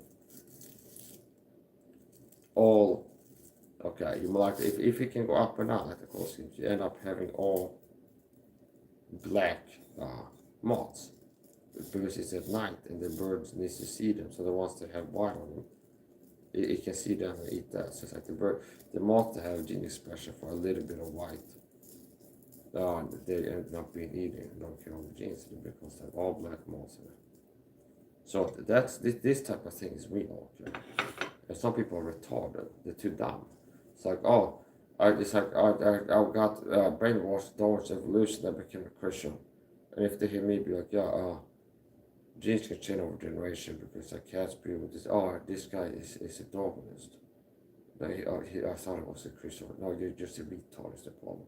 They don't understand things. It's like you flip 100% to the other side. So yeah, genetics matter. So if I'll be super tall and find a wife that's also like really tall, and we have children, we're more likely to have super tall kids. Okay, if I marry like a super short person, it's more likely to decrease the male specimens, like offspring's height. See, like okay, I'm 5'11", okay, that's 180 centimeters. So if I marry somebody that's short and have like short person DNA, and the teenage boy might end up when he goes up to be a man, that's 35, he's 5'6", and not 5'11" like Daddy, because Daddy married as a short person, and this is like predictable outcomes. See, so my wife, she's Thai, and then genetically they're shorter. So there's also don't notice there's no difference between races. There's so many differences. Okay, like average height, okay, skin color, eye color, and things like the shape of eyes, and things like this. They are measurable, okay. So like for example, it's like I won't be surprised. Well, I understand genetics is a biology. That is like I'm not expecting that my son be as tall as me as my age if I marry somebody from a culture where the average guy is a few centimeters shorter than the average Western guy, like Swedish person. Okay.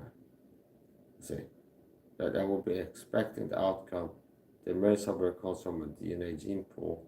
That like the average, we go Wikipedia, like average Thai height and like average Swedish height, and you get the centimeters. Oh yeah, the average height of a Thai person is at least 1 centimeter shorter than the average Westerner. Okay. So I would expect that if I marry another person with the Swedish DNA, they have like the average Swedish height will like to have a close to my height. Okay. But if I marry somebody that has the genetics that is like shorter, on average, it's more likely to have a child that's short. So it's not a mystery. It's like, oh, I don't know what my kid will come out. looking like not 100% a mystery. Okay, it'd be like they're red hair and like 9 feet tall is what I'm thinking, or something like this. Though it's like you can predict things like this. So to a reasonable accuracy, certain things. It's a little bit like a crapshoot, like a gamble, so you can bet on it. And it's like this little bit of like a chance to do.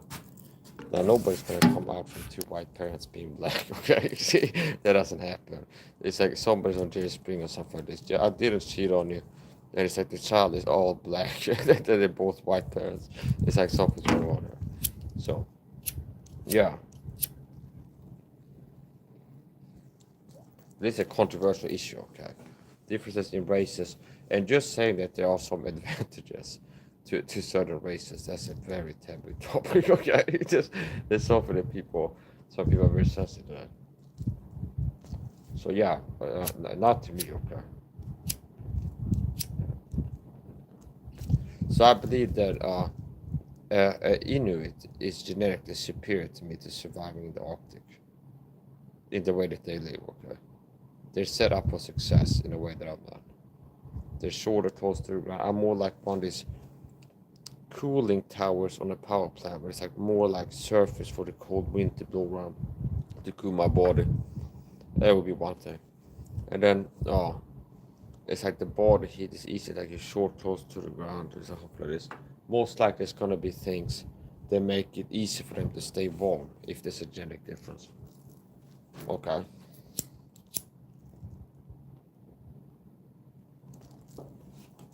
And also there's something called snow blindness. See, we watched a documentary of Arctic expeditions, and they had a guy called Andre, a Swedish guy. He was a relative to some Swedish writer, I think. And they were working to get like sponsored GoFundMe of the time, like I don't know, the 1900s or 1800s or whatever. It's like okay, they got funding, they've got a balloon, they're gonna fly to the Arctic and explore it. Okay, they're gonna map it out. They got like a camera. They bought a camera. They're gonna take photos to make maps because it's like uncharted territory. Okay, and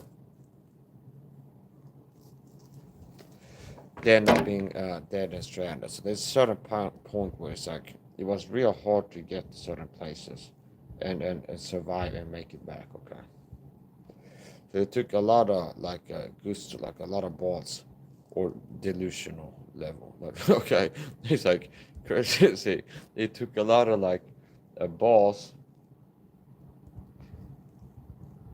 and or just like being crazy, and it's like not knowing how dangerous it is for this. Now nobody's just gonna like fly a balloon to like the North Pole or something like this. It's like think it's safe. There's no chance they can die. Okay, it's like all you have is a ball of air, and if it breaks, you're screwed. Okay, so what is the point? Like imagine flying like a Cessna, an airplane.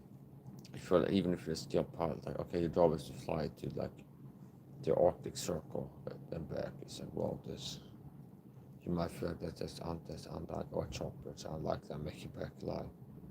Cold winds, harsh winds. I can lose track if like the GPS goes down and I get by sight. It's all white, no difference. Okay. What's that? I strike the stars. Maybe there's snow there. I can't navigate by the stars for this. So they things that can make it real hard. That's the point. Yeah. So anyway, I would think. I don't think there's definitely differences. So if you think about this, it's not just like a aesthetic difference. It's like function. Form follows function. Function form. Okay. So here's the point.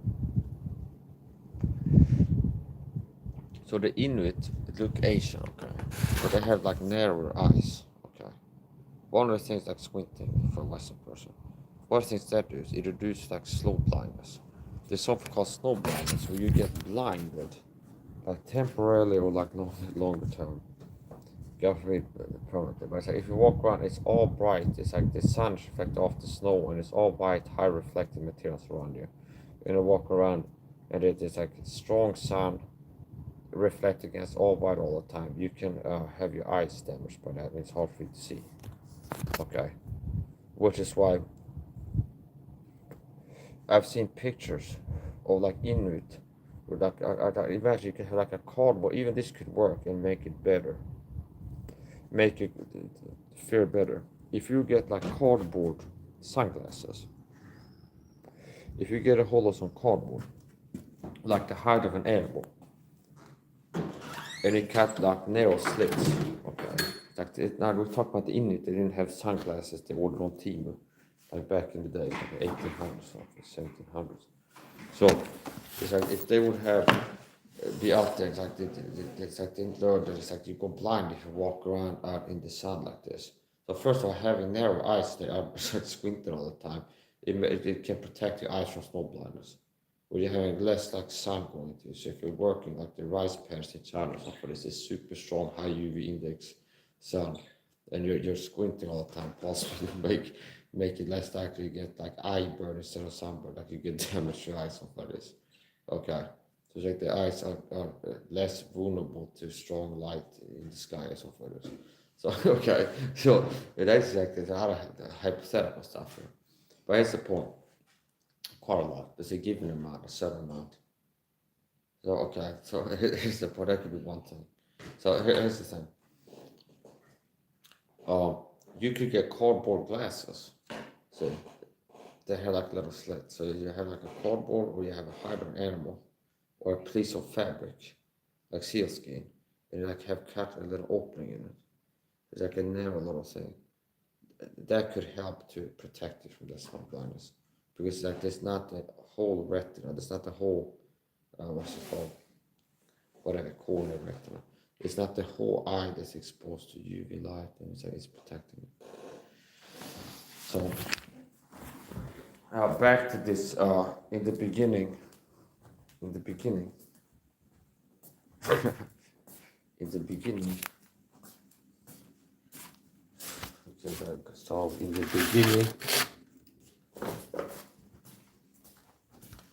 yeah, I was getting into some movie theory stuff. So I did a movie theory called The Dawn Returning. Looking back.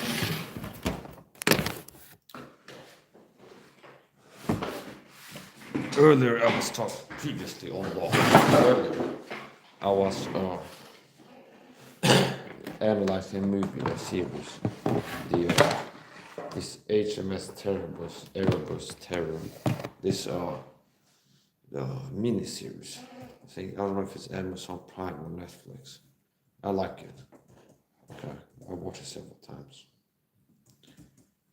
And it's a fictional polar bear. And I did a movie deco theory on it. And basically, movie theory deco on that, Max and deco. Thunberg could symbolize, it's a projection, where it symbolizes the predatory nature in man that comes out in extreme circumstances, such as being stranded on a desert island and getting desperately hungry and things like this, or stranded in the Arctic Circle, some extreme climate, and people that normally like English gentlemen end up engaging in cannibalism, possibly homosexuality more likely, because there's nobody on the ship. And if they're gonna be having sex with another human, there's only other males available. Okay, so I wouldn't be surprised if statistically more likely that people fall into homosexual behavior if like on a boat. I'm not making. There was actually part of the movie plot that some guys were on there. Now, obviously, people that are gay parties are gonna be like, well, so you think that maybe this is like that's the environment caused the change, or something like that, so triggered a change. It's like, no, these guys were like born gay from the beginning and just end up being on board. Okay. So it's like there's people like this modern myth with some truth to that, like guys that go gay in prison or something like this. But it's like they're straight on the outside, but they're gay on the inside or something like this. Okay. Okay. It's not really a thing, what I've heard in Swedish prisons. But like, if you watch American prison movies like Blood In, Blood Out or something like this, it's like really like like Hollywood movies.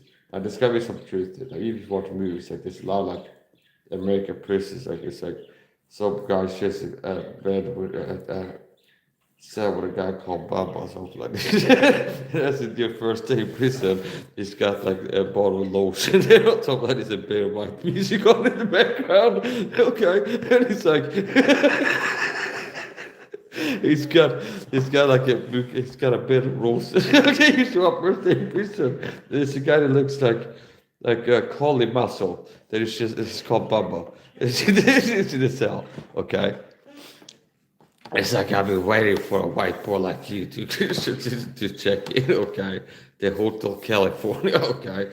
And it's like, it's like and it's got like a bottle on the nightstand like of lotion, baby oil, okay? Like Puff Daddy, baby oil, and it's like he spread like rose petals on the bed sheets, and it's very white music playing in the background, okay? Yeah, okay. So it's allegedly this type of stuff without all the like trappings of romanticism, okay, that you can have in a free world, okay, and it's like it's a lot uglier and dirty, but it's like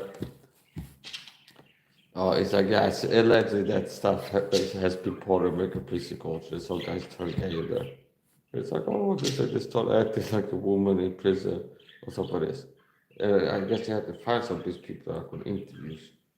That like you have a electoral report from person. Like, yeah, I was straight went to prison, but being in prison for 10 years, I became like a trainer in there. Okay. So I won't be surprised if it's like someone that never were before they got in there.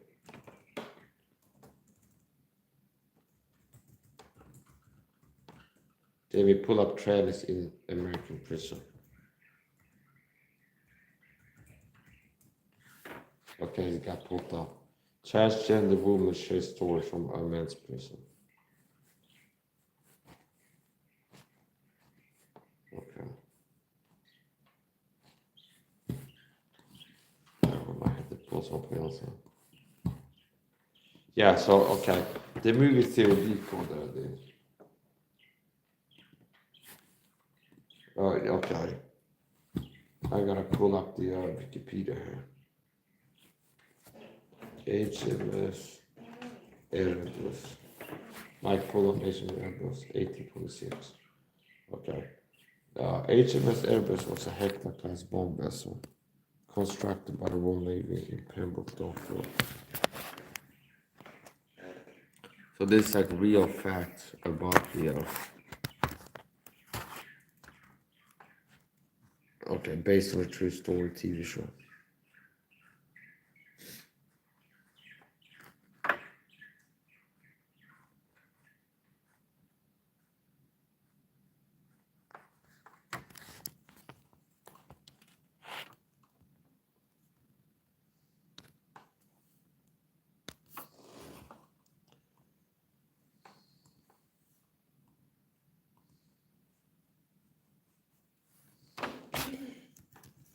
The terror, I think it's called. Yeah. Okay, so this is the series, The Terror. So I started doing movie theory on this. So basically, this predatory polar bear could represent. It's like a projection of the predatory nature in man that is beast-like, that manifests more visibly, like obviously, in extreme circumstances. Yeah. I notice how he is like a serial killer, a murderer. The murder, he's a real, this is a villain. This is one of the movie's villains, the miniseries. He's super evil. And he's here like trying to get along with it. So you could also go, it's like, well, okay, it's the influence of demons in the spirit world on human beings, and some of them get taken over by become serial killers for this.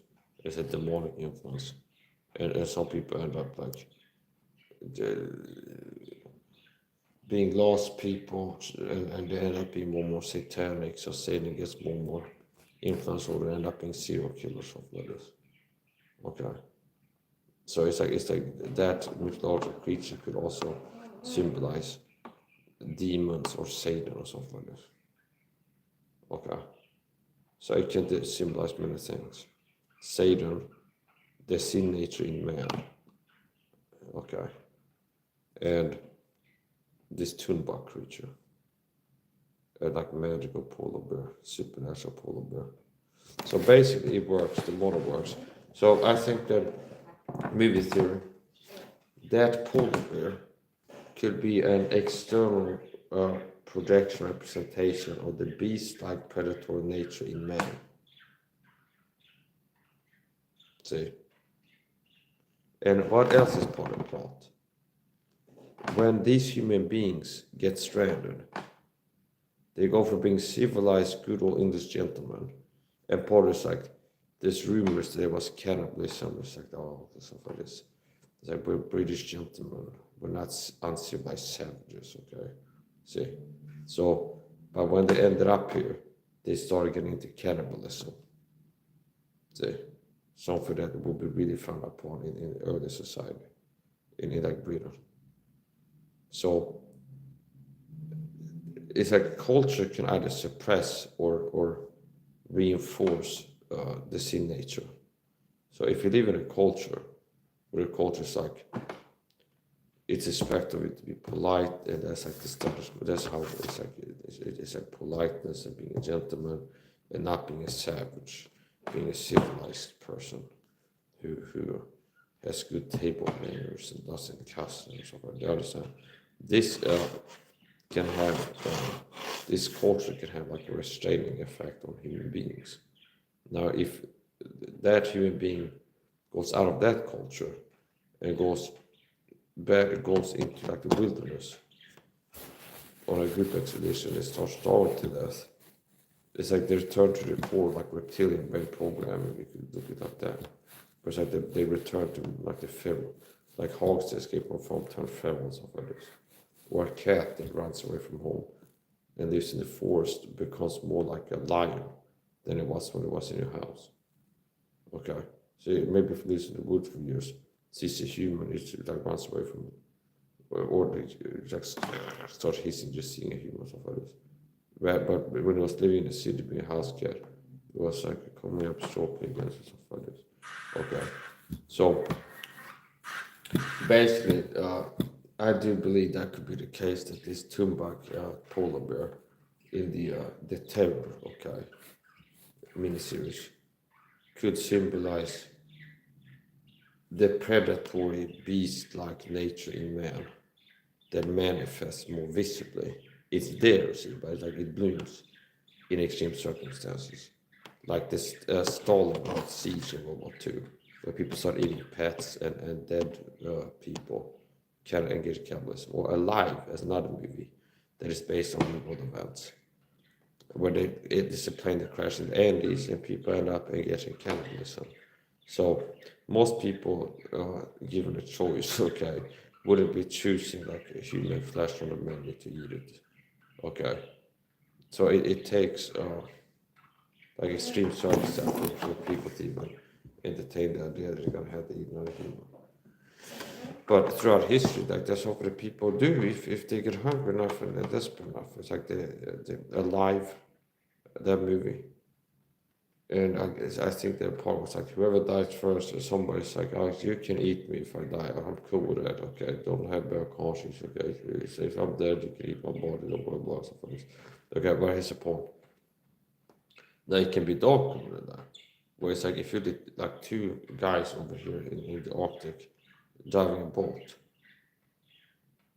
and it's like, well, there's one bread loaf in the boat or something like this, and one can of tomatoes.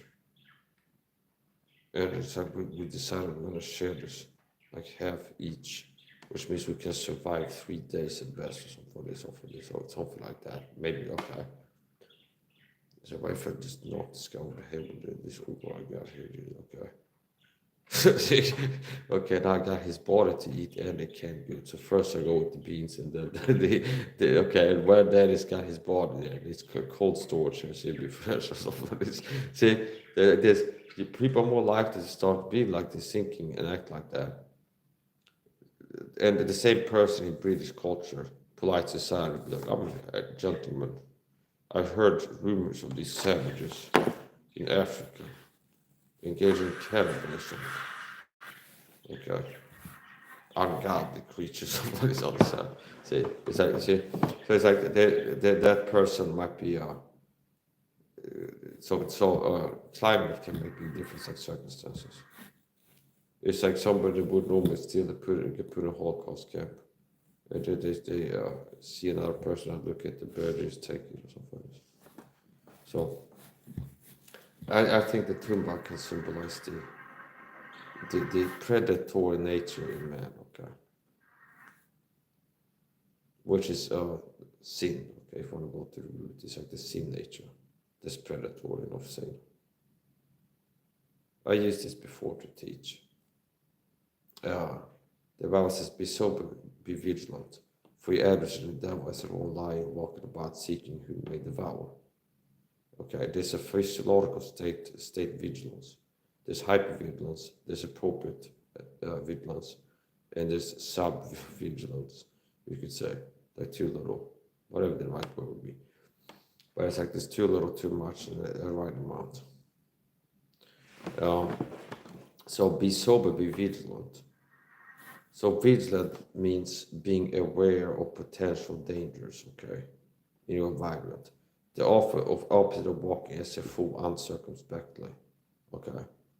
So it's like being vigilant means you don't cross the street at night without looking both ways at a non-designated crossing place, okay? That's the opposite of vigilance. Like part of vigilance is like paying attention to your environment so you don't get in an accident or get hurt somehow, okay? It's like looking, if you look at your phone like you're walking the telephone pole, if you walk on the sidewalk. Whereas if you're holding the phone like this or something like this. And okay, then you're looking here, but you can be holding the phone, but you're looking where you're walking. So being aware of your environment and aware of potential risks and dangers, it's like vigilance. Now, there's a psychological condition called PTSD, post-traumatic stress disorder, CPTSD, complex post-traumatic stress disorder. And these disorders are marked by hypervigilant states, like hypervigilance, which means more time spent in fight flight mode, where people are hypervigilant. There's like a certain physiological reactions going on. So, yeah, this good and bad, but basically vigilance has to do with helping to survive and like remain safe. Okay, so there's spiritual vigilance and there's physical vigilance. Okay. So the Bible says, "Be sober, be vigilant, for your adversary the devil as a roaring lion walking about seeking whom may devour." So if you're a gazelle of the savannah and you're on the menu of tigers, it behooves you to be vigilant and to be aware of your surroundings. And if you're just like closing your eyes and put your head in the sand, you're not going to see the lion stick up on you. So God told them to be looking around themselves and keeping an eye out to see if the soul tries to stick up on them. Okay. So they exhibit vigilance, okay? And also deer, okay? Deer is an animal that gets hunted, okay? It's a prey, it's an animal that doesn't hunt other animals, it gets hunted by animals, okay? And part of why God made them is like to be food for other animals, and humans included. That's the point. So deer that have things that stick up on them like wolves and whatever, bears, certain places, like these type of creatures, like elk and deer, is pretty much the same thing. Elk, deer, and dovetail deer, it's like the same type of creatures. It's kind of like a small horse with horse or something like this. That's the point. Okay, they have this behavior, but it's like the checking around, so it's like vigilance, and it's like body language indicators of state vigilance. Okay, increased startle response, like lower threshold for startle response and like fight mode activation. Like the threshold for a stall response being triggered is lower if somebody's already in like a vigilant state. Okay, so if you're completely relaxed, it takes more for you to have a stall response. But if you're stressed already, you can have a stall response from like a lower intensity stimuli. So here's the point, which means, okay, it's like somebody's got super bad PTSD and super hypervigilance, which means like right now they're super stressed, okay, and they're super stressed.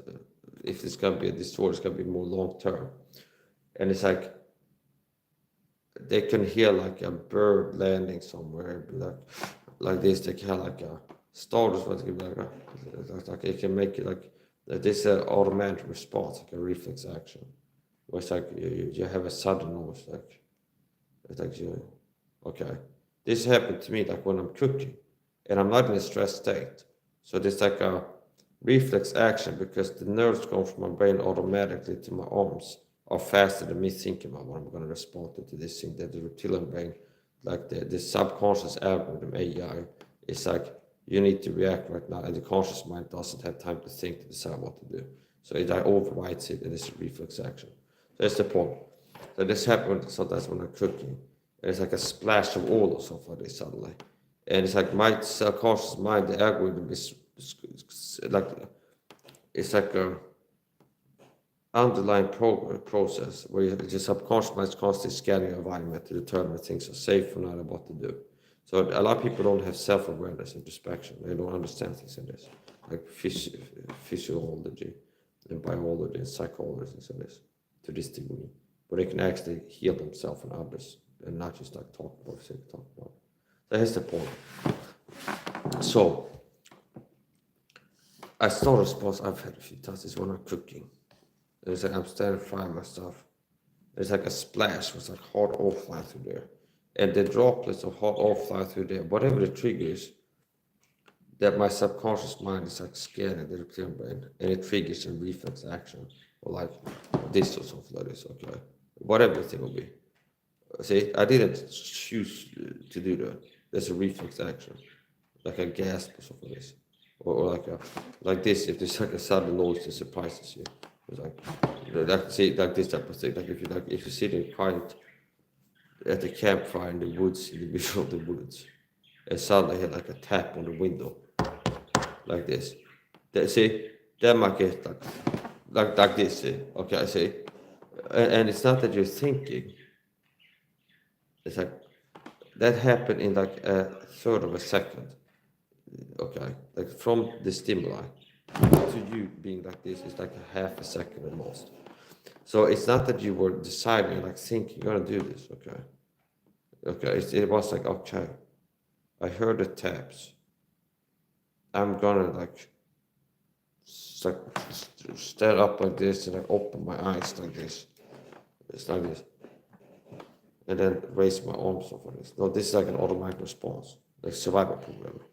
So this is where the survival program hijacks kind of your takes controls. Okay, if you're like a trainer pilot, you're like, okay, it's like the co-pilot takes controls and it starts doing stuff.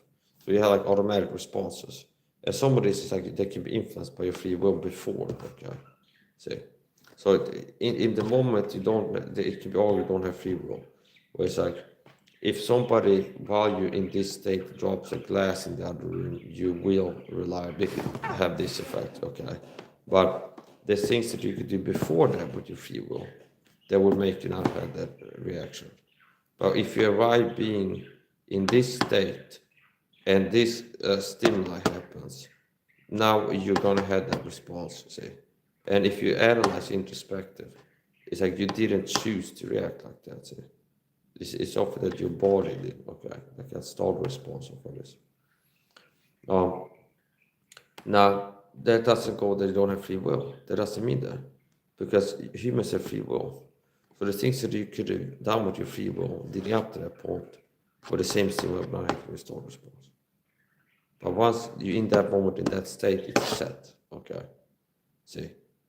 So, I mean, for example, take a certain amount of like calming supplements or maybe being drunk or good or bad things a person could do, like eat a healthy meal, exercise, different things that may or may not have made you, like if you had done that the hour before the stimuli, you wouldn't react the same way. See? And this type of stuff that shows human agency. Where some people say, I can't help it, I get stressed and panic attacks and for this. If I'm out in public, I get super stressed, or if I'm doing public speaking, I get super stressed, I can't help it, okay? If I get on camera or talk to people, I get stressed, I can't help it for this. I don't accept that, those self-limiting beliefs, because I'm a winner, okay? So part of winning in life is understanding things, okay? It's understanding things. So one thing, not many things. One thing, not 10,000 things. So I'm not like all this idiot like Joe Rogan. They read the book of Musashi and got him tattooed on my name and don't know that the two swords called Katana Wakizashi. But it's like, oh yeah, I'm a big fan of this guy. I got him tattooed on my body. But I'm like, what is the name? Yeah, it's Katana Wakizashi and the knife is called Tanto. Okay. I don't have his face tattooed on my body, but I know these things, okay? But it sounds cool to say he read the book, so for this. But I'm not like a Rogan. They never can hold like English conversation and apply it to boxing training or stuff like this for real. It'd be like vague, like when someone read the book. You don't see him like apply that knowledge like I do, see. Like an intelligent man, okay? And not like this causing connections that he has on his podcast at that time for himself. So one thing, for example, even though Rogan has mentioned this, it's like, yeah, the Book of Fire Ways had this like, once you see the way broadly, yeah, okay, these are quotes. It's like, from one thing, know 10,000 things. From one thing, you say, know everything. From, okay, once you see the way broadly, it's like, okay. So it's the point, basically. I have seen this to be a truth, okay? Training boxing and figuring out what works. Understanding what can be effective. The same thing applies to being effective in combating mental illness or physical illness, which is the same thing, because you are a being that's physical to a large extent, okay, which means your mood states are generated in your brain, you sort of like adrenaline course, how you feel is like things, your heart rate, things like this, okay? So, for example, how did high-level boxers like Mike Tyson and Roy Jones Jr., well, Mike Tyson, for example, how did what happened right before he won a fight without Tyson in his fights? He executed a powerful combination, effective combination attack. Is that like, it was like one jab he threw. Well, that's like, he drives the opponent in the corner and fires off combinations, like bam, bam, bam, bam, combos, fast combos. Okay, combination attacks, resulting in knockouts. A lot of boxers, they end up knocking the person out at the end of a combination attack. It's like 1, 2, 3, 4, something like this. And not just like knocking out people with a jab. But it's like 1, 2, 3, 4. There's like combinations can lead to knockouts, knockdowns. You can go to why. It's like you hit it to the body, makes your opponent cover up, so the reaction is part of it. It opens up the head, hit to the head. They didn't get knocked out by a punch, so a right hook to the head if it's still available. Okay, and I think so. So it's like if you look at boxing, that applies to how I win like fights against mental illnesses, like mental illness, like cure myself of panic attacks, see, and other things, improve mental health. It's like there's just like boxers will practice combinations, Mike Tyson, 1, 2, 3, 4, like number 7, this and that, and practice different combos. It's like move here, this punch and that, and do combos. And if he executes in a fight, and he wins the fight. Like a 6-punch combo, 8-punch combo. Now, I'm a person that have cured myself of panic attacks. I used to have panic attacks many years, and I've cured myself of them. Okay, I don't have panic attacks anymore. And it's like, okay, what do I do? what type of person am I in life? I take a combination of supplements. So I'm attacking the anxiety and stress daily with a combination. So there's like Mike Tyson combos. Each punch is a quality punch. It's not a combo like 3 super weak punches. The last one is hard. Each punch in the combo sequence is a quality punch, and it leads to success in defeating your enemy. Like, oh, I'm a guy who defeated panic attacks. That was attacked by for many years. Okay, and it's like, what have I? Like, okay, what changed? Okay, I don't have panic. I killed myself with this problem, panic attacks, without big pharma drugs, stuff like this. Okay, or talk therapy with a psychologist. Okay, what I've been doing to improve my health: supplements, diet, all kinds of stuff. But a big part I've been doing to help myself is supplements. Okay, so a grand portion can also supplement, for example. Start my day with that. Okay, and it's like combinations.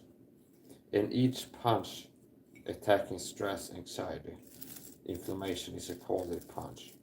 It's vitamin C, it's vitamin E, magnesium, it's this, that, and everything. L-theanine, if I have it, ashwagandha. See, there's several supplements low inflammation and or have a calming effect that I take. It's like a combination of a 6, 8 punch combo, 12 punch combo. Like 12 supplements I take in the morning. See, and this is what I've been doing. And I'm a guy that have cured myself of asthma attacks, stuff from asthma attacks. I'm not saying that taking supplements can cure asthma attacks, panic attacks. Okay, I'm saying like I have cured myself of things. It's like, what have I been doing? Okay, well, I'm a guy that takes a quality combination supplements. I've had this asthma attacks, cured myself of that. Didn't buy an O2 trainer. I invested in supplements. Cured myself of panic attacks. So notice, this if you actually have understanding, your mental understanding. You read something, and I'm not wrong, I say. Okay, but it's a pure intellect. So if I watch a movie, I end up like having insights, be able to teach something nobody else has taught before.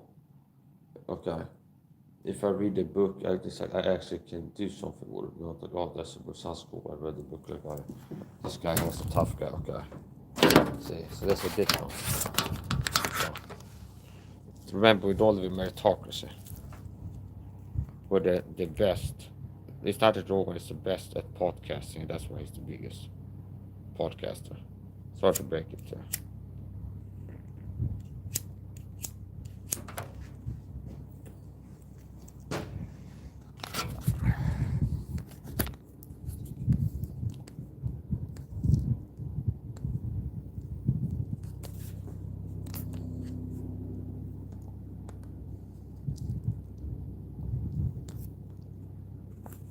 Another thing I consider Rogan being a shield for is AG1. Okay, maybe I need to do a pop video on that. It looks like he's doing a cover up on that, where he's like gaslight, like a narcissistic projection, talk about other people being scammers or shields or whatever.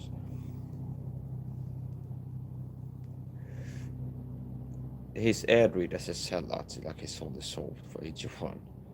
Okay, I believe he's been deceitful. Like, he's part of the problem for sure. I can go back, play his old AG1 commercials and old podcasts, and it's like it will be clearer then, but it's like from memory. As I remember, his AG1 podcast commercial, like, keep working to sell you, and that they get the impression that that's the one supplement. It's like all you need is this supplement powder poured and mix it up and then drink it. Okay.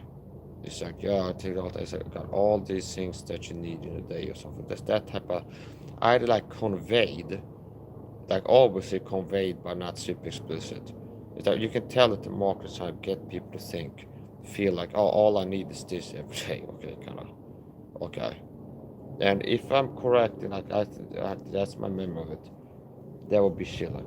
That would be a scam move, okay?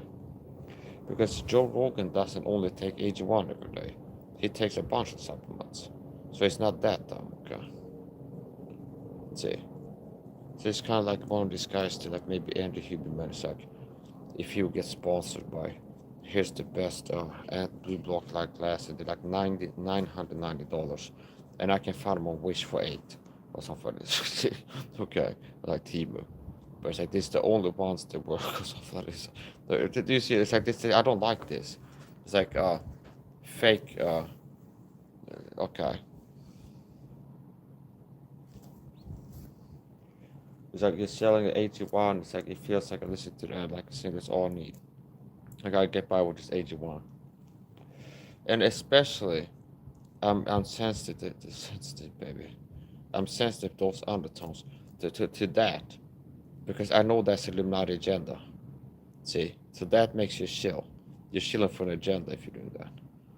You're like, all a person needs. It's like they don't want people mega dosing supplements. Is what I think. They don't want the masses mega dosing supplements. That's why you had Dr. Eric Berg. Here's one of the things where it's like good video, and where I see okay available. It's like a kind of a lot of videos that are kind of available health resources. It's like benefits of OMAD fasting. Okay. It's like these things are bad for you, okay? And it's like things that not a lot of people know are bad for them until they watch the video or something like this. Okay. It's like recommended healthy fats, coconut oil. It's like, yeah, coconut oil, he's right. Okay, that's what I use. Okay. See, it's kind of like this, but there's a lot of people that watch this video, they didn't know that coconut oil is a healthy fat and what they're using to find the food. Okay. But then there's one video on vitamin C Dr. Berg did. They really got me up in arms. And he was, okay. And it was something where it's like the shield. I had to run a short list of like matrix system shilling against vitamin C. Okay, but it's the intelligent design behind it is apparent. Here's what I'm proposing as a theory. Okay, the satanic deep state don't want the masses non-vitamin C deficient. They want the masses to be deficient in vitamin C, and they want people to eat a high sugar diet. Okay, I've ascertained as much. So that's the point.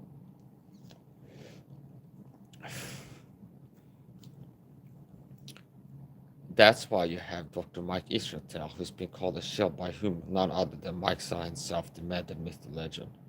The man with the biceps of steel and the sex appeal. They make his lady kneel at my feet, asking, can I get a trade offer? Can I switch boyfriends, Mike? She's in my DMs, she slides in there. Every night she comes to the, come on, Mike, can we do a partner swap for a collab? I go, no, leave me alone. Leave me alone, Mike Israetel's woman. Wife, stop texting me in the middle of the night. And it's like, but it's like, I just can't help it. Your biceps are so much more impressive than Mike's, the other Mike's. You got the name that I like. His name was a big part of what I felt for. He introduced himself, walked in there. It's like, I have a short haircut, my name's Mike and I'm buff. That was all, that's what I felt for. It's like, okay. It's like, come on. Can we trade or something? I'm like, no. No, we're not doing this. Okay, leave me alone. And that's when that's when he had this episode, the Greg sent me the video on. That's the secret story of the hotel night. The bed was kind of blood. Because he got so butthurt about it. He got like a baseball bat wrapped in barbed wire. Was trying like some normal suicide method. Like I'm not supposed to do not that. Okay, so that would just like making jokes is risky. It's the point. He was trying to unalive himself, but this is theory, okay? What happened in this video, okay? I'm theorizing what happened. I saw a Greg Research video yesterday. I was trying to eat. Now, you know what's yesterday for? I was in bed eating, and I go around. I'm done producing content. I'm like checking to see if Frank the Phone or something, or Greg said or something like this. And I keep an eye on these people, understand? I got my ass, you punk. Stop right there, criminal scum. You violated the law. Stop right there, criminal scum. You violated the law. Something like this. So it's like they're just chilling. Okay, if the catch is chilling, I'll make a video on it. Okay, okay. They support. I'm the 50s police. Okay, and that's just a joke. Sometimes people like you make videos like I do, calling out heretic pastors. Like, oh, you're the Bible police. Okay, it's like yeah, it's the doctrinal police and stuff. Again, stuff like this. Even Ed got called like the doctor police by Jack Smack. And he's so bad at what he does. Jack Smack made a video on Ed where he's playing like some video game that is like there's a car chasing somebody. I don't know if it's GTA Vice City or like Need for Speed Most War or something. It's like, oh, Ed shows up here, the doctor police, YouTube police for this. So it's not a police. They try to make it sound like a fence or something like this. But the basic thing is this. It's like part of being a good end thing is you have to call that fake. So if you do the real deal, you have to do the job, people fake and do the job. And it's like really part of the problem. So you might have to speak to it. It's just people have promoted high sugar diets for your health. And I'm like out here really like liking to teach people how to be healthier. And people, I see somebody who's like, the high sugar diet is great or something like this. It will raise your testosterone or something like this. I might feel like I gotta make a video on this. Not gotta, but I will end up making a video on it most likely. So that's the point, okay. So, yeah, so here's the thing. Mike Israel, I was watching Greg the 7 video, and so some bloody whole time. It's like his, what's it worth? Is in bed, his blood along the mattresses. Okay. So what I think is positive was his wife slides in my DMs. He's like, okay, I gotta confess up there, try to get this guy. Mike's DMs is like, he possibly try to unlie himself, got a ball white bed, but some shove it up there. Okay. It's like a botched. And he's like, oh, I'm not near me on the wall. He's the guy with the most impressive physique of them all. In the middle, the wife was, it's not you. Mike Saha is the greatest. Okay, he's the greatest bodybuilder there was. Okay, and he's like, that's the point. Where it's like, okay, it's like this guy get the bomb white bear shut up ass. So it's like Hitler in the Untergang movie at the end. See, this is a point. Der Untergang. Okay, and Goebbels, here was there, and Hitler is there. It's okay. We can't. It's like this is the end. My friend, my only friend, the end. This is the end. What is? I don't want whiskey. I play the Wagner, possibly drinking champagne or something. And one last half for the road. One more right for the road. Do the job. It's just like teleports into hell. So okay. So that's the point. Don't do that. Nobody should be even. People should be unaliving themselves. Okay. I wouldn't even be like, oh, I don't think it's good that Hitler unalived himself. Okay. So if you're out there, you gotta unalive yourself. So let's seek professional help. And there's different options as well, professional help. That can help with your mental health. Believe you me. Okay. It's not like there's just one person in this world, so it takes 9 months to be able to find a competent person who can help with your mental health. Okay. So it's like that. Don't feel too hopeless. It's things that people can do to get help, better help. Okay, better help. Call the suicide hotline if you get self-harm thoughts, ideations. If you are having self-harm thoughts, the suicide hotline is called. That's an option. Or you can see professional care. Okay. So I'm the king of disclaimers, by the way. I'm king of YouTube disclaimers. I've gotten pretty good at it. It's like certain things, if you make a joke about somebody live and stuff, you might have to compensate, but like, okay, seriously, now somebody's watched this video, it's like seriously thinking about things like this topic, like somebody live himself to seek professional help or something like this. Okay. So, yeah. Okay. So what I have a visual, I have an auditory visual disclaimer. Pretty much every important, Yeah. So anyway, now that is just like a joke. Okay. I have some real animosity towards Mike Israel's operation because he's shown for the new order. So uh, I've searched Sugar on his channel, and that'll pop a whole can of worms here. He's already been filing the shell folder in Mike Saha's brain before, and it's like I didn't check Frank the Father's channel for maybe like 3 months straight, and I'm live streaming, playing video games, and doing my stuff. I'm doing content, and then after a while, it's like, oh, let's see Frank the Father's videos of this. And it could be that I make a live stream talk about how it fits. Like, oh yeah, Frank the Fauna used to be part of the problem. He became more part of the solution, but be like more pro supplements all the time. And then I end my live stream at night. It's like top of mind. I talked to my friend, came to mind. Let's see if he's up or what happened to him. Like, whoa, what? Okay. And it's like some of the thumbnails of people doing comments on him. It's like I have to admit that it made me like laugh involuntarily. Not that I don't like Frank the Fauna, but it's like the drama thumbnail game of some people. It's like see, okay. It's like okay. It's like finding the weirdest picture you can find of Frank the Father crying blood out of his eyes or something like this, killing himself for YouTube fame or something like this is the text they put on it. And it's shocking, so it gets me laughing sometimes. It's so shocking. So okay. And oh okay, that's somewhat surprising. Okay. So whatever, it's like Frank the Father, God have mercy on his soul. Okay. I prayed for that guy at least once. Now I didn't pray that God's gonna take your eyes out, okay, if you were wondering. Okay. The Mike Saha curse. Okay. See, it's like I'm getting more magnificent by hour. So here's the point. Okay. The point is this, Frank. I didn't do that to you, okay? So uh I'm not like gloating in that, okay? He's not a Christian. If he was a Christian pastor, they have been telling me for this program for years. And he has a video, I got cancer.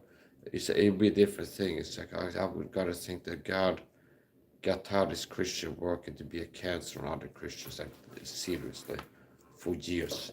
While they're pastor, okay? It's like serious stuff. It's like maybe God gave them that cancer. It's kinda poetic justice like chastening. Okay. See. It's like for example when Ed got cancer. And we're not talking about the Jewish Ed as my friend, okay? We're talking about he was recently reinserted into the friend folder, okay? So it's like yeah, he's still in there, okay. Okay. So here's the point, okay. Yeah. So here's the thing. When Ed, the other Ed, okay, the guy has a video that God bless him with the cancer. Um, he was a guy that helped this cancerous persecution book called Gang Stalking. So I'm a target, there's other targets. I'm a Christian target. He says he's a Christian, which then, if that's the truth, then he's a Christian brother. Okay. And how you're not supposed to respond to hearing a Christian speak the truth testimony. They've been persecuted even unto death, and that they've had assassination attempts. The targets of the world to slowly murder. It's bad. This guy's crazy, stay away from him, because now you're helping the people doing it. So if you're helping a cancer on the body of Christ, you're part of the cancer problem. Okay. See? So I'm not surprised that God allowed him, caused him to, allowed him to get cancer. Because gang stalking is a cancer. It slowly murders people. It murders a cancer. Robs of energy, works to decay organs. It causes inflammation, like little physical effects of gang stalking. It makes you like decay at a faster rate and rob you of energy. And some people with cancer die of a heart attack or stroke. So they start slow murdering and sometimes they die quickly from the cancer. So it's like a TI. He's like slowly being murdered by the program, getting worse and worse, and then they can have a heart attack or stroke, either by a dart kind of a poison that the program hit them with that day to like kill them, murder them quickly after many years of like slowly targeting. Or they're more likely to have an organic health problem as a result of the targeting. And it's not that, oh, it's because you're not responding right. if the CIA has a program with thousands of people on a black budget designed to destroy your mental health and make you sick, it's like, oh, if it's working, that means you're a bitter Christian hasn't learned to forgive yet, and you're a sissy or something like this. You sick bastards. Whatever, here's the point. So it's like they can try to be like, well, it's your fault. I've seen like subtle things like this where they try to gas up it. Like it's like it's Target's fault if they're if they got PTSD, CPTSD, or they got stress, or they got these problems from Target. Now you wouldn't say that to a Jew with the Holocaust, why? Like it's their fault that they came out of the Holocaust with CPTSD, and like they took 5 years to lifespan at least, aging a lot faster. They had a compressed immune system. They caught pneumonia, and okay, more likely to have this health problem because they were in a Holocaust camp 10 years. But they just weren't responding to it in the right way, something like this. They weren't processing it right mentally. They weren't growing up as a Christian and something like this. They wouldn't say that. And people don't like when I use like Holocaust. Some people are sensitive to that. Good, stay sensitive, pussy. Okay, I gotta stay hard and insensitive enough to be able to deal with certain issues. So I saw a clip from an ex-Marine, was a Marine sniper, one of these black guy with dreads, okay, he's one of these people that keeps showing up in my feed even though I'm not subscribed to him. Like a podcast, he shows up in YouTube reels where he's like been into a podcast, like Sean Ryan or something like this.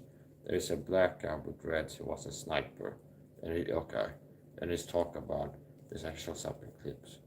It's like, how many people you killed? I say, yeah, but quite a many. How do you confirm it? Because, well, we took pictures also for this. There's something very interesting. One of the clips there is like, it's kind of like the effect where, if I watch it's like amen or so you just see a pastor teach over this part. It's like, yeah, that's okay. It's like, it's really resonates. That's what I've been thinking of somebody. So he's like, if you look at this like that, and I'm paraphrasing, using my words, like this deep state, like this politician class, they said like young men ought to die for wars. They're like, a lot of them are the softest looking little sissies. It's like, they sent young men out like 18 to die in the wars in Iraq, Afghanistan, and they lose the innocence. Because you lose that there, you never get back, okay? And having to do some real like hard stuff and experience some really hard stuff. And after they come home, and these guys, if you look at them, they're some of the most soft, like looking men you ever find, or something like this.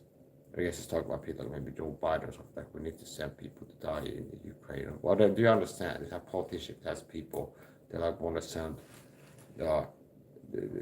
people off to useless wars. And it's like a lot of it's refreshing when you see the rare like Unicorn X American soldiers show up in the clips where it's like the war was bullshit, okay? That was horrible, it was an evil thing also, Paul. Okay. And that's unfortunate. It's quite more, now it's been some time. Okay. Vietnam, ex-Vietnam vets, they have been like, there's like in clips and things, I regret participating in or something like this one. It was a bad thing. I was like, doing wrong. It's like, it was wrong. The war was not a good war. Like I feel it's more like probably maybe if easy to find clips of that. Now that could have changed. I haven't really been investing in this one.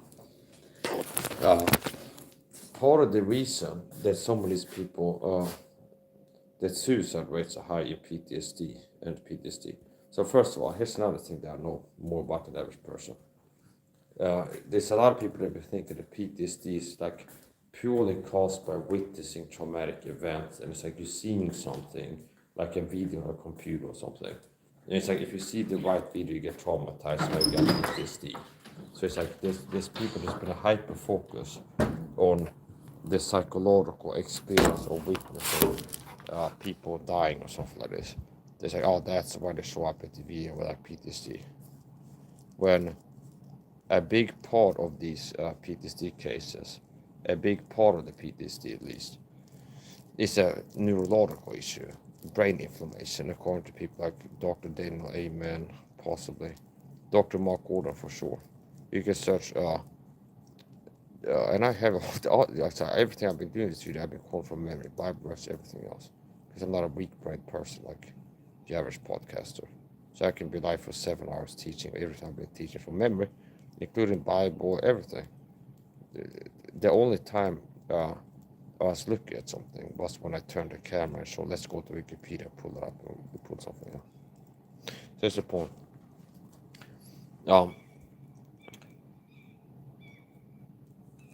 So yeah, Dr. Mark Gordon has been a guest Rogan's podcast. He had a video on Mark Gordon presents his 3-year TBI study on this topic. You can watch the presentation. And he proposes and he talks about how he's working to treat people that have these issues. Meaning he's the type of person who can prescribe medicines. He's not just like a guy. He's like a free agent, medical practitioner. He's a guy. He's got some kind of degree, some kind of way where he can actually prescribe things to people. Okay?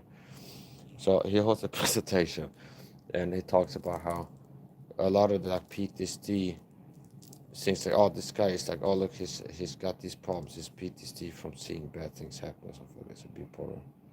But part of it is brain inflammation. He got a concussion or several.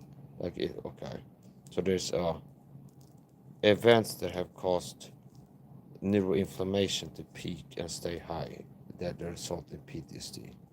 Like people, and the interesting thing is, I've looked at mold sick people and a lot of it's the same symptoms. Okay, see, and what is that? Mold toxin exposure. And some toxins cause a blood-brain barrier. If there's certain types of toxins in the bloodstream make the blood through the blood barrier to the brain, they can induce and maintain neuroinflammation at like an elevated, like a high level. I mean, there's certain toxins, if they make it into the brain, give inflammation to the brain, oxidative stress, inflammation. And that can be a concussion or a chemical toxin. Like there's certain things, okay, a concussion, a box will be knocked out 10 times in 3 months or something. Or a guy who's working like a howitzers artillery crew. And it's a high caliber, like it's a high impulse shock wave around the barrel or something like this. He's too close to the muscle where it goes off like 25 times a day. See? Okay. And it can be something where I never fell and hit my head and got a concussion. So it can be kind of subtle, the cause. But it's like, okay, if you don't understand it. It doesn't have to be you got knocked out while in the service for you to have brain inflammation necessarily. For the to possibly you can have that problem. So it could be anything from shooting like a recordless rifle with certain type, possible like grenades going off near you or something like this. Or just bumping your head, getting out of vehicles. So there's a lot of things if you look at what happens there in training and exercises and gun use and moving around that can shake your brain, rattle your brain, okay? And things that rattle your brain can give you inflammation in the brain, okay? So you can search and notice that when I teach things from memory, if you go watch the source that I just from memory first, Mark Gordon presents a 3-year TBI study. Oh yeah, that is the impression that I get when I watch the video he said to watch. Almost like he remembers what the guy was teaching to a reasonable degree. A lot of people now are so sugar-brained that it's like they can't remember things they heard in a podcast or something like this a month ago enough to be helpful. So if you improve yourself, you can get better at helping others with things and producing quality work. So I had to become more or less like a master at improving myself in different ways due to circumstances and things like this. So anyway, that's the point.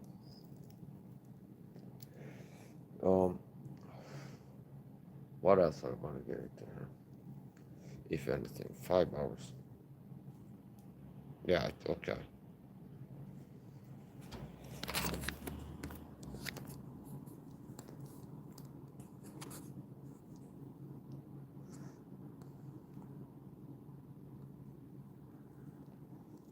And we got the gang stalker tools in the chat. I have you pay attention to the chat, okay?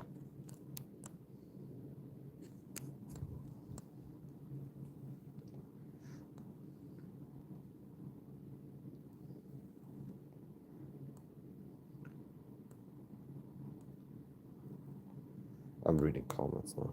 I got that making a point, so now I check the comments. I don't pay attention to the comments when I'm teaching something. And sometimes just like you get distracted. So I'm not surprised that me being a persecuted Christian gang stalked on the video. That there's like a mob of trolls harassing me in the chat as usual. They were chat open. So.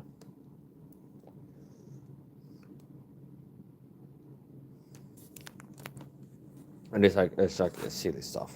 The guy is called. This is called me. It's like Mike is an alpha giga chad that could kill most people easily and beat their ass. He's extraordinarily athletic. Meaning, okay, it's like he's extraordinarily athletic. If you look at him ever compared to average guy, athleticism, punch power, speed, technique, it's like most likely you bet on Mike winning a street fight against average guy. And he trains all kinds of martial arts, fighting with knives. Okay, he can shoot. Okay, he can he can fight with sticks, and all of this is not just made up. I have streams of like being effective with sticks, and I can like outshine other influencers. Like they say, oh, let's look at some Filipino guy. He's training martial arts. And I said, what is he doing? This more impressive than what I'm doing. I'm moving fast. I've invented combos. Okay, it's like a lot of the haters are like trying to they're saying the opposite of the truth. It's like the truth is Mike is like an alpha. He's trained and he's athletic and more manly and like a warrior compared to average effeminized sissy like Brandon Holt does look like a pussy boy. And he's a sellout pastor, by the way, that works for the deep state. He's a puppet pastor, which is why I like to insult him. That's the point. And he started with a little narcissist that was starting his videos for the deep state. Now here's the point. So it's like, these cyberstalker trolls will come in here and be like, oh, Mike is impressive with his knife fighting sometimes. What he can do. Okay, his martial arts, look at him training martial arts. It's higher level than what you see other people training martial arts in videos on YouTube do. Like they did most of them. But it's like we're still gonna be like, oh, Mike, you suck at martial arts. And then their arguments are like so cold that it's like they're trying to say I suck at something. And it's like somebody writes, I know, right, his rubber knife fighting is too real for the world of sports entertainment. So it's like, okay. So you're trying to say that it's like, yeah, I'm nothing to worry about because I train with rubber knives. I don't spar with real knives when I like spar my mom or something like this. So it's like, oh yeah, it's just like, yeah, haha, it's ridiculous. This like the boxers is like sparring, do light sparring, they're not wearing brass knuckles or something like this. When they're sparring their friend or something like this. See, like if this with like, okay, with Alex Pearl like wrestles with his son, he's not raining down one of his elbow strikes and giving him brain damage and ending his life and resting each other on the court or something like this. Okay, it's like what a pussy and he can't fight. So that's not what to do. It's like quite pathetic.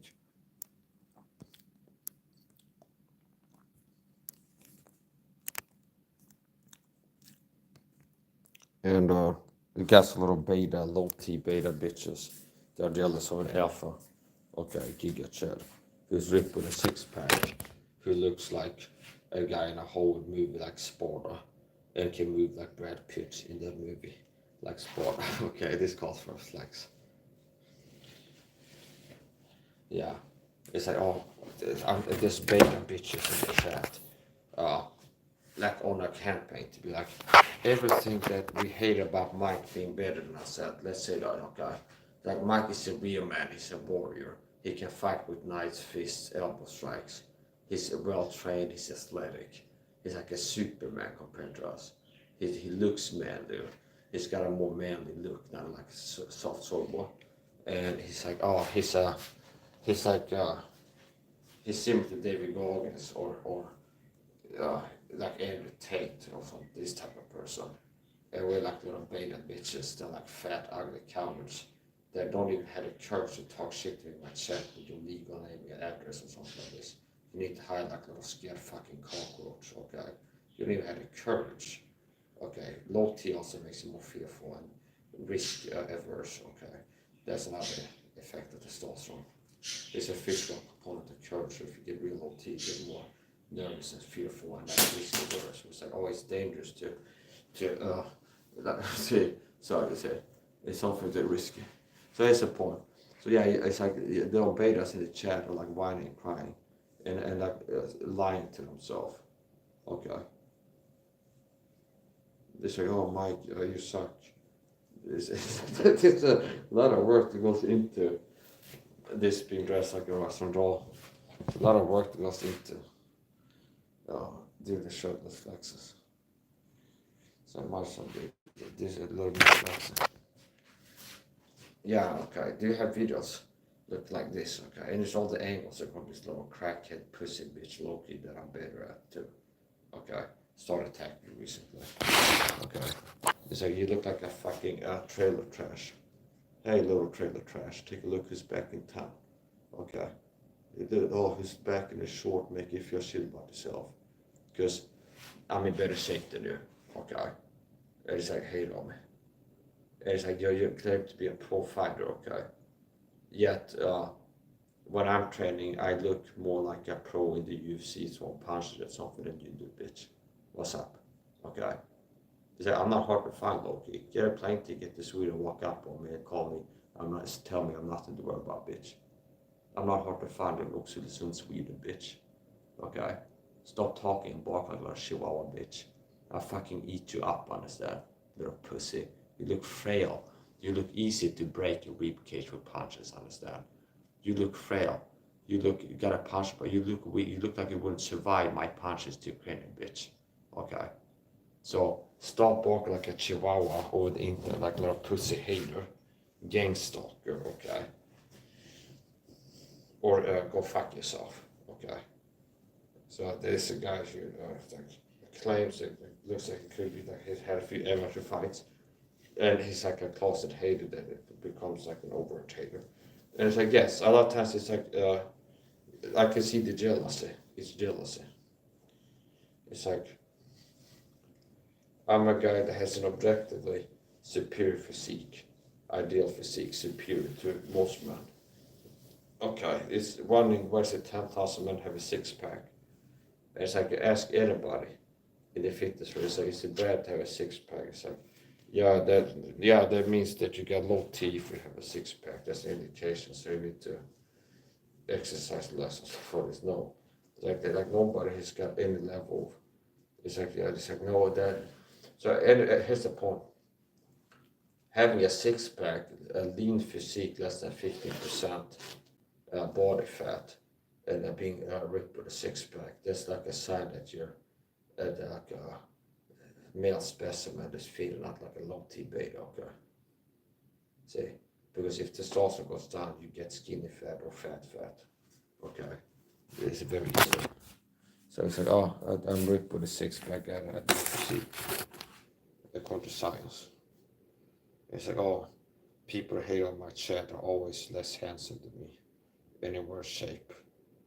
And they don't have videos of themselves on punches. So it's like the same one thing that I always talk about, like I can do.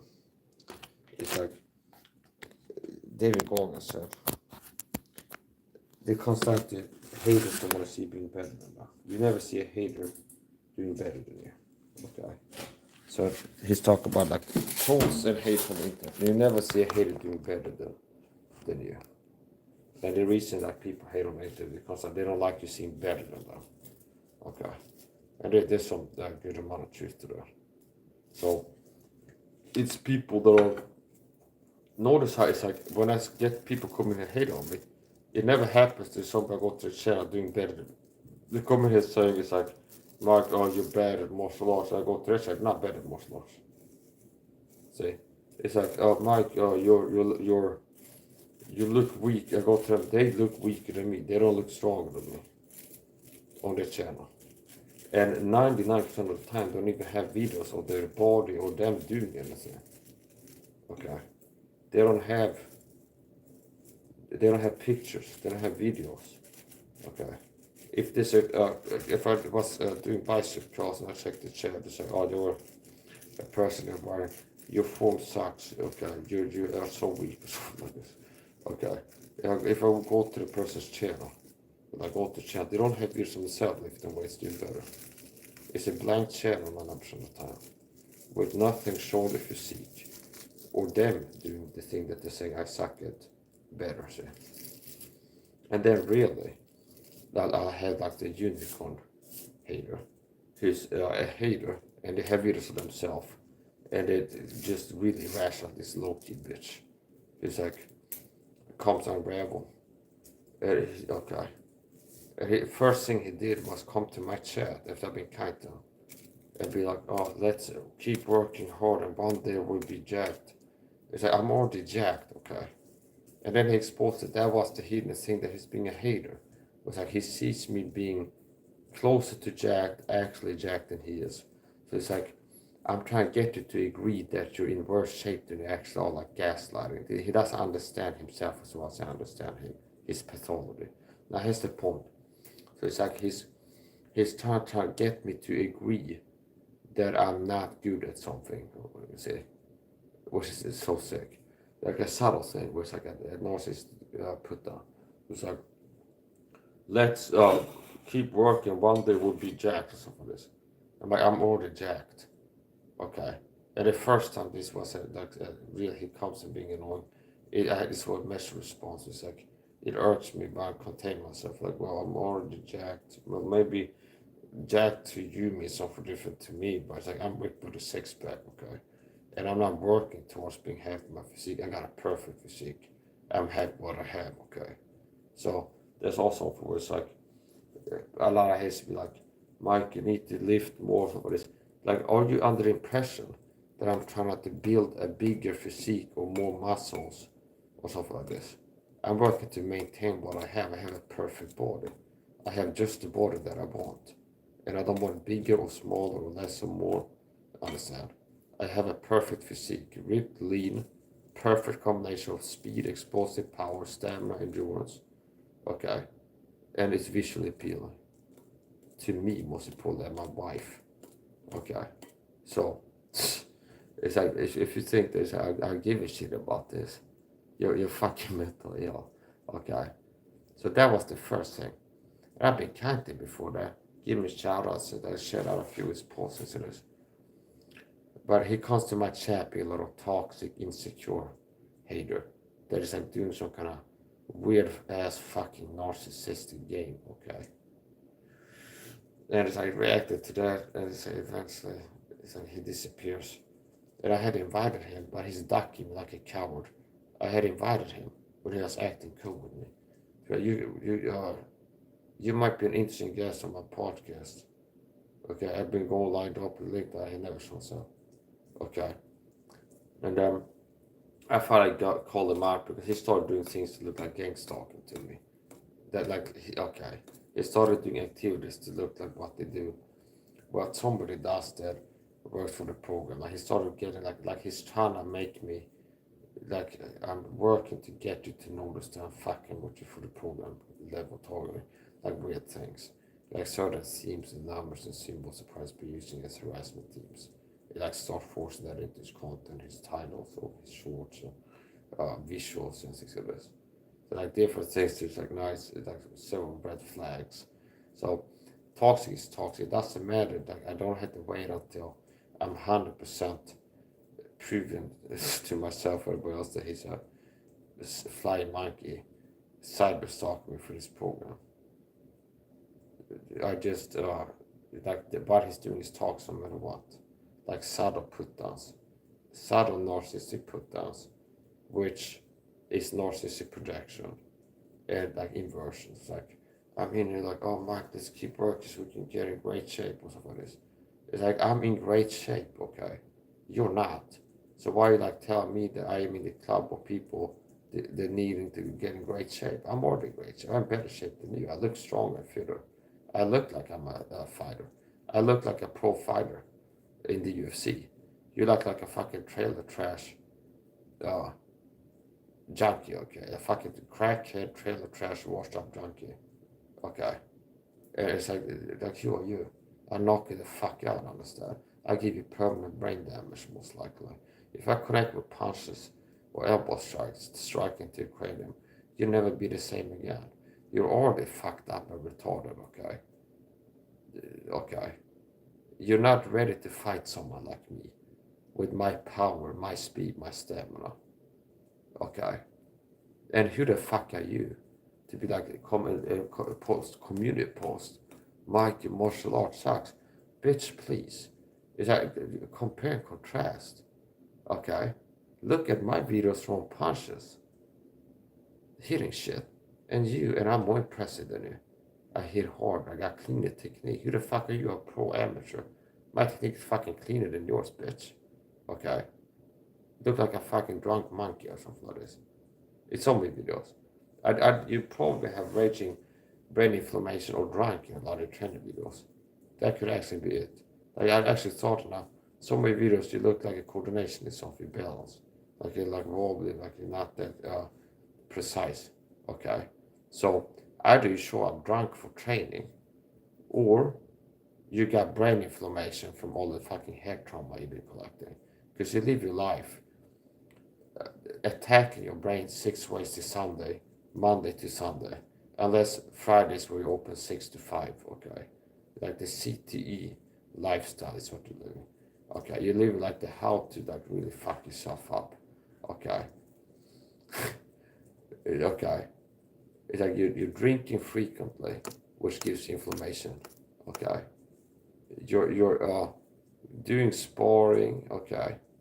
You're doing backflips and all this shit. Whatever, what can I do to vibrate my brain a little bit on the regular? Well, get hit in the head, do backflips, drink alcohol frequently, like beer. That lowers men's testosterone too. Okay. Alcohol is not a vitamin, okay? But beer is a worse form of alcohol as far as I'm concerned. Before I quit drinking 100% cold turkey, and it's been close to 3 months, I would drink whiskey, rum, or vodka.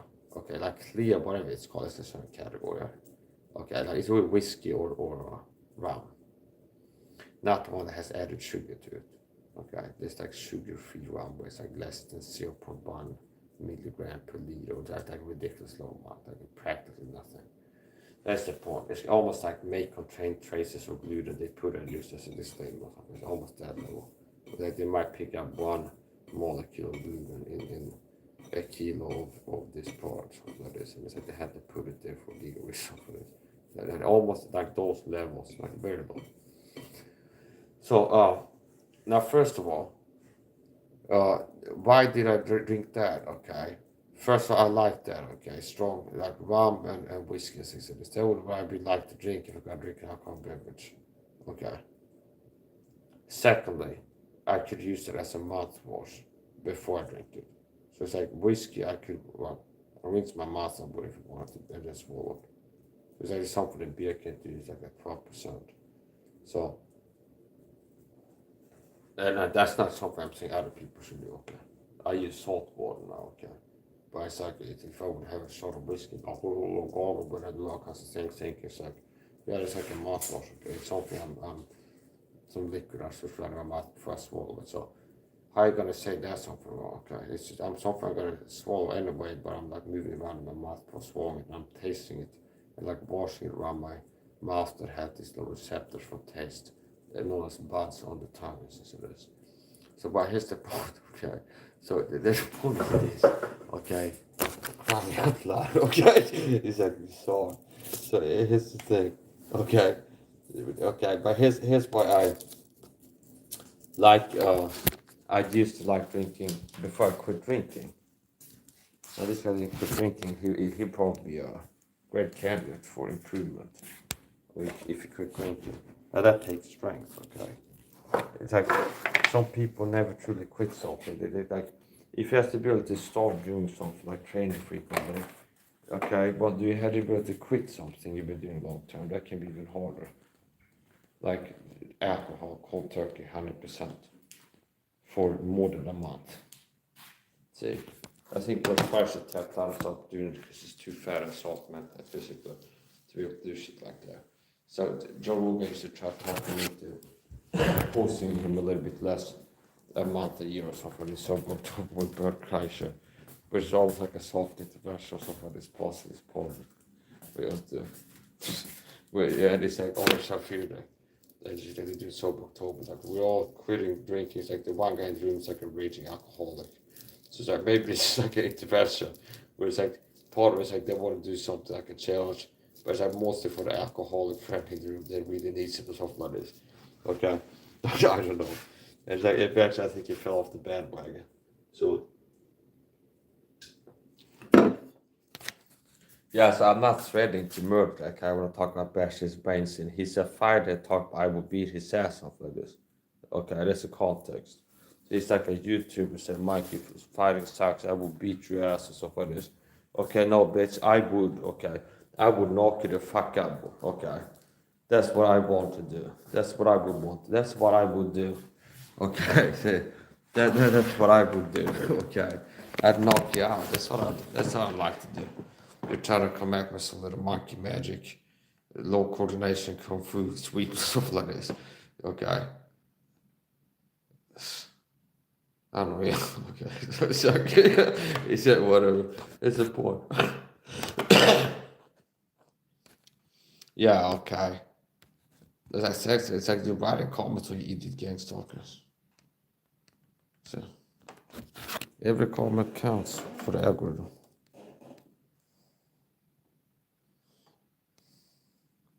Is that white vinegar? No, you fucking idiot.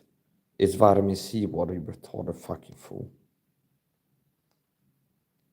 Are you gonna make some videos showing your six pack that you don't have?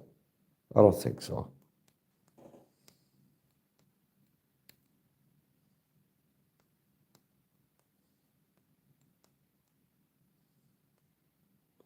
All you sip is a Chinese brew. What the fuck you talk about? I drink vitamin C water, idiot.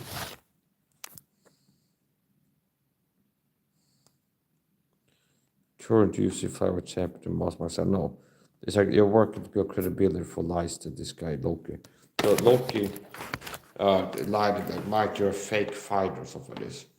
Was like accusing somebody of stolen valor that's not doing that. It's like I'm a martial artist. That is okay. And you accuse me like you're a fake fighter, and your different comments is like saying that I'm faking being a fighter, you fucking liar. Which is gaslighting in like a smear campaign you start running like a narcissistic piece of shit. Okay, weak men like you fight with lies and not the truth. It's like, Mike, you fake fighter. It's like, no, I'm not a person who's out here. Yeah, I'm a pro fighter. I've had 6 pro fights and I have belts for this. I'm a martial artist. So part of my strength, you fucking idiot. It's like, I'm an honest person like you. It's like, I'm a self-trained, self-taught martial artist. I don't spar. I don't go to the gym. I train at home. Does it sound like I try to sell myself as a guy who's fighting the UFC or something like this? You fucking idiot. You rational fool. Okay? It's like, if I boast about something, it's like, how little uh, part of that culture I've had and how well I'm doing. Being self-trained, self-taught. Okay? So it's like, oh, no, Mike, oh, I want to just say something bad. I'm a deceitful, weak beta bitch. I gotta just make shit up to hurt the feelings. What I do is use the truth if you want to say something. It's like, oh, I'm working with a smear campaign. Well, Mike is fake, so fuck you.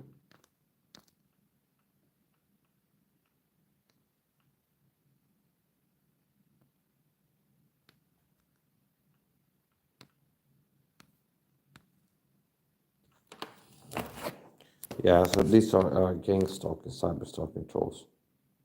Okay, little cowards on the internet. I don't know. And you wouldn't talk like this to my face because it's like you know that it's bullshit what you're saying. It's like that you're trying to act tough for the internet. It's like, oh, Mike is, but he's a real man that's more dangerous than we are being in the same room with him wanting to hurt us. So like acting some kind of weird thing where it's like, we're acting as if Mike sucks and is homeless and you suck in martial arts and everything, and you're not in good shape and all things like this, because it's like kind of ridiculous.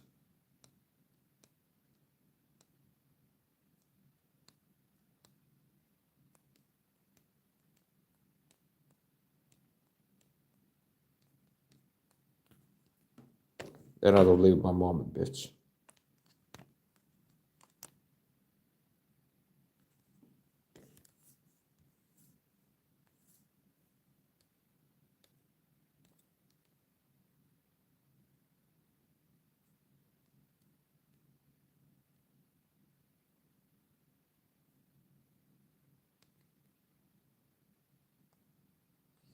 It's like, oh, okay.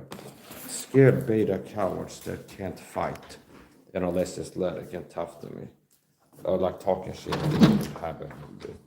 They don't even have, you don't even have the balls to be like use YouTube channels like little rat cockroach coward. You hide behind a blank account to talk shit to someone on the internet that you would never like look at wrong in the same room in real life. Okay, like real tough guys. Okay, it's like with 6 people. It's like bullies. Okay, with cowards is what I'm saying.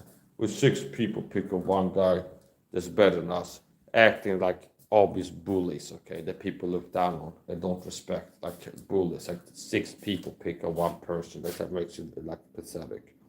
And it's like, it begs the question too, because I'm ripped with a 6-pack. It's like you act like a little fucking hater, okay?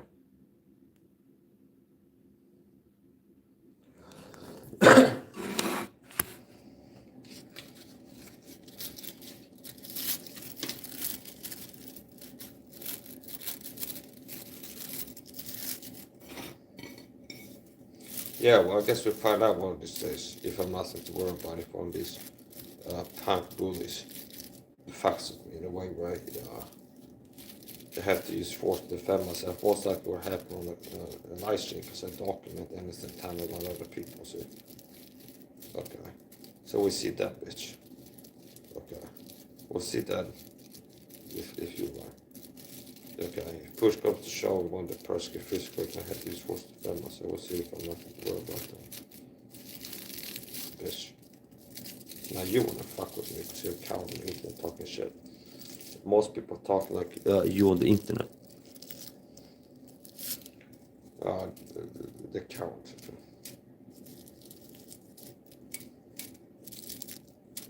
I'm not smoking blunt either. So no, it's like commonly called being a hater, trolling people on the internet, is being a deceitful liar to make shit up like you do. So, look, Mike is doing drugs or something. You're looking a lot like painted gang stalkers from behaviors. Like, Mike is speaking truth, had to work on a smear camp and be like, controls perception of people. Like, this guy's smoking drugs, he's crazy.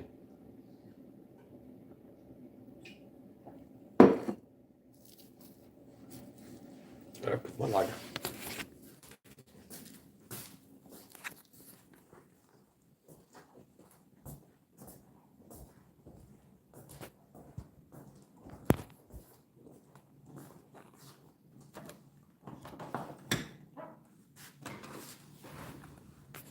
I have 10 likes on the stream. I thought it was cute with this local gang stalking bitch. Was like, oh yeah, Mark, I got like a lot of people supporting us for this. Bitch, please, I check your streams. Your training streams, like 3 hour streams for like 2 days, 3, 4 days ago. I have 0 fucking likes on them. I got 10 likes on this stream. Okay, just from ranting like 3 minutes of training maybe. Okay. It's like you're trying to sound like you got some fan base. Okay. It's like, oh yeah, Mike. You silly. It's like, oh, also like the haters, these haters in the chat. Mike, oh, it's like, oh, what is that? I carry a real sharp knife that can cut someone's fucking neck and puncture the lungs and penetrate the chest cavity and reach to the heart, okay? Reach the aorta and the liver, okay? So it's like I don't have rubber knives, okay, on me.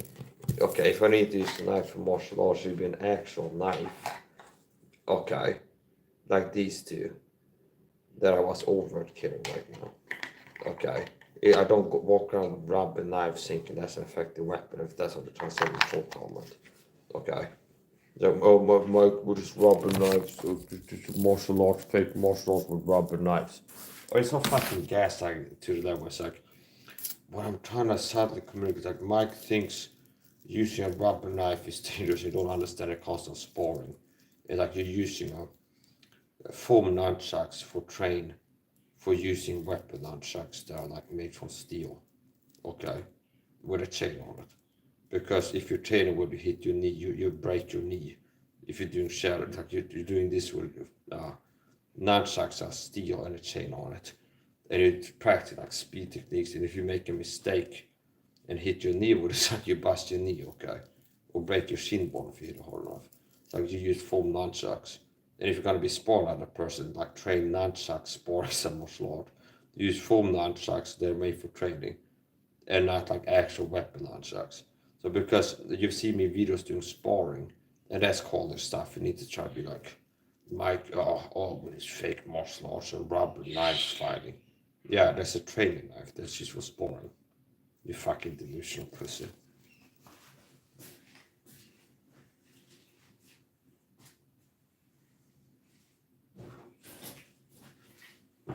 It's like all boils down to Mike is impressive in different ways, and like shining and doing well, looking good and extraordinary. Unlike Brandon Holthouse and Andy Woods, the average Christian quote-unquote leader is not a feminine, soft-looking sissy that is like a sellout and like a coward, a weak coward. He's like a real man, more like David, like a warrior man of God, who's trained by God in fighting techniques. It's a God, okay, and he's a manly guy. But these guys are part like the masses of effeminate men, pastors. And Brandon Holt has narcissistic projecting. Like he's one of the most effeminate people I've seen. Okay. Like the biggest Nelly Pencil like type person ever, the most effeminate. And that's because he's been living effeminate, his character's effeminate. Because if he cared about, if he was more manly, his character, he'd start looking more manly all the time. He was like exercising and not living an anti-T lifestyle the last 5, 6, 8 years. Which is like the call that were meant to have the knowledge. It's like, oh yeah, I know what in society is designed to make you weak and what is make you strong. So I end up not having Super Bowl T or something like this. So it looks like a people messing boy, okay. So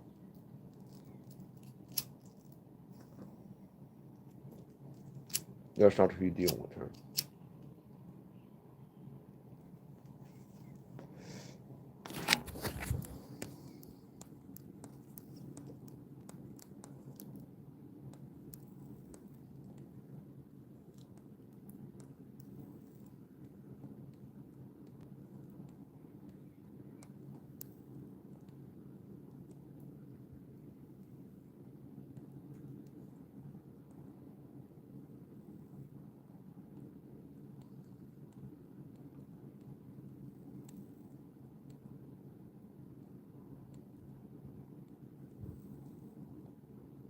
Smoke a blunt to the one. I don't smoke blunts. I don't use drugs.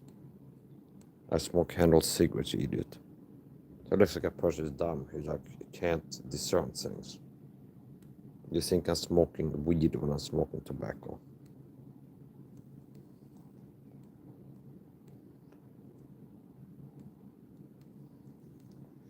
Keith was in here. Hello, Keith.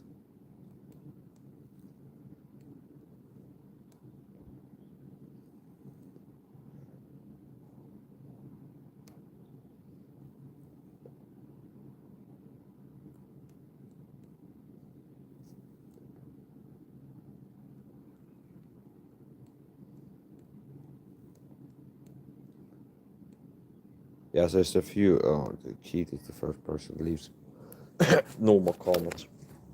I'm looking at scrolling through the other comments.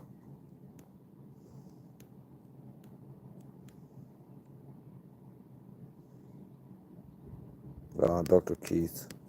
So if he's a troll, he's like a love bomber troll, the fakes being friendly to set you up long term.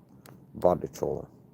This is something people do on the internet sometimes. So like they show up in the chat and pretend to be like not a hater. It's like, yeah, you got haters, fuck off, and someone shows up and act like not a hater.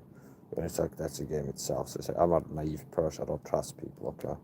It's like, I deal with what the text is saying, so.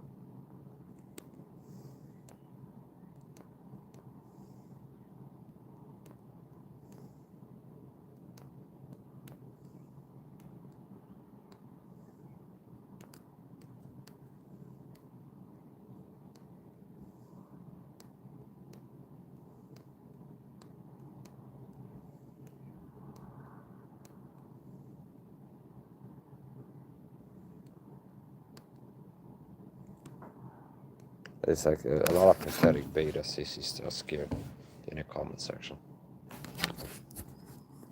Gang stalking, okay. Oh no, don't put emojis in the chat. I'm not gonna have a seizure from that. Okay.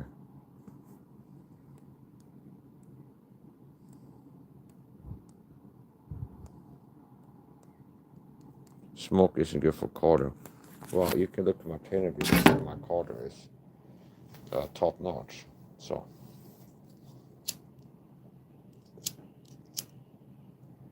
I don't recommend it. It's not something that I think is helping me cardio, but it's something that I do. And I don't have bad cardio despite being a smoker, so.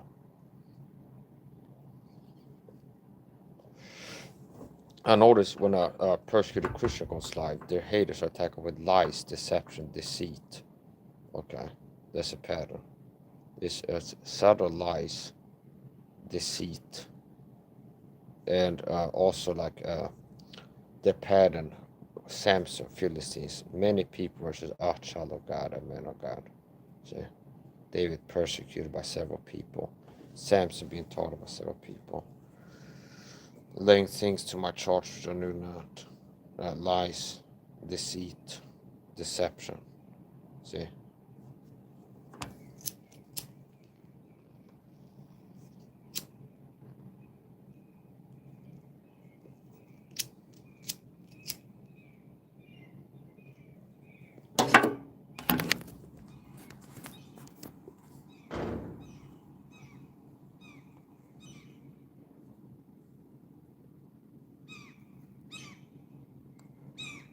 So doesn't it get to you how you're failing harder than succeeding? It's like you're trying so hard, desperately. Like, Mike, I'm trying to get you to really like rage and like act out. It's I haven't done anything I regret. Okay, I'm respond to your comments, and I'm winning. Okay, you're getting your ass kicked by one person, and you're like cowards on the internet. Okay, it's like, oh, lies. You're not winning by putting lies into my chat box. Okay. See, you don't win by saying untrue things about me in the chat or like playing silly games while being a coward. Like a group of coward, cyber stalking, narcissistic fucking flying monkeys target me for gang stalking.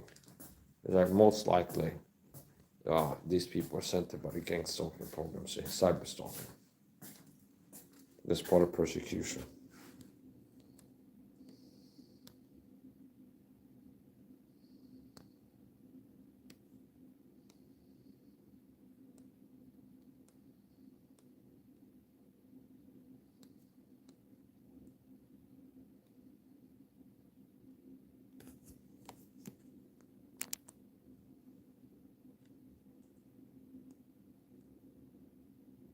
Okay, so it's like you're not a toxic troll on the internet harassing people like a fucking punk coward guy.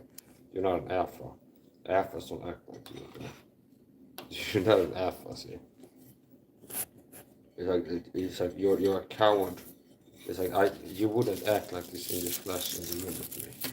If you're in here alone, you wouldn't be talking shit. If I ran into you in the supermarket, you wouldn't be talking like this pussy. And you know it's like, stop acting tough on the internet. You're part of like a group of beta sissies that are envious of an alpha. It's like a real man and strong and better than you. It's like we had to team up and be 5 guys fighting Mike together in the chat box, while all hide by anonymity. While Mike has the courage to be with his face and his real name and things like this on the internet. But we had to be 6 guys pick on him while hiding behind anonymous accounts. It's like you don't understand how pathetic you are. It's like reminding me of like the reasons like you're playing these games. So.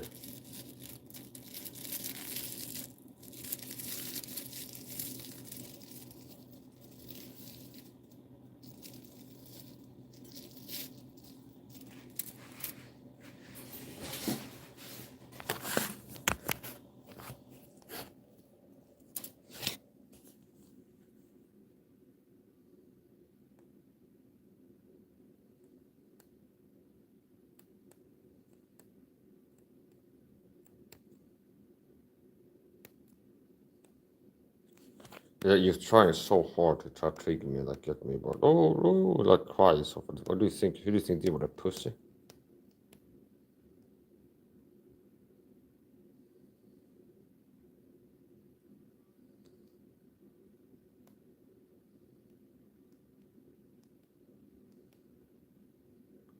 If I was there, Mike, I'd put the cerebral fire extinguisher. Well, you might end up getting really hurt and try something like that. Okay, keep talking tough on the internet. So, if I was there, like, okay, yeah, sure, bitch. Says the cow doesn't even dare to show Mike Saha who his name is. Okay, see, it's like it has to happen in there. But you'll be acting all tough in the flesh. It's like if you don't even have the courage to talk shit to me over the internet, in my chat box, while like showing who you are. It's like I'm Nathan, this first and last name, and it's like okay. It's like okay. So it's like that's who's fucking with me. You don't even have that in your courage, that's how cowardly you are. And pathetically weak. But I expect I'm gonna buy this and you're a tough guy, so talking tough and I do I bought there Mike, I put that cigarette on a fire extinguisher, okay?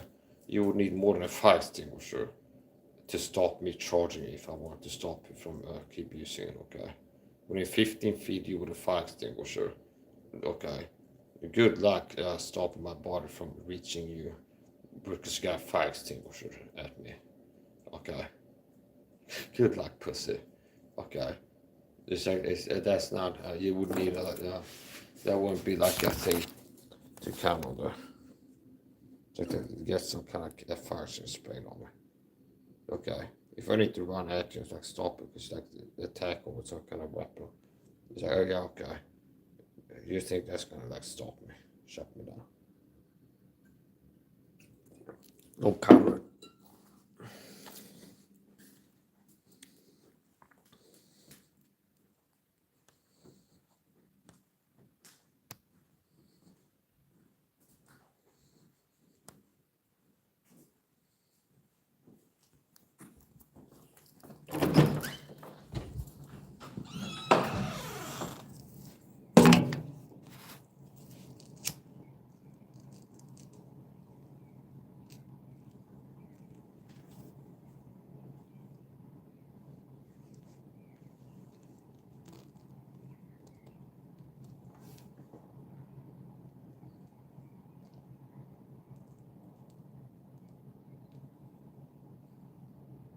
Yeah, so back to sort of Loopy guy, the satanic gang stalking coward. You might see him show up featured in future content. It's on these people that started fucking with me with passive aggressiveness. And I became unraveled. And I kept ramping up to the point where I got called him off for it. And then he plays Darvo. I was like, oh, Mike is the bad guy. No, you're the bad guy.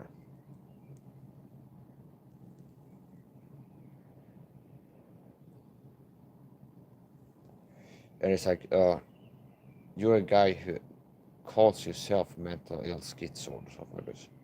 See, you don't even claim to be sane.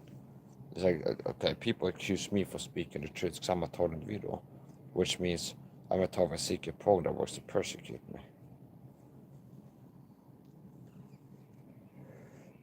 And part of the talking is being harassed on the internet. And people put out flying monkeys being recruited to target me. People like you. And people go, oh, Mike, I hear you say that truth, and you're crazy and paranoid because they have a job, a lot of these people, to go and spread smear campaign, narcissistic smear campaign lies. Mike is crazy because he's whistleblowing about tyranny and the government corruption, which is total, and all kinds of stuff. Corrupt churches, sell out church, like do the Bible church, burn whole towns, and the woods inside the cells, like the puppet pastors. It's like, we need to work to like cover our ass by working to discredit Mike. Like keep telling people Mike's crazy and that sucks at everything. It's like hoping. It's like that's gonna keep this on the webs. Okay, keep people from waking up to things, teachers, something. It's kind of ridiculous. Yeah, that's what you do.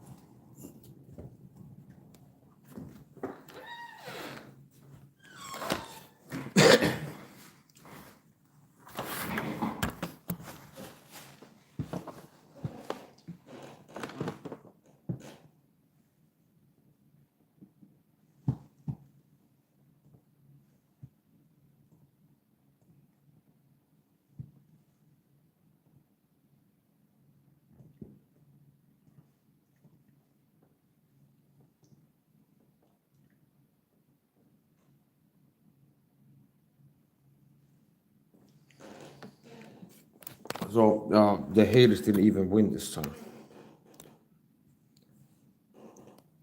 Sure. It's like you don't even win it like the mass unlikes. I got 10 likes on the stream and 2 likes. So I have on like 8 accounts attacked. So it's one guy with 4 accounts each. See, cyber stalking is how it works. It's like one person, same IP, and like 2 accounts. Because they probably like as they harass me, clicking unlike on both of their cyber stalking government agents accounts. See, so it's like there's 8 people attacking the chat, looking like they're doing anything they can to hurt my feelings, and these people always click the unlike button. So it's only 10. It's only 2 unlikes, and I have 8 people like really like harass me for 30, 40, 60 minutes straight in the chat. Same person, and like, okay, same people. What this is government gang stalking. Okay, it's what it is. So that indicates, I'd say, because this is how it works. If these cyber stalkers, this is how it works. They have like one IP address, and they have 5 stalk accounts, and they have a job to cyber stalk a target video of me. I'm a target video with gang stalking, government gang stalking videos, and my chat gets flooded to derail substantive discussions, as Chuck Langenberg's website talked about. See, we're having substantive discussions, and I have several like people in here harassing me, looking like a mob, but it's more likely like 2 people that have the job to be in here harassing me. Cyber stalkers, like working online to harass torrent videos, and then write hater comments and says paid to hate gang stalker trolls. And one person has like 4 accounts. So they go like, watch the video, right, Mike, you suck. Another person like, yeah, he sucks so bad. So they switch to the other account. It looks like different people. It's like burner accounts. It's like they have like 3 accounts each, 4 or 5. And it's like there can be 2 guys that look like a mob. There can be like 2 people, it looks like a group of 10 attacking me. But it's like 2 people with multiple accounts, and they have a job to be like in here harassing me. And also it's like all deceptions, like they make it look like there's more people that are like harassing than it's not, than they are. And it's work to make it look like there's many people don't like Mike in the chat right now, so it's basically like 2 people. And also the people that are act like this. Oh no, just put the skull mode in chat of fire, and I'm shitting myself. Okay, you mental idiot.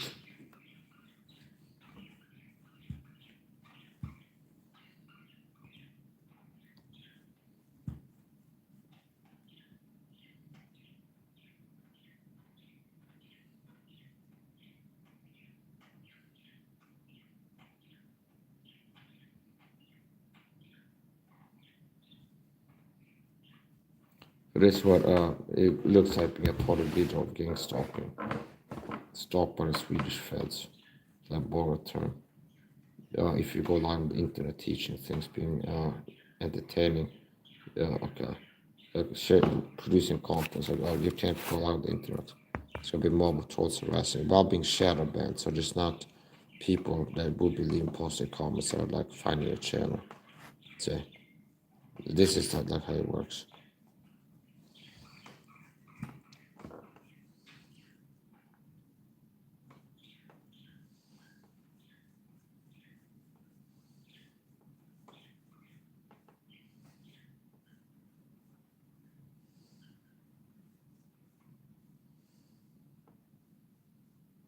I didn't take any jabs. Let's talk about share my vaccine status on this stream.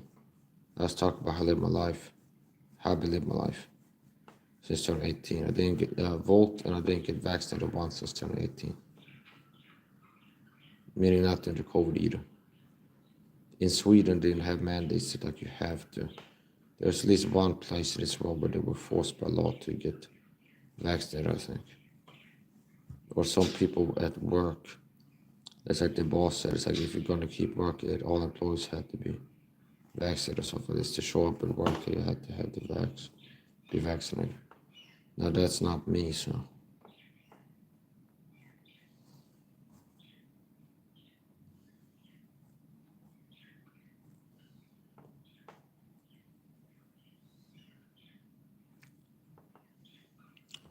I'd have to set it to rubber knife with a bit, yeah, sure. I don't carry rubber knives, you delusional idiot. I carry actual blades, okay? Why would you think I'd be carrying rubber knives, you fucking idiot? You seem to be confused, okay? I use rubber knives for sparring training, you fucking idiot. Okay. Oh, okay, you don't have videos. You have some fake videos. Gang stalking, this is what gang stalking looks like, so. You're a gang stalker. I don't hide. No, you hide, bitch. You have an AI fake picture, and you don't have your name like Mike Saha, like what I do. You're a fucking coward, rat out on the internet, harassing people. And most likely for this government gang stalking program. Okay. It's kind of pathetic.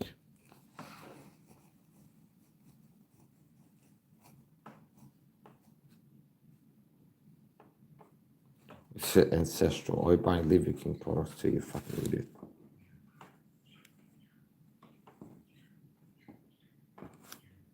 You must be really desperate and deceived to be like, I'm trying to be a manly guy, I'm looking to be manly, I'm buying this rolled out Liver King's snack bars.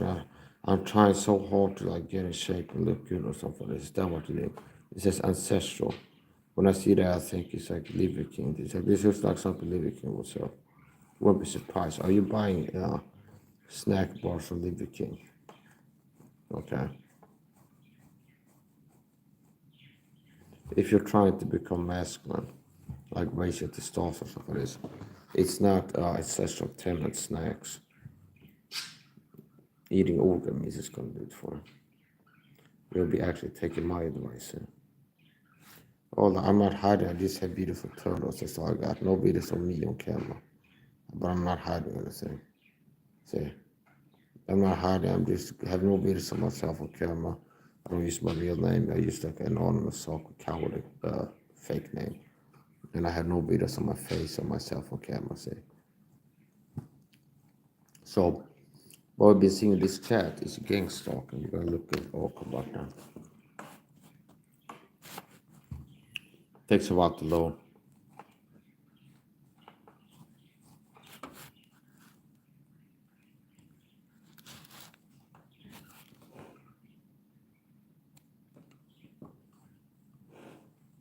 No, gang stalkers lose. It's like if you had to be 7 people picking on one person, teaming up, that kind of looks weak, doesn't it?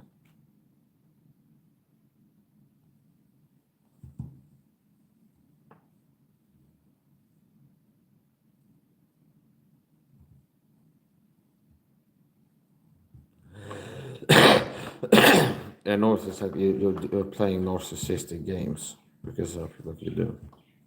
I always talk about guns, which I mentioned, and I have knowledge about. It's like, all I did was ask the gun expert up there, so this is how to put them. I'm saying you're not an expert in guns. No, I'm more or less an expert in guns. How he handles a pistol when he's prohibited from owning or shooting a gun.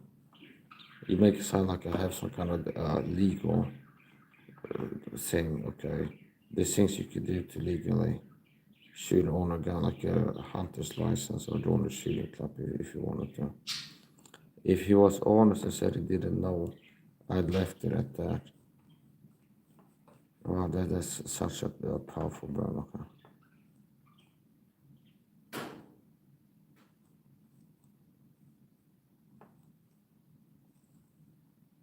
On a cloud, what are you talking about?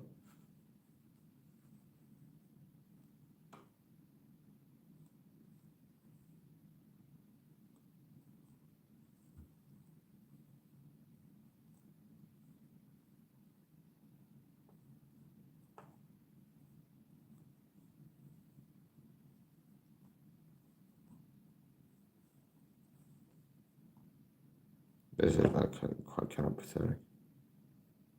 Coward rulers. But I thought you weren't a coward. You had videos on this. He said this. No, you're a coward, hiding.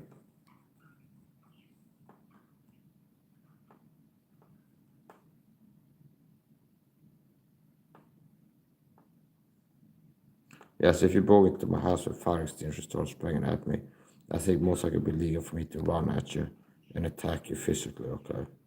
Because that's like some kind of, you break into a guy's house and spray stuff at him. Okay, good luck with that. I'm sure you would. Pussy. You don't even have the courage to talk shit to me with your real name and face in your account. Stop LARPing being a tough guy, not a beta bitch like what you are. Okay. Most likely you're fat or skinny fat. You're like man boobs and beer brother, most likely. So guys, out of shape. You're for sure in not as good shape as I am.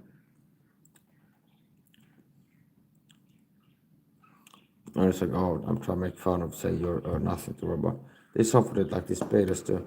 It's like, I guess that the gang stalkers to do this is because it's hard for them to recruit people to bully me in the room, in the flesh, in the supermarket. If they know the truth, I'm a dangerous man to fuck with. Okay. So it's like, this guy is not the one to fuck with, okay? It's like, this is one of the worst people you want to hurt you. So like, if you want to pick a bully victim, and like go to the supermarket and bully him there.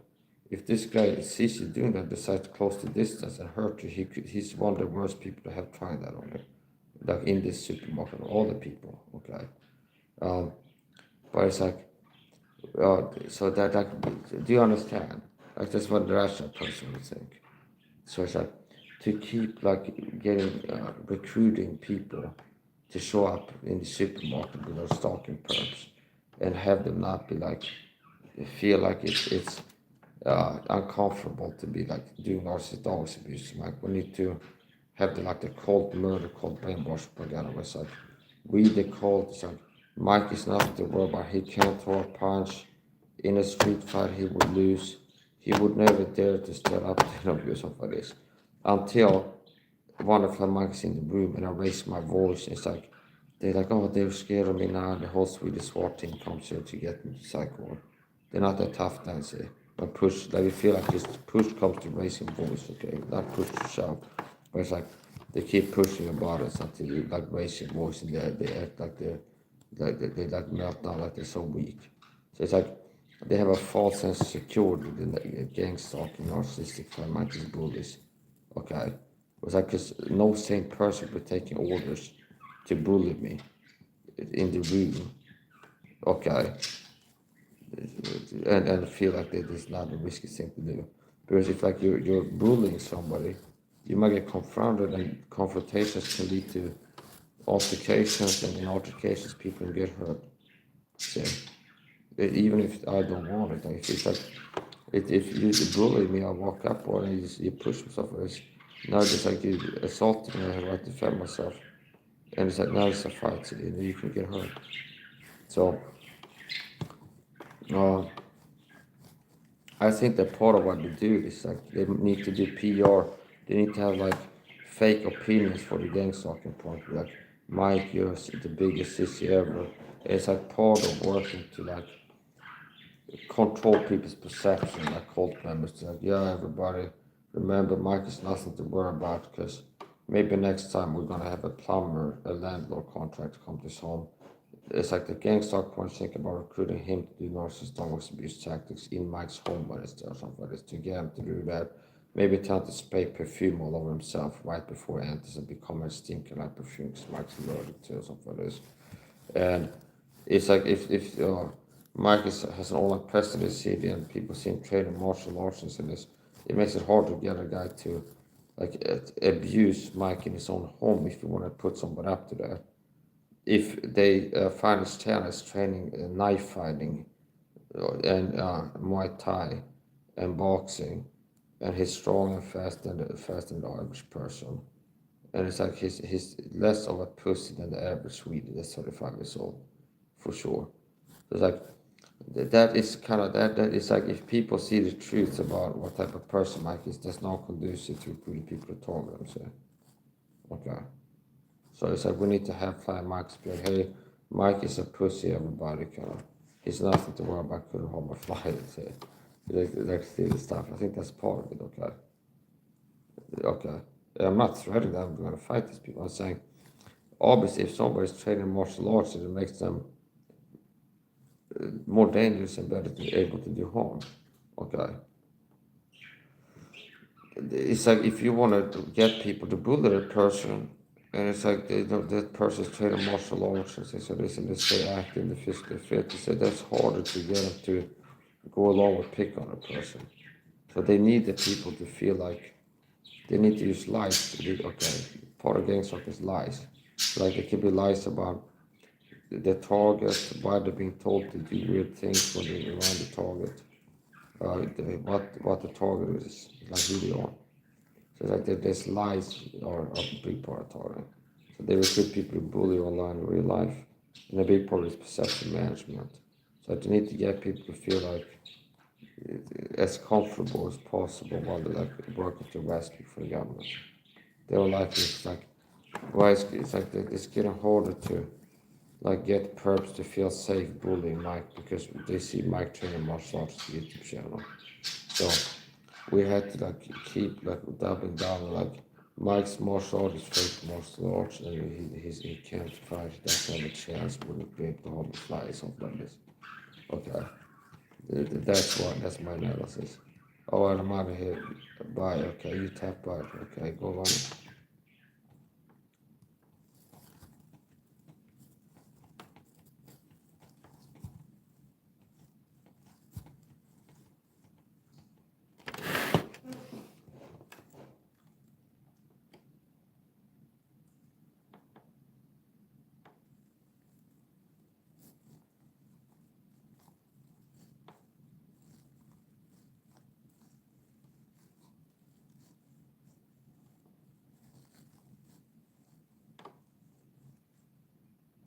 Yeah, so this is what GameStop looks like. So this is Chuck Lambert's website. He was a TI. I really got taken up on the pole after many years of Thailand. Murder. So this is Chuck Lambert's website on GameStop and Thailand videos. Let's see, got list of bullet point facts about Thailand. Blacklisted terrorists are GameStop for speaking out. That's one reason you can be targeted. by the program, the gang stalking program, for speaking out. List of revenge. Okay. The FBI knows, which means the FBI knows about this. Corrupt list, secret trial, by secret society, secret vigilantes, stole out without injustice, TSR arrest, car mob. This is more like the vehicular stalking. So every time I go outside this flying monkeys, they get sent to go where I am and do things to make me feel harassed, subtle things. And there's cars too, okay? People driving cars to show up where you are. Doing weird things. It's a psyop, TRs are slandered, so that's called a smear campaign, okay? Entire family. So if you're a TI, it's like most likely whole family can be targeted by porn.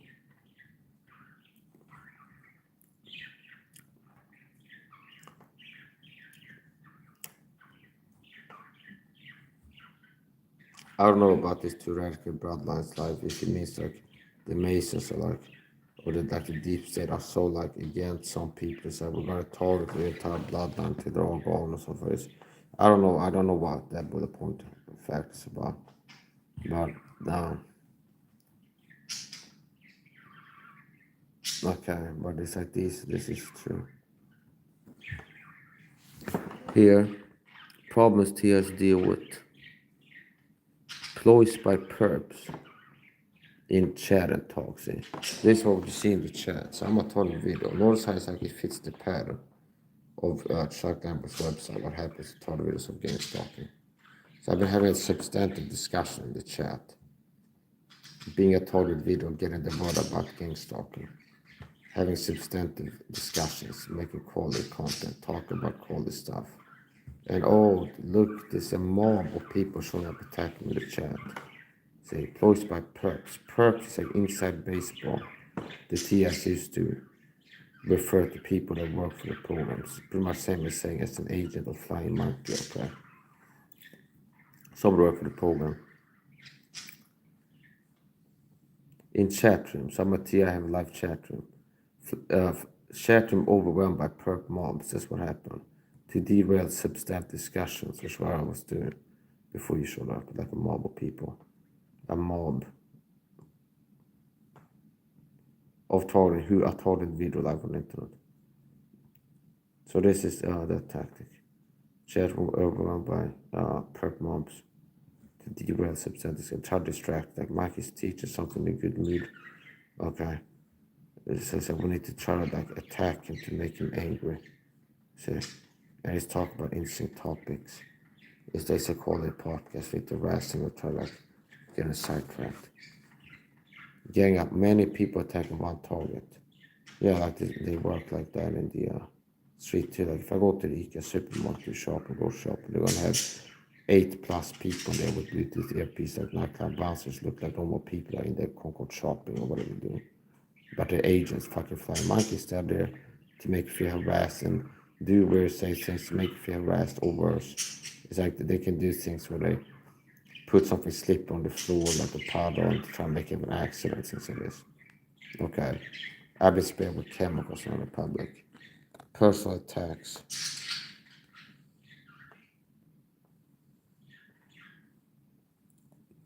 Here, gang up. Salt public. One person pretending to be a mob. So this is when it looks like there's like 8 people attacking the chat. It could be 4 people with 2 accounts each that is switching between. Okay, for example. So like one gang stalks got a job. Okay, go start harass this guy live, and then they have like 2 accounts. And then if I block one of them, they switch to the other one. Or like before that, if I'm not like paying attention to the chat, but yeah, this guy sounds nice to me. I'm here talking. Let's say I was doing this stream. Yeah, so gang stalking. So yeah, I'm talking about gang stalking. Yeah, okay. It's like the short. Like this guy sounds like a crazy crackhead to me. And I switched to the other account. Yeah, I agree with you. And it's the same person talking to himself. Okay. See, and then it's like this is third person. It's like Jane Doe. It's like, oh yeah, this guy is the craziest person I've ever heard of like this. So it's like 2 people with 2 accounts each switching, and it looks like there's like 4 people talking. Okay. So it's called like you can call it force multiplier.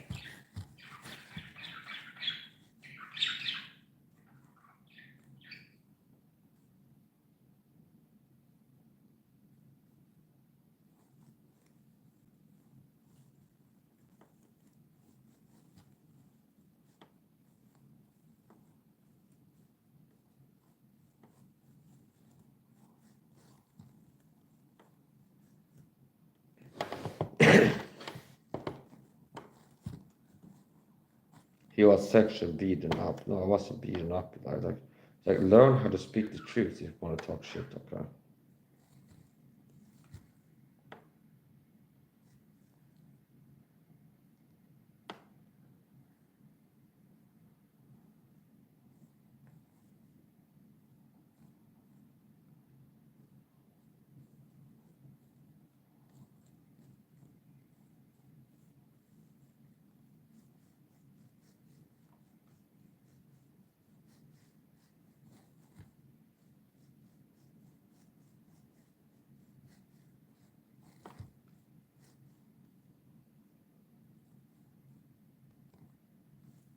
It's like everyone told about like your cows on the internet attacking me. And it's like, no, I got it. Okay, you hide like a scared rat. Okay, you have videos of yourself. Okay, you have like a scared fucking rat in the comment section. So I get to blocking people. You wouldn't, none of you would act like this if you were in the room with me, okay? If you were in the supermarket, like next time I go, you wouldn't like walk up and talk to this like this to me. And you know it because you feel the scared cowards. You had to be 8 people to pick on me in the chat while hiding behind enemy. See?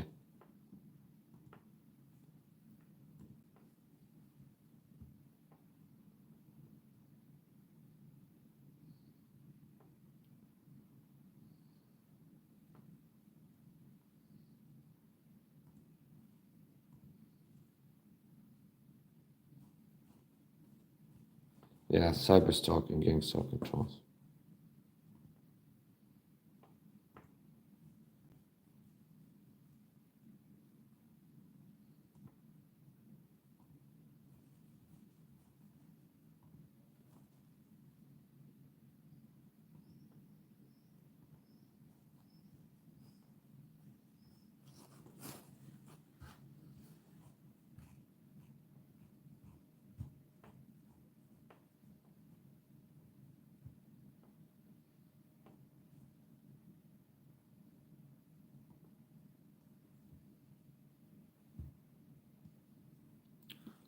Mike, nobody's harassing you.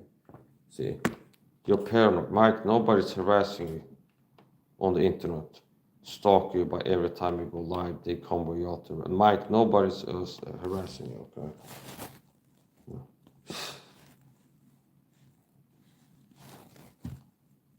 Like 12 people harass me in the chat if it's like individual accounts, so far 8 maybe. Then more likely it's like 2 people with like, more accounts or 3.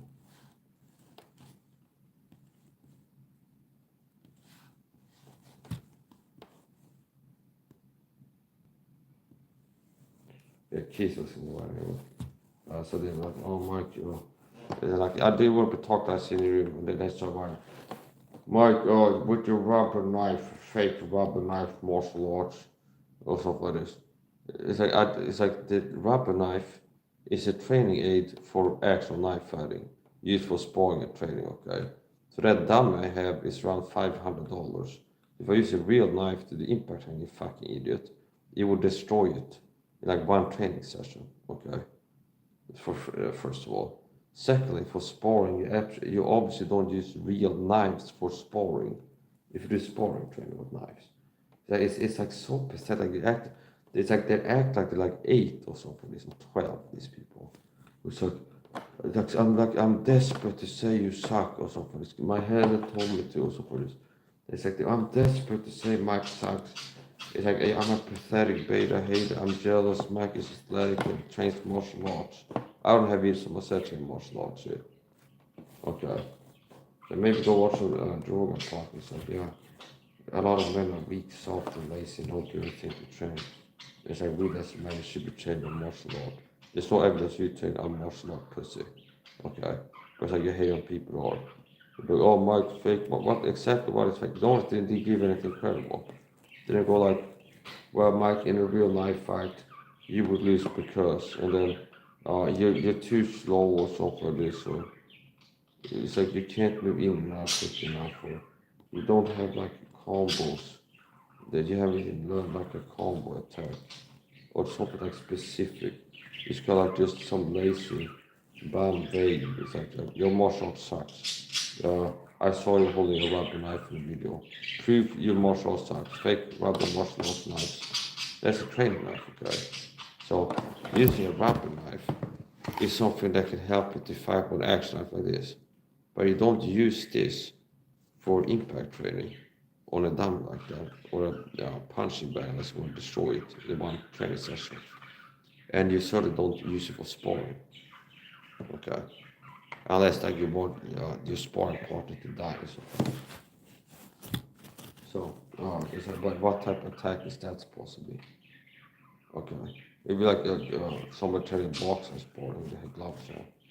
It's like you don't want to dress nothing stuff like this. It's like it's not, it's worthless.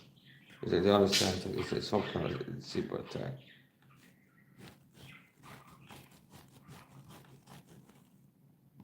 You fucking idiot.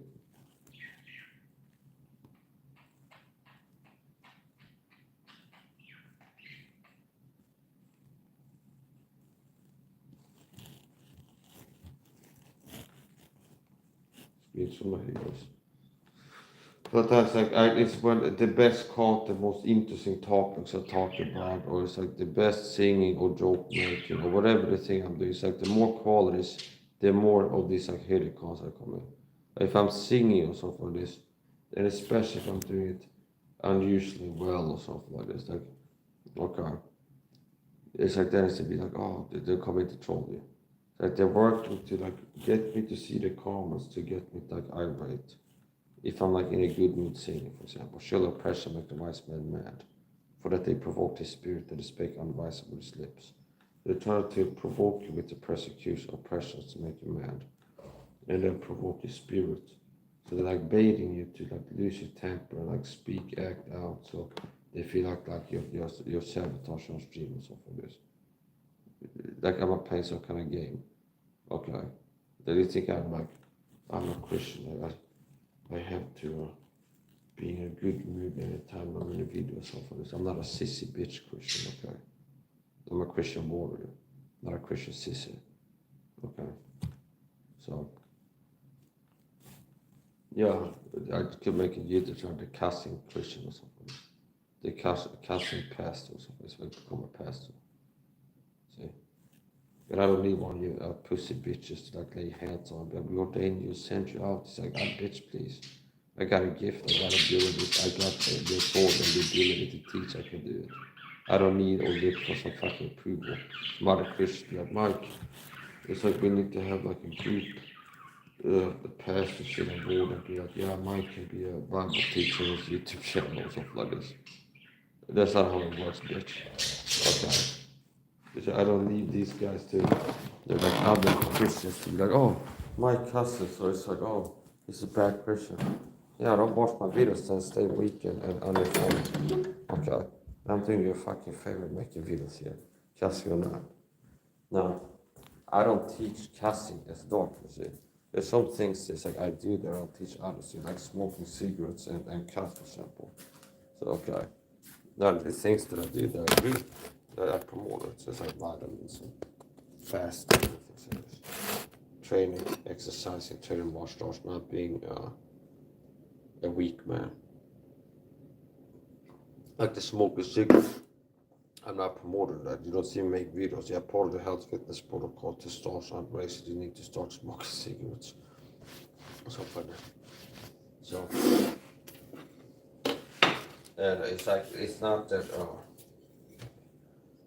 if you smoke cigarettes on camera or cast that there's a Christian out there that's like to be like, oh, I saw Mike do it, so it's like that must be what the scriptures teach you to do. So people that are old enough to watch videos of people are cussing, old enough to be like, yeah, it's something that people say Christians should do. And everybody knows smoking is bad for you, okay? So, what a support. Mike, smoking hurts your cardio, okay? Yeah, okay. Thank God, despite smoking, I have excellent cardio. It's rare that like you see me in a training video and I'm not performing well with cardio. Okay.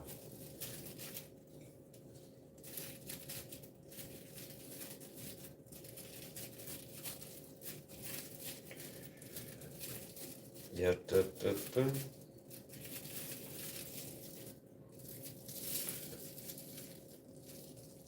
Yeah, so Keith was in the chat.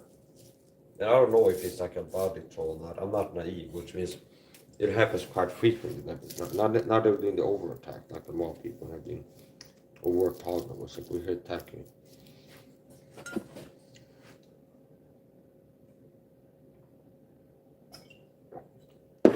But sometimes it's sensible to my channel.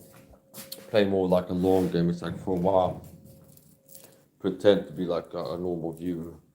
It's called body troll, and be like, oh, like this dream idiot, for example, that Cat Tyson used to be a guest on his live streams, and he would come like to my channel. But hey, Mike, sorry for being asking. Let's interrupt my panel. And I'm like, all right, I forgive you. And he's like a raging alcoholic drug addict, okay? Not even claiming to be an addict. He was like injecting the roids on himself, like allegedly on the YouTube live streams of the type of guy. Okay, so it's like okay, so it's like an unhinged, like a crackhead guy. He's a streamer, like a lol cow. Okay, they kind of embrace being a weirdo lol cow in some way, but basically this dream guy. Okay, and people like this, I like to read out the YouTube handle, so that like I'm helping them to like people get to know about them and where they're streaming and stuff like this. So it's like if you try finding the channel by searching Dream on YouTube, okay. So, okay. So okay. It's like the Dream on. You see an Aerosmith song before you find his channel, okay. It's going down. So here's the point. So okay, here's the thing. Dream my two dreams come true. Yeah, here's the thing. What time is it? It's 3 a.m. Okay, 3:21. Okay. So anyway, here's the point.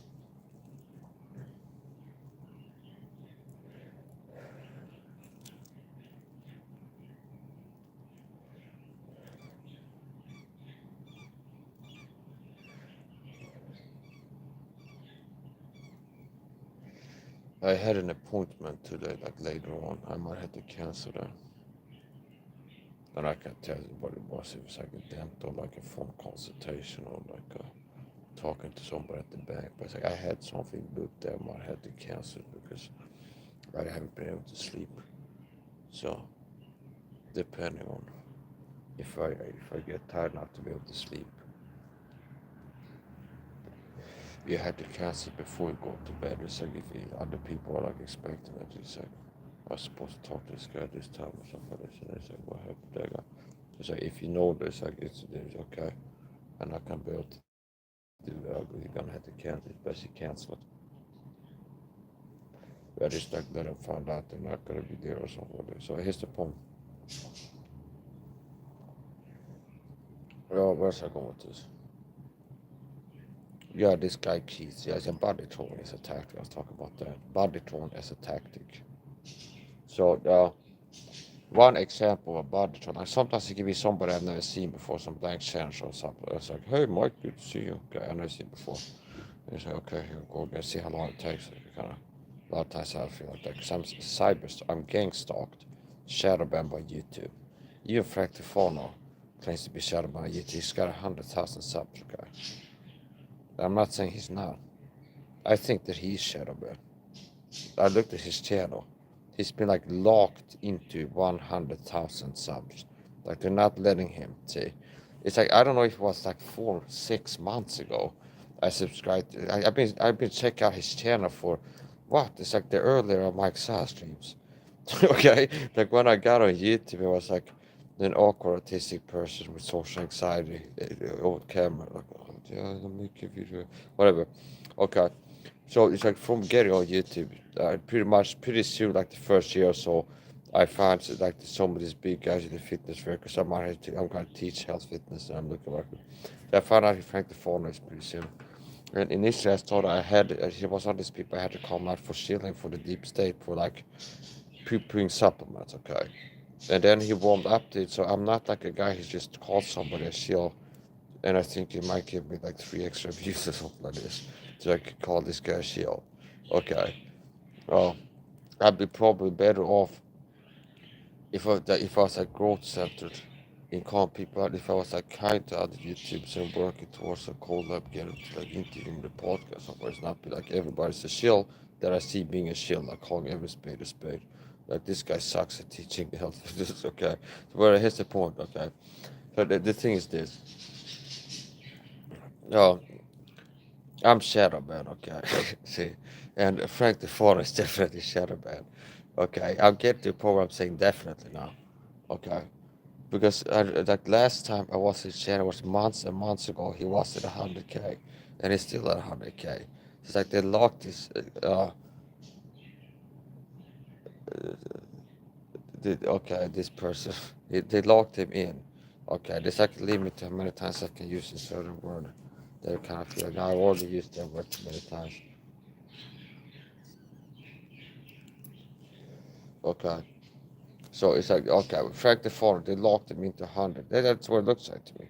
I'm not saying that as a scientific measurement that I've proven it. I had like a screenshot of YouTube headquarters, the inside where they click the button to like hide his shadow from people, stuff like this. But it's like common sense. It looks the shadow bad to me. Know what I know, my experience research, he looks shadow bad AF, okay? He stated like locked into 100 subs. Now, typically, someone gets a 50k, they'll be rising by 1,000 subs per month or something. This is the expected growth rate.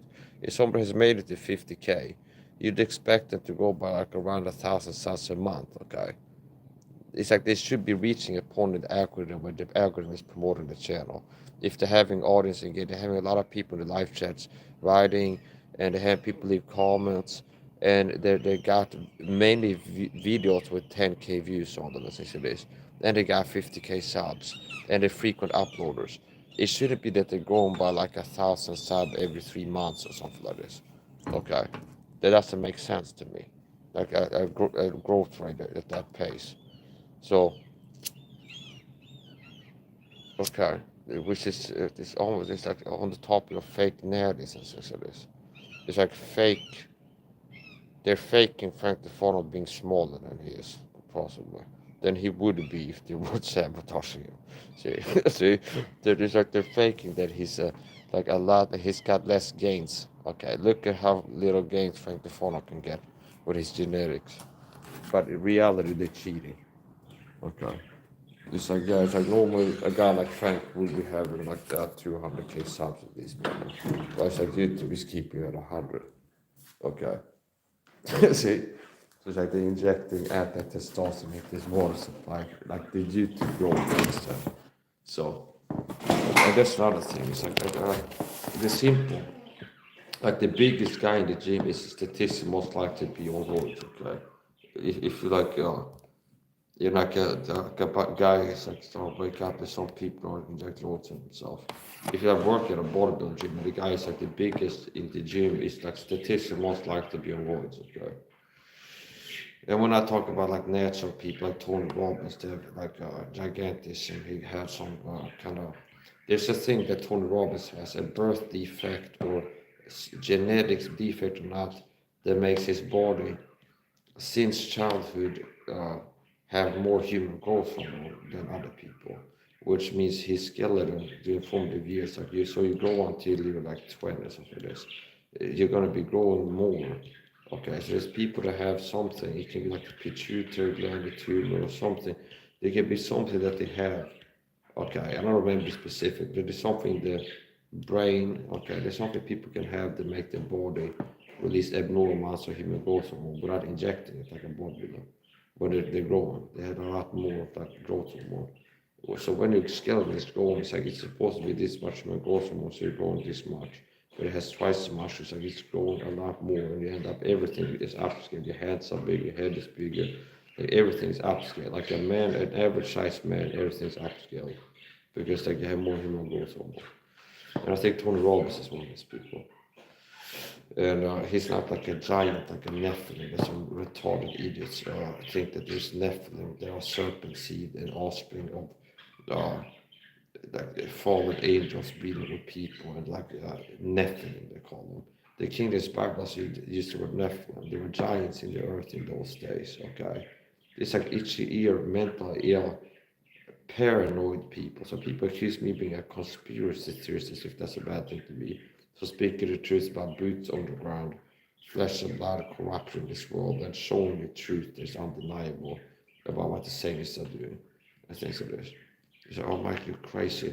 But meanwhile, it's like there's other Christians, a lot of them in the comment sections, like Robert Baker, they like to talk about uh, Nephilim, okay, that is people that have a bloodline that is from Satan or something like this, okay, which is like really like fucked up stuff like that.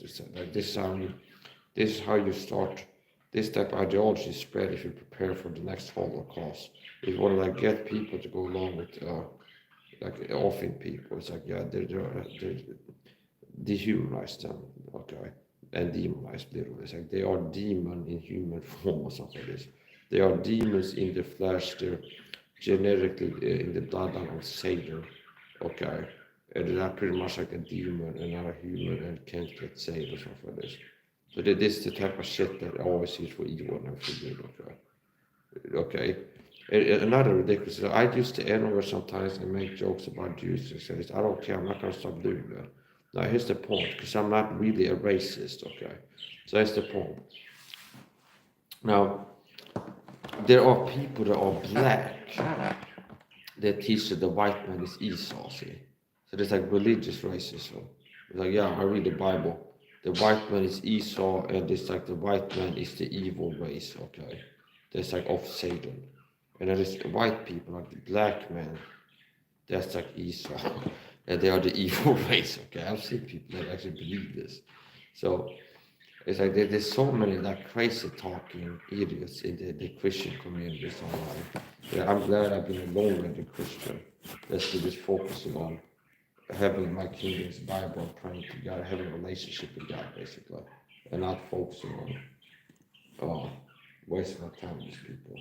Yeah, so it's like people are crazy.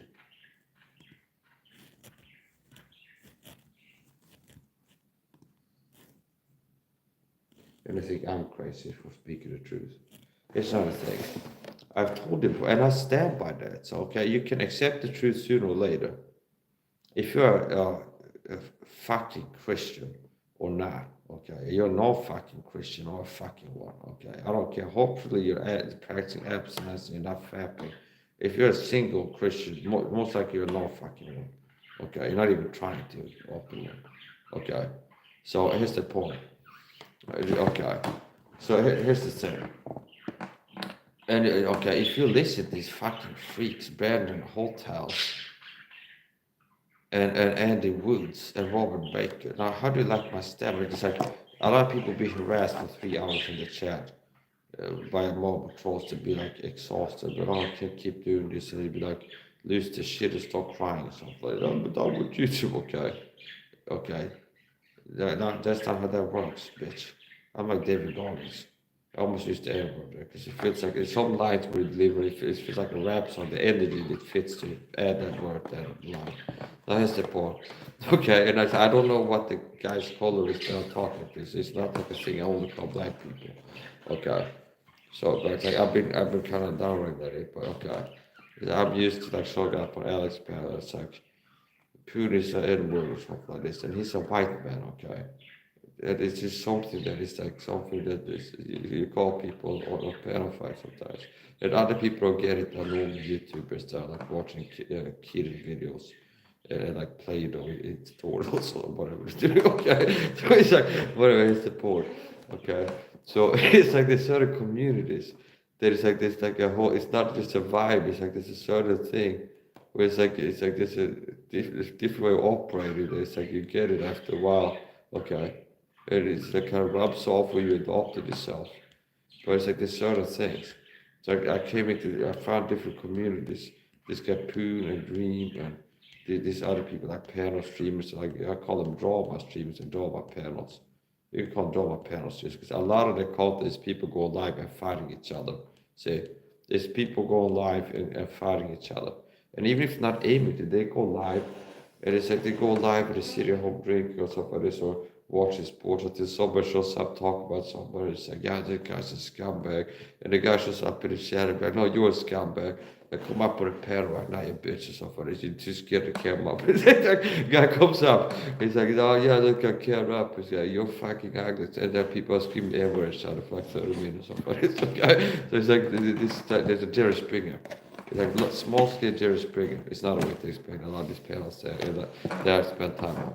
It's like Jerry Springer show, only like a small scale than YouTube. Okay, it's like people like 2,000 subs, but they get like 40 viewers live now. Okay, and but it's panel fights. Oh, so yeah, but my point is this. Back to Dream. Okay, I didn't finish that. So this guy, Dream.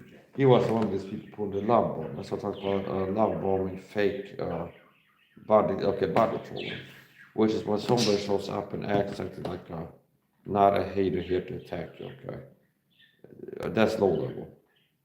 And then it can also be the act like they appreciate your stuff, stuff like this, like the stuff. And then it's like if you don't try to get emotionally invested in the view, and then after a while, I care about the comments or the insults will hurt you more. It's part of it. Not being analytical, okay? There's different things that people do, okay? So like to write books on things that people do, I'll tell you why. So here's the thing, and why. So here's, okay, and these are things that is like mentally masturbate what I could do, and I don't really feel like I want to do it. Like I have other things to focus on, like survival, gang stalking, and being a guide to my wife and things like this.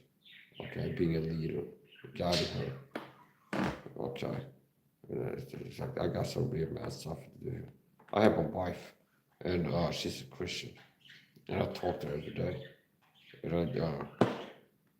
I teach her, so I manage to lead her, teaching and guide. So what I'm doing is I'm doing that, and I'm helping her to be.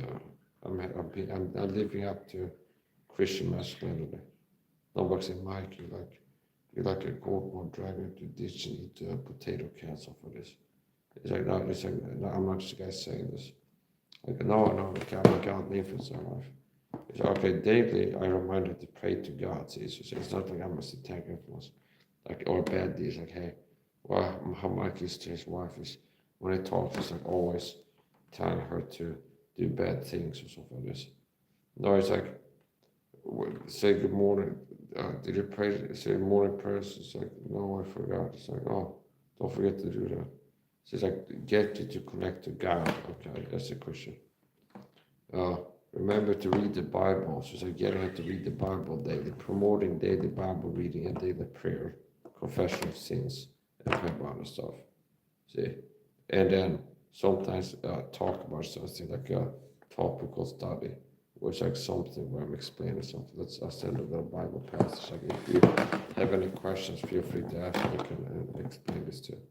So I'm certainly doing like more to be a good Christian, like a Christian leadership. I'm doing a better job than a bad one. So a lot of wives have men that don't love them, and I believe a lot of these sellout churches like Andy Woods and Brendan Holt has their Bible church. They feel like men that commit the sin of adultery, fornication to their wives regularly by watching internet porn. So they're guilty of committing the sin of adultery, fornication. And that's something I don't do. I don't watch porn websites. I make large jokes sometimes, and people, like if you talk about people, I get the leaders, like the average Joe that watches porn, and it's like, and you think about it all the time, but it's like, okay, now that's about it, okay, so I don't, that's not a way that I'm real, it's like I don't masturbate to other women, okay, I don't masturbate to like strangers on the internet or porn, I don't look at porn, okay, I don't watch porn websites. Okay, so that's one of the things that I do. That's not a thing that can make you have low T if you masturbate sometimes straight into the porn. I believe that can downregulate your T. Okay, so I like to live a life of discipline. Okay, and there's a lot of discipline in my life. I do almost fasting, so it's like 90 out of 100 days I eat only one time a day, and that's been going on for like 5 years. and I love it. Okay, and the average person is the average Christian is out here eating several times a day because it's pleasurable. The lusting to eat. See, the lust of the flesh. Lovers of pleasure more than lovers of God. That's what they eat all the time, because it feels good, tastes good. See, it's like the flesh, the body is still very good. And the same person ends up walking into a porn because it feels good to do it, and they don't care about God. They care so much about their sin and so little about God. They don't end up making serious changes like I've been over the years to the lifestyle. Like they stop eating a high sugar diet, they quit drinking alcohol 100%, they stop watching internet porn, and it's like they've gone on at least like months of a roll now without doing it. See, because they're living defeated, weak lives. And it's not that some Christians are born with a gene that makes it easy for them to not sin. Okay, engage in sin patterns. No, because it's a spiritual issue. So it's that some Christians don't give a crap. See, they don't care enough about the Lord. So it's not just that I have a higher IQ than the average man, that I can retain some of the Bible verses and quote them from memory. It's not just the brain power. It's like the will, okay? It's caring about the Word of God. Because if I didn't care enough about the Word of God to read it, I wouldn't have a chance to be able to remember something there. See? So a lot of Christians they don't spend time reading the Bible.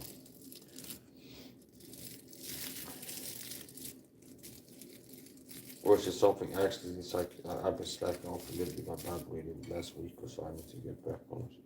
Like more frequent.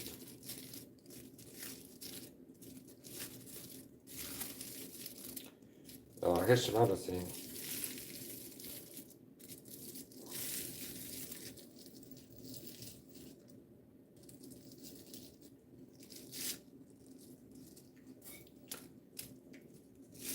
Yeah, I use things as springboards to take it back to the Bible. Okay. Which means, okay, let's say I go check out the skunk fake news media world or something like this. And it's like they got a video like a zoo where just got a goat and a sheep in there. And it's like, oh yeah, the sheep and goats. Wheat and tears. Go Bible is wheat and tears. Okay. Oh yeah, that's the worst. Click in context. Read the word in context. Maybe click full chapter. Then read it. So I end up reading the Bible like this. It's not like a reading plan. It's like I see birds and the beginning God created the heavens and the earth.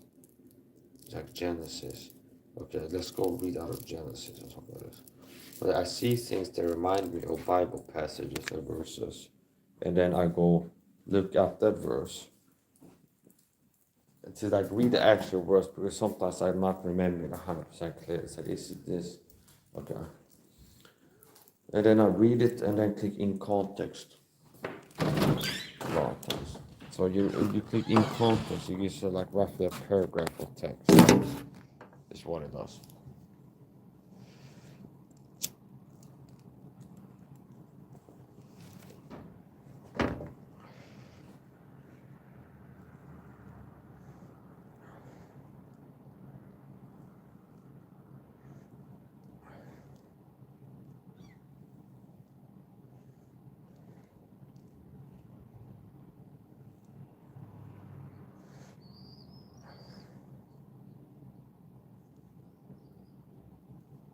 Yeah, so it's not like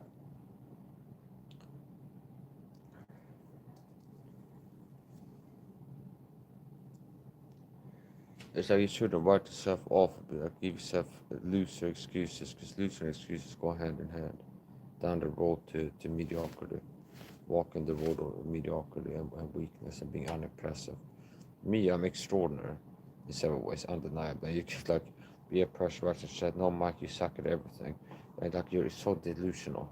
Okay, I'm extraordinary. I don't give a shit. Okay, it's not like I feel less extraordinary because somebody writes in chat that I'm not. Okay, I'm not pretending, and I'm not gonna pretend that hater comments don't get to me. Just like they piss me off. Okay, I have testosterone coursing through my veins. Being faced with aggression makes me fired up, especially if it's in my territory, my YouTube house, and you come in here attacking me, a group of people. Okay, see, so that makes me irate at times. See, I don't like. Okay, see, I'm not a little pussy Willie.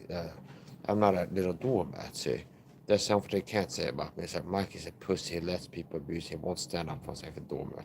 People come in attacking me in his chat. He just takes it and smiles. It's like, okay, it's okay, guys. Stuff like no, okay, no. So it's like I'd rather do a bad job in certain situations, fighting back against bullies, than no job at all. In certain situations, like okay.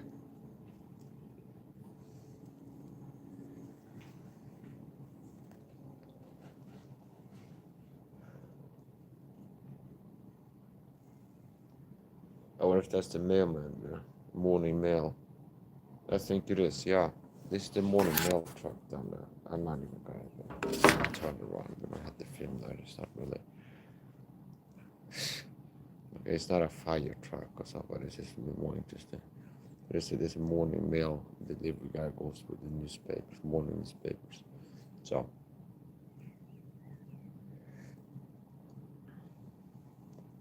yeah, so it's not that Christians that don't. Okay, I can quote the Bible well. I quote it all the time from memory, and I'm not saying that only to like boast of myself.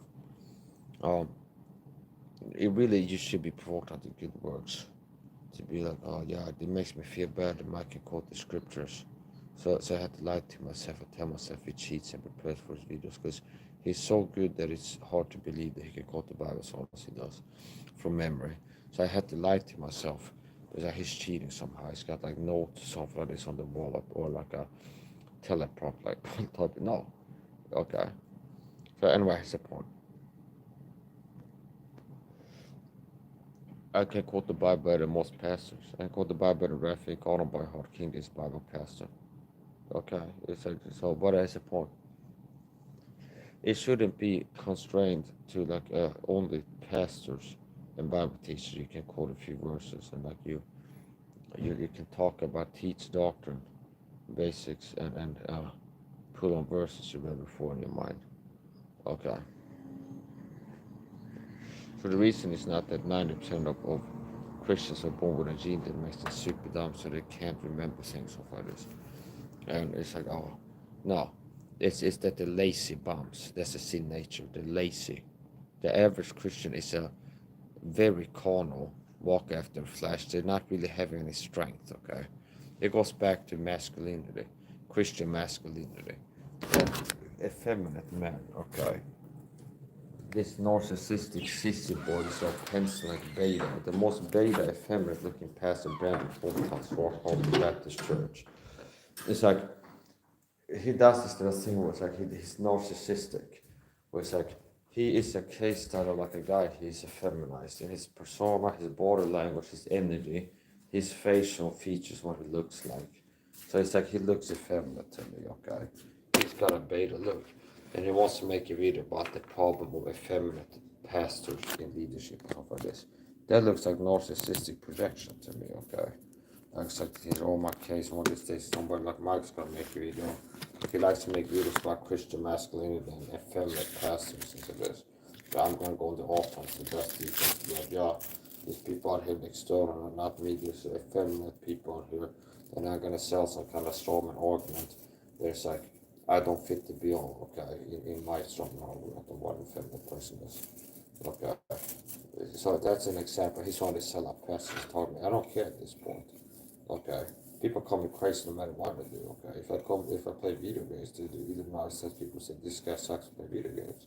So it's like, yeah, okay, I'm gonna call you shells out and expose gang stalk and keep talking about you sellouts, and then how you wrong, and expose the errors. And it's like, oh, we're gonna keep sending people say you're crazy. It's like, okay, so that's the point.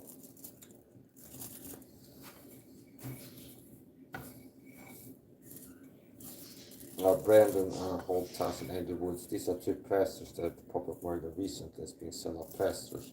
They're targeted for the deep state persecution program. In the run-of-the-mill narcissist always abuse text. Why are you so fucking lazy? Why don't you go Google narcissist always abuse text? You heard me use the word 30 times over time, and because you still don't understand what it means of what it is. Don't be a lazy bitch. A lot of people are lazy bitches. Don't live like a lazy bitch, because that's a choice. Okay? So, people say I'm a lot of things, it's hard to say I'm lazy. Okay?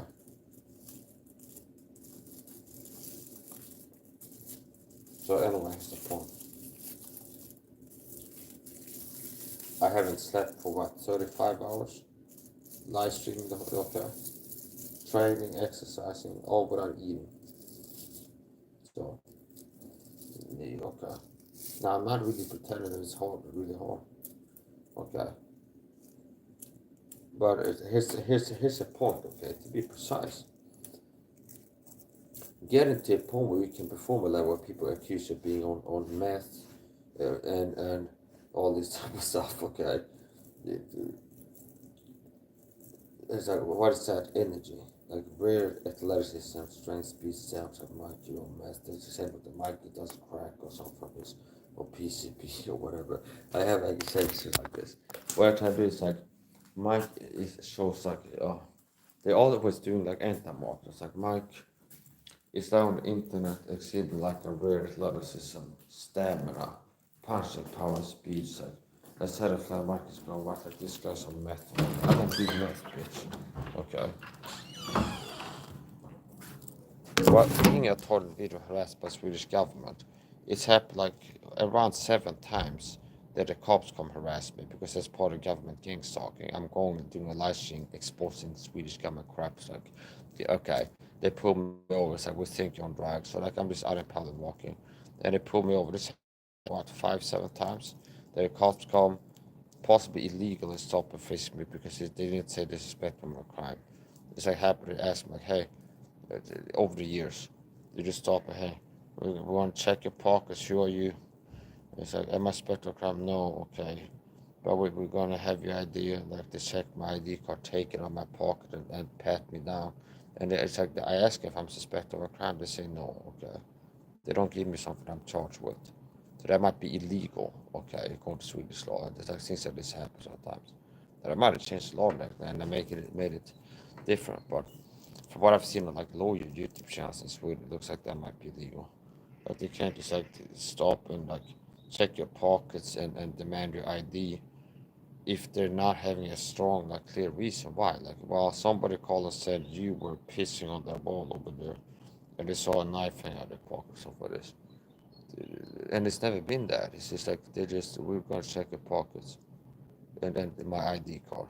And it's the harassment because it's supposed to create a stressful event, and they're very well aware of that because I'm a target of government persecution. It's supposed to like create stress, okay, and make me feel bad, okay. That's what I think.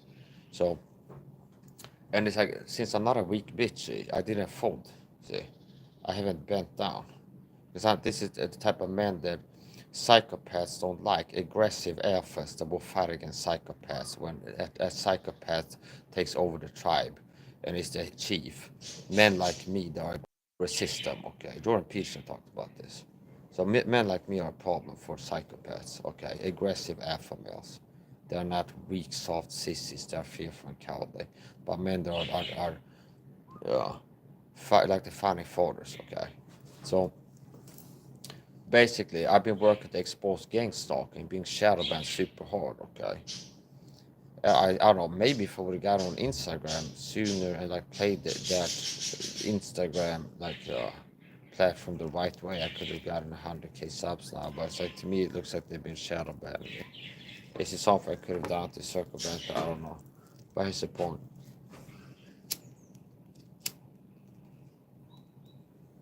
I'm gang stalked by a Swedish government persecution protocol called gang stalking. And I've been harassed, as he said this. And it's kind of clear. It's like while being live, I have videos of this, okay, live streams where I do I used to do a little bit a different format. With like the standard, I go live. I go downtown. I do a live stream, RL stream, and I go MIKE SAHA live. It's a Swedish torrid video. Something. It's MIKE SAHA live torrid video, and then I will copy paste in like a form letter description where it's like a quote from Chuck Lambert's website about gang stalking, followed by a link to the website. It'll be the gamla doesn't want the word about gang stalking get out, but if it does get out, they won't sound crazy on Nerdline. And then the link to the website I'm quoted from. And it's happened while I'm doing that. So what am I doing in that video? I'm getting the word out about government gang stalking, okay? Target video, MIKE SAHA live, okay? Gang stalked, okay? Target gang stalking. Government gang stalking, what is it? I'm doing an IRL stream. Target video live. And all the cops show up and it's like, it's created some stressful event that I feel harassed by, and it looks like they're trying to intimidate me because I'm live streaming in public. This happened. It's like, oh, well, why are you pulling me over? Why are you walking and looks like you're filming and holding a phone, stuff like this. So what am I suspected of being a content creator who's got a Facebook page, or I'm on a video call or FaceTime or what? Just like they happen so times to show up the cost, like I'm out walking holding a phone live streaming. Part of that I do that to protect myself from government abuse, which I've been talking about before, like harassment, things like this, feeling harassed when approached by police and things like this, and civilians that work for the program. So it's like, oh, we don't like Mike getting a word out about this, okay? It's like, oh, Mike goes live, get a word about gang talking, and the cops show up in the live stream and be like, hey, we want to talk to you, why don't you turn that off right now, which is an illegal command. I mean, it's not a legal command. So cops don't have a right to like tell you to turn off your live stream. They approach you, strike a conversation, have a right to film it. So sometimes cops act like it's a manipulation tactic, where they use the Swedish sissy boys, like being scared of them and not having courage. So they have the experience of a lot of people getting away with this stuff, where they feel like a cop tells them to turn off your phone, and a lot of times they be like, okay, and they turn off the phone because they feel like kind of like it would be illegal to say no to a police officer or something like this. Okay. Now, if a cop says, give me 10 push-ups, and say no, now he's breaking the law if he's like telling you to force you, like something like this. So he doesn't have the authority to tell you to do 10 push-ups or turn off your live stream, because you have a legally protected right to be live streaming in public. It's not illegal to film, live stream, record YouTube shorts or videos, or make a TikTok live stream going to the corner store or something like this. That's not illegal, okay, in Sweden. So it's like a lot of times while live streaming get worried about gang stalking, it's like a cop car shows up, okay. It's like the one time a week I go outside to go shopping or something like this. Not even that really, so that's the point. It's like the first thing out of the mouth have been several times, like turn off the camera, or to turn it off so we can talk to you or something like this. And we're not going to keep this on, it's not illegal to film, okay. And part of it is to protect myself because they don't all have border camps. It's like just only some Swedish cops have border camps, I think. It's not every cop at this point. Unless they change that. Some of them do. I don't think it's every cop in Sweden has a border camp. But since I've been felt harassed by cops before, it's like obviously so it can make it a little bit harder for people to harass you if you live stream, so you can get a clip like stalked by the feds or weird things happen in life being told in video. And they don't like that. Like, okay, you having documentation of harassment or anything of that sort, okay. Anything strange, okay, that looks like it could be gang stalking.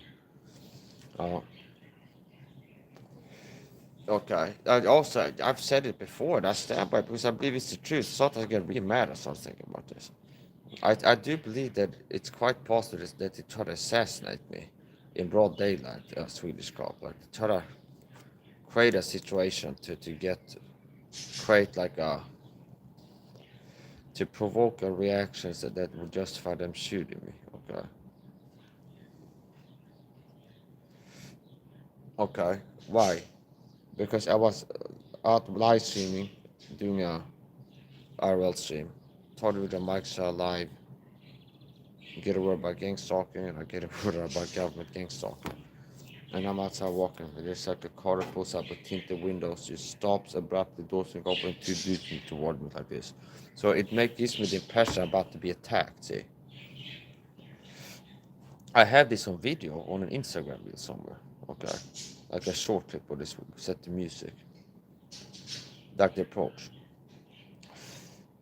So now that looks like you're trying to make me think that I'm about to be pulled up on. There's something to do to somebody there. Where are my YouTube channel? That's why the SWAT team comes into this. I have said in live streams that like I've been threatened by the government gang stalk fund that might send somebody to come pull up on me or something like this. Oh, and I say, it's like I talk about I had PTSD things like this. In the live streams that said to keep an eye on my channel, and that's why they avoid them. So, um, okay, so I'm outside walking, tinted with a car pulls up, stops right next to me. Door swing open, two guys move towards me, and they look like urban dudes. Okay, they have like a hair base part. It's not a police car, not police clothes. And it's not until they're this close to me that I see like they got a necklace badge on them. Okay. And as the door opens, he's gonna got his hand like this. Could look like he's pulling a weapon about to. It's like a door stops, tint the window, doors open, doors at the same time. And two dudes who come out. One of them got his hand like this. Okay.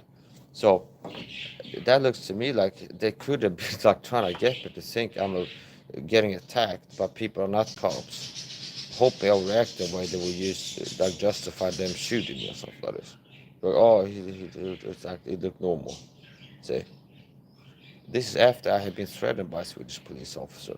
I've been threatened, but I was harassed for like 30 minutes outside of all the apartment complex.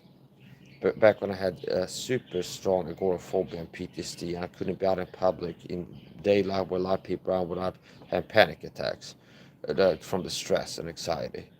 Okay, so I will be avoid going. I will go out at night after dark, and I will go to the corner store, not the grocery store like the normal people do shopping, like the closest store, like in and out quickly. I go to the corner store and do grocery shop at the corner store for like 3 weeks or something like this. Um, at, I got two bags. I come home. I sit down on a bench outside an apartment complex where I live. Okay, and I put the bags down. This okay. Oh, and it's red. I go outside. It's a cop car come and do a U-turn and park with the bright headlights in my face.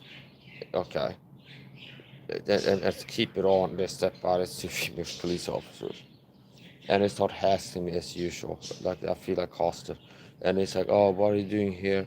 Who are you? It's like I don't want to talk to you. Okay.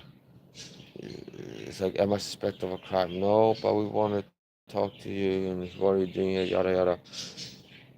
And it's like, oh, do you live? I'm like, yeah, okay, I live here. Okay. I just came from the grocery store. And it's like they standing there, it's like being weird, trying to put pressure on me. Like, I'm not a pussy, okay? Like, do you think that he's gonna be able to load up like two women bully this guy into being a pussy or something like this? Bitch made by two women. No, okay? That didn't happen. So they stand there and I don't know, they got told to do this to make feel stressed maybe. But they're standing there and like standing there and asking, like, let me see your ID, yada yada. Eventually it's like get a camera and start filming like a digital camera the front of the police car there and walk around the car to get like all the numbers on the car for documentation purposes, and they start getting like nervous. They call for backup. There's a bus that comes a little bit later.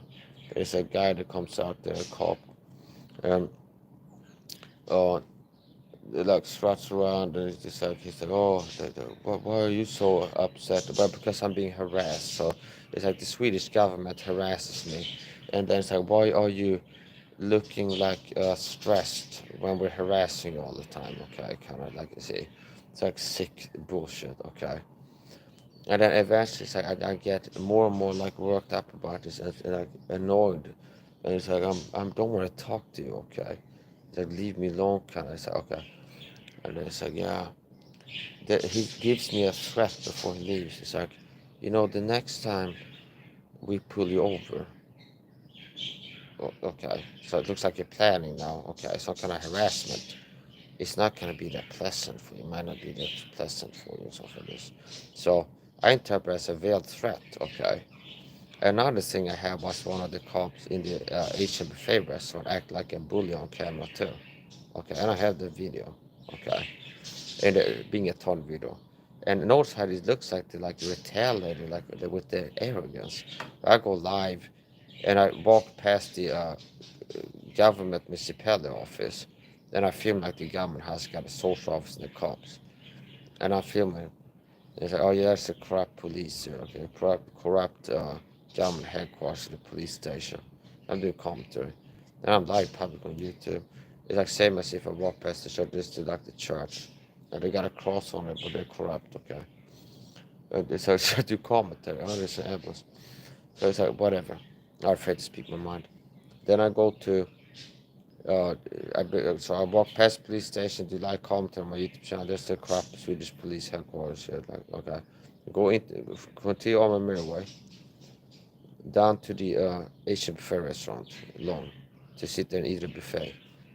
And then there's like 4 cops walk in. Okay, you see, and I'm still live, the same live stream. I walk past the police station, there's the corrupt police in a public live stream. So it looks like could be retaliation or like some kind of with like vengeance. We're getting back because you said something bad about us.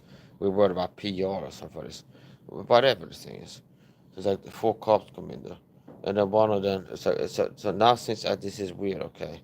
So I turned the camera, there's some cops just walked in, guys. Like, okay, the live stream. And then one of them comes and like gets up to me like, hey, why don't you turn it off or something? Just turn it off. I'm like, no, I don't have to. It's not legal to film. So you notice how they keep telling you to do things they don't have a legal right to like tell you to do. But they're hoping you're gonna be like, just feel like if a cop tells you to do something, ask, it's like a law. It's not how it works. And then it's like, he starts ramping up the pressure. Like, oh, he doesn't like to be told no. See. Han tycker inte om att, som en Adidas-grej, han inte får göra som han vill, som vi brukar prata om. Han är van vid att kunna få göra vad han vill. Så, okay. Och inte behöva bry sig om vad som är lagligt eller icke. Okay. Och han är inte van vid män som har bollar till att stå upp mot mobbare och förtryckare och maktmissbrukare. Okay. Med skjutjärn på höften. 4 stycken. Det är ovanligt att någon vågar stå upp så mot någon. So okay. Anyway, so basically, it comes out to the table, I turn that off, and I go, no, okay. I say no, and I resist it. Like, I'm not doing that. And he's like, it's not illegal to film in public. Now, he's still going to try to make me stop filming in public by making me feel harassed and intimidated and things like this. Okay. To try to like pressure me into turn off my live stream. Okay. So he's like, oh, but maybe I don't want to be on the live stream. Like, I don't care. I don't give a shit. Actually, I don't give a shit. I don't give a crap. It's legal to film. It's in public. So the law is not like you're feeling something like this. And I sit at the table. So he sits down across my table because he doesn't like that I'm saying no to a tyrant bully, okay? Okay, maybe a narcissist or psychopath. They don't like people that are not afraid of them and have courage, okay? So he sits down across my table to ramp up the pressure to put, like, oh, okay, now I'm going to try to make you feel uncomfortable. Okay. I'm going to try to make you feel harassed and uncomfortable, intimidated. I'm going to sit at your table here. Okay. Because you turn the camera and film someone, which have the right to do. When EMS walk into the restaurant, well, police, okay, so do something wrong. And they I guess don't want to look like the cowards that they are, so it's like, he's flagged my right side, there's 3 cops standing there. They had a table, they come up there and stand like to my right side. So you see at the table look like it's just one guy, okay, but it's 3 of them to the right. So there's 4 cops with guns there to put the pressure on me because I'm live streaming in public like an auditor, a Swedish person. I've seen a person up vid trakasserad av polisen, Stockholm ordning eller någonting. Okay, so a little bit of that vibe, okay. So but here's the point. And then it's like I'm sitting there filming, and then he like keeps trying to get me to turn off the live stream. You know, it's like I told him it's not illegal to film. It's like, but I don't like being filmed. It's like the law is not your feelings. So it's gonna sit and like make me feel bullied because I'm refusing to follow unlawful command. Okay, say like to turn off your live stream. The Swedish law says I have a right to live stream. It's not illegal, okay? They try to like pressure me into not doing something I have legal right to do as a cop. That's a clear like maktmissbruk. That's a clear like abuse of power. He trying to use his power to like get people to do things that are not illegal, okay? And okay, so anyway, that's the point. And it keeps sitting there. It's like I'm not turn off the live stream. I keep live streaming, and it keeps eventually goes like, oh, if you don't like being a live stream, you know what you can do if you don't like being a live stream? He pulls up his phone, starts playing copyrighted music on Spotify to try to give me a copyright strike to shut down my stream against my will. Okay, so notice how walking past the police station, I said this is a corrupt Swedish police, and then they act like police in Sweden that are corrupt. See, it's not like they're really proving me wrong or something. That's how corrupt police act. I go around and be like, I don't like this guy filming this restaurant.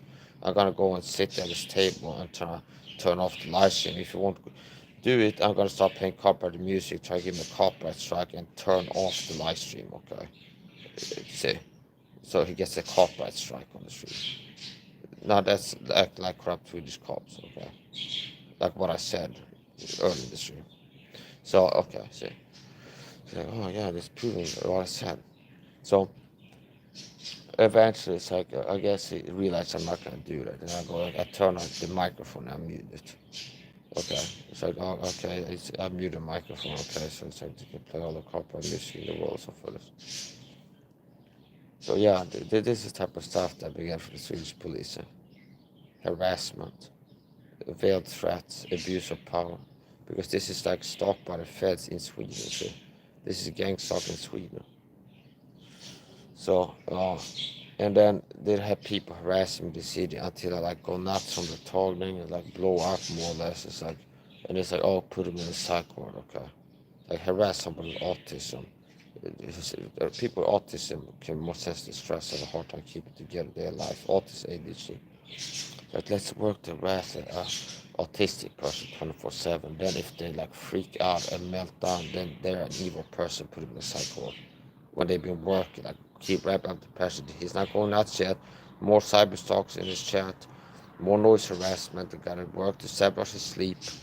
Okay, exposing to inflammatory chemicals he's allergic to intermittently. Like keep the brain inflammation going and things like this. And it's like if I go get angry, it's like oh, Mike is the bad guy. Dorvo, he needs to go in a psych ward because he went nuts from people working in a concerted effort for years to drive him nuts. Okay. It's like we work, that's what the term does. We work to push this guy over the edge and make them like lose it and stress them out and like target them. And like if we succeed in that, it's like, oh, they're a bad person. So, okay. So that's how sick it is. Okay. It's like really sick. You see, so if I was like a bad person, they wouldn't have to pay people to come to provoke in my chat all the time. To like treating me to like act out and get irate. Because if I was like an asshole organically, I'd be like here screaming and be like an asshole that's unlikable and uninteresting and other things like this. Okay. So it's like they have to work to provoke me to like bring out the worst or things like this. Like, oh yeah, look, Mike is an angry person. Oh, okay. Mike is an angry person. This is like the projection. It's like, oh, it's not that like you're being provoked all the time. People get provoked and bullied, get angry. If you get bullied all the time, you get angry a lot of the time. If you're a human. So it's like, oh, okay, no, this Mike is just an angry, sensitive person. Sensitive. Okay. Sicko. So.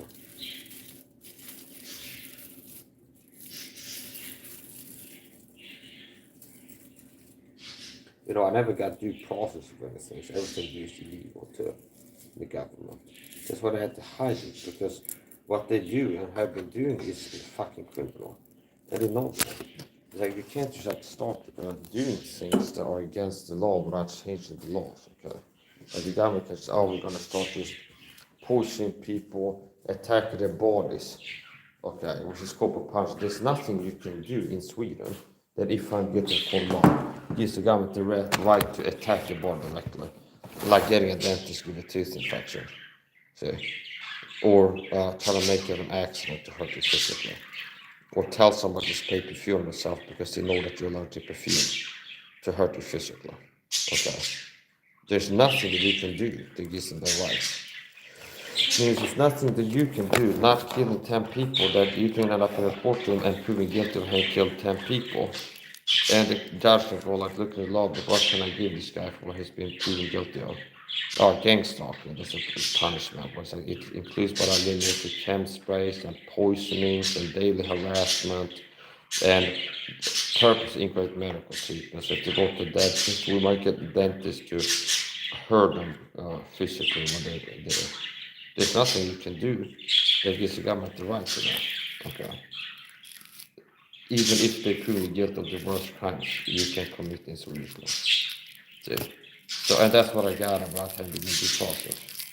Okay. So, corporal punishment doesn't exist. There's nothing which, like, if you do this, it gives the government the right to, like, start attacking your border, work and give you cancer, or like pay people to harass you so you can't sleep at night, something like this. Okay. See, so none of this is like legal. That's something that you can get as a punishment. If proven guilty by a court of law. So due process, okay. Due process. We have Christian pastors work for this program. Brandon Holthouse and the World Reference Program. Many Christian American churches work for this program. I know because I'm a told video people that are like puppet pastors will target individuals. Target me an individual. I don't know if there's other ones being told about it. If they get told to. Because they're puppet pastors, so they are like a puppet and they can get told to do things. So the reason that they can't do this in the open, because they can't openly argue for being left out of the room and people want to throw them in prison. See? It's like they can't go like, that's what they had to hide. They can't be like, in the newspapers at Trump press conference, but yeah, we got a program in America called gang stalk. This will stop by the first events in the country. We have people that are being harassed. Okay, gang stalking is poisoning people. Many tourists have been killed by the program, murder. And it's daily harassment in this. No, because people wouldn't go along with it. But that's against America. It's like due process. There's too many people that for due process that the government can just claim the people are bad people and start poisoning them and harassing them or someone. Like that, see, they have to keep it secret because it's like it can't, something this evil can't go on like in the open and like have the public know about it. See. So, but meanwhile, in the stalking murder called Brandon Holthouse and Andy Woods are members of, they do narcissistic psychopathic abuse for the deep state psychopaths. Like they're at church, they help the psychopaths control Christians. And if I show up to try to church, they start working to do like small subtle tolerance things that are supposed to make you feel very harassed. And they're also working to like control the body of Christ, puppet pastors. But so it's not like the normal person. They're in a stalking murder cult where they're brainwashed.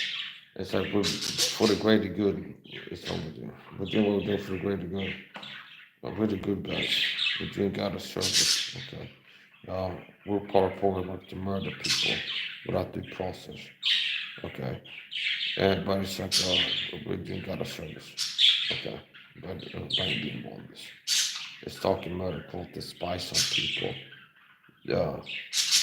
Which goes against the medical that you have a right to like freedom and increase your freedom to like a private life and not have the government listen to what you're doing in your home. Okay, and then and it's not that they're using it to protect society. This is thinking like an ISIS member. They're spying on you so that they can harass you more effectively and hurt, like, be more effective in the psychological warfare. So they're not spying on you to be like, oh, this tactic has been making him real mad and rant and rave a lot. So it's like, oh, double down on that.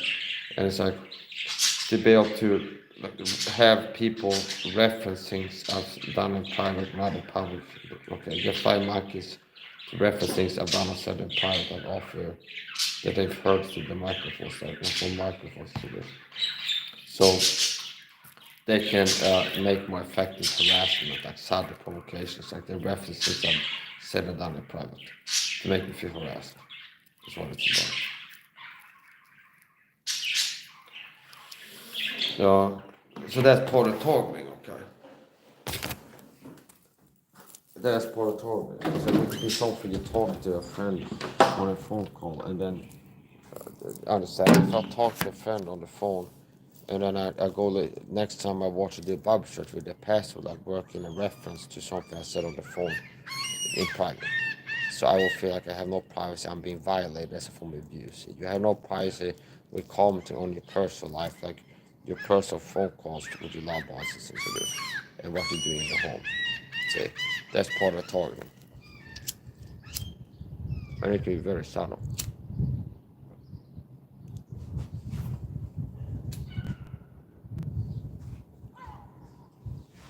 The seagulls are running around here, flying around in the neighborhood. They might come in looking for food to be on their way somewhere. They were here for just a little while. I don't know what they're doing right now. They might be going around looking for food or something, whatever they're doing. It's not like they just appeared suddenly. It could be when it's dark, they hang out somewhere and then it starts getting bright so they get to their little places here. Yeah, so gang stalking is real. I've been taught for more than 10 years.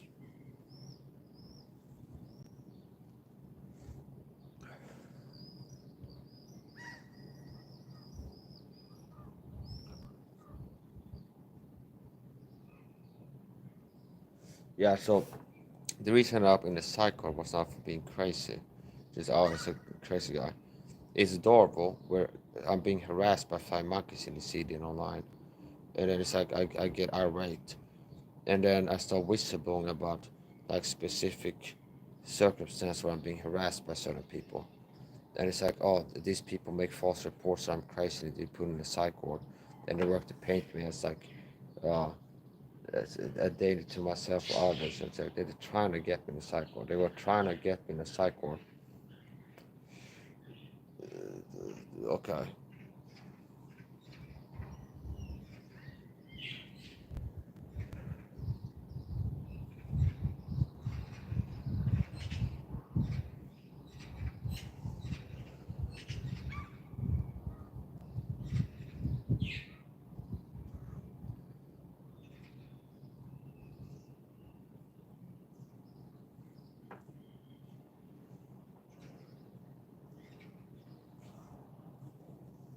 So they need people not hear about this from me, okay, and other TIs that can tell the truth what this is, to keep doing this. See, they need like to keep the masses ignorant to this, and the masses are like the recruitment for the target. So they need to like control the perception. They can't have people hear about this from the TI what it really is. It makes it hard to recruit people if they know the truth. It's like what they're being recruited into, what people are trying to get involved in, what their goals are, what they're trying to do, accomplish. It's like, okay, these smear campaigns, it's like they don't want people to know it's like there's a secret evil program that's like harassing people. And it's like they would be like that for the greater good and get some aid and they want to recruit someone to be a fly monkey.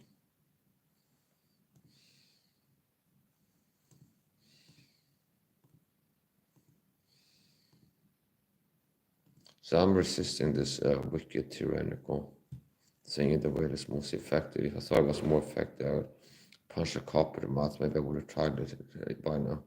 Okay.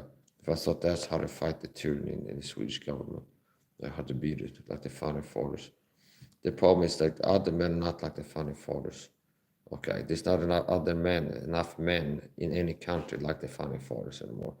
Like manly warrior types like me, with the spirit like the founding fathers, and Christians, and who are willing to put their neck out and risk their safety and comfort resisting tyrants and stand up to bullies and work tirelessly like a man possessed to be active on social media, because that's one thing I learned. They don't like targets. One of the things I don't check language website. It's like ways to fight back is having established online presence. Okay. And I've been online present. Okay, like present, like okay, show up every day. I'm present online. Okay, here, there, everywhere. Okay, so see, so it's like if I believe it was the effective way to like beat the gang stalking program. So this is like what the funny force was is tyranny, and it's worse than what the British were doing to 'em. But so it's not that like that I haven't got to turn to violence. It's not that I like don't dare okay violence. Like I'm not like that is like I'm too scared to fight back. But it's like you're not. It's not the right way to fight back. Okay, it's like I'm not. I can't like one person go and like do a citizen arrest on every person involved in the program and the government is sort of a prison. Okay, now okay I saved the day. Now I'm taking the reins of the government and I'll be a warrior king like called the 12th or so for this.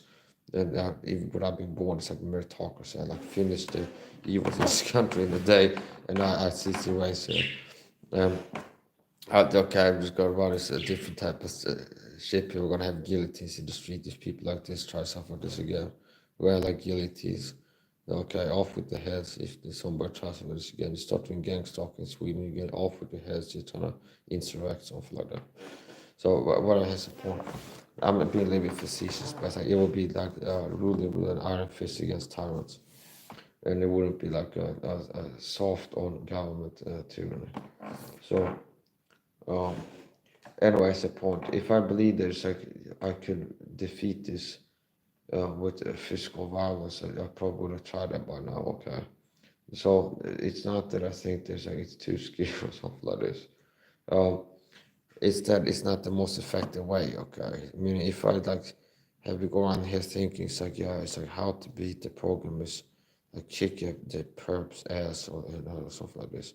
Like, I might have got in a fight right now and like tried to possibly succeed and kick a perp's ass, and I'll be in the psych ward or in prison and not on YouTube getting worried about gang stalking because they don't let you have a live stream in prison.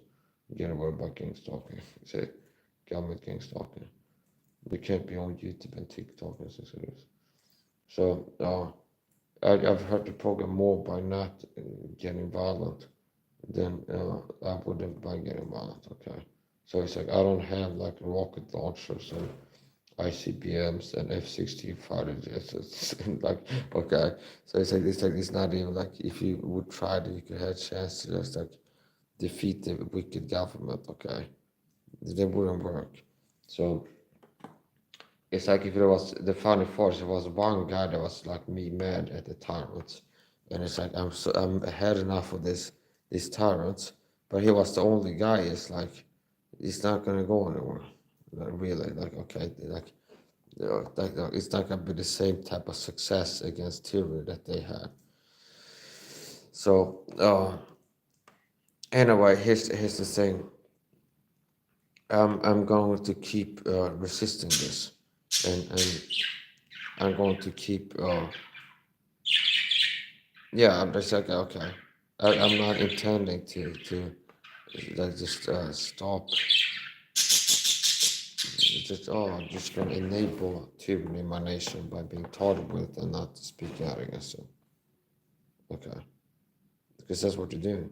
I feel okay. If I feel like I'm not speaking out, I feel like I'm complicit to some extent. This power I speak out. I mean, Solzhenitsyn ended up in the Soviet archipelago. It was some goddamn book, and it's like he was like, what could have been done to prevent this before I got arrested for this? It's like so. Me, I didn't go in the cycle with regrets. But well, I just I should have been like a little good sissy boy, not a human that gets mad at the tyranny calling me. No, it's like it's kind of like. Do you understand? It's like I've been showing up fighting the new world every day.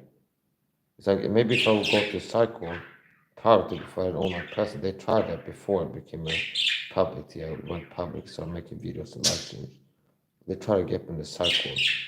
Same thing, crazy making skits, psychic driving tactics, working to hyper realize and get me stressed, I'm not exercising, jogging at night. And then they have perfect harassment neighborhood car with like a neighborhood watch truck. There's like got highlights, like the big beams on, like there's like driving slowly behind me for like a whole block or something. It's keeping pace with me when I'm out jogging, okay, to make me feel like it's like a superstar, okay, and it working like all these things, prepping to make me like stressed out, okay.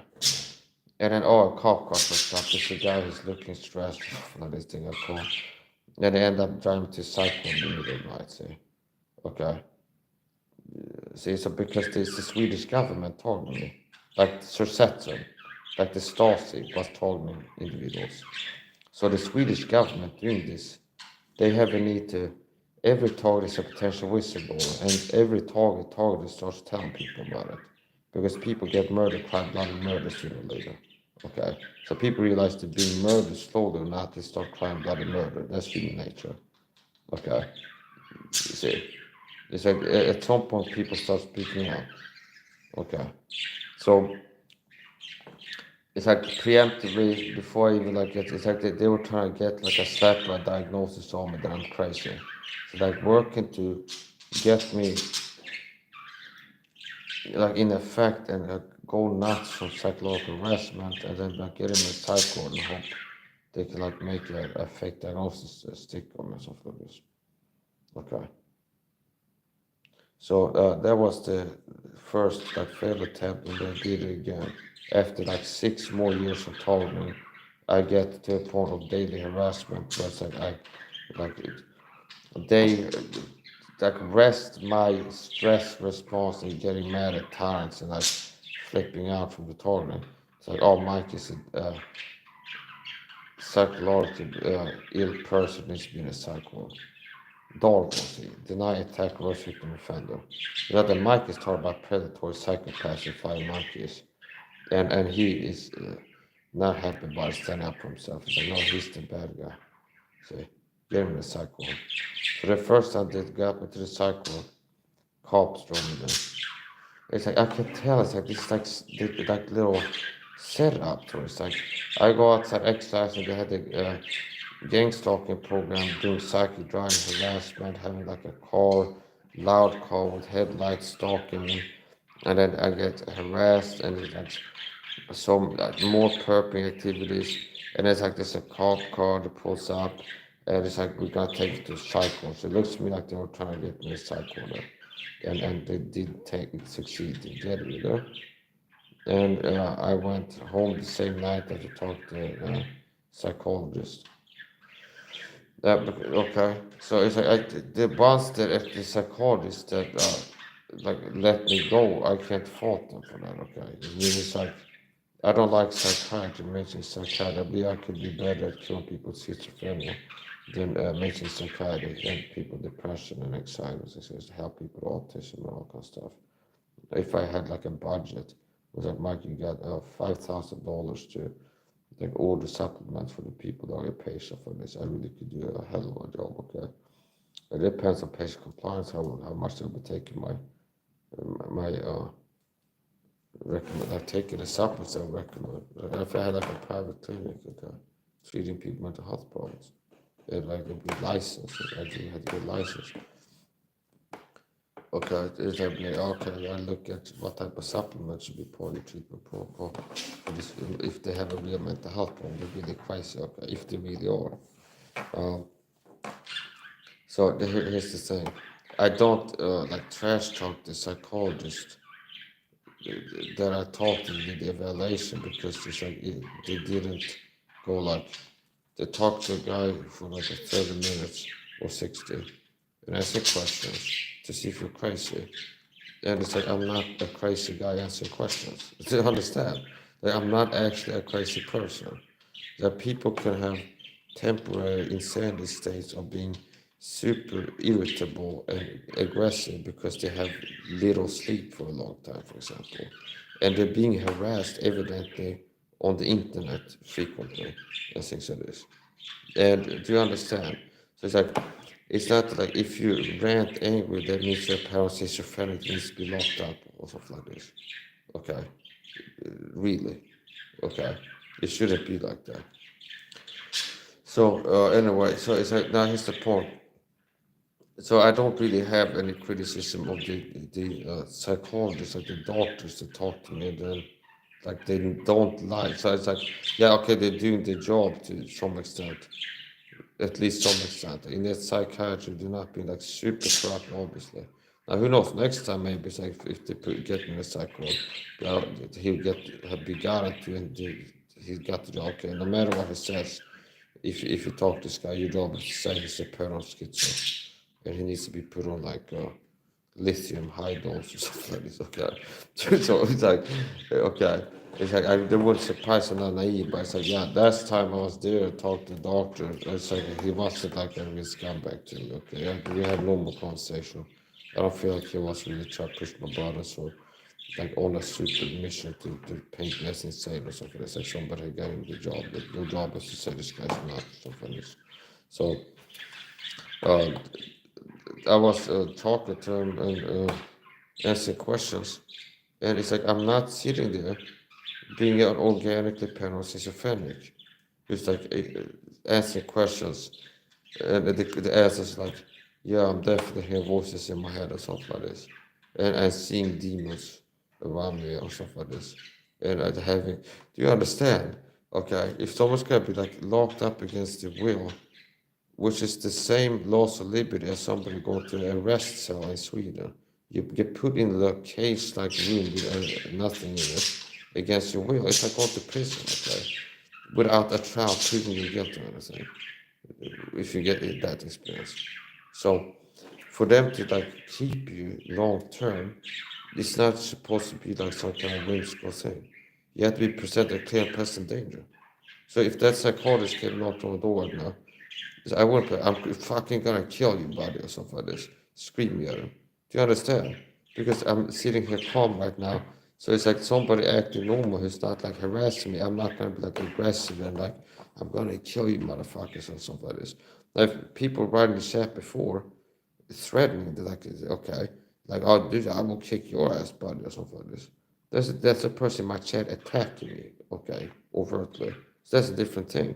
There are people in my chat like Mike, I would you get your ass kicked, you're a pussy with your fake knives. It's like I got a real knife. It's like, oh yeah. I just like I would be in this spring with a garden hose. I say, yeah, bitch, if you try that, I fucking kick your ass off. It's in my house with a fire extinguisher. I think I could hurt you. Okay, so but okay, like you come in my house with fire extinguisher, shoot at me. Okay, so that is a difference here with that reactive aggression. Now notice how the gang stalk, that's people gang stalks, being overt to bait me, see. It's like they say I got robbed, but they baited me to talk about I got real knife and I'm ready to kill them or something. That's what they hope for. No, that's not illegal. It's like I got knives, yeah. So if you come in here like Mike, you're a pussy, you can't do martial arts with your fake rubber knife. And I know this, he's going for like trying to bait me. Now I saw the bait and I took it without it being a problem. It was like, bitch, I have more than rubber knives, I have real knives. Now, this is not illegal what I'm doing right now. See? It's not illegal to have knives on it. Okay? So I was like, oh, Mike, you're pussy. Oh, it's like, you got a rubber knife. No, this is not a rubber knife, it's a real knife. See? Okay? So, okay. So, oh, but we can use the chop paint Mike as an unhinged maniac, something like this. Oh, yeah, what about Edward P.F. talks about Antifa? I've been in America. Maybe he belongs to a fucking psych ward. He's like making videos. It's like I've been clearing the field of fire around my house. This like Antifa. And he's got guns in the background every video, like a AR-15. Okay, let's see this. There's somebody coming left and comment, I come to kill you. Might be like, I'll fucking kill you if you try or something like this.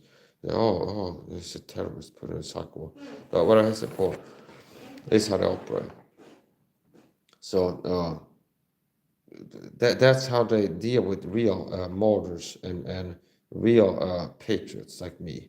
Ed is not a real patriot. I'm not the fun for them risk my life in Lim and got that from targeting.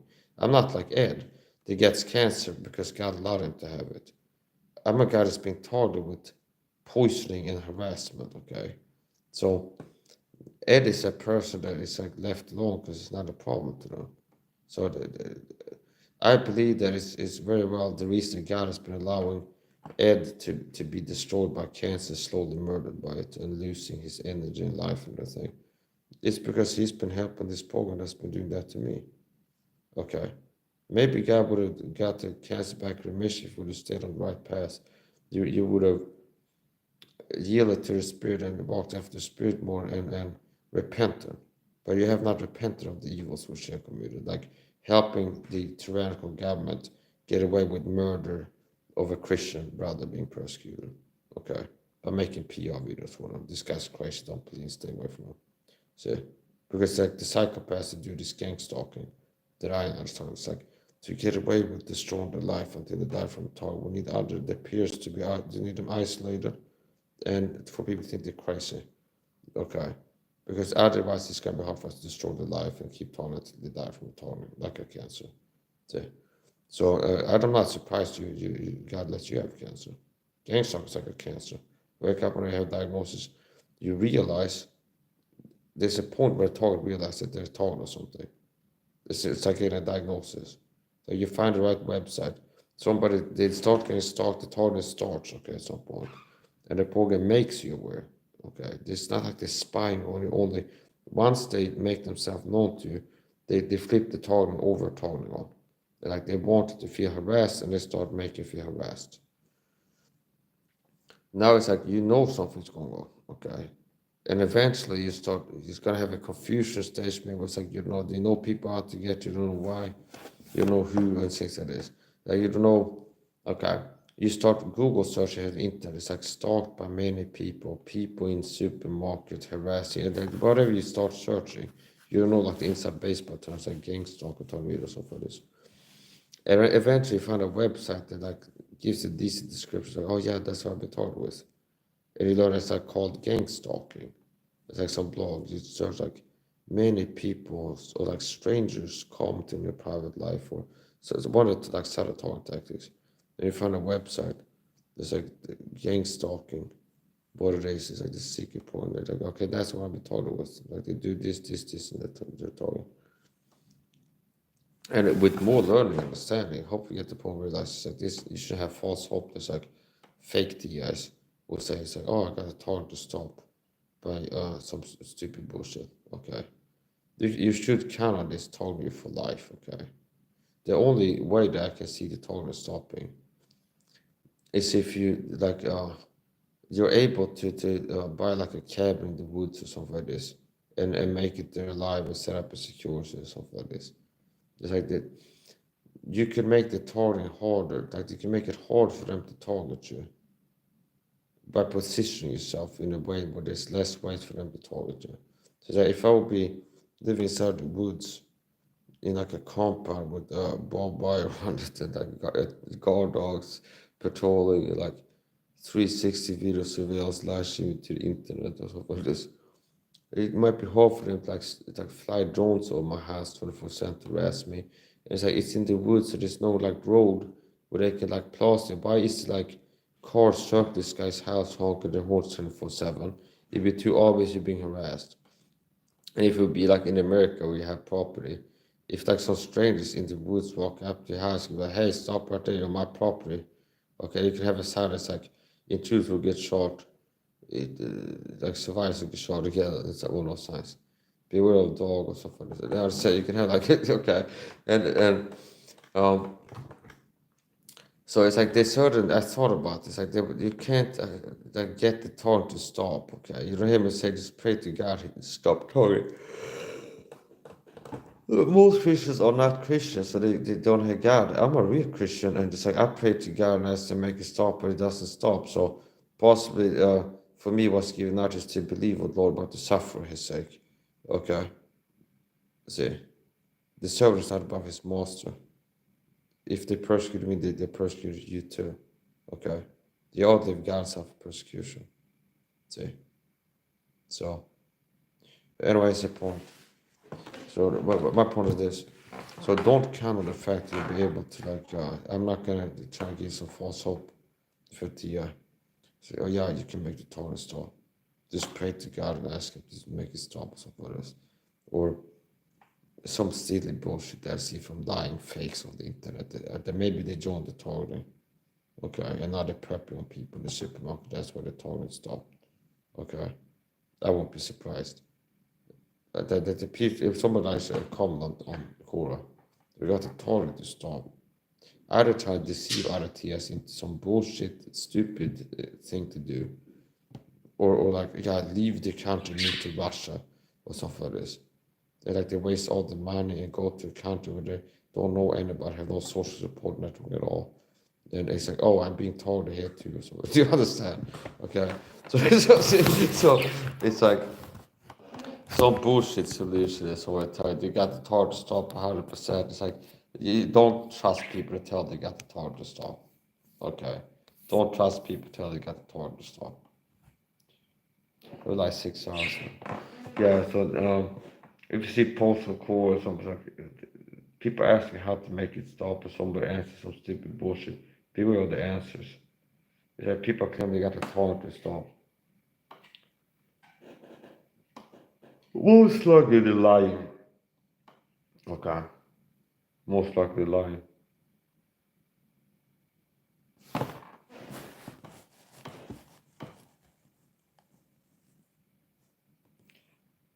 Yes, I'm gonna keep live streaming.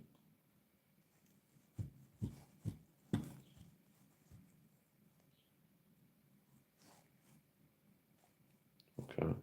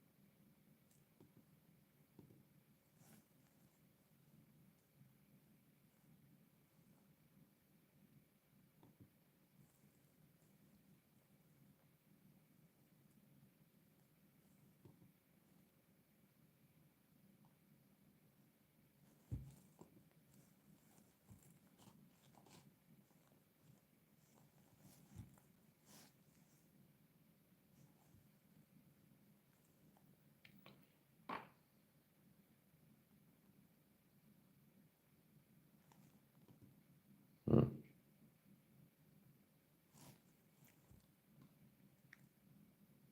They have museum on King William Island.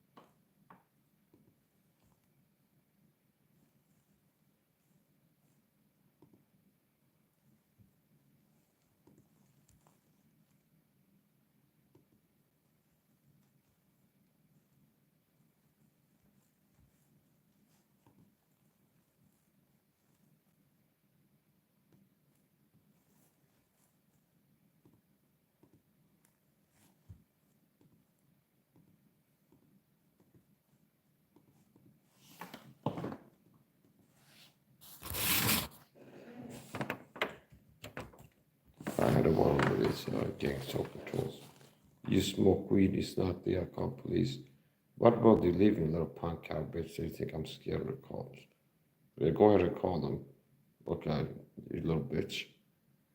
Like, they're trying to get me scared, and they think they think that they can scare me. Okay, they say, what do you think I'm gonna panic? Oh no, please don't call the cops. It's just I don't fucking actually smoke weed.